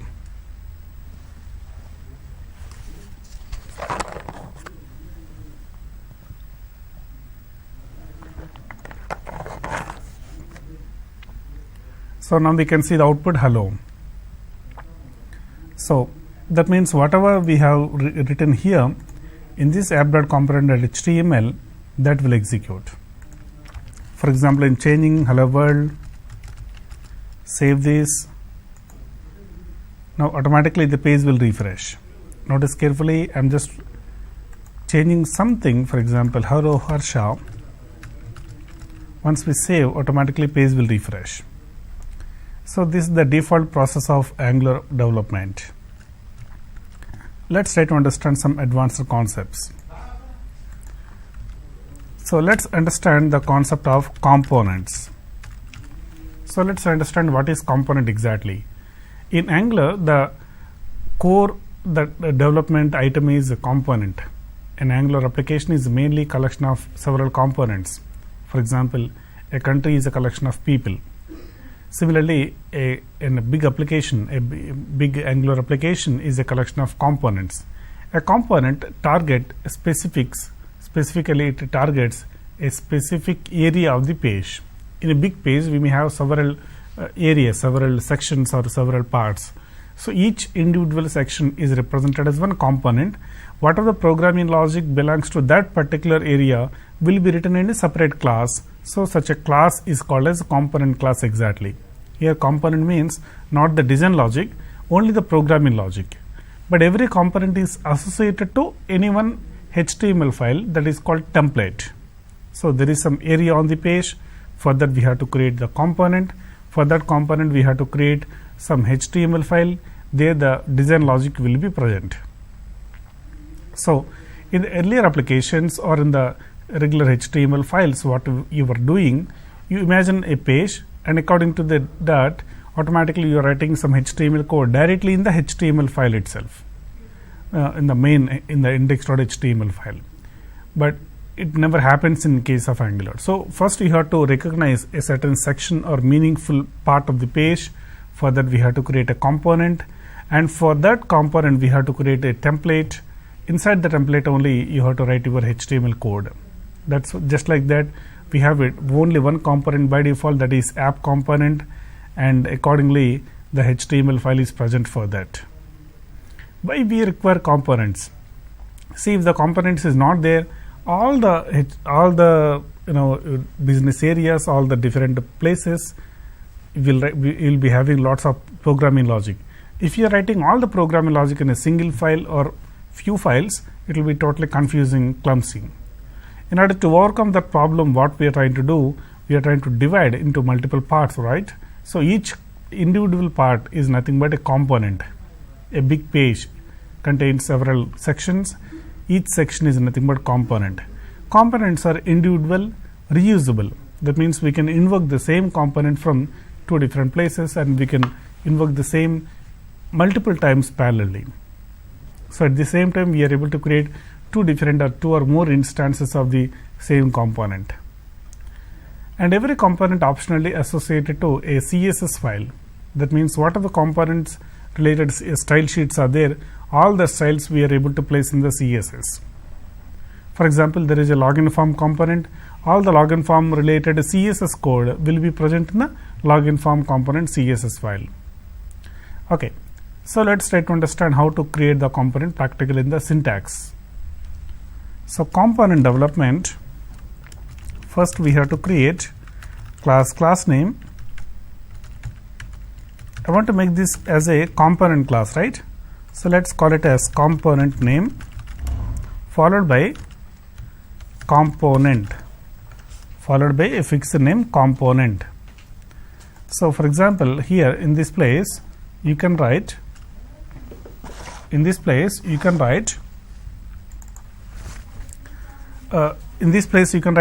name, any component name we are able to write, followed by just the fixed name, that is a component. Fixed name component, for example login component, registration component, or change password component, or home page component, or whatever it is. So some name followed by the fixed name component. And in order to say it's a component, we have to provide @component. So this @component is also called as a decorator, which specifies that this class is a component class. Even though the component name doesn't end with the component, but it should be called as a component because it contains the decorator called @component. So, the component name can be anything followed by the fixed name, fixed suffix, that is component, and the class must be having a decorated with @component, which specifies that this class is a component. And also we are able to write some additional details about the component. For example, I said the Hyderabad is one of the cities of India. So, I would like to say some more details about it. How do you say the more details? We have to specify the more details by using property : value.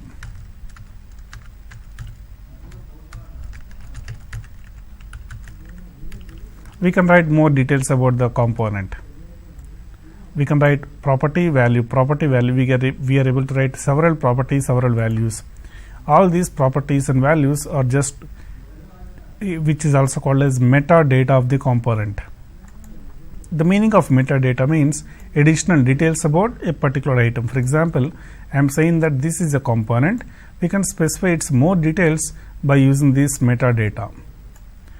So, this metadata specifies the more details. For example, the template URL,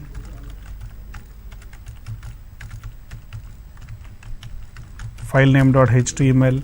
So, we are saying that this component is associated to a specific template, and the style URLs can be specified.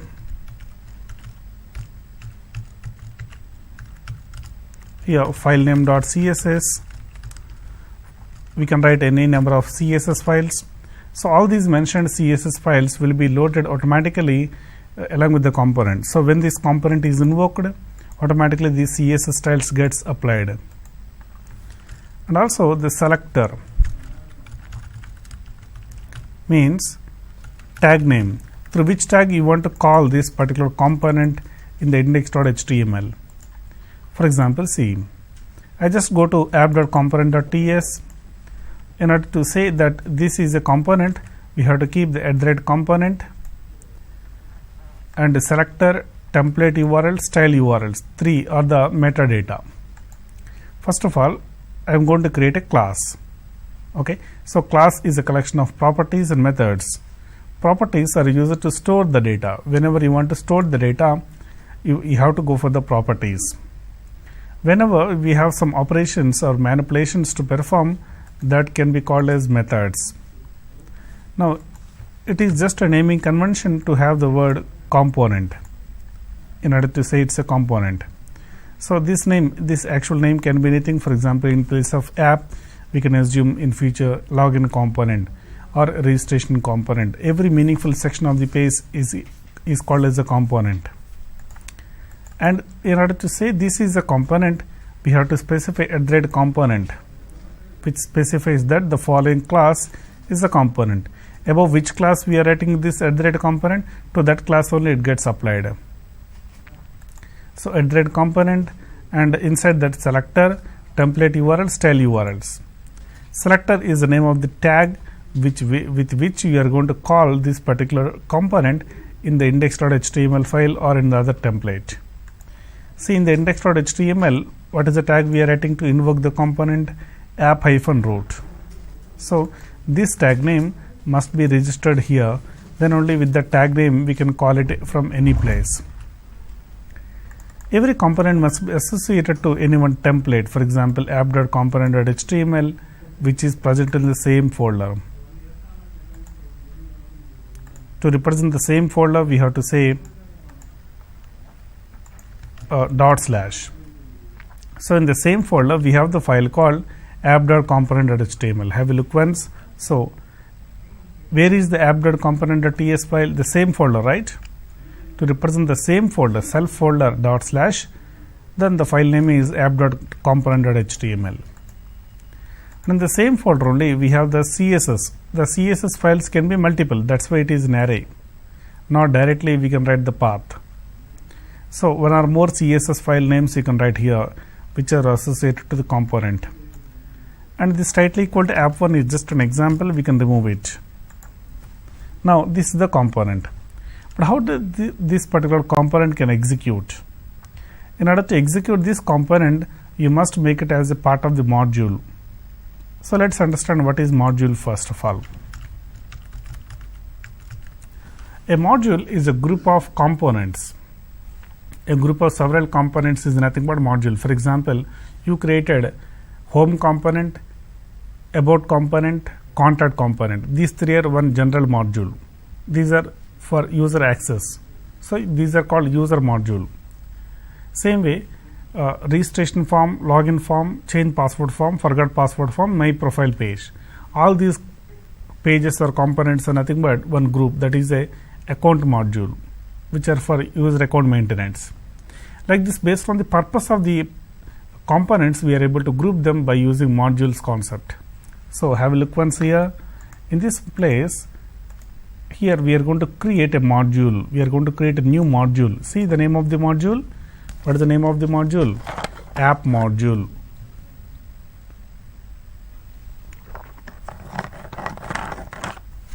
Inside the app module, we are going to write declarations, imports, providers, and bootstrap. Declarations means what components must be members of this particular module. Okay, this is the module. Module by definition may be a collection of multiple components. What components should be the members of this module? The list of components of the list of modules can be mentioned by using the declarations. Next, imports means the list of modules that you want to import. What modules you want to import before running these components, which are essential to run any one of these components, which will be used in any one of the components. The corresponding module can be imported here.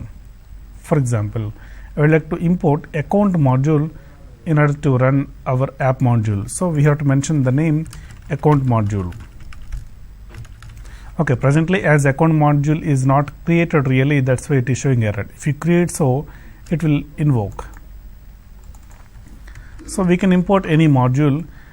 In this module, if you import the module, whatever the modules that are already exported there, that will be imported.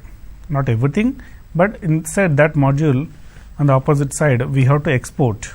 That exported modules only we are able to import here. Next, providers means list of services present in this module, which can be used in the current working module.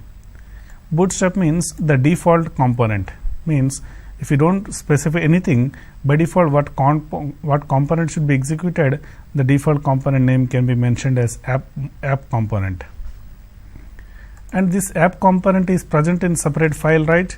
app.component.ts, right? So, in order to import this component here, what we have to try to do, here we must give export.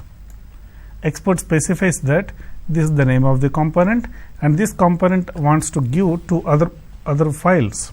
So, in other files we are able to import it. How do we import? By writing import. Which class you want to import? App component. From which file you want to import? app.component.ts.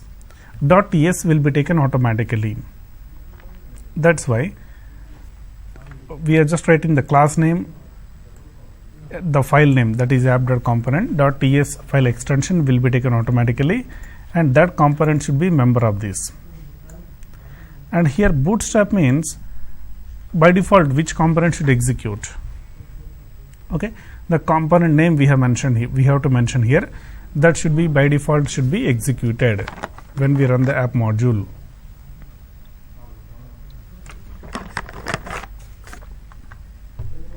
See, by default it is able to run only one module. Inside that module only one component. That component may invoke other components from different modules. At the basic level, only one single component you have to take. Okay, now let us prepare some basic look and feel for this component. So, I want to include or install bootstrap in this particular component. How to include bootstrap? We have to go to another instance of the command prompt. There we have to provide cd :angular 3pm cd app1. There what we have to try to do,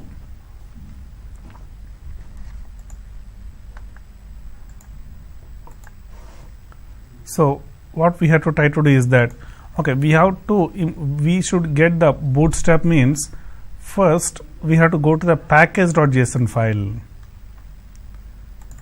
In the package.json file, the list of packages that are already imported are available here. That means Angular / animations, common, compiler, whatever the packages needed to run Angular application are already mentioned here. Then we have to specify jQuery. Where we require jQuery here? Because Bootstrap requires jQuery. Angular doesn't require jQuery, but Bootstrap requires jQuery, right? So first we have to add jQuery, then popper.js. Current version it will show automatically, that is 1.14.4, and also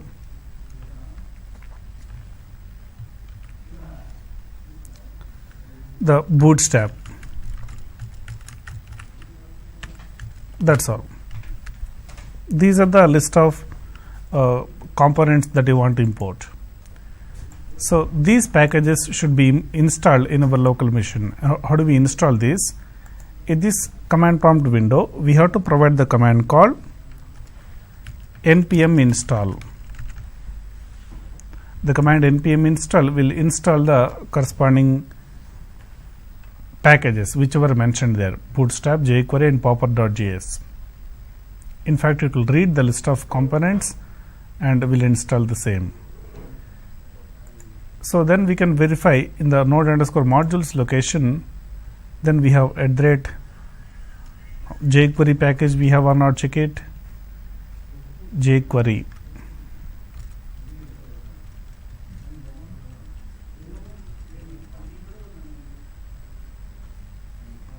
No, jQuery package is not there.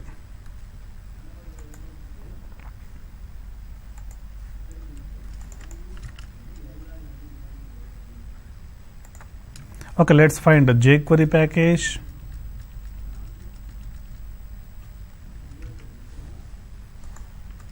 Check the path C:\Angular 3pm app1 node_modules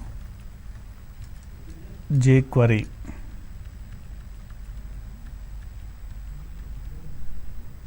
Okay, otherwise Bootstrap package not installed. Okay, let me check here. So we have to add the jQuery, popper.js and Bootstrap. 3 packages we have added in the dependency section, and we have to go to the C:\Angular 3pm app1. There we have to give the command of npm install. Again I am giving. Okay, so it is going to install the mentioned packages. We have mentioned 3 package names: jQuery, popper.js. Okay, jQuery q small.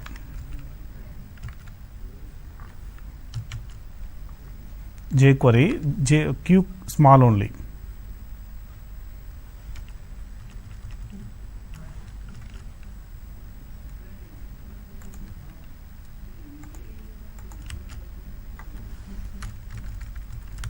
Okay, we are going to mention the version number 3.3.1.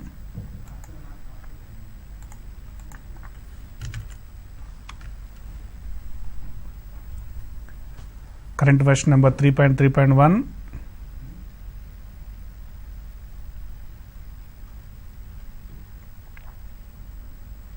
Now it is really installing. Now we can check there in the C:\Angular 3pm app1 node_modules. Remember this location. In this location, we have to open jQuery first.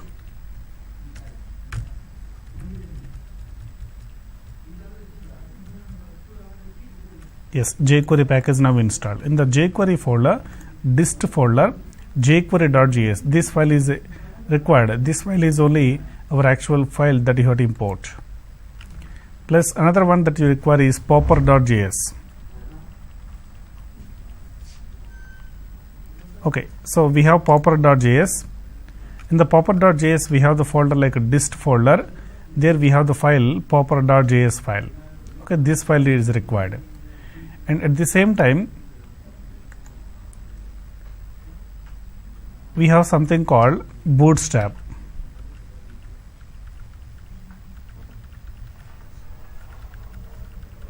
Okay, where is it? Check it, bootstrap. Yes. So in the bootstrap, dist js, css bootstrap.css, js bootstrap.js. These are the files that you require to import. How do we import all these files? Let's try to understand. Which of the JavaScript files or CSS file that you have to import? You have to mention the angular.json file. Angular.json file is like a configuration file for the entire Angular CLI. If you scroll down a bit, you are able to identify two arrays, that is the styles.css and also the scripts. So in this place we are getting we have to mention the list of CSS files or JavaScript files, whichever you have to import. Already the styles.css file is present, which is already present here. Okay, so don't delete it. Additionally we can add, that is under node_modules we have to import the bootstrap.css file, right? So bootstrap dist css bootstrap.css. Also in the scripts we have to mention node_modules bootstrap dist js bootstrap.js. Also before that we have to import jQuery, right? jQuery dist jQuery.js file. Also we have to import popper.js file.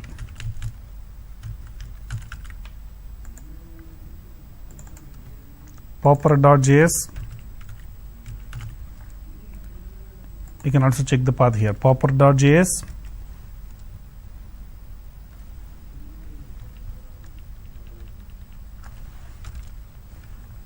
In the popper.js dist umd popper.js.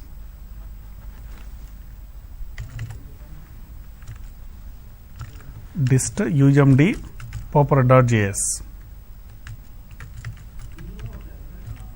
Okay, so these are enough files that we have to import, and also we have to import the CSS file in the styles.css. Go to the styles.css file. We have to write a statement import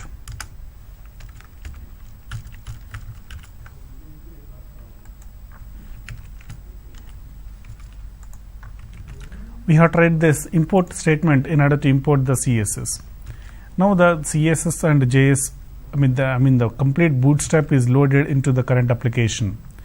Now we have to create a container. Inside the bootstrap we have to create a container, right? So go to app.component.html. There we have to create something called container fluid. Bootstrap is available, so we have to create container fluid. Now we can see container. To say this part, this center part is nothing but a container. Inside the container we are going to place your content whatever you wish. Now I am going to place any kind of content, for example div class is equal to Jumbotron.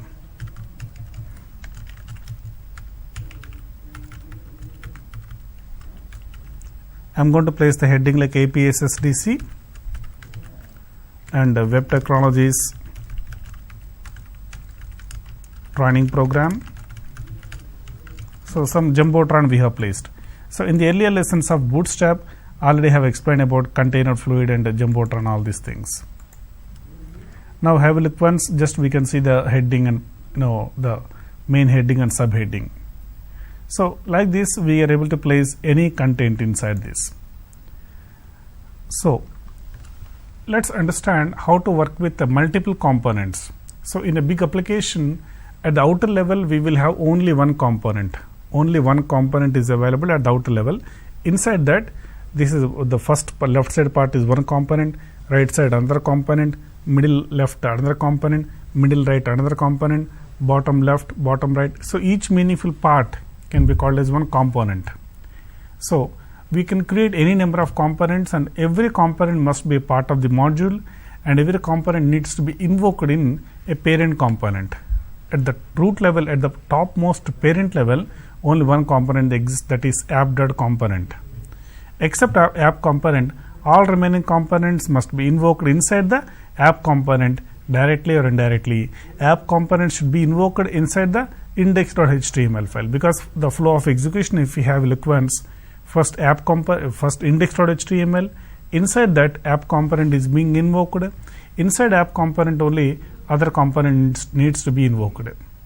So, let us understand how to work with the multiple components. So, in order to create a new component, go to the command prompt window. We have to use the command called ngg component. We are going to create a new component. Name of the component, for example, I am going to create login. So, here login is the name of the component that you want to create. Here automatically for every component 4 files will be automatically created, 1 file will be just updated. What are the files?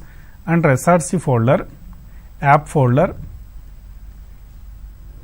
login folder, automatically login folder gets created. There we will have login.component.ts, login.component.html, login.component.css, login.component.spec.ts. 4 files gets created, 1 file gets updated, that is app.module.ts. So, in the login.component.ts, we are able to write the programming logic in this. In the login.component.html, we can write your HTML code. But how do we invoke this login component in the app component? For this component, there is a selector, right? With this selector only, we are able to call it. So, there is a selector, and inside the app.component in the HTML file of app component, we are able to invoke it. So, after the jumbotron, we are writing just app-login. So, in this place, the actual login component output should be substituted. So, if you have a look once, you can see like this. So, in the today's lesson, mainly we have understood about the Angular 6 basics. So, what is Angular? Angular is a client-side framework to create the client-side web applications for medium and high range of applications. It supports the data bindings, high level of security, high level of performance. So, the work separation is possible, and clear-cut separation between the HTML logic and programming logic are the main highlights of Angular. And in order to work with Angular, first we require to install Node.js, because the Angular live development server works based on Node.js. Angular packages will be distributed through NPM. So, again for NPM you require Node.js, like indirectly or directly we require the Node.js. So, first we have to install Node.js, and then in the command prompt window we have to give the command of npm install @angular/cli-g. Then we have to create the application by using ng new so and so folder. We have to open that folder in the Visual Studio Code. Then we can open the app.component.html and modify the HTML file. In order to run the program, in the Angular 3pm app1 location, we have to give the ngserve command, and in the browser we have to provide the URL called localhost 4200. 4200 is the default port number for Angular live development server. And in order to install the Bootstrap, in the package.json file we have to add the jQuery, popper.js and Bootstrap. Then we have to give the npm install command. Then we have to add the essential JavaScript files and CSS files in the angular.json file. And then we have to we are able to use the Bootstrap in the app.component.html. So, this is the basics what we have learned about Angular today, and in the next class we will understand some more explanation on properties and methods of the components. Thank you.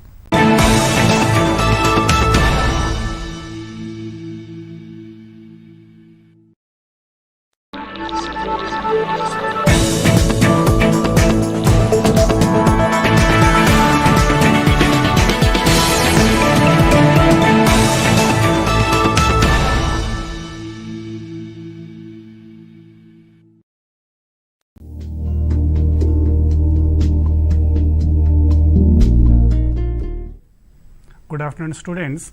In the today's lesson we are going to understand about Angular packages.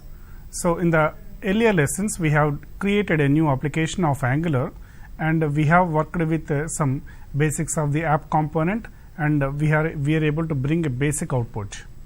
So today we are going to understand about the packages of Angular. In order to execute the Angular application, you have to use some predefined packages. Here two types of packages you are able to find. One is the packages developed by the Google itself as a part of the Angular framework. Let's call them as Angular packages, and some third-party packages which are not a part of the Angular framework, but these packages must be used in order to execute our Angular applications. So let's call these as non-Angular packages. So we have two types of packages, Angular packages and non-Angular packages. The Angular packages are the packages which are provided by the Angular team of Google in order to make our applications execute and develop. And so there are some third-party packages are available, but these third-party packages are not a part of the Angular framework, but we must use them in order to execute our Angular applications. So let us see all these things. And there is one more category of the Angular there is one more category of the packages, that is optional packages and mandatory packages. The optional packages are, as we said, it is optional to use, but based on the requirement, based on the specification of the client, we have to use those packages. But there are some other category of the packages that is called mandatory packages, which are must to use in every basic level of application also. In all the Angular applications, these mandatory packages are must to use. So let's try to understand the list of packages first. So check it. List of packages in Angular framework. We require two types of packages. One is the Angular packages, non-Angular packages, means third-party packages. Under Angular packages, we have @Angular/core, @Angular/common, @Angular/compiler, @Angular/platform-browser, @Angular/platform-browser-dynamic, @Angular/forms, @Angular/animations, @Angular/HTTP, @Angular/router. These are the packages provided by Angular team in order to execute our Angular applications. Additionally, we have non-Angular packages also, that is core-js, rxjs, zone.js, and we have Jasmine. These are the four non-Angular packages which must be used in every Angular application. Let's try to understand the brief details about each package individually. But anyway, if we have a look at once, so we already have a file called package.json file. In this package.json file, if you can check, all these packages already listed. Means which of the packages I already mentioned, So, all these packages are already listed here. That means these packages are already loaded in our application. That's why we are able to see our output. Our application is running means it indicates that all these packages already we are using directly or indirectly. So, let's try to understand its details. The first package is Angular/Core. This package provides the core functionality of Angular. What is the core functionality of Angular? The migration from the data storage and the HTML logic. So, you will be writing HTML logic at one side, programming logic at other side. So, the coordination between the programming logic and HTML logic is done by the Angular framework. That is the core responsibility of the Angular framework. So, that is basically achieved by the Angular/Core package. So, we have a programming logic at one side, HTML code at other side. HTML code can interact or interpret the programming logic, and the programming logic can call the HTML logic. At the same time, we are developing them individually. That means the developer of HTML logic don't know the programming logic, but the developer of programming logic don't know the HTML logic. So, both of these are being developed independently. So, the coordination is done by the Angular/Core package. It maintains data bindings. Data bindings means whenever we have updated some property in the component, automatically the same value has been updated in the template, and vice versa. So, component to the template updations are automatically done. The automatic updations are called as data bindings. So, if you have a look at once, so just we have Angular/component.app.component.ts. So, in this component you are going to create some properties. Those components we are going to display in the HTML logic. So, if you change in HTML, automatically the component gets affected, and vice versa. That is called data bindings. To execute the data bindings, some predefined scripts are required. Those scripts are provided by Angular/Core package. Also provides decorators to create various items in the application, such as components, modules, services, etc. So, I want to create a component, I want to create a module, I want to create a service in the Angular application. So, to create the component, to create the module, to create the service, some predefined decorators are required. Those decorators are provided by the Angular/Core package. Here, what do you mean by decorator? For example, in this component, this @component is called as decorator. Whenever we are writing about the class, we are writing @-something, just something, @something. So, that @something is nothing but called as decorator. So, above the class we are writing @component, so it is a decorator. Also, if you have a look at once in the app.module.ts, above the class app module, we have @ng module. This is also provided by which package? Angular/Core package only. So, to create the components, modules, services, and many more different items, some predefined decorators are required. Those are provided by Angular/Core.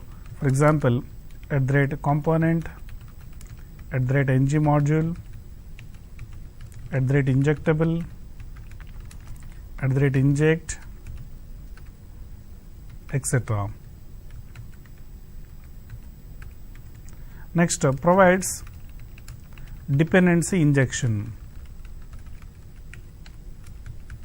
So, from the scratch itself, Angular is designed for dependency injection. That means loading the services into the components at runtime rather than at development time. So, during development time, we really don't know which service is going to come, but at runtime the service will be dynamically injected into the component. So in such cases, the component will not directly depend on the service. So service can be developed independently, component also can be developed independently. So the dependency injection can be achieved by using Angular/core package only. These are the core functionalities of Angular/core package. Second one, Angular/common package. This package provides the common list of pipes and the directives that can be used in any template. So in the Angular applications, in any template you will be able to use certain pipes and directives. So those are provided by Angular/common package. So commonly used list of pipes and directives are provided by Angular/common package. For example, examples of pipes here, it is providing the pipes such as uppercase, lowercase, number, currency, JSON, etc. So these pipes are provided by the Angular/common package only. Additionally, some directives also it provides, such as ngIf, ngFor, ngSwitch, etc. So the predefined directives such as ngIf, ngFor, ngSwitch, these are all provided by the Angular/common package. The next one, the third package, is the Angular/compiler. This package provides a compiler which is used to compile, means convert, the template into JavaScript code. Here template means HTML code. So you are thinking that we are developing a template, that means app.component.html, for example. For example, you are thinking that this app.component.html will be as it is loaded into the browser and then it is working, so it is showing the output, but it is wrong. This HTML will not be given to the browser as it is. So during development time itself, this HTML code is being converted into JavaScript code. That JavaScript code is being given to the browser, and the browser is executing the JavaScript code that will create the JavaScript DOM. In JavaScript, I told one concept called DOM manipulations. So there we have learned how to create the new elements programmatically by using the predefined functions like document.createElement and append child, etc. So using that concepts, the set of HTML tags will be dynamically created by using the JavaScript. So the developer is writing the HTML code. Angular compiler will convert the HTML code into equivalent JavaScript code. Then Angular live development server will load the JavaScript code only into the browser. But when the JavaScript code has been executed, since it is a DOM related code, automatically HTML tags are being generated in the browser memory itself. So overall, at the end of the story, again it is coming to the HTML. So you may wonder, at the end of the story, we are going to create HTML logic. HTML tags are being generated. See, whichever the HTML code we have written, the same HTML code is coming. So you may wonder why this HTML code is being generated, because the browser cannot show the output based on JavaScript. So browser must require HTML.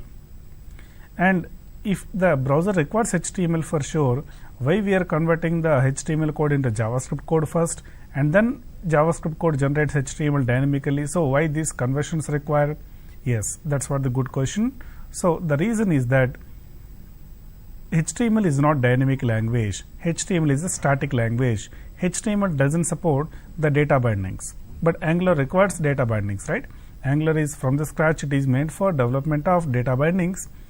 which needs the updations from the template to component and component to template. For example, when we click on the button, we are going to update the username is equal to ABC. The ABC value has to be displayed in the template. So whenever some programming code has been updated in the component, the same has to be dynamically updated in the HTML.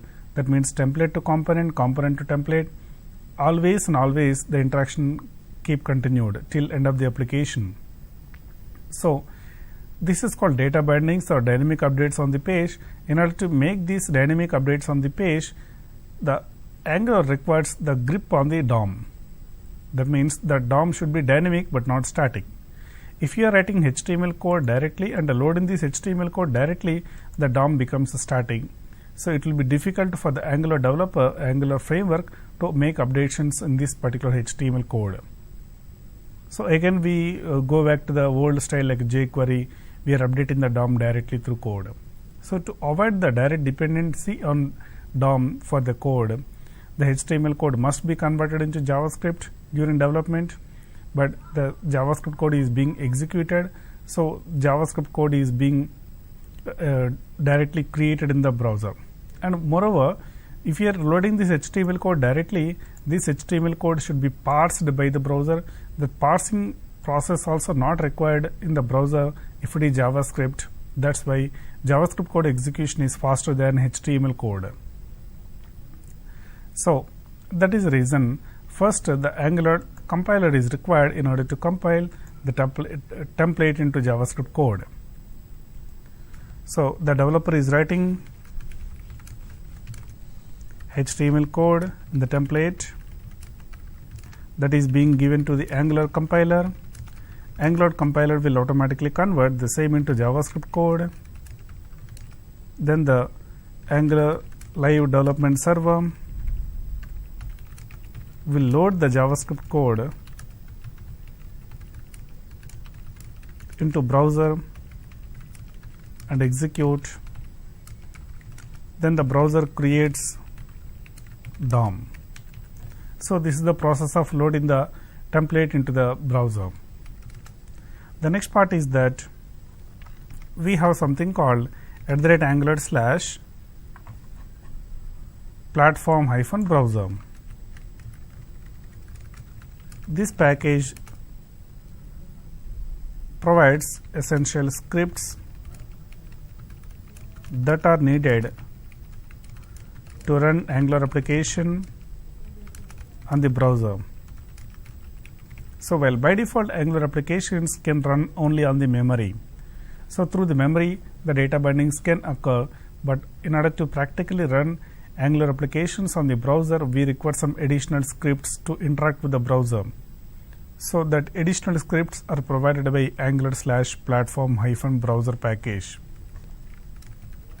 This package also used to specify startup module. We can specify the startup module based on the Angular/platform-browser package. You may create a number of modules in our application, so which should be the startup module, which should be the entry point, that can be specified by using this package. The next package is platform-browser-dynamic. So what this package will do for you, this package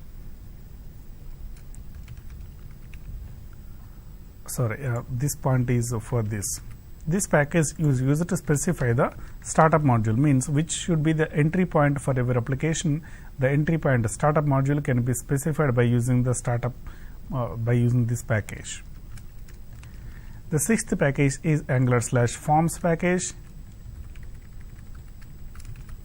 This package is used to execute Angular forms.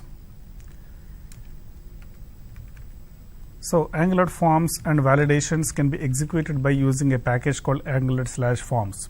In the forms, you want to create a text box, checkbox, radio button, drop down list, or you require to perform the validations. All these activities can be done by using Angular/forms package only. Next we have Angular/animations package. This package provides animations, means transitions in the application. So page transition, for example, we have created a menu like home, about, contact and products. So while clicking the hyperlinks like home, about or contact, whatever, so the previous page has to be closed and the next page has to be appear in the single page application. So while the page is being changed on the screen, you want to make some little bit of animation. So for example, while the PowerPoint presentation is being played, so when you are changing from one slide to another slide, little bit of transitions can be occurred, right? So the slide 1 will goes off and slide 2 is going to be appear newly. So while that the transition can be played. So we can perform the transitions, by using the animations package. So next, let's continue the next package, that is Angular/HTTP package. What this package will do, this package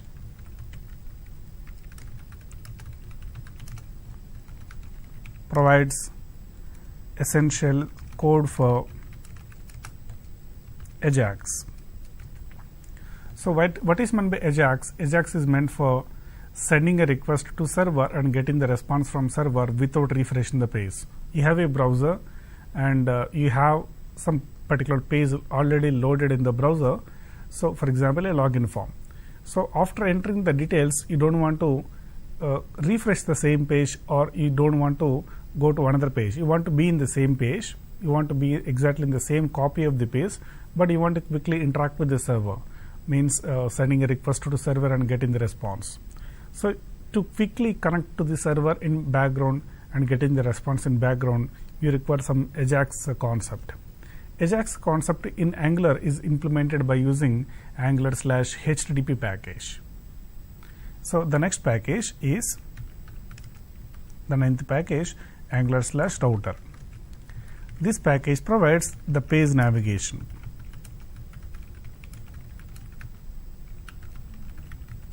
Page navigation. What do you mean by page navigation?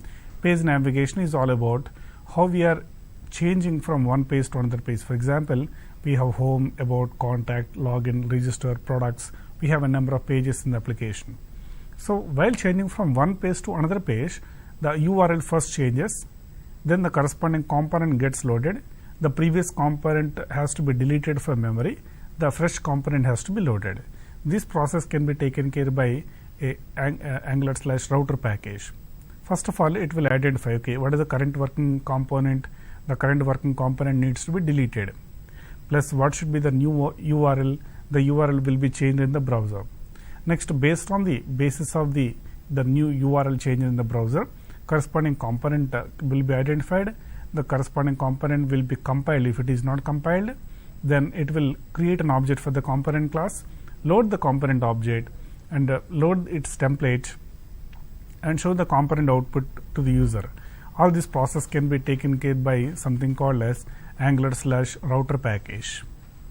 Okay, next one, we have core-js package. Actually, with this, the Angular packages has been completed. The next package is core-js. This package provides essential polyfills which are required in order to run Angular application in IE 9+. So by default, Angular application will not execute on IE.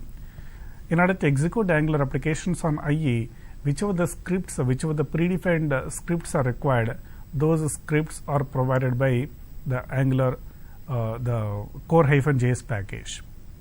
So actually in Chrome, Firefox, Opera, so in all the remaining browsers, it works fine. So we don't have any issues with Angular in all the browsers. But only the problematic browser is IE, Internet Explorer. So of course, a very less number of users are using Internet Explorer in this generation. Maybe out of whole 100% of worldwide internet users, maybe 1% or 1.5% of people are using IE. Just I guess, it's not exact. So very less number of people are using that. So even for those people also, if you don't want to miss Angular application, we can make use of the core-js package. So this package provides some predefined JavaScript files. Those JavaScript files needs to be loaded into the browser. Then only automatically the IE also is able to understand and execute Angular. So that's what the purpose of the core-js package. It is mandatory to use. The next one, RxJS package. Rx means reactive extensions. The meaning of Rx is reactive extensions, library for reactive extensions that can be used in Angular.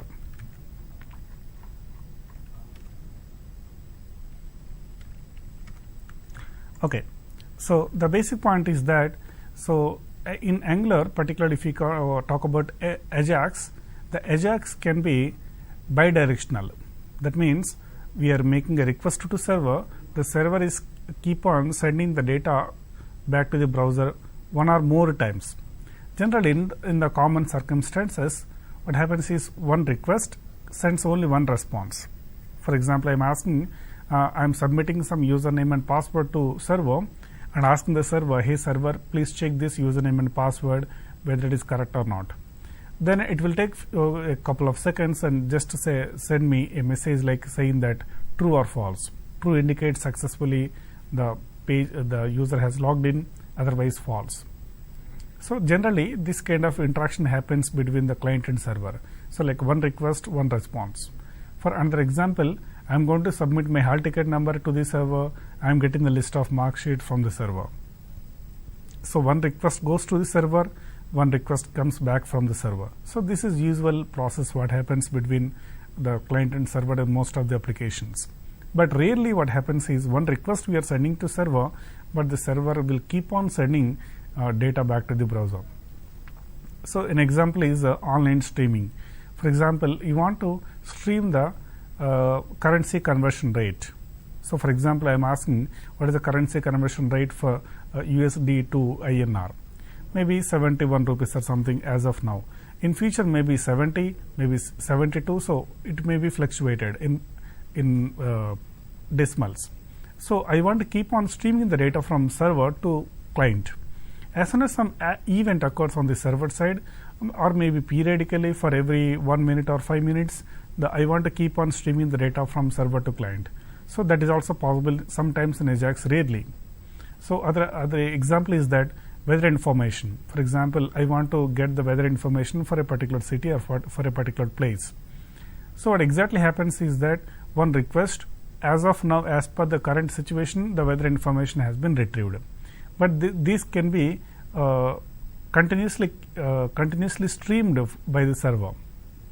So for every 1 minute or 5 minutes, we are getting updates from the server.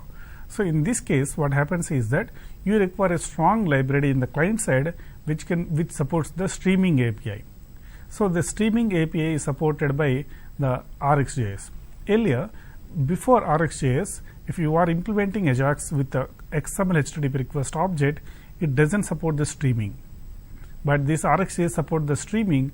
That means the one request, multiple responses pattern is supported by RxJS. Angular basically tightly coupled with RxJS. Without RxJS, Angular application cannot run because it's tightly coupled together. So even though you require the normal interaction or streaming interaction between the client and server, you have to use the RxJS.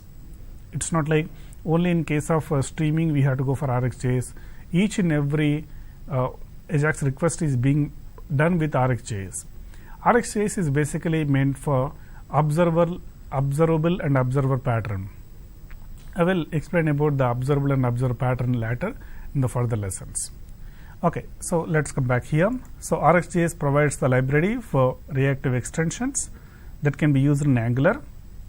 So the next one, the third one, zone.js. This package provides Angular zones for data bindings.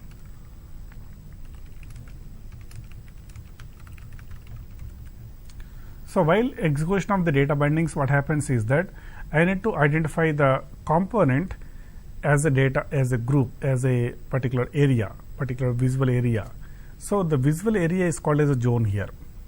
So within the visual area, any kind of activities, any kind of mouse or keyboard activities we can identify, and accordingly we can make the necessary updates in the data bindings in the component. For example, a button is clicked or text box is clicked. So this activity will automatically invoke corresponding function in the component and will update the value in the corresponding component.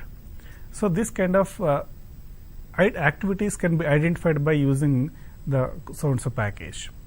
So let's understand the next package. Next package is a Jasmine package. This is used for unit testing. Okay, that's all. So these are the important packages that we have discussed about Angular. So let's understand how do we show the basic data presentation in Angular. So we have already created Angular application. We are already able to load something. So here we are trying to show some basic output. So for example, I just go to the app component.ts file. App component.ts file. So in the app component.ts file, we are going to create some properties. For example, I'm going to create some name string. So here name is a property, string is a data type. In TypeScript language, first we have to provide the property, then followed by its data type. And if you want to initialize some value into that, we have to go for the constructor. In the constructor, we have to initialize the properties. So we have to give like this dot name is equal to APSSDC. So some name we can provide instead of this. So this name I'm going to display inside the component template. So let's close others and let's have only the app.component.html file. So here we are going to display the value. So what we have to try to do, basically whatever you write there, that will be displayed in the output, right? So in this place we are going to display something called name. So here double curly braces is called as a kind of data binding. It is called interpolation binding, which means that it will read the value of name. What is the value of name here? APSSDC. This value will be as it is displayed in this place.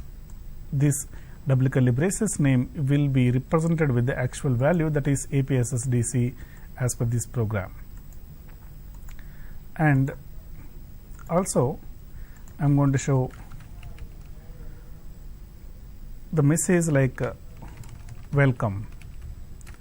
So I want to show this welcome message in the corresponding template. So this dot message is equal to the welcome. Okay, first we have to declare the property, right? Message is equal to string. So message is welcome. I want to display this message value in the corresponding HTML file. So what we have to try to do is that h2 message. That's all. h2 message. So in this place we are going to display the actual message, that is welcome. Okay, so here name is being displayed, then message is being displayed. So whichever the properties we have created here, we have initialized here, and we have displayed. So this is the correct place. The component is the correct place for creating the properties. The constructor is the correct place for initializing them, and the template is correct place for displaying them. So, let us create a basic simple login form with this knowledge. So, we have already created a login component, right. So, let us go to the login component, it is in the login folder.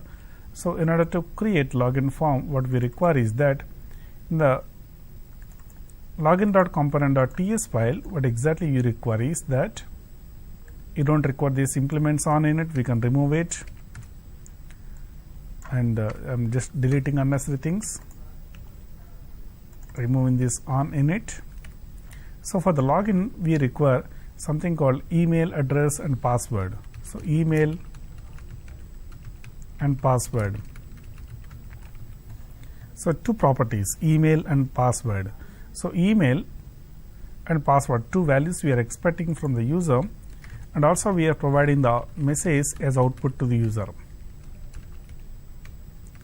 And I want to define a constructor, particularly I don't want to initialize anything in the constructor because it's by default empty.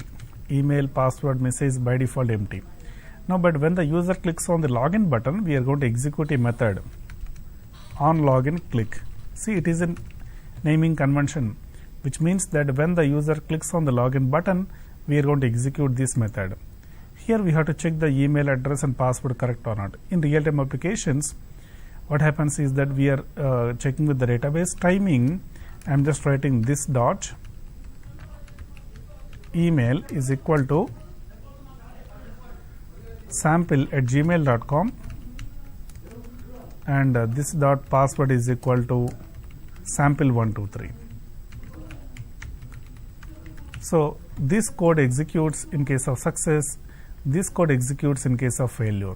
So, if the login username and password is correct, okay, I mean email address and password is correct, then we are going to assign this dot message is equal to successful login.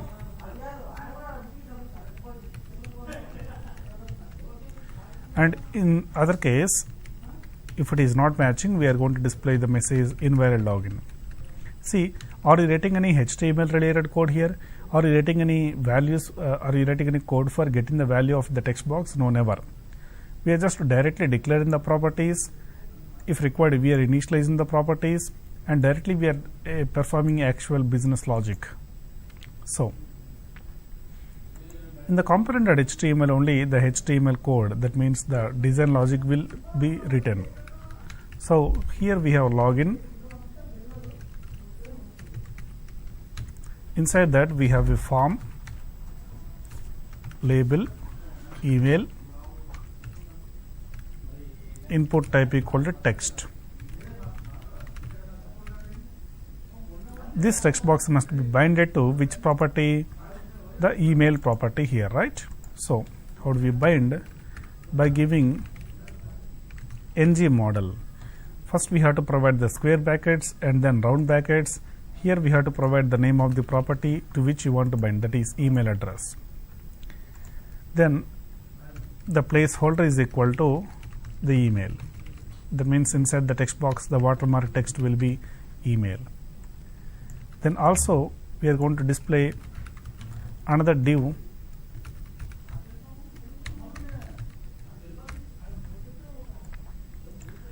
and in the other div we are going to display the password, input type equal to password, ng model equal to password, placeholder equal to password.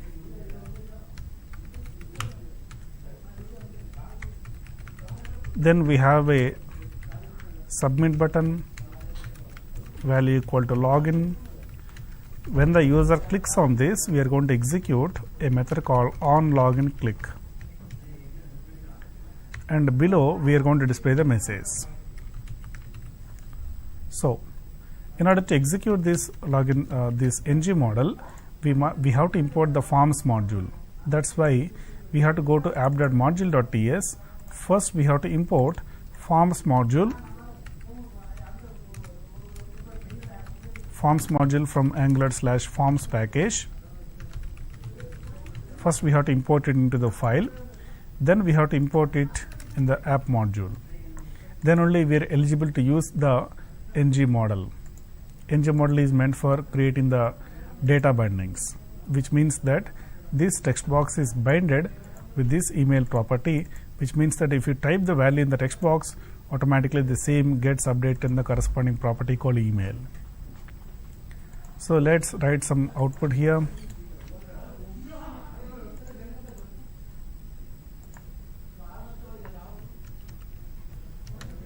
Okay, let me rerun the application. So in the app.module.ts, make sure we are importing forms module and find out if any errors. Yes, we have to use the name equal to email, name equal to password. Okay, we have to provide the name also. We are not using that name anywhere, but name is mandatory to mention. So it is showing some errors saying that, okay, unexpected closing tag. So H3 we have to use. H3 opening, so H3 closing. So that's all. We have created login form. So in the email address, we are just typing some wrong email address, wrong password. Click on login, we are getting invalid login. And if we enter the correct username, that is sample@gmail.com, sample123, it is showing successful login. So first, if you can recollect, we have created a properties, and we are able to check the email and password. Then we are going to display the email address and password, and when the user click on submit button, we are going to call this on login click. Okay, so this is what we have understand today. So we have mainly discussed about the Angular packages. So we have Angular/core package, common package, platform-browser package, platform browser dynamic package, router package, animations package, several packages we have discussed. And also we have taken a simple login form without any database in Angular. So there we have understood how the input and output goes in flow in Angular applications. So that's all for today, and thank you.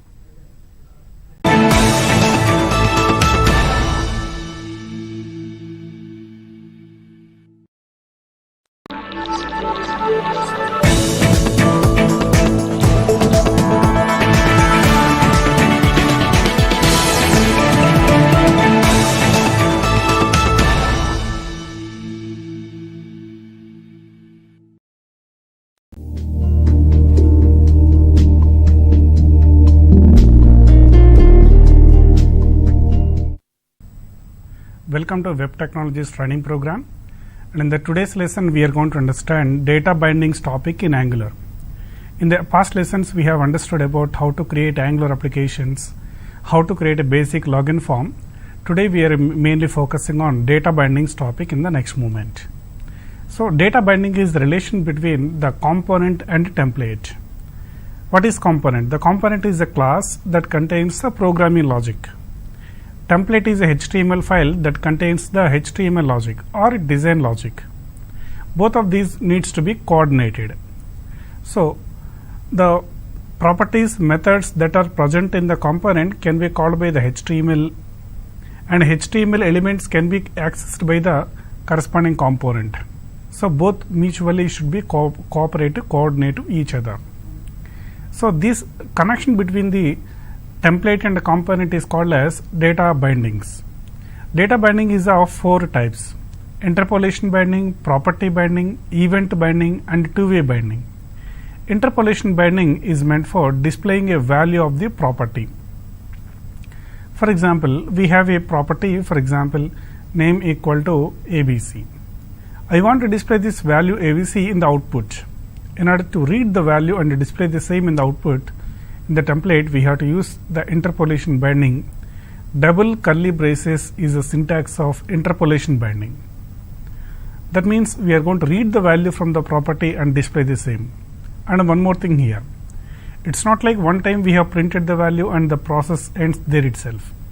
Throughout the entire lifetime of the application, that means as long as the browser is executing the application, the live connection will be established between the interpolation binding and the corresponding property. Anytime you modify the property value in the component, the same will be automatically updated in the interpolation binding. For example, x equal to 100. In the output we are going to see 100. X equal to 20. Again the output will be 20. x equal to 100, again the output will be 100. Anytime you modify this component value, the output gets updated. So it anytime read the value. So this is called the main use of the interpolation binding. It will read the value, and display the same in the corresponding output.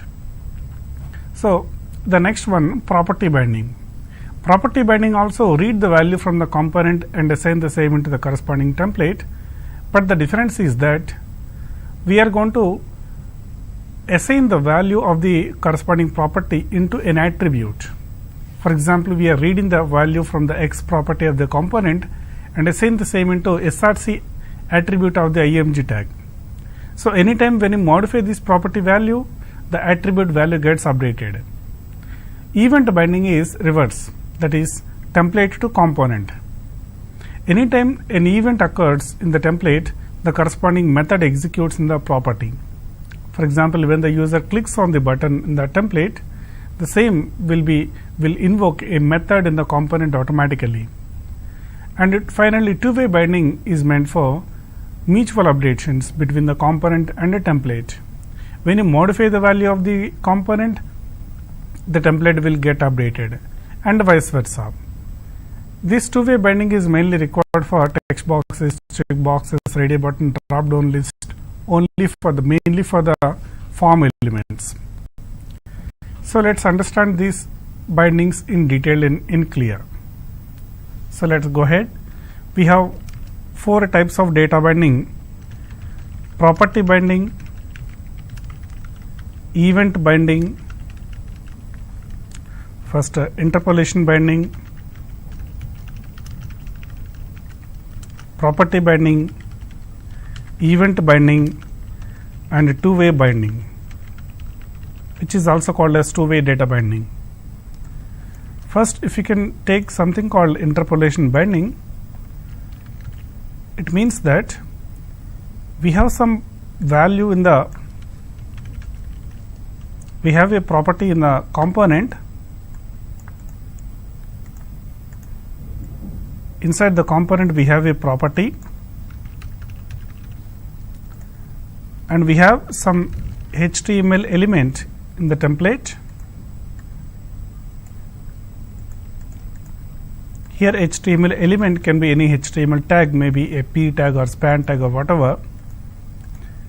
Anytime when you modify the value of the property, the same is going to be updating in the corresponding template, but it happens each and every time. This is what we call it as interpolation binding. We are reading the data from the property and assigning the same into element every time.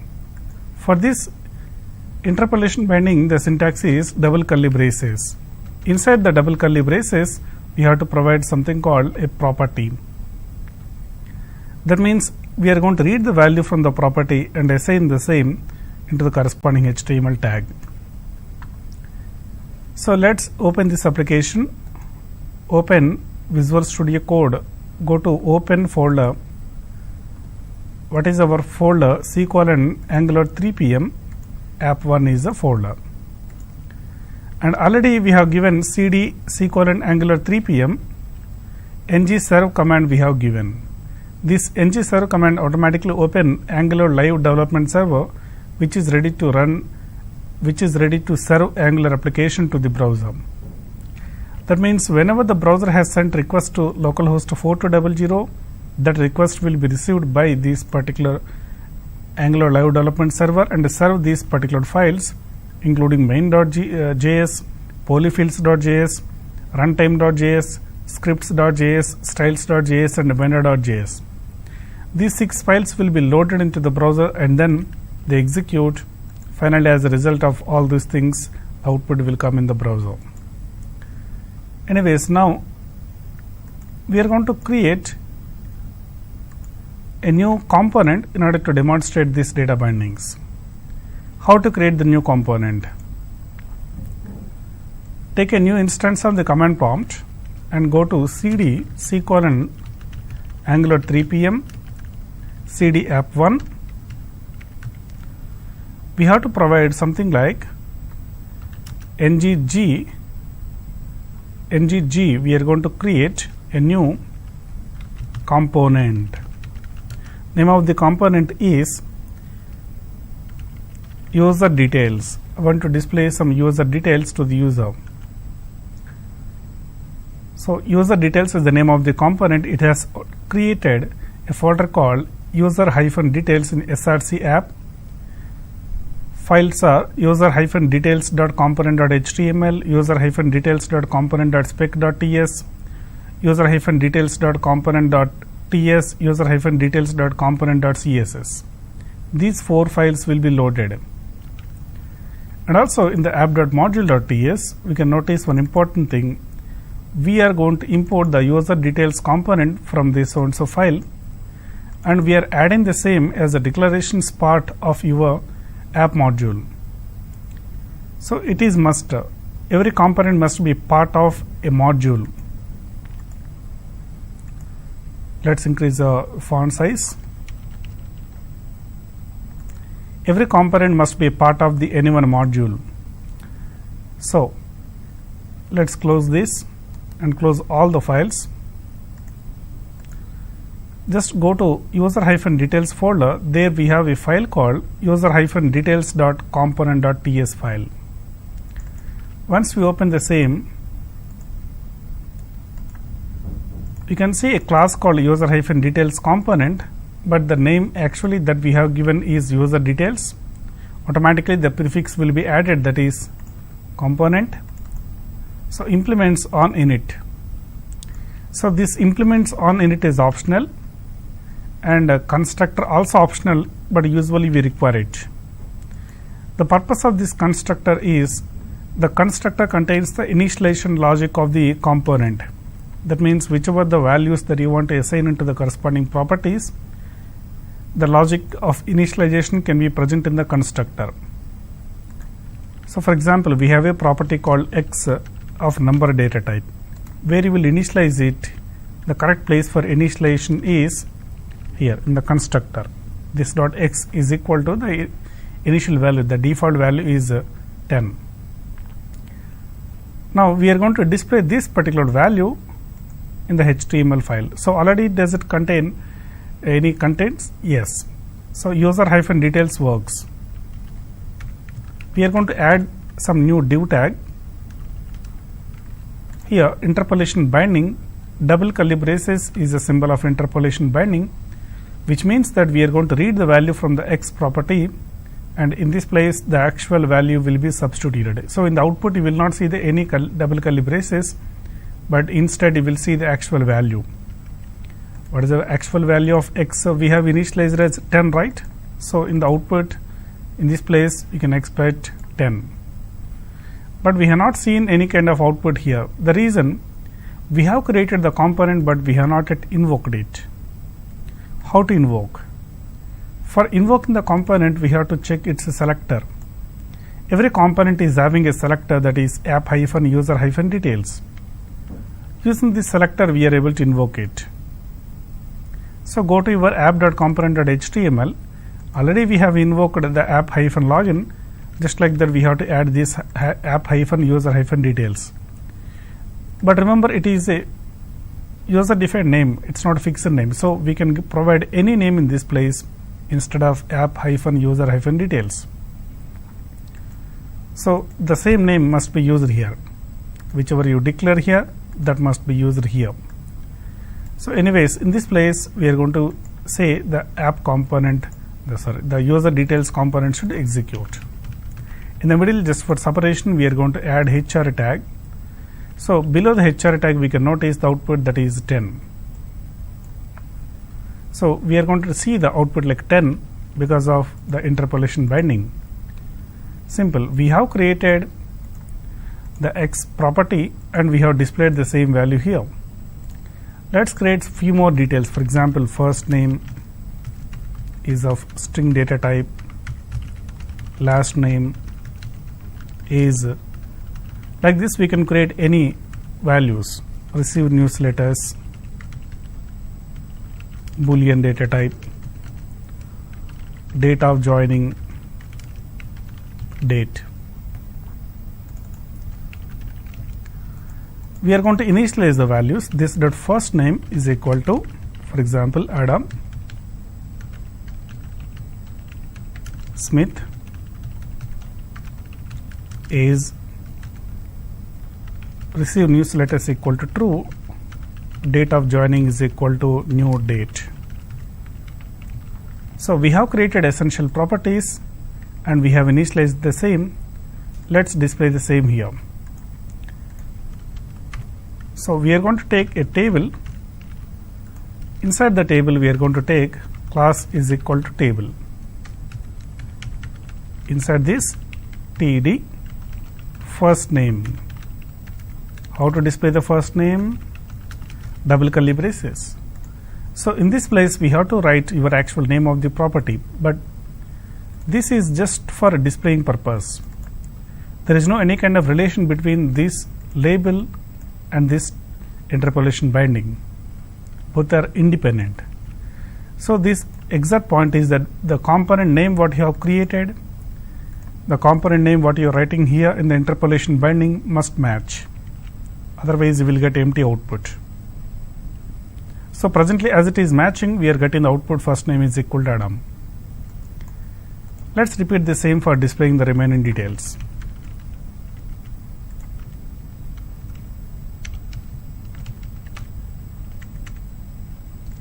Last name,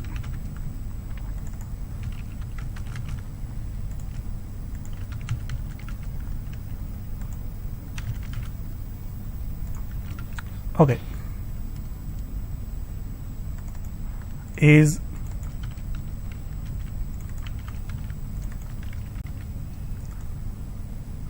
receive newsletters, date of joining. Receive newsletters,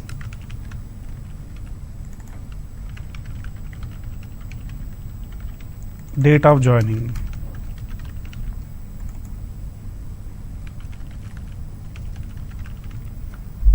So now check it. First name, last name is not displayed, something is wrong. Okay, last name N should be caps. Even here also N should be caps.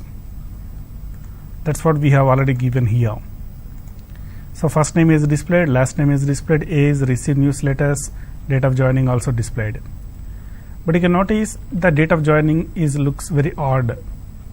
It's too lengthy and generally the people don't expect this output. So in order to make it correct, we have to apply something called pipe. We are going to apply the pipe symbol. The pipe symbol is used to format the value. That means you can apply the currency or number format or date format, etc. by using this pipe. Here the predefined pipe is date. By adding the date pipe, first it has been converted as September 17, 2018, which is the current date. But in case if you want to display month, date, year or date, month, year, whatever you like, we have to specify the format. We have to write colon. There is a concept called short date. So by providing the value short date, it is converted as month, date, year.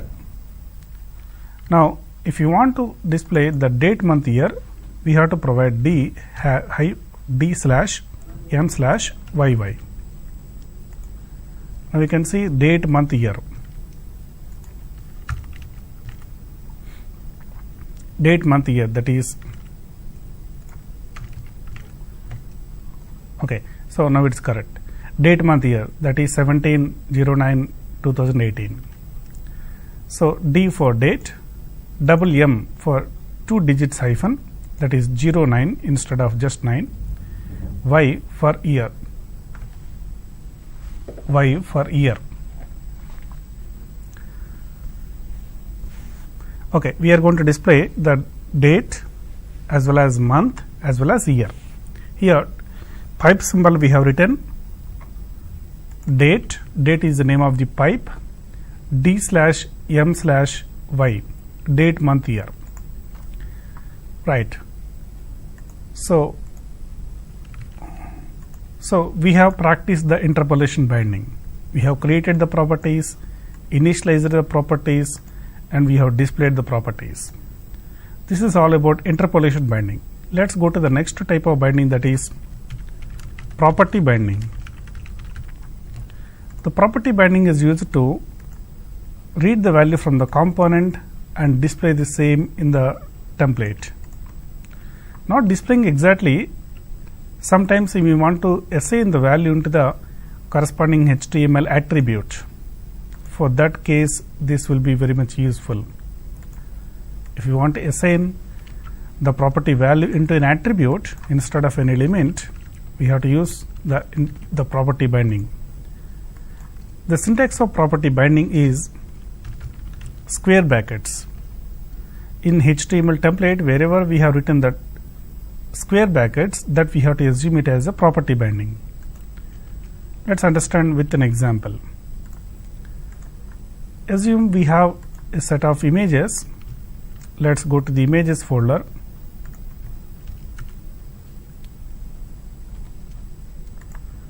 We have a set of images. Suppose the image 1.jpg, 2.jpg and 3.jpg.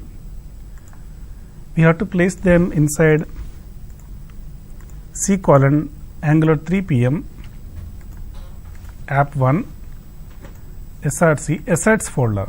The correct place for placing image files or any kind of static files is assets folder.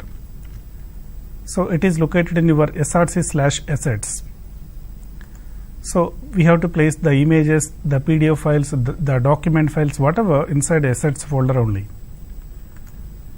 So we have to specify which image you want to display exactly in the web page. For example, the photo path is equal to,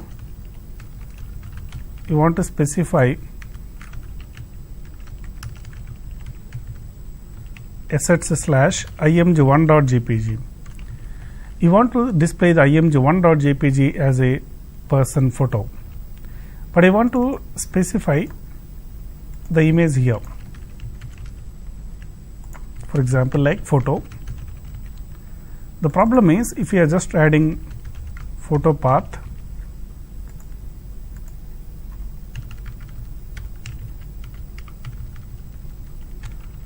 as you are using interpolation binding, what happens is that just the path will be displayed. Are you expecting the path or photo? You are going to see the photo. But how to display the photo? We have to set src is equal to the interpolation binding we can use. So we can see the picture actually displayed. What happens is, if you just right click and say inspect element, you can notice inside src attribute value, the property has been appear. The property value, that is src/img1.jpg, is going to be appear inside src attribute.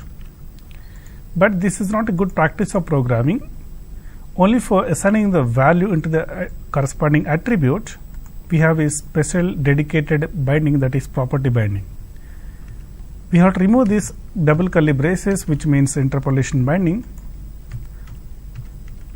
To compensate that, we have to give the property binding for the src attribute by providing square brackets. So as you can see, now the same image has been displayed, same output.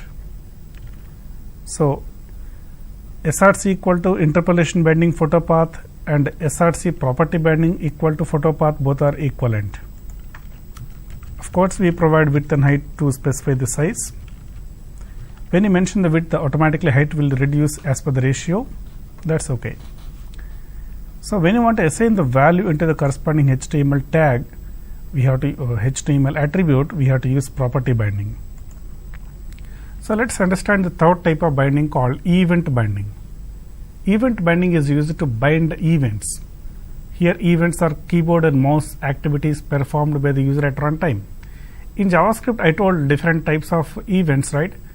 Click event, double click event, focus event, blur event, change event, different types of events. We are going to handle the event by using event binding. We are going to take the event of some HTML element in the template. We are going to take a method in the component. We are going to bind them, connect them by using the event binding. For example, when the user clicks on the button, we are going to execute on button click method in the component. Inside this method, we can write any code for manipulation of the data, whichever need to be occur when the user clicks on the particular item. Similarly, just like click, we are able to handle any JavaScript events like key up event, change event, blur event, whatever. So let's understand some event binding here. So check there, event binding.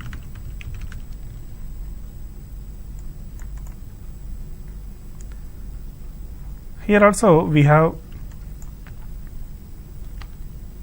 a method. Notice it's not a property, it's a method now. And then we have a HTML element. Okay, in the component we have a method, in the template we have element.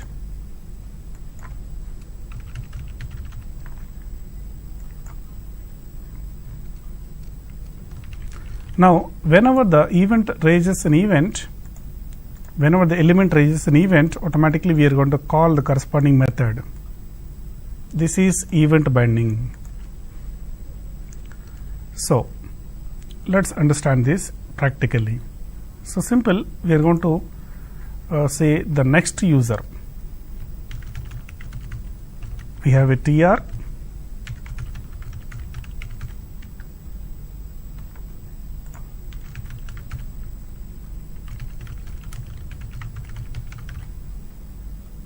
We have a button, next user. When the user clicks on the button, we are going to execute a method called on next click. User is going to click on the button, we are going to execute a method called on next click. But have you created on next click method? No, we have to create it. So let's add a method called on next click here. Optionally, we can specify the return type by using void. Void specifies that we are going to we are not going to return anything. So very clearly the concept is understandable. When the user clicks on the next button, we are going to call the method called on next click, which is already present here. For understanding this, I am going to display next in the console and check this. So the tag name must be input and no closing tag for it.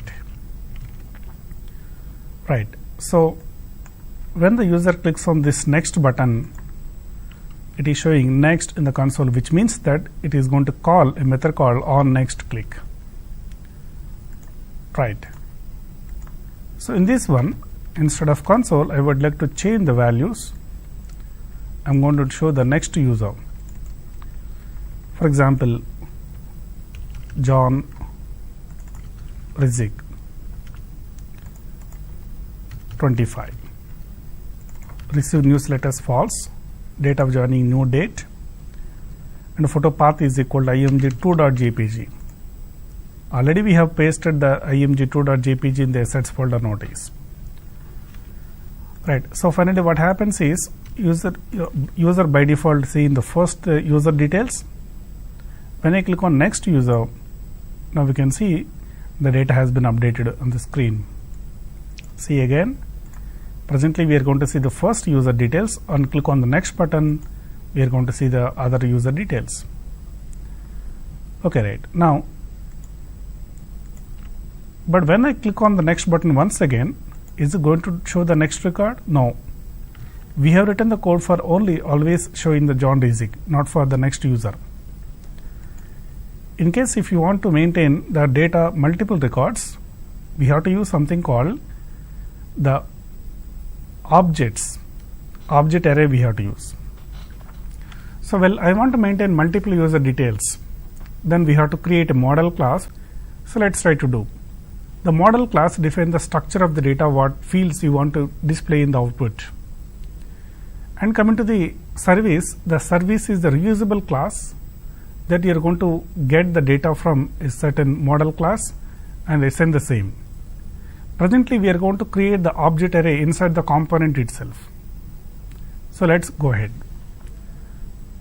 Go to the console, ngg class. We are going to create a class called user. That means I want to represent the structure of the data that you want to maintain. What kind of properties you are going to store about the user? Same details we are going to maintain inside a class called user. So we have a class called user.ts. Inside this class we have to write these properties. To easily initialize the details, we are going to create a constructor. So constructor, I am going to receive the A, B, C, D, E, F.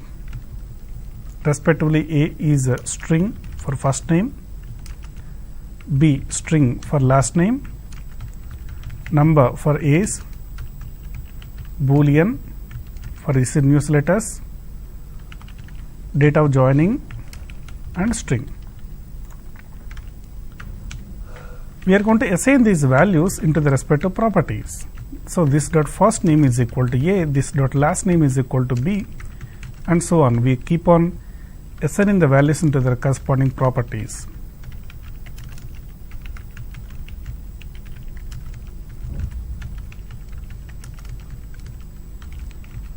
Right. Now we are going to declare the array of user in the user details component. Instead of declaring the properties here, let's have users of which type? Users type. We have to initialize the properties here. This dot users is equal to array. In this array, new user of, we have to import the user class from user file. This is the class name coming from so and so file. We have to initialize the details here.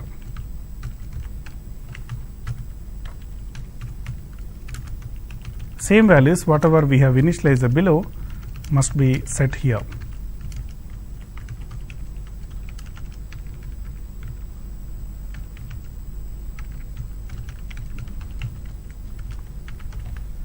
This is about the first user.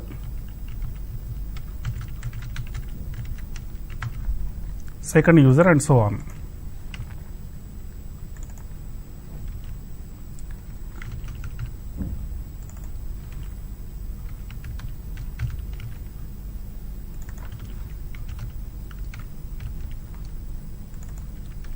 Okay, false img2.jpg.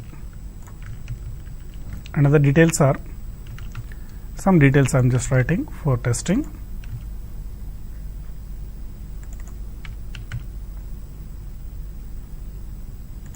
img3.jpg. Let's have fourth image also.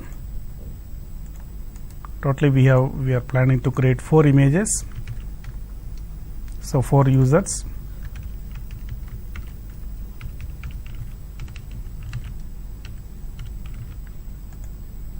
Right. Now in the which image is by default displayed, we have to store it. So n is equal to 0. Which image you are currently displaying, the details we have to store. So current user is a which type? User type. And we have to assign this dot current user is equal to this dot users of n. Initially n value 0, right? So this dot users of n means what? We are getting the first object. The first object of users array is being assigned into the current user property. The same is going to be displayed in the output. So when we click on next button, simply we have to increment the n value. That means user is going to next record.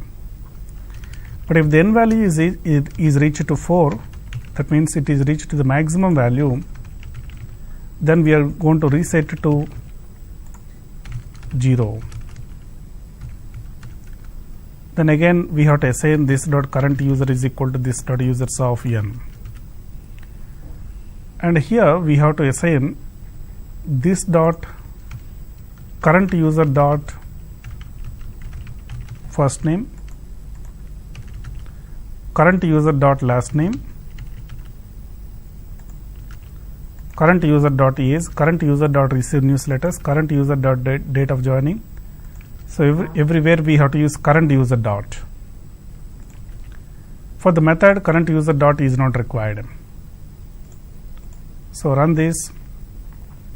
By default, we have displayed the first user. When I click on next, it is going to the next record, second record, now third record, now fourth record, and then going to first record. Again it loops, keep on repeating. Only 4 users we have actually, so it's being repeated for every button click. So let's check the code again. First of all, we have created a model class called user class. This model class has defined the set of properties that you want to display. These properties only are being accessed in the corresponding place, first name, last name in this place. And in order to initialize these properties at a time in a single line, we are going to create a constructor. So constructor is receiving the 6 values and assigning the same into respect to properties like first name, last name, age, etc. Okay, this is one point. The next part is that we are going to create a component. This component has 3 properties totally. What are the properties? Users, n, and current user.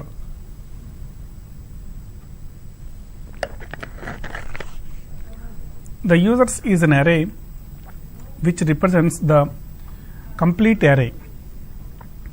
It's a array type, that means it is storing all the users details. In the constructor, we have initialized it to an array of users. So here this is the first name, last name, age, receive newsletters, date of joining, and image path. So this is the complete list of users that we have. In real-time applications, this data may come from database. Anyway, so n means the current working index, which image we are trying to display now, which user we are going to display now. The index of the current working user is being stored in the variable called n. So n is equal to 0, which means that the first image has to be assigned. To hold the current working user details, we require something called current user. So current user is of which type? User type. So this dot users of this dot n. This dot n means this dot n is, for example, 0. This dot users of 0 means the first user object is being assigned into the current user. The same has something called,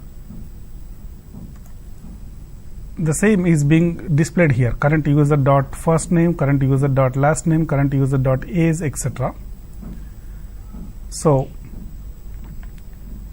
and when the user clicks on the next button, on next click, we are going to increment the n value.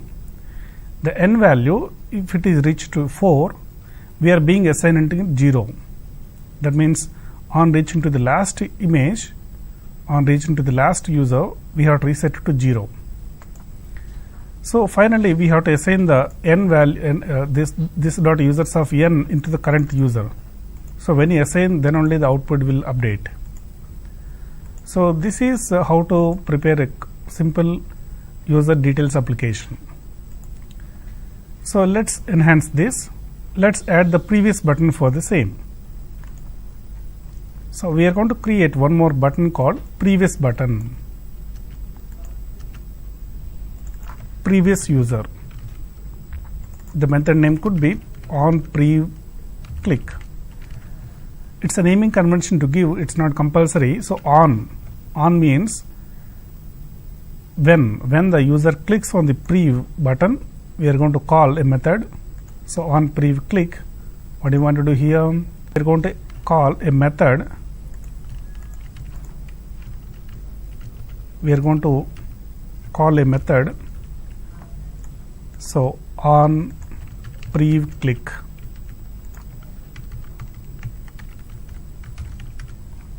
n minus minus, n is going to be decrementing. So, if this dot n is equal to minus 1, we are going to reset to 0, and so that is all. So, check it. I just go to the next. I want to go back previous. So, previous. I want to display this previous user and the next user button side by side. So, let us apply alignment. Class is equal to text right, right alignment for the first TD, left alignment for the second TD.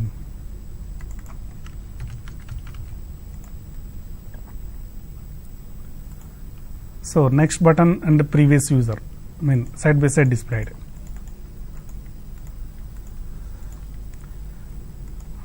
Okay. I want to create some special buttons only for updating a specific value. For example, user wants to increase or decrease this age. So, go to the age property. Here we are going to create two buttons, increment decrement buttons. I mean to say plus minus buttons. Input type equal to button, value is equal to plus. When the user clicks on this, we are going to call on increment click method. Same like this, we are going to create decrement button.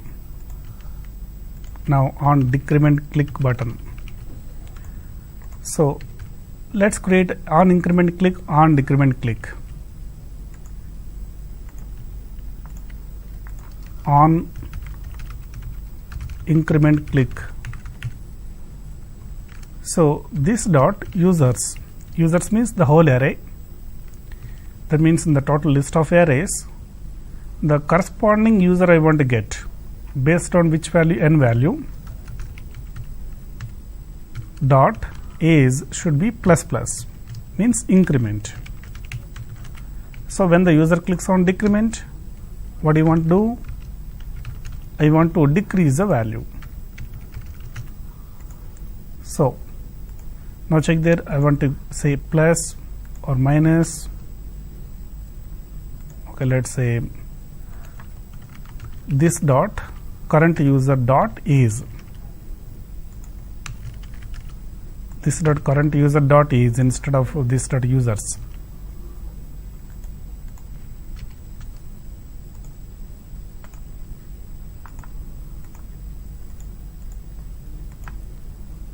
Let me check the methods. On increment click, okay, this should be click event.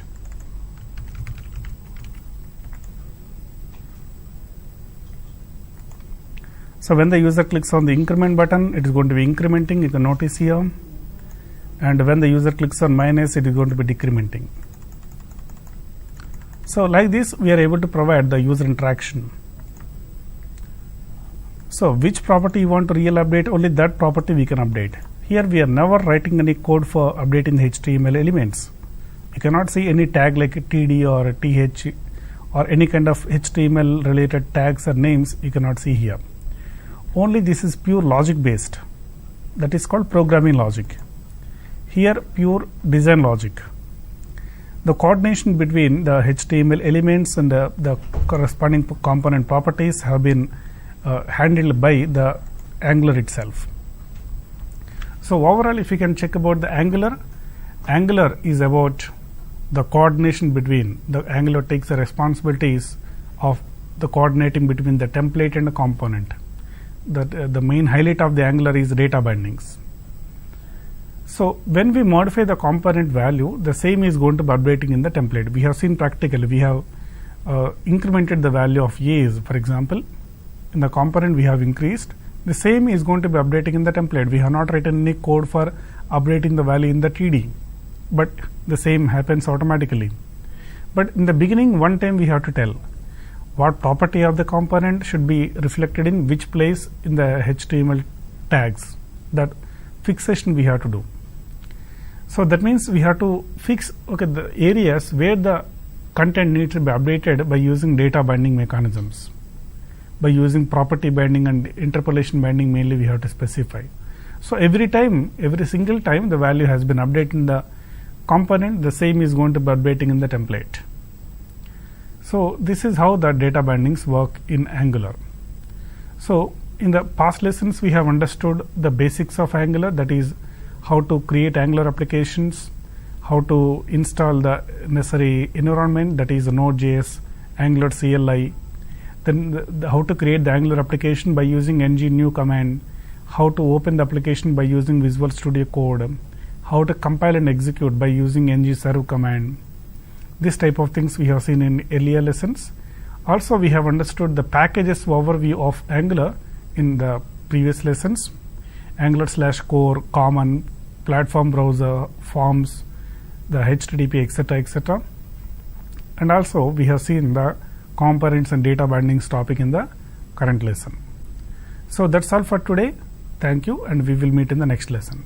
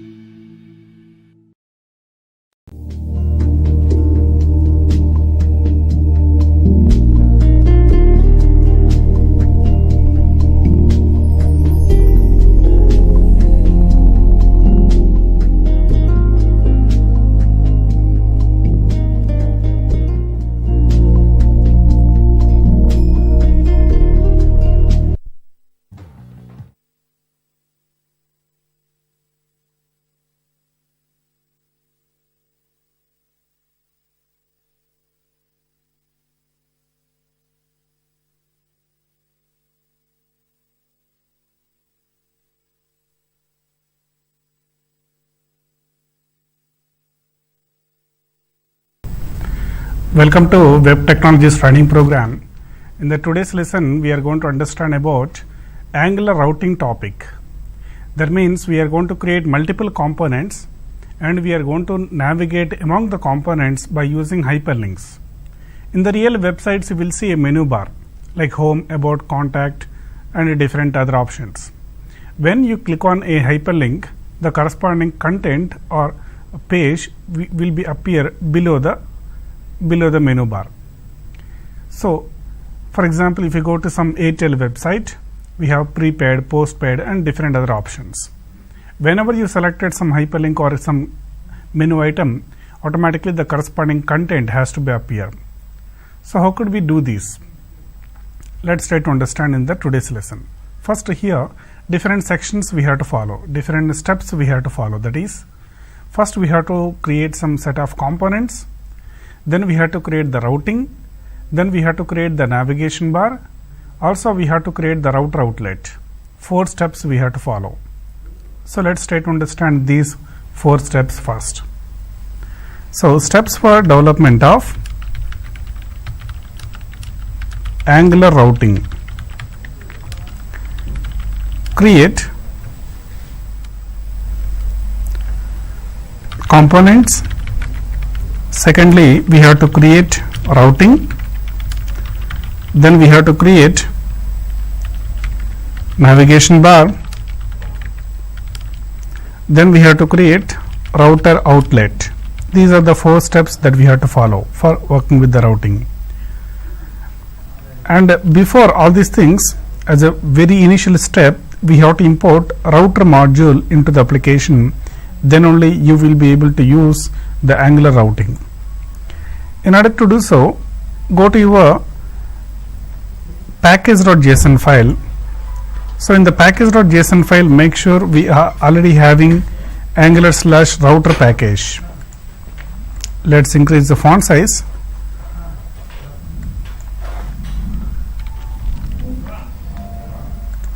So we have to import the package called @Angular/router package.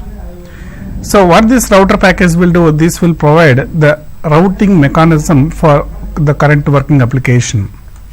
This is the first step that we have to proceed with. So once you are sure that this package exists already, of course it exists already, and then the second step that we have to follow is in the app.module.ts we have to import router module. The router module provide essential predefined from Angular/router package, and this router module must be imported here. So we have to import router module from Angular/router package, but this import statement will just import this particular module from the so-and-so package into the current working file. It doesn't mean that this module will be added to the app module automatically. So we have to add the router module to the app module here in this line. So once you have here, the next step is we have to create essential components. I would like to basically create 3 pages alias 3 components. If the URL is home, I want to open home component. If the URL is about, I want to open about component, and also the contact component.